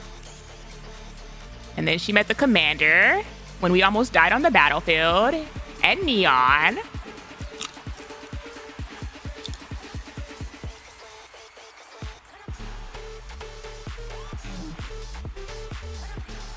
I should be able Man. to handle this. It better be a new Nikke. I do not.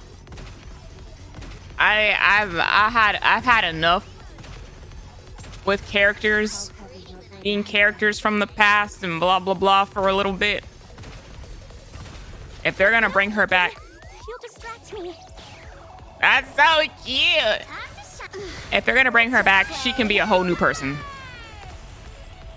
If that's the reason why we've never met Jean, the yellow girl from 777, because that's Yo-Yo, I'll effing take it. I would rather that than like try to connect her to somebody that we know.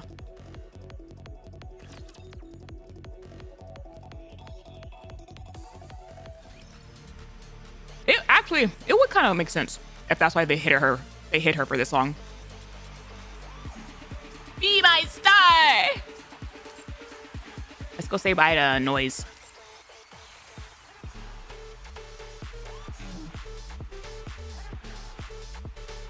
Bye, Noise.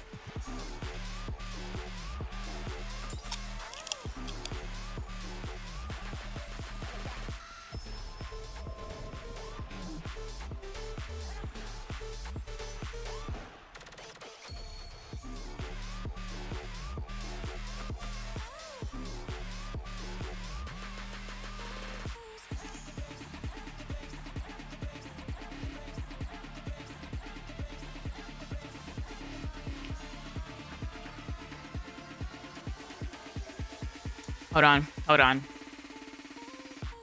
I guess I can bring chat back for this last bit.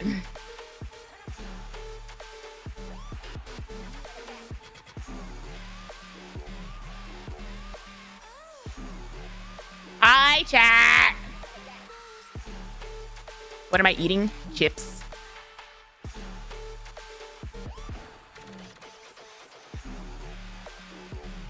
Got some good cooking with Jan.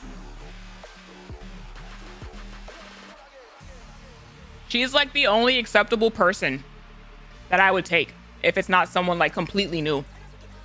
I do not need her as being somebody else that we already know.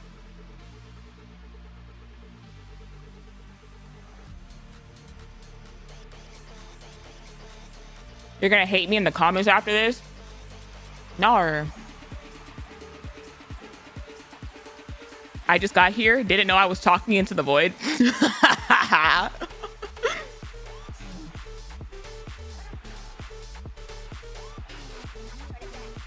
I don't think Mustang would keep Yo-Yo close to his main palace of Coin Rush. He might. If he wants to keep an eye on her, period.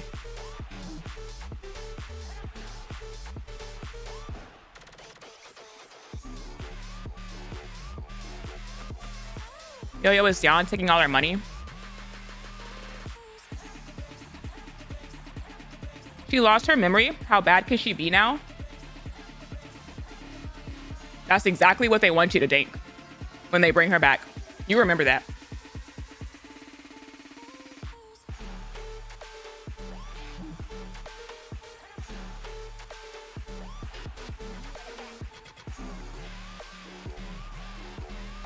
Snow? No! No! No! This is all depending on if they decide to bring her back. I would probably be fine if they just decided not to bring her back, period. But that was like a little...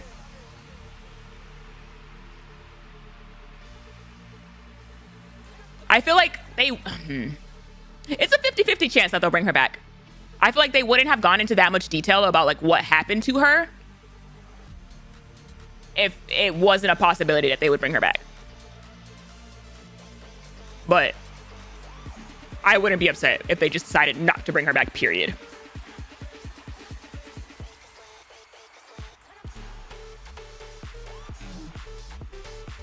She got a whole theme song.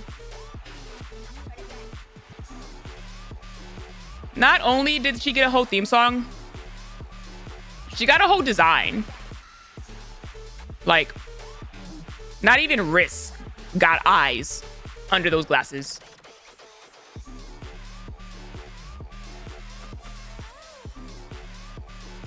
Gave her ass to MMR. And SU uses designs. This is also true. They have upped the NPC design game significantly in like the past 6 months.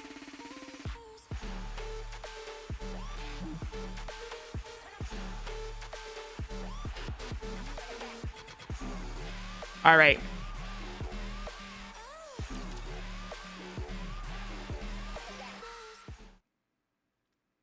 Time slips by. TETRA line's been looking really good lately. Not this mother effer! How should I put it? They've been squeaky clean.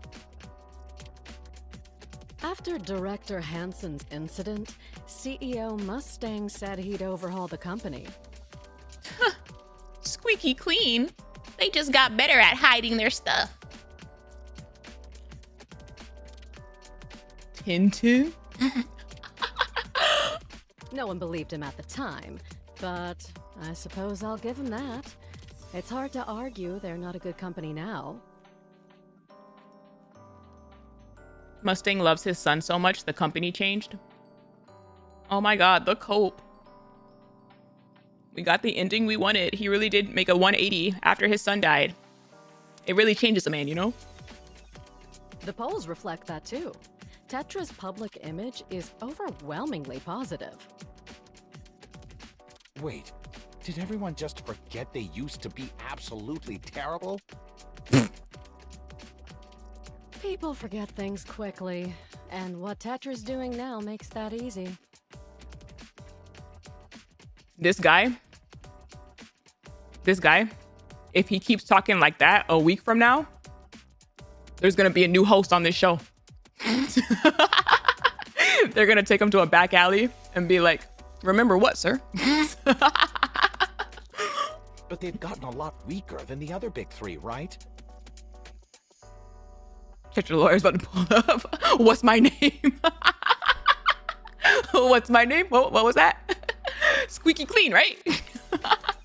Yes, they went through a fairly rough internal cleanup, so they've been in the red for a while. That said, forecasts suggest that they should turn a profit in about 2 years. Seems like focusing solely on entertainment is finally starting to pay off. That's pretty impressive. Oh, right. They got rid of the indie charts a while back, didn't they? They got rid of the indie charts? Yes, it's been a while now. It was a pretty harsh system. That to me says that the indie charts was just a mustard manipulation game.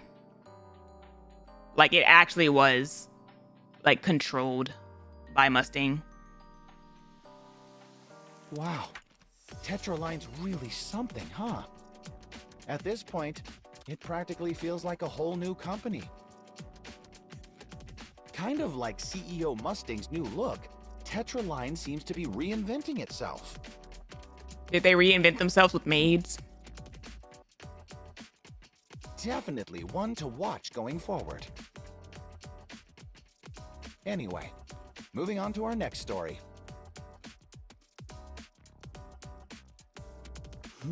The lawyers got to him real fast. You made your choice, oui. Maids and bunnies. Pay no attention to the dark shady past. Look at the bunnies and the maids. Are you sure, ma chérie? Yes. I've had a long talk with Prika. We'll wait for ANIS.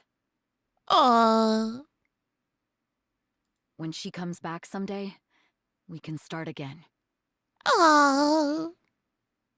Distraction It bunnies. does hurt a little. It since works. It feels as though she's leaving us behind. But she worked harder than anyone, and I know how deeply she must have been hurt. Remember the storyline where these two were just using ANIS for clout and didn't really care about her? Okay. To be fair, that concern lasted for like 2 cutscenes. it was like and then okay, maybe not. maybe they're actually good people? Question mark. But that was a very shady start. It vanished without a trace. Shift Up did it, and then they reeled it back in real fast. They said, never mind. So, I understand. That's why I'd like to ask you something. Allez, do tell. Please let us stay in the industry. Oh. It doesn't have to be anything big. Aw, she made her jewelry company under him. Aw. As long as we're still here, ANIS will know where to find us. Aw. Oui, that can be easily done. No problem at all. I almost choked on a chip. Are you vraiment okay with this? Who knows how long you'll have to wait for ANIS, mes chéris? And then Mustang refused to tell ANIS where they were, the bastard. Starting anew as an idol. Well, it might not be such a bad idea. I don't want that. I want the three of us to stay together. Aww, when they were thinking about leaving the group, now they're like, no, we got through the trenches together. It should have been 4, but that's not possible anymore.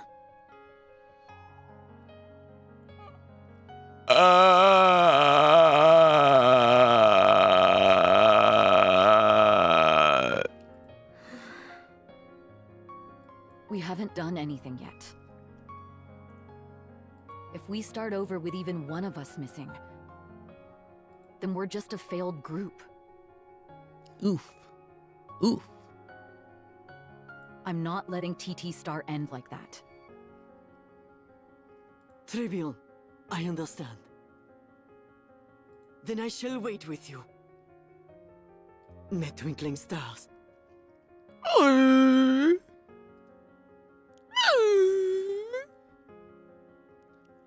A long stretch of time passes. Reporting in. Oh, look at the baby ANIS. Look at that baby ANIS. That's crazy. She used to look like that. Just like 2 weeks ago. I made it back alive somehow. She's so disappointed sounding. Excellent. You're getting the hang of it, petite la petite. Yeah, I got like 5 headshots today. Yeah. Guess I'm still alive. No! You really do leave a trail of trouble wherever you go, no? You really expect me to just follow orders like that when they don't even make sense? These commanders are dumbasses. ANIS, how long do you intend to keep thinking like that, hmm? Until I die. Oh no, that's a terrible answer, ma chérie. I won't let you morir. Not on my watch. Aww. Boss, you don't have to worry about me anymore. I appreciate it, but I'm fine now. I'm never going back.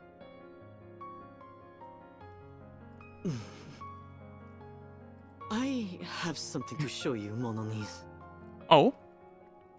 Allez, come here. This is... Oh? The expansive armament star. He already showed her it? A monument to our sins, excusez-moi. Forged from Pretty's own body. Is this... that scene specifically? Mon Dieu. It cost us an absurd amount of time and money to reclaim this.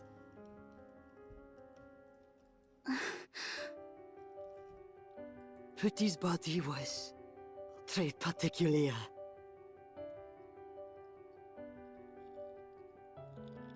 And with that body and lost technology...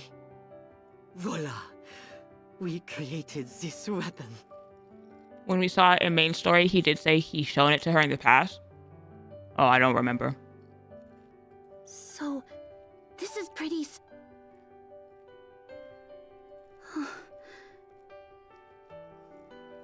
Why are you showing me this exactly? Because I trust you, ma chérie. that's effed up. He got his girlfriend's body back. He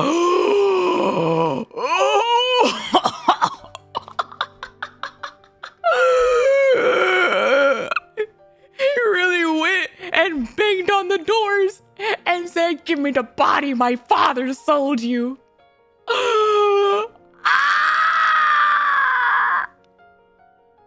I haven't forgotten what you said. Not the world. ANIS is wearing his dead girlfriend. Yeah, no, I get that, but just like the imagery of the fact that like his dad gave away the body, so he had to go out of his way to get it back. After all, you love the Ark, n'est-ce pas? Not anymore. No. One's origin doesn't change, for better or for worse.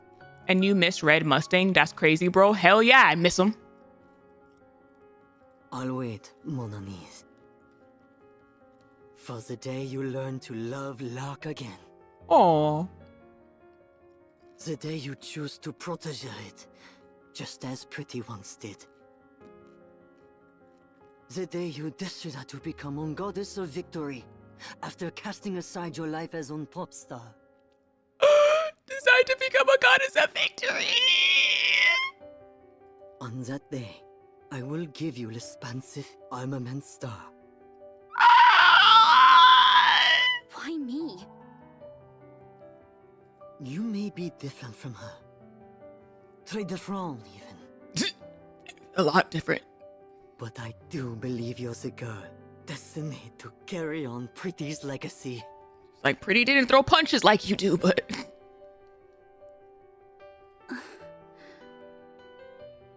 Like I'd ever take this. She could've. I will wait. No matter how long it takes, I will remain here and wait for you, toujours. This time, I will not be late. Jamais.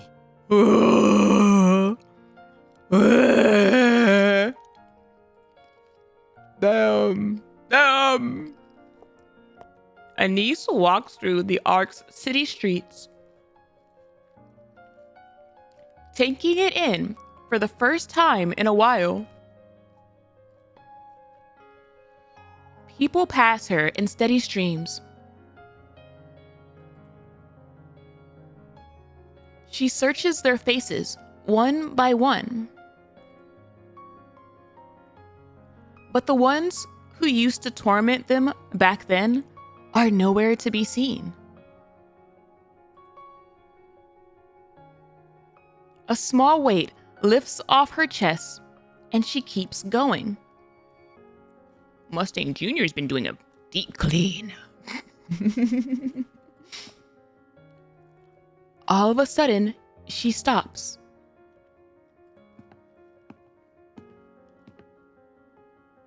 Her eyes lock onto the face of a man walking towards her. It's him. It's the same man who tormented her 4 times during smile time. 4!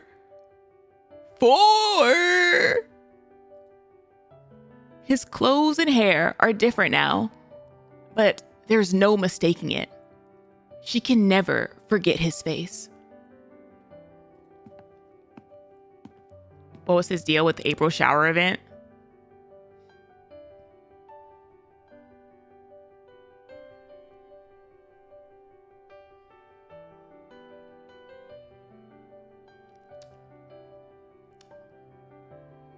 God dang, that was him, huh? ANIS freezes, her heart racing. He keeps getting closer. Her breath quickens. Her body trembles. Step by step, he closes the distance, and their eyes meet. Without a flicker of recognition, he looks away and walks past her. Oh my God. The options of seeing Mustang in our effing shower just multiplied tenfold.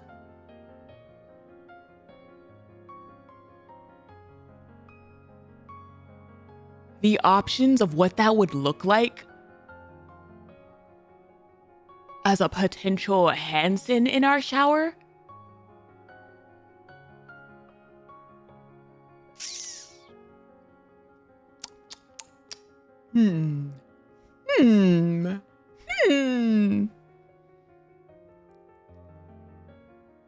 Without a flicker of recognition, he looks away and walks past her. ANIS churns, watching him as he walks forward. Excuse me. And the man churns back. Their eyes meet.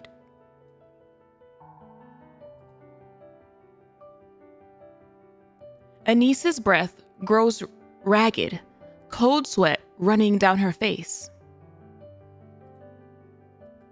He studies her, a puzzled look in his eyes.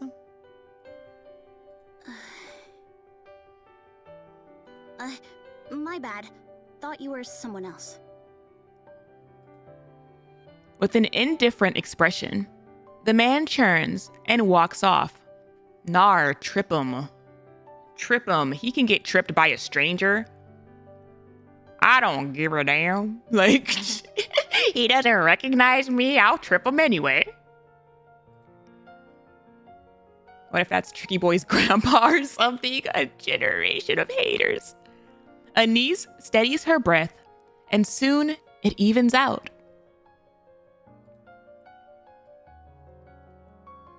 She remains there for a long while, watching people pass by. Every so often, she catches glimpses of faces that are familiar and deeply unsettling.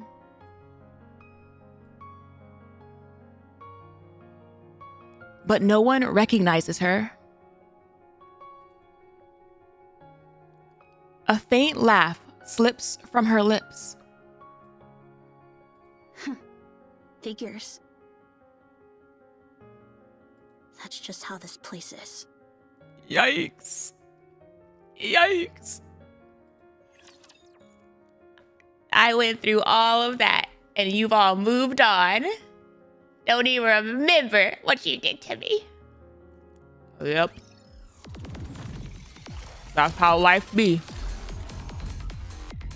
They've gotten so many headlines since then.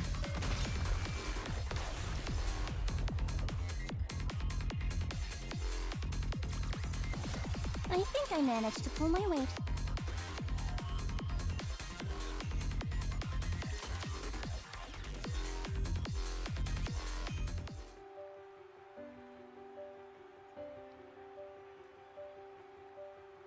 ANIS stands on a darkened stage, her gaze sweeping over the crowd. Cheers break out as their eyes move from her to her groupmates and back again. Hey, yo, I see a little bit of Krika thigh debuff. I used to think this place was nothing but a garbage dump. That the Ark was rotten to the core, and that there wasn't a decent person in sight. I thought it was all darkness, with not even a glimmer of light. It took me such a long time to realize how wrong I was, to see that this wasn't a trash heap. After all, this is a place where people live, so there's definitely more good than bad. I just couldn't see it, since I was blinded by rage, among other things. You did be having that anger in you for a long time, girlie. The Ark isn't perfect.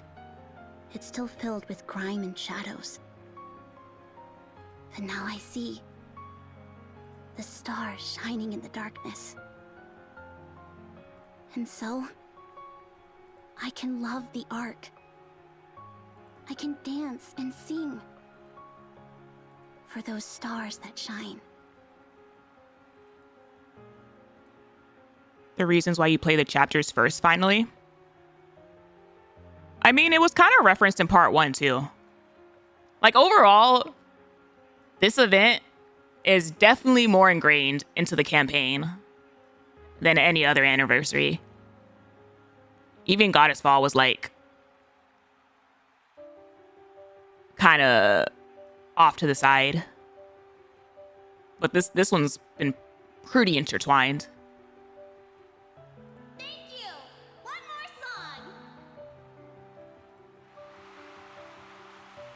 The crowd explodes into cheers.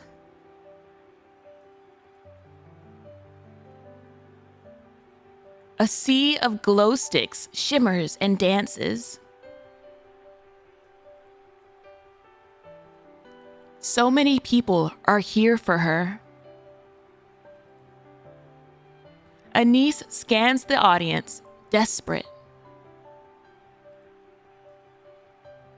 There, she sees the commander, Rappi and Neon, shouting her name at the top of their lungs. Hell yeah, we are in the front row center, right there. Her brightest stars are calling out to her. Oh my gosh, she got us our brightest stars. Ah! The ones who make her special. The ones who make her shine. Strength surges through her, the rush climbing higher and higher. She glances to the side. Eternity didn't get a ticket. El Mom. Golly, Nick. Mint and Prika meet her gaze, wearing the same look she knows is on her own face. Then, ANIS shouts with everything she has. Everyone, thank you for coming! Thank you for loving us! Eternity's floating there, don't worry. Imagine next time we see her, she has a freaking glow stick or like a button from the concert. Be like, oh my gosh, she was there! She snuck out of the house and she went. I'll shine for every one of you! Be my star! Be my star!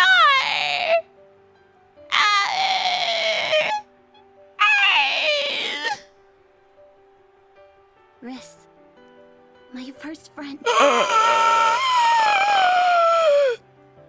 Please listen to my last song. My last song? Concert!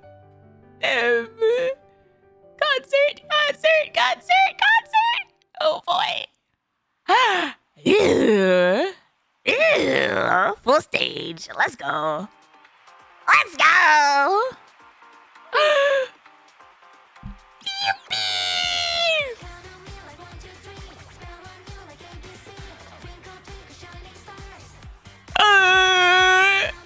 Chris, this was for you.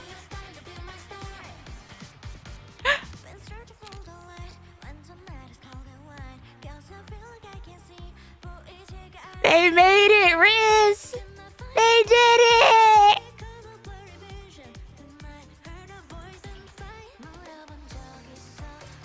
Look at your star, Riz. She's shining.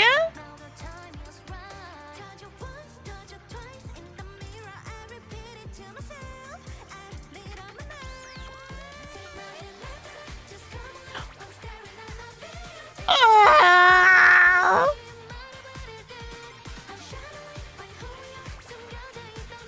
Hidden sparkle deep inside us will be discovered one by one.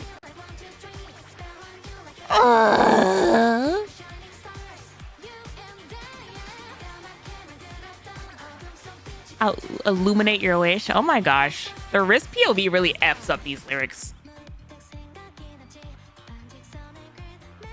What? Hello? Commander cameo?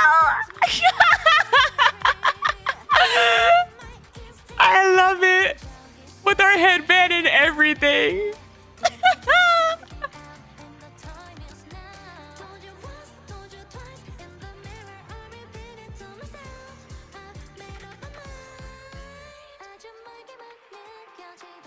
In a prism that felt so the missing piece was me all along. You've always been special.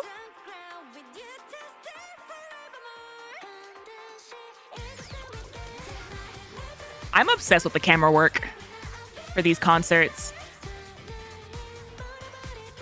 Ah! That's us! That's encounters!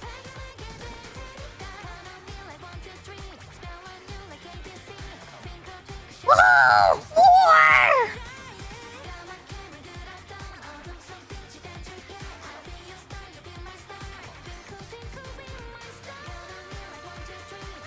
Oh, look at her! Our war anthem. We're gonna reclaim the surface with this one. Oh!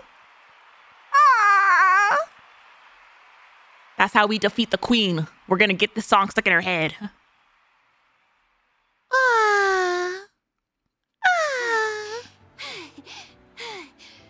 Updated group picture.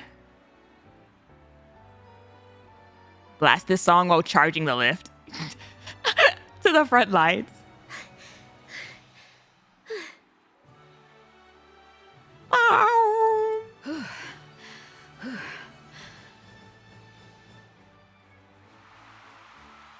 The crowd is deafening. TT Star stares out into the audience as the lights begin to fade. One by one, they dim. Tears threaten to spill, but they hold them back. Imagine Whaley charging in above with this song blasting. Let's go. Pop stars don't cry on stage. They're here to give their fans a great time. That's what this is all for. The lights fade further until the crowd is nothing but silhouettes. And then, darkness. The curtain falls. The show is over. Oh! In an instant, all the members of TT Star sink to the floor.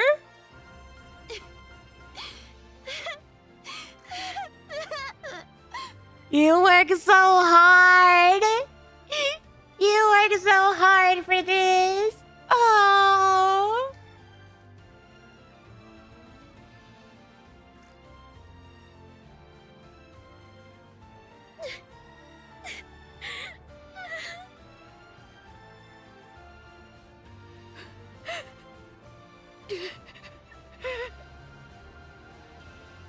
Hey, don't cry.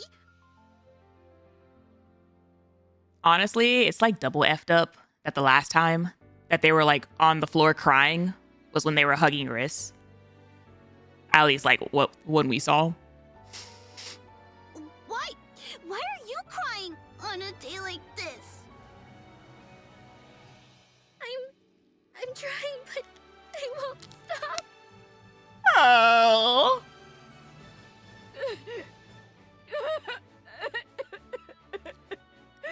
Can we play TT Star on the Wings of Victory? Can we do that? I know Sky likes her rock metal, but like, can we get a couple songs on the aux?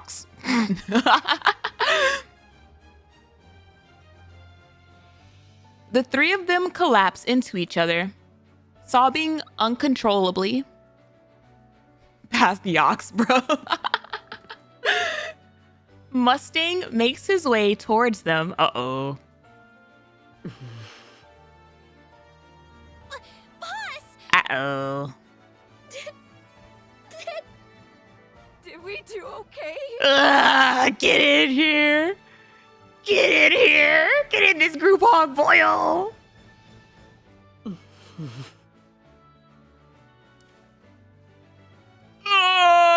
Mustang takes off his sunglasses. His eyes well up as he gazes at his pop stars. You were amazing, Anis. Mint. Frika. Damn, the switch up was crazy. They gave me my Mustang character voice change. This is just not the one that I was expecting. Well, the one that I wanted. But I'll take this. I'll take this. Y'all broke chat.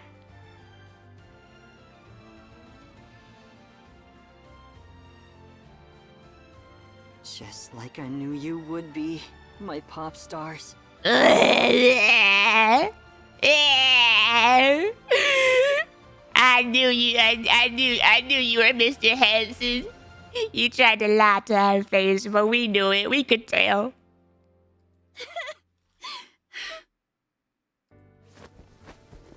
The three rush into Hanson's arms, their grief spilling out in waves.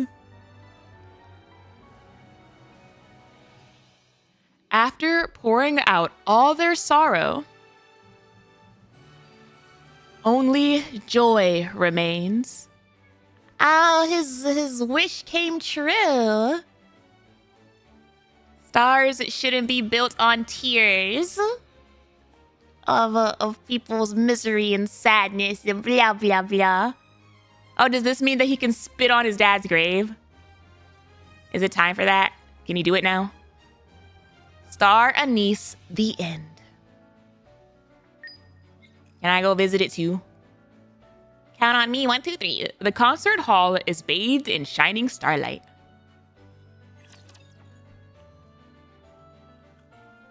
Give him the haktua. Spit at the core. You think they would really feed his body to the core? Like his super AIDS infested body. How does the core work? Can we do that? Like, is that gonna F up the core? I bet his super AIDS is why the core is dying.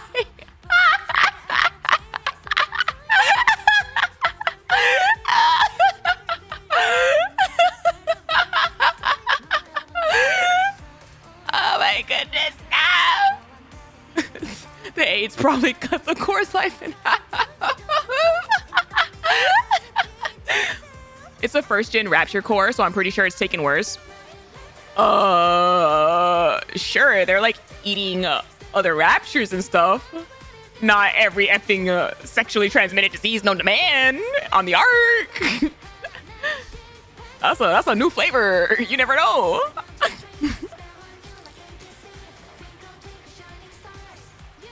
I've never seen what we're cooking up in the outer rim.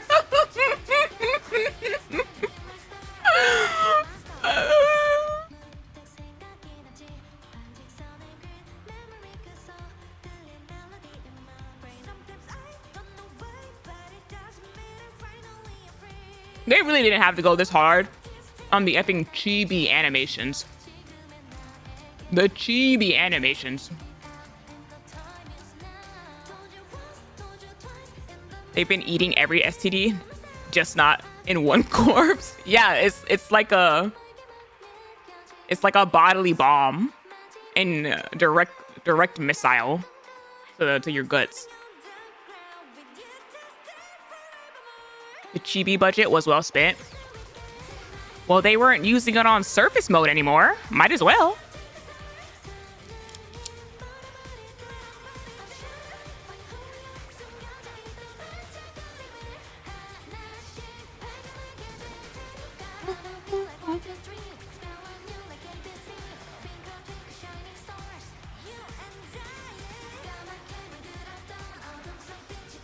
They're trying to make hearts with their hands, but their chibi hands are too small.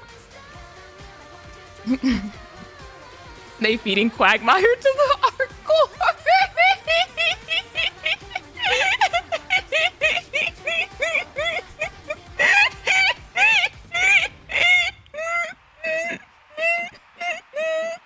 I'm gonna miss him so much, chat.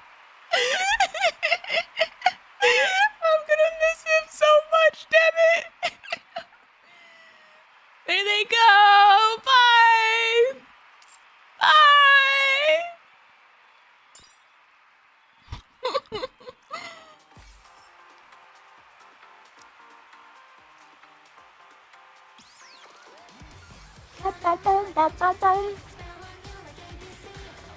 Now I think about it, just what was Mustard doing at that place in the Outer Rim?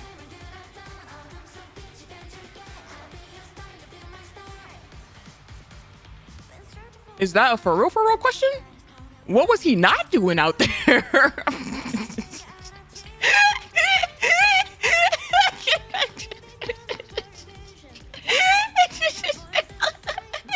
It's like bro was doing all this. I need the details to know he literally died of super STDs. How much do you want to know?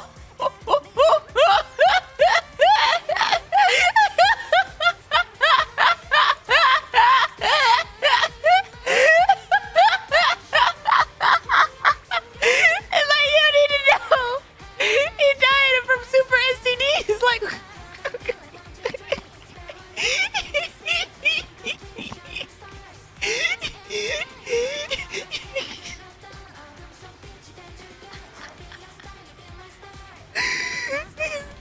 Bro made stalls.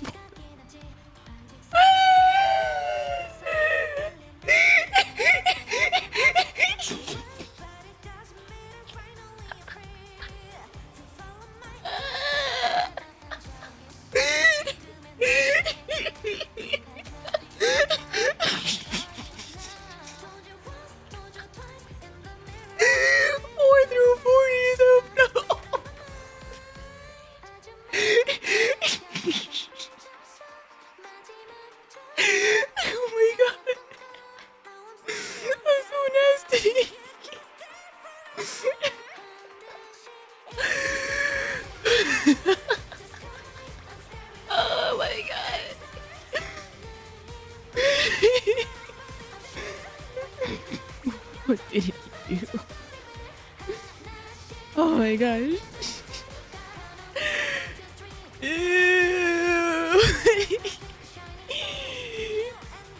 This theme song was a banger though. Oh my god. Oh wait, we gotta go find Avastar. He crying in the back. Oh boy. Where is she? Where is she? Where is she? She is crying. I knew it. Oh, my glasses, they're all fogged up. Oh, Avastar. You were all amazing. You really showed out there. Avastar, you worked hard too. You worked hard too. Stay sharp, everyone. The show isn't over yet. Oh. Oh.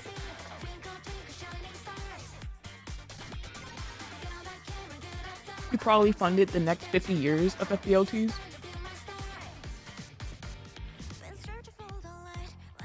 The fact that like FBLTs is still standing.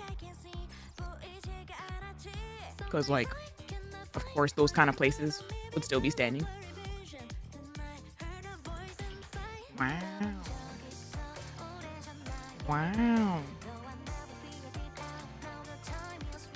Now I gotta look at all of this with like the POV change of all of that being Hansen.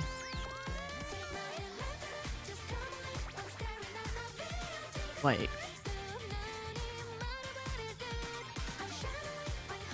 now I gotta redirect all my grievances that Mustang has put me through to Hansen's behind, knowing that like He's actually a good guy. And he's always been a good guy. Oh, so he's just been effing with me. Hanson cooking with Mary? That's true. So the Mary line was Hanson punishing her with his POV. FALCs is going to be the one outer rim building that rises to the surface with the rest of the arc. It's effed up because it's true. It's effed up because you're right. Bro made us dance in the snow just for the love of the game. Yeah, he did. Yeah, he really did, didn't he?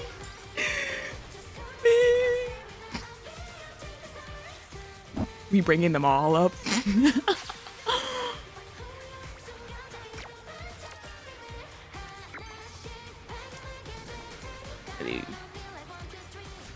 As long as we're together, I will never fall.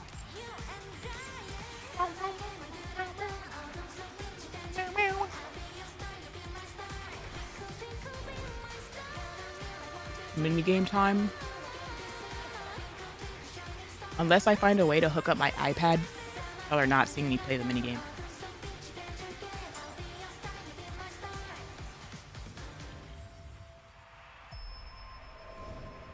That was a funny ass conclusion. Have a good day.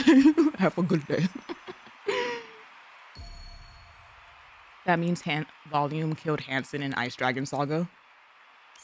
Damn. Man did not have to dress like that. He was repressed as a child, and he saw the opportunity to slay, and he jumped right on it.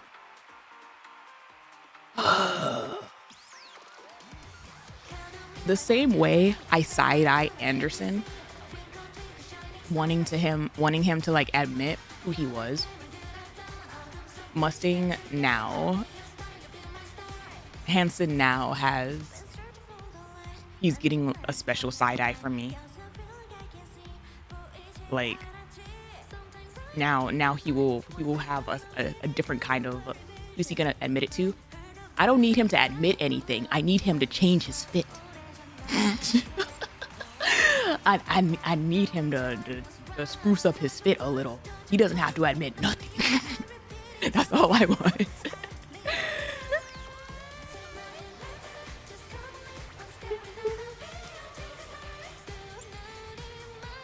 Open the stars. Next up, Fuel lore. Missilus Saga. Maybe he'll switch over to CN Mustang fit. That would be nice. That would be nice. Yeah, I'ma keep my eyes open, my options open on what the Siwon lore could be like.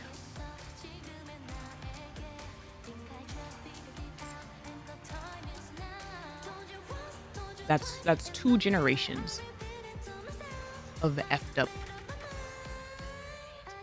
parents. Well, not 2 generations. That's 2 out of 3 of effed up parents, or like past CEO.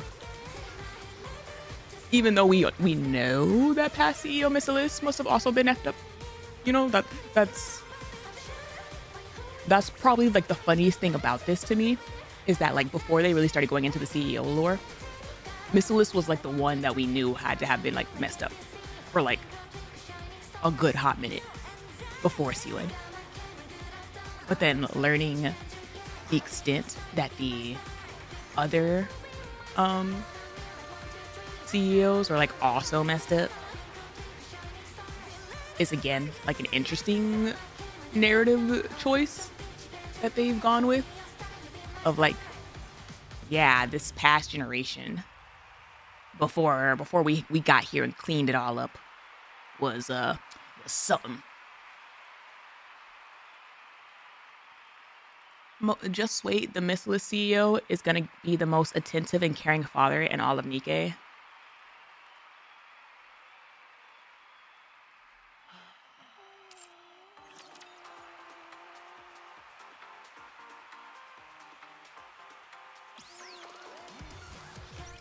I don't even know what I want. I don't even know what I want anymore. I don't know if I want him to actually be a caring father. Because maybe that means he's actually gonna stick around somewhere. Or if I want him to also be a full-on bad guy, knowing his fate in this game is death.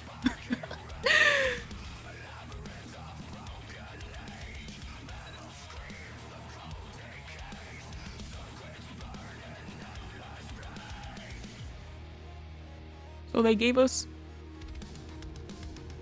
Okay. This is really pretty art. It's funny how soon that they showed us this art. This is like the album art and everything. And now I see.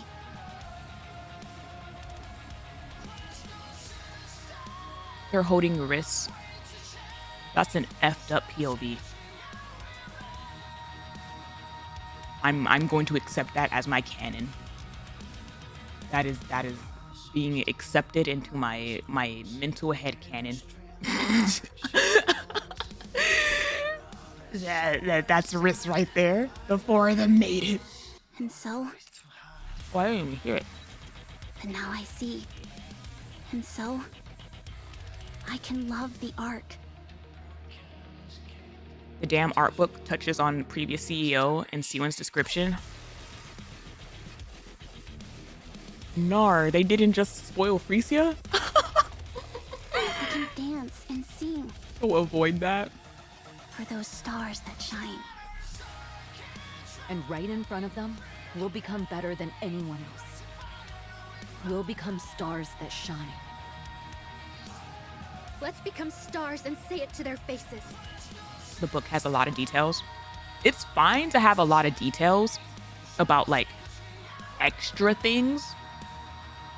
It's annoying when those details are like plot relevant things that are going to be like gone over in literally the next couple of events and chapters.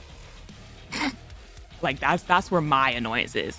If it's like extra fun facts that we don't necessarily see in the game or will see in the game at any given point, that's like whatever. That's perfectly fine. But when they like give information that just hasn't been revealed yet but is planned to be revealed, like why would you do that? Why not save that until the next art book? Don't mock effort. Don't resent growth. Don't trample the weak. Aww. Let's become that kind of hope. Let's become stars. Holy crap, no wonder Hansen goes above and beyond to erase even just the mention of smile time. And now I see. And so?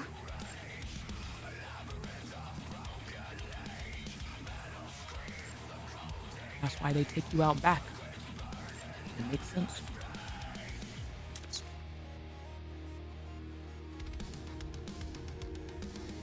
Thanks to over 1 million light flicks, everyone sent, TT Star was able to stand on the stage, known to the world. More tickets. Oh, more tickets, thank you.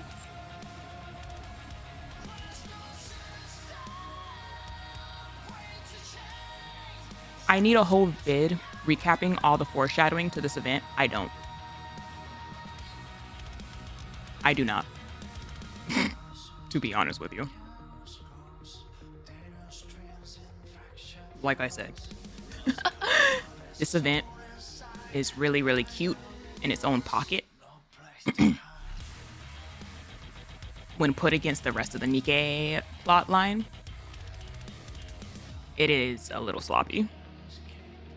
It is like a little rushed to me. It's like, I don't know, like a little bit bare minimum backpedaling. Get ready for max firepower! It is what it is. which Oshi jacket you wearing as we charge the lift?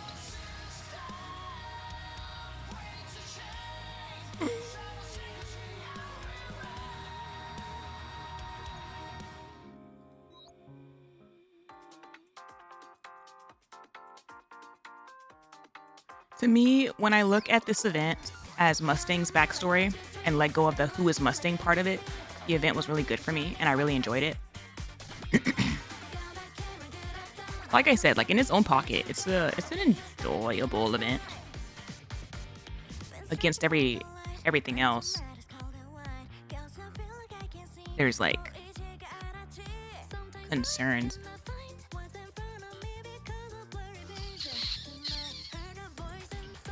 To be honest, even if I put aside those concerns,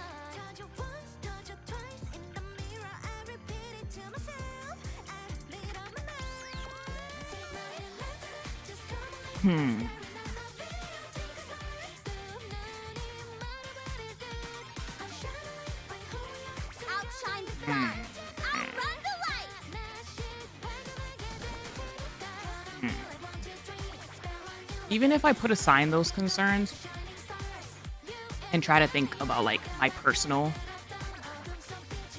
like anniversary events from like favorite to least favorite,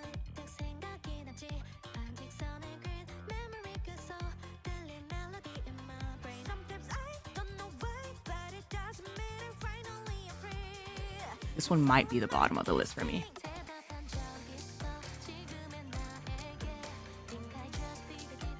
It's hard to put anniversary events against each other because they all kind of do like their own thing in very, very different ways.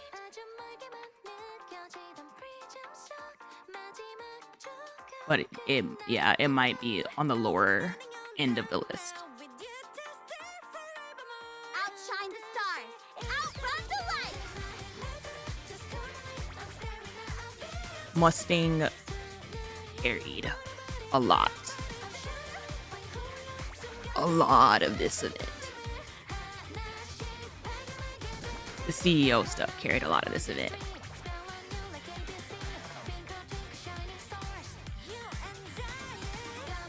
The TT Star story as a whole was a cute story.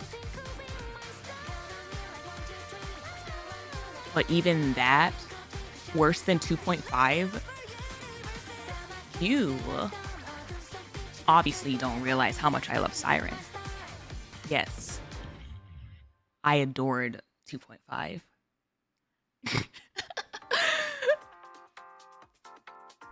I think I might agree Star Anise is good, but it also isn't at the top for me. Outshine the stars. Outrun the light. Maybe I didn't cry for this anniversary. Oh, that's true.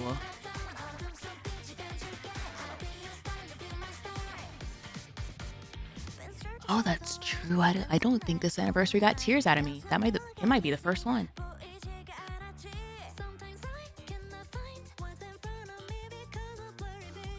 You did cry once? I got close to it. I'm trying to remember if I actually cried. Because chapters 45 and 46 spared you this anniversary? No. Because what I'm about to say now. Chapter 45 and 46 made me cry for both those chapters. I cried for both those chapters. And I think I might have shed a tear or two during the side story. But then, yeah, I think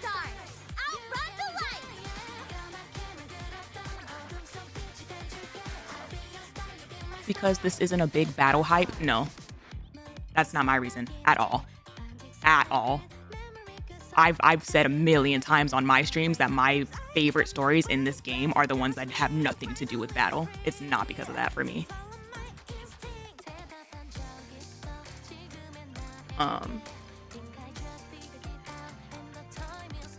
This event was good for me when I put aside what I wanted from it.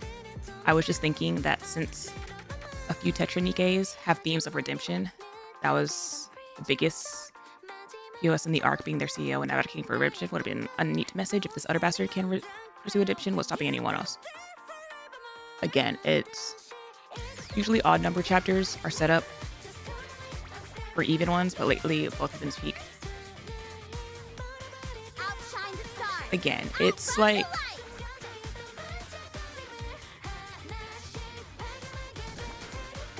I don't mind necessarily the direction that they went with the plot. I really like the way Mustang went out, honestly. Like that was absolutely like a way that if he was gonna go out, that's a very fitting way for him to go out.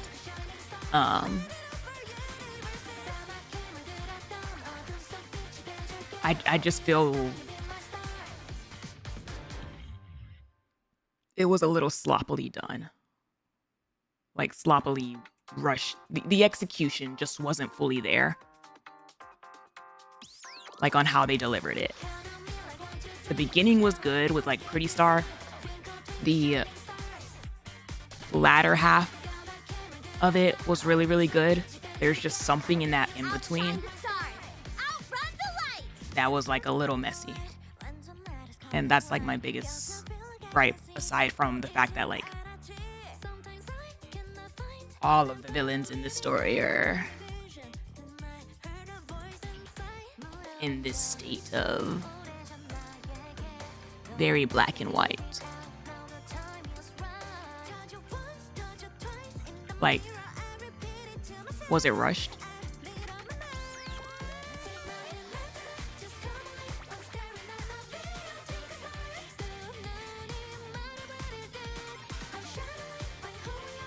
It does kind of give those vibes a little bit. Because the thing is, some of the strongest points in this story were the TT Star bits. And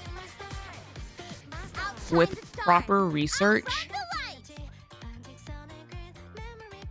that story is kind of easy to tell and replicate. Like, you see it pretty,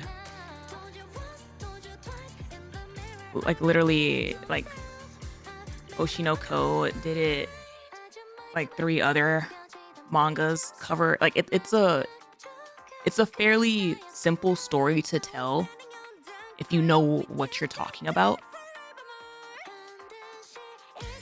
To like touch on those emotional beats.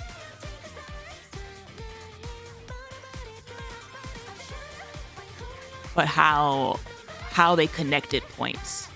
How they connected like the TT Star story to the Mustang Hansen story to the overall Nikke story. That connectivity is where it got a little sloppy to me. There's even Satoshi Kon's Perfect Blue. Yeah, like you it's a fairly common story. How so? The connectivity being sloppy?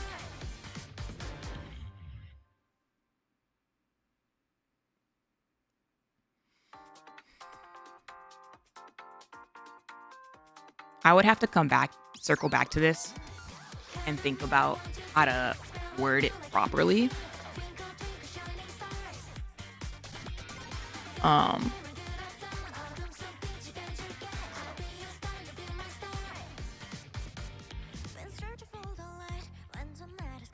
Because right now, it's definitely one of those things where like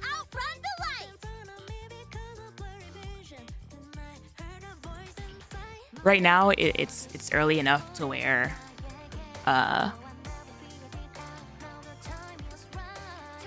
it's like when I hear a leitmotif in a song sometimes, and my brain scratches because I can recognize it, but I can't like verbalize it. That's how I feel right now with it a little bit.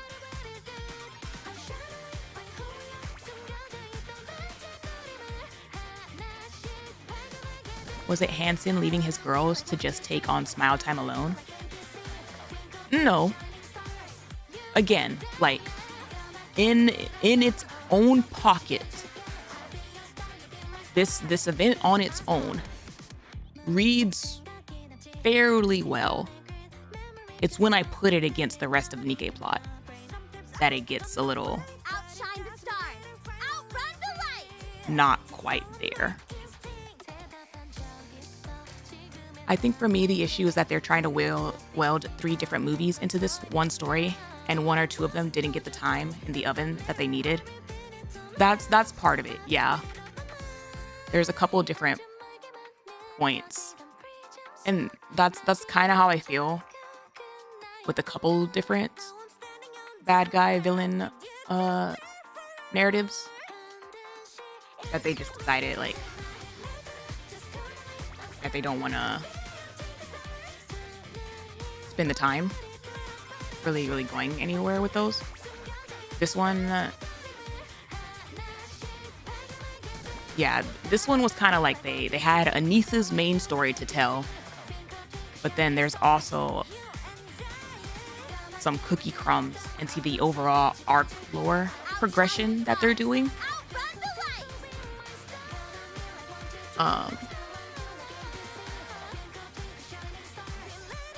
Yeah, I'm gonna have to like noodle a little bit with the proper answer.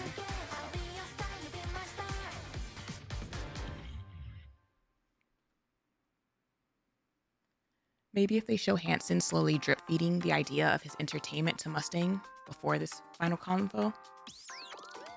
I think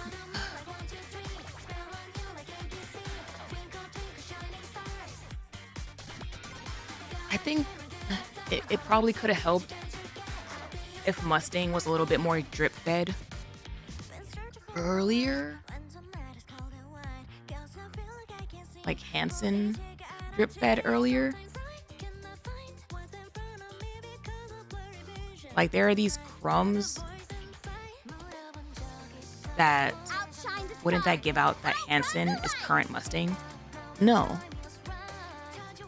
It's drip feeding. It's crumbs. It's like it feels like they started dropping crumbs. People always say, "Oh well, Velvet said that he changed." That was at the end of last year. That's still like super recent. That's a part of the whole. This feels like a kind of rushed storyline that they were like. It didn't quite marinate the same as some of the other ones. They could have shown more how Hansen was the real driving force of TETRA, besides being the one who scouted and built up Pretty. Yeah, there were just like plot points that I think that they could have built a little bit more towards, and it probably would have felt like a little bit more like satisfying.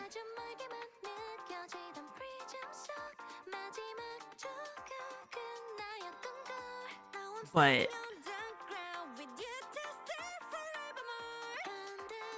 it's weird, honestly. It's weird. Like, Hansen low-key almost feels like a second-hand thought, almost.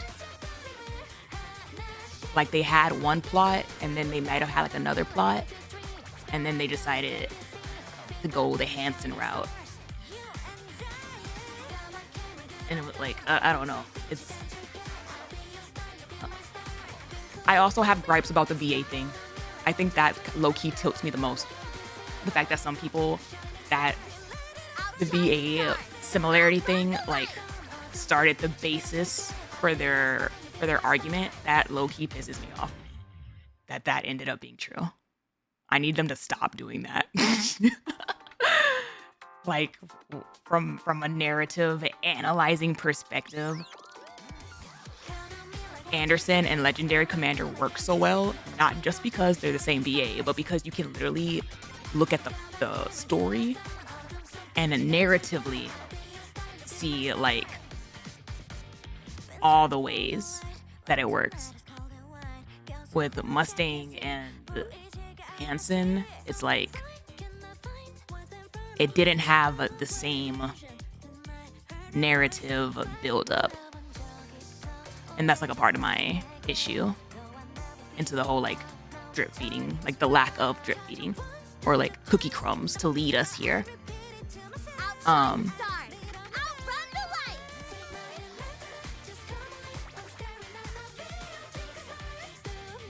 Two times is enough for me.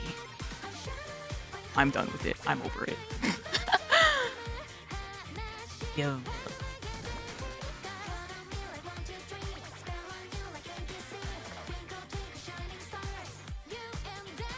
Just give a proper up, but we might not see that until potentially post fourth Annie. Again, like I said, it feels like this year they're really trying to like close up quite a bit of plot points, wrap things up in this era to get us onto phase 2. And if that's the case, it is what it is. Pinocchio's on the other side. I'm very invested in Pinocchio.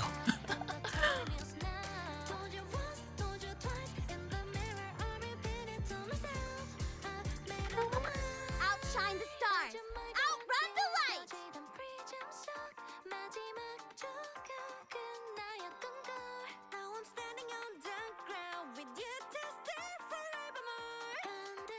For me, I've seen this opinion around, and I kind of agree that we have been with Mustang for 3.5 years, and now we have to throw all perception of him for a guy we just met a month ago. That's definitely a part of it. It doesn't feel like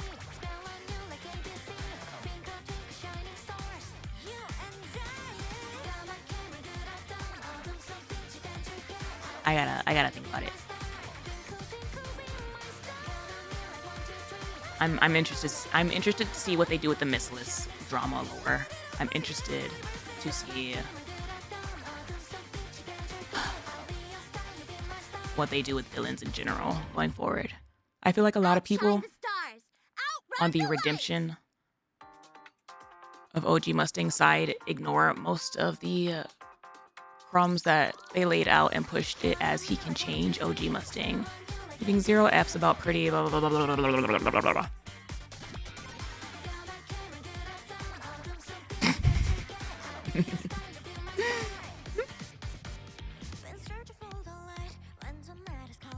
Not to be rude. Sorry. I've clarified that stance like too many times. I'm too tired / lazy to clarify that stance again. At least from my point of view. Yeah, for me, it wasn't about him doing like a 180. That being said,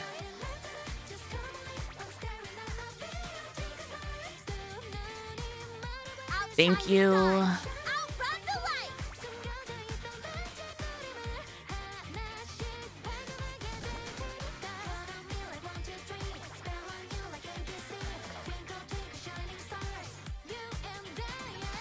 Didn't hear your point on that, so my bad.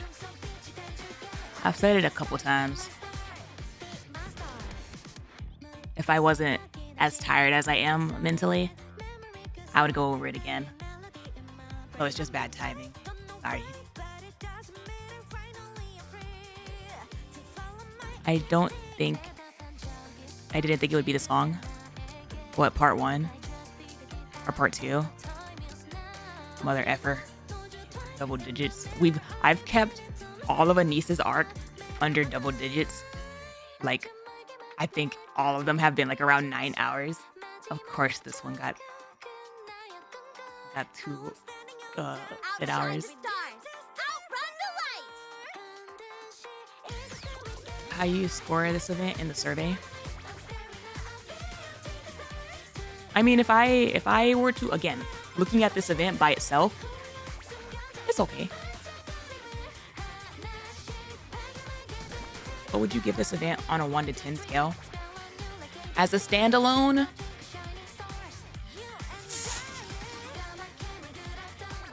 maybe an 8?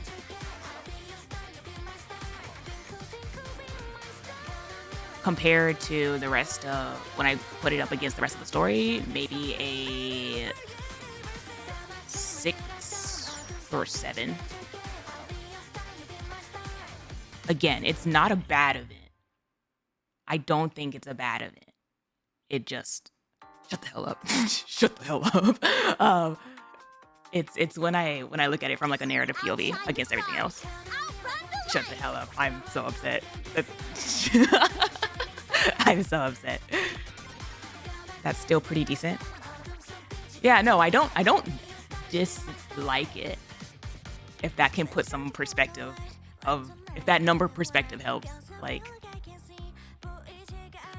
outside of the whole Mustang Hansen like thing, the rest of it is like pretty good. Like, and even the Mustang Hansen thing in this pocket of the event was very well done. I freaking love Mustang. I'm gonna miss him so much. I've said it so many times. I'll miss him so much.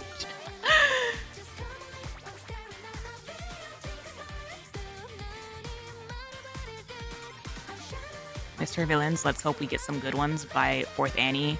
I don't think so. I don't think we will. 4th Annie, I don't even think I'm at that point. Like, for example, the Queen. I'm not really looking for an amazing villain out of the Queen, to be honest. I'm trying to get Lilith out of there alive. That's where my priority is. Like, when I look at the Queen, getting backstory on her would be like a nice little cherry on top, but like, she is not my priority when I look at her. I'm trying to get Lilith to reunite with her husband. I'm gonna look forward to seeing him in the Shade events. It definitely puts a different POV interesting. On the Shade thing, for sure. I'll admit, I'm coping hard for Lilith coming out alive. It's pure cope. I'm on extremely high cope, alright? Especially after recent developments on how they have axed characters. I'm like, before chapter 45 and 46, my cope was like, I think it's still possible cope. Now my cope is like, oh, I'm coping, please let her live, please let her live, please let her live. Like, it's a completely different kind of cope. Before it was like, oh, I think it's still possible. Like, yeah. Now I'm just like, oh, dear God, please. I'm begging. I'm on my knees. Let her live. Let her have a beach house, a retirement beach house with her husband.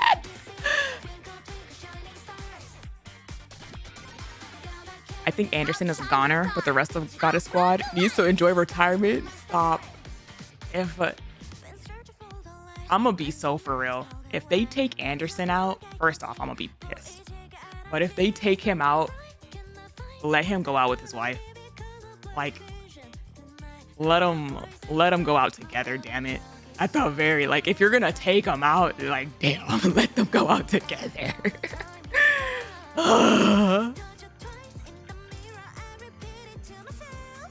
If she comes out alive, she'd have to lose practically most of her power to not steamroll most threats.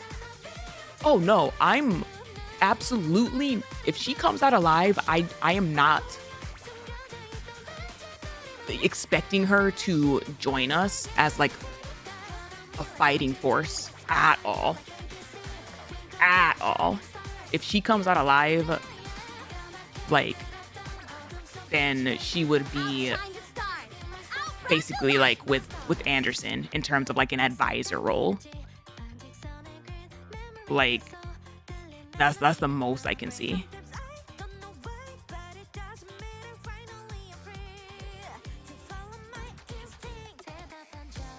Playable Lilith for a limited time. Freaking her and all the shifties during April Fools. Just blasting the screen. Just for giggles.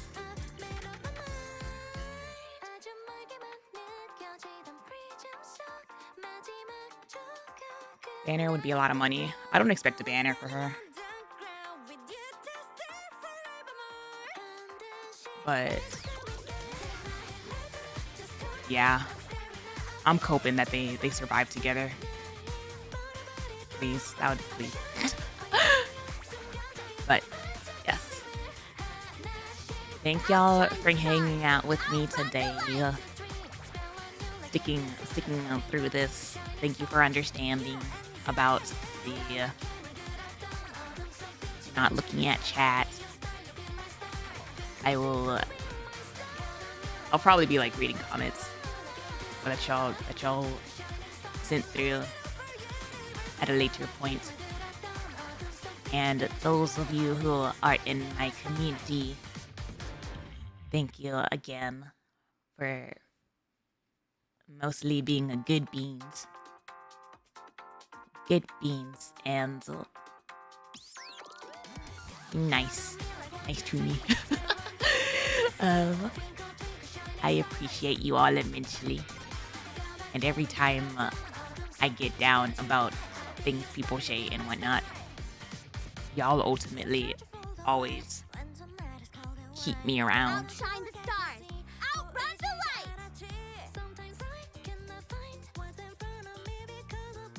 Read.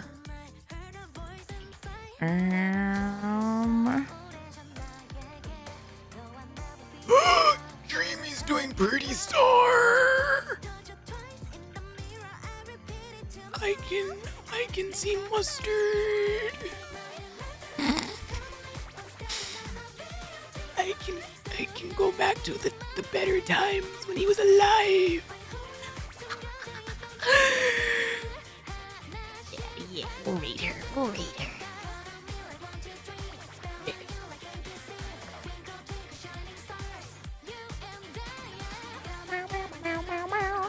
Bringing out the time stone. Yep. It should be raid sub and raid follow. Outshine the stars. Outrun the light.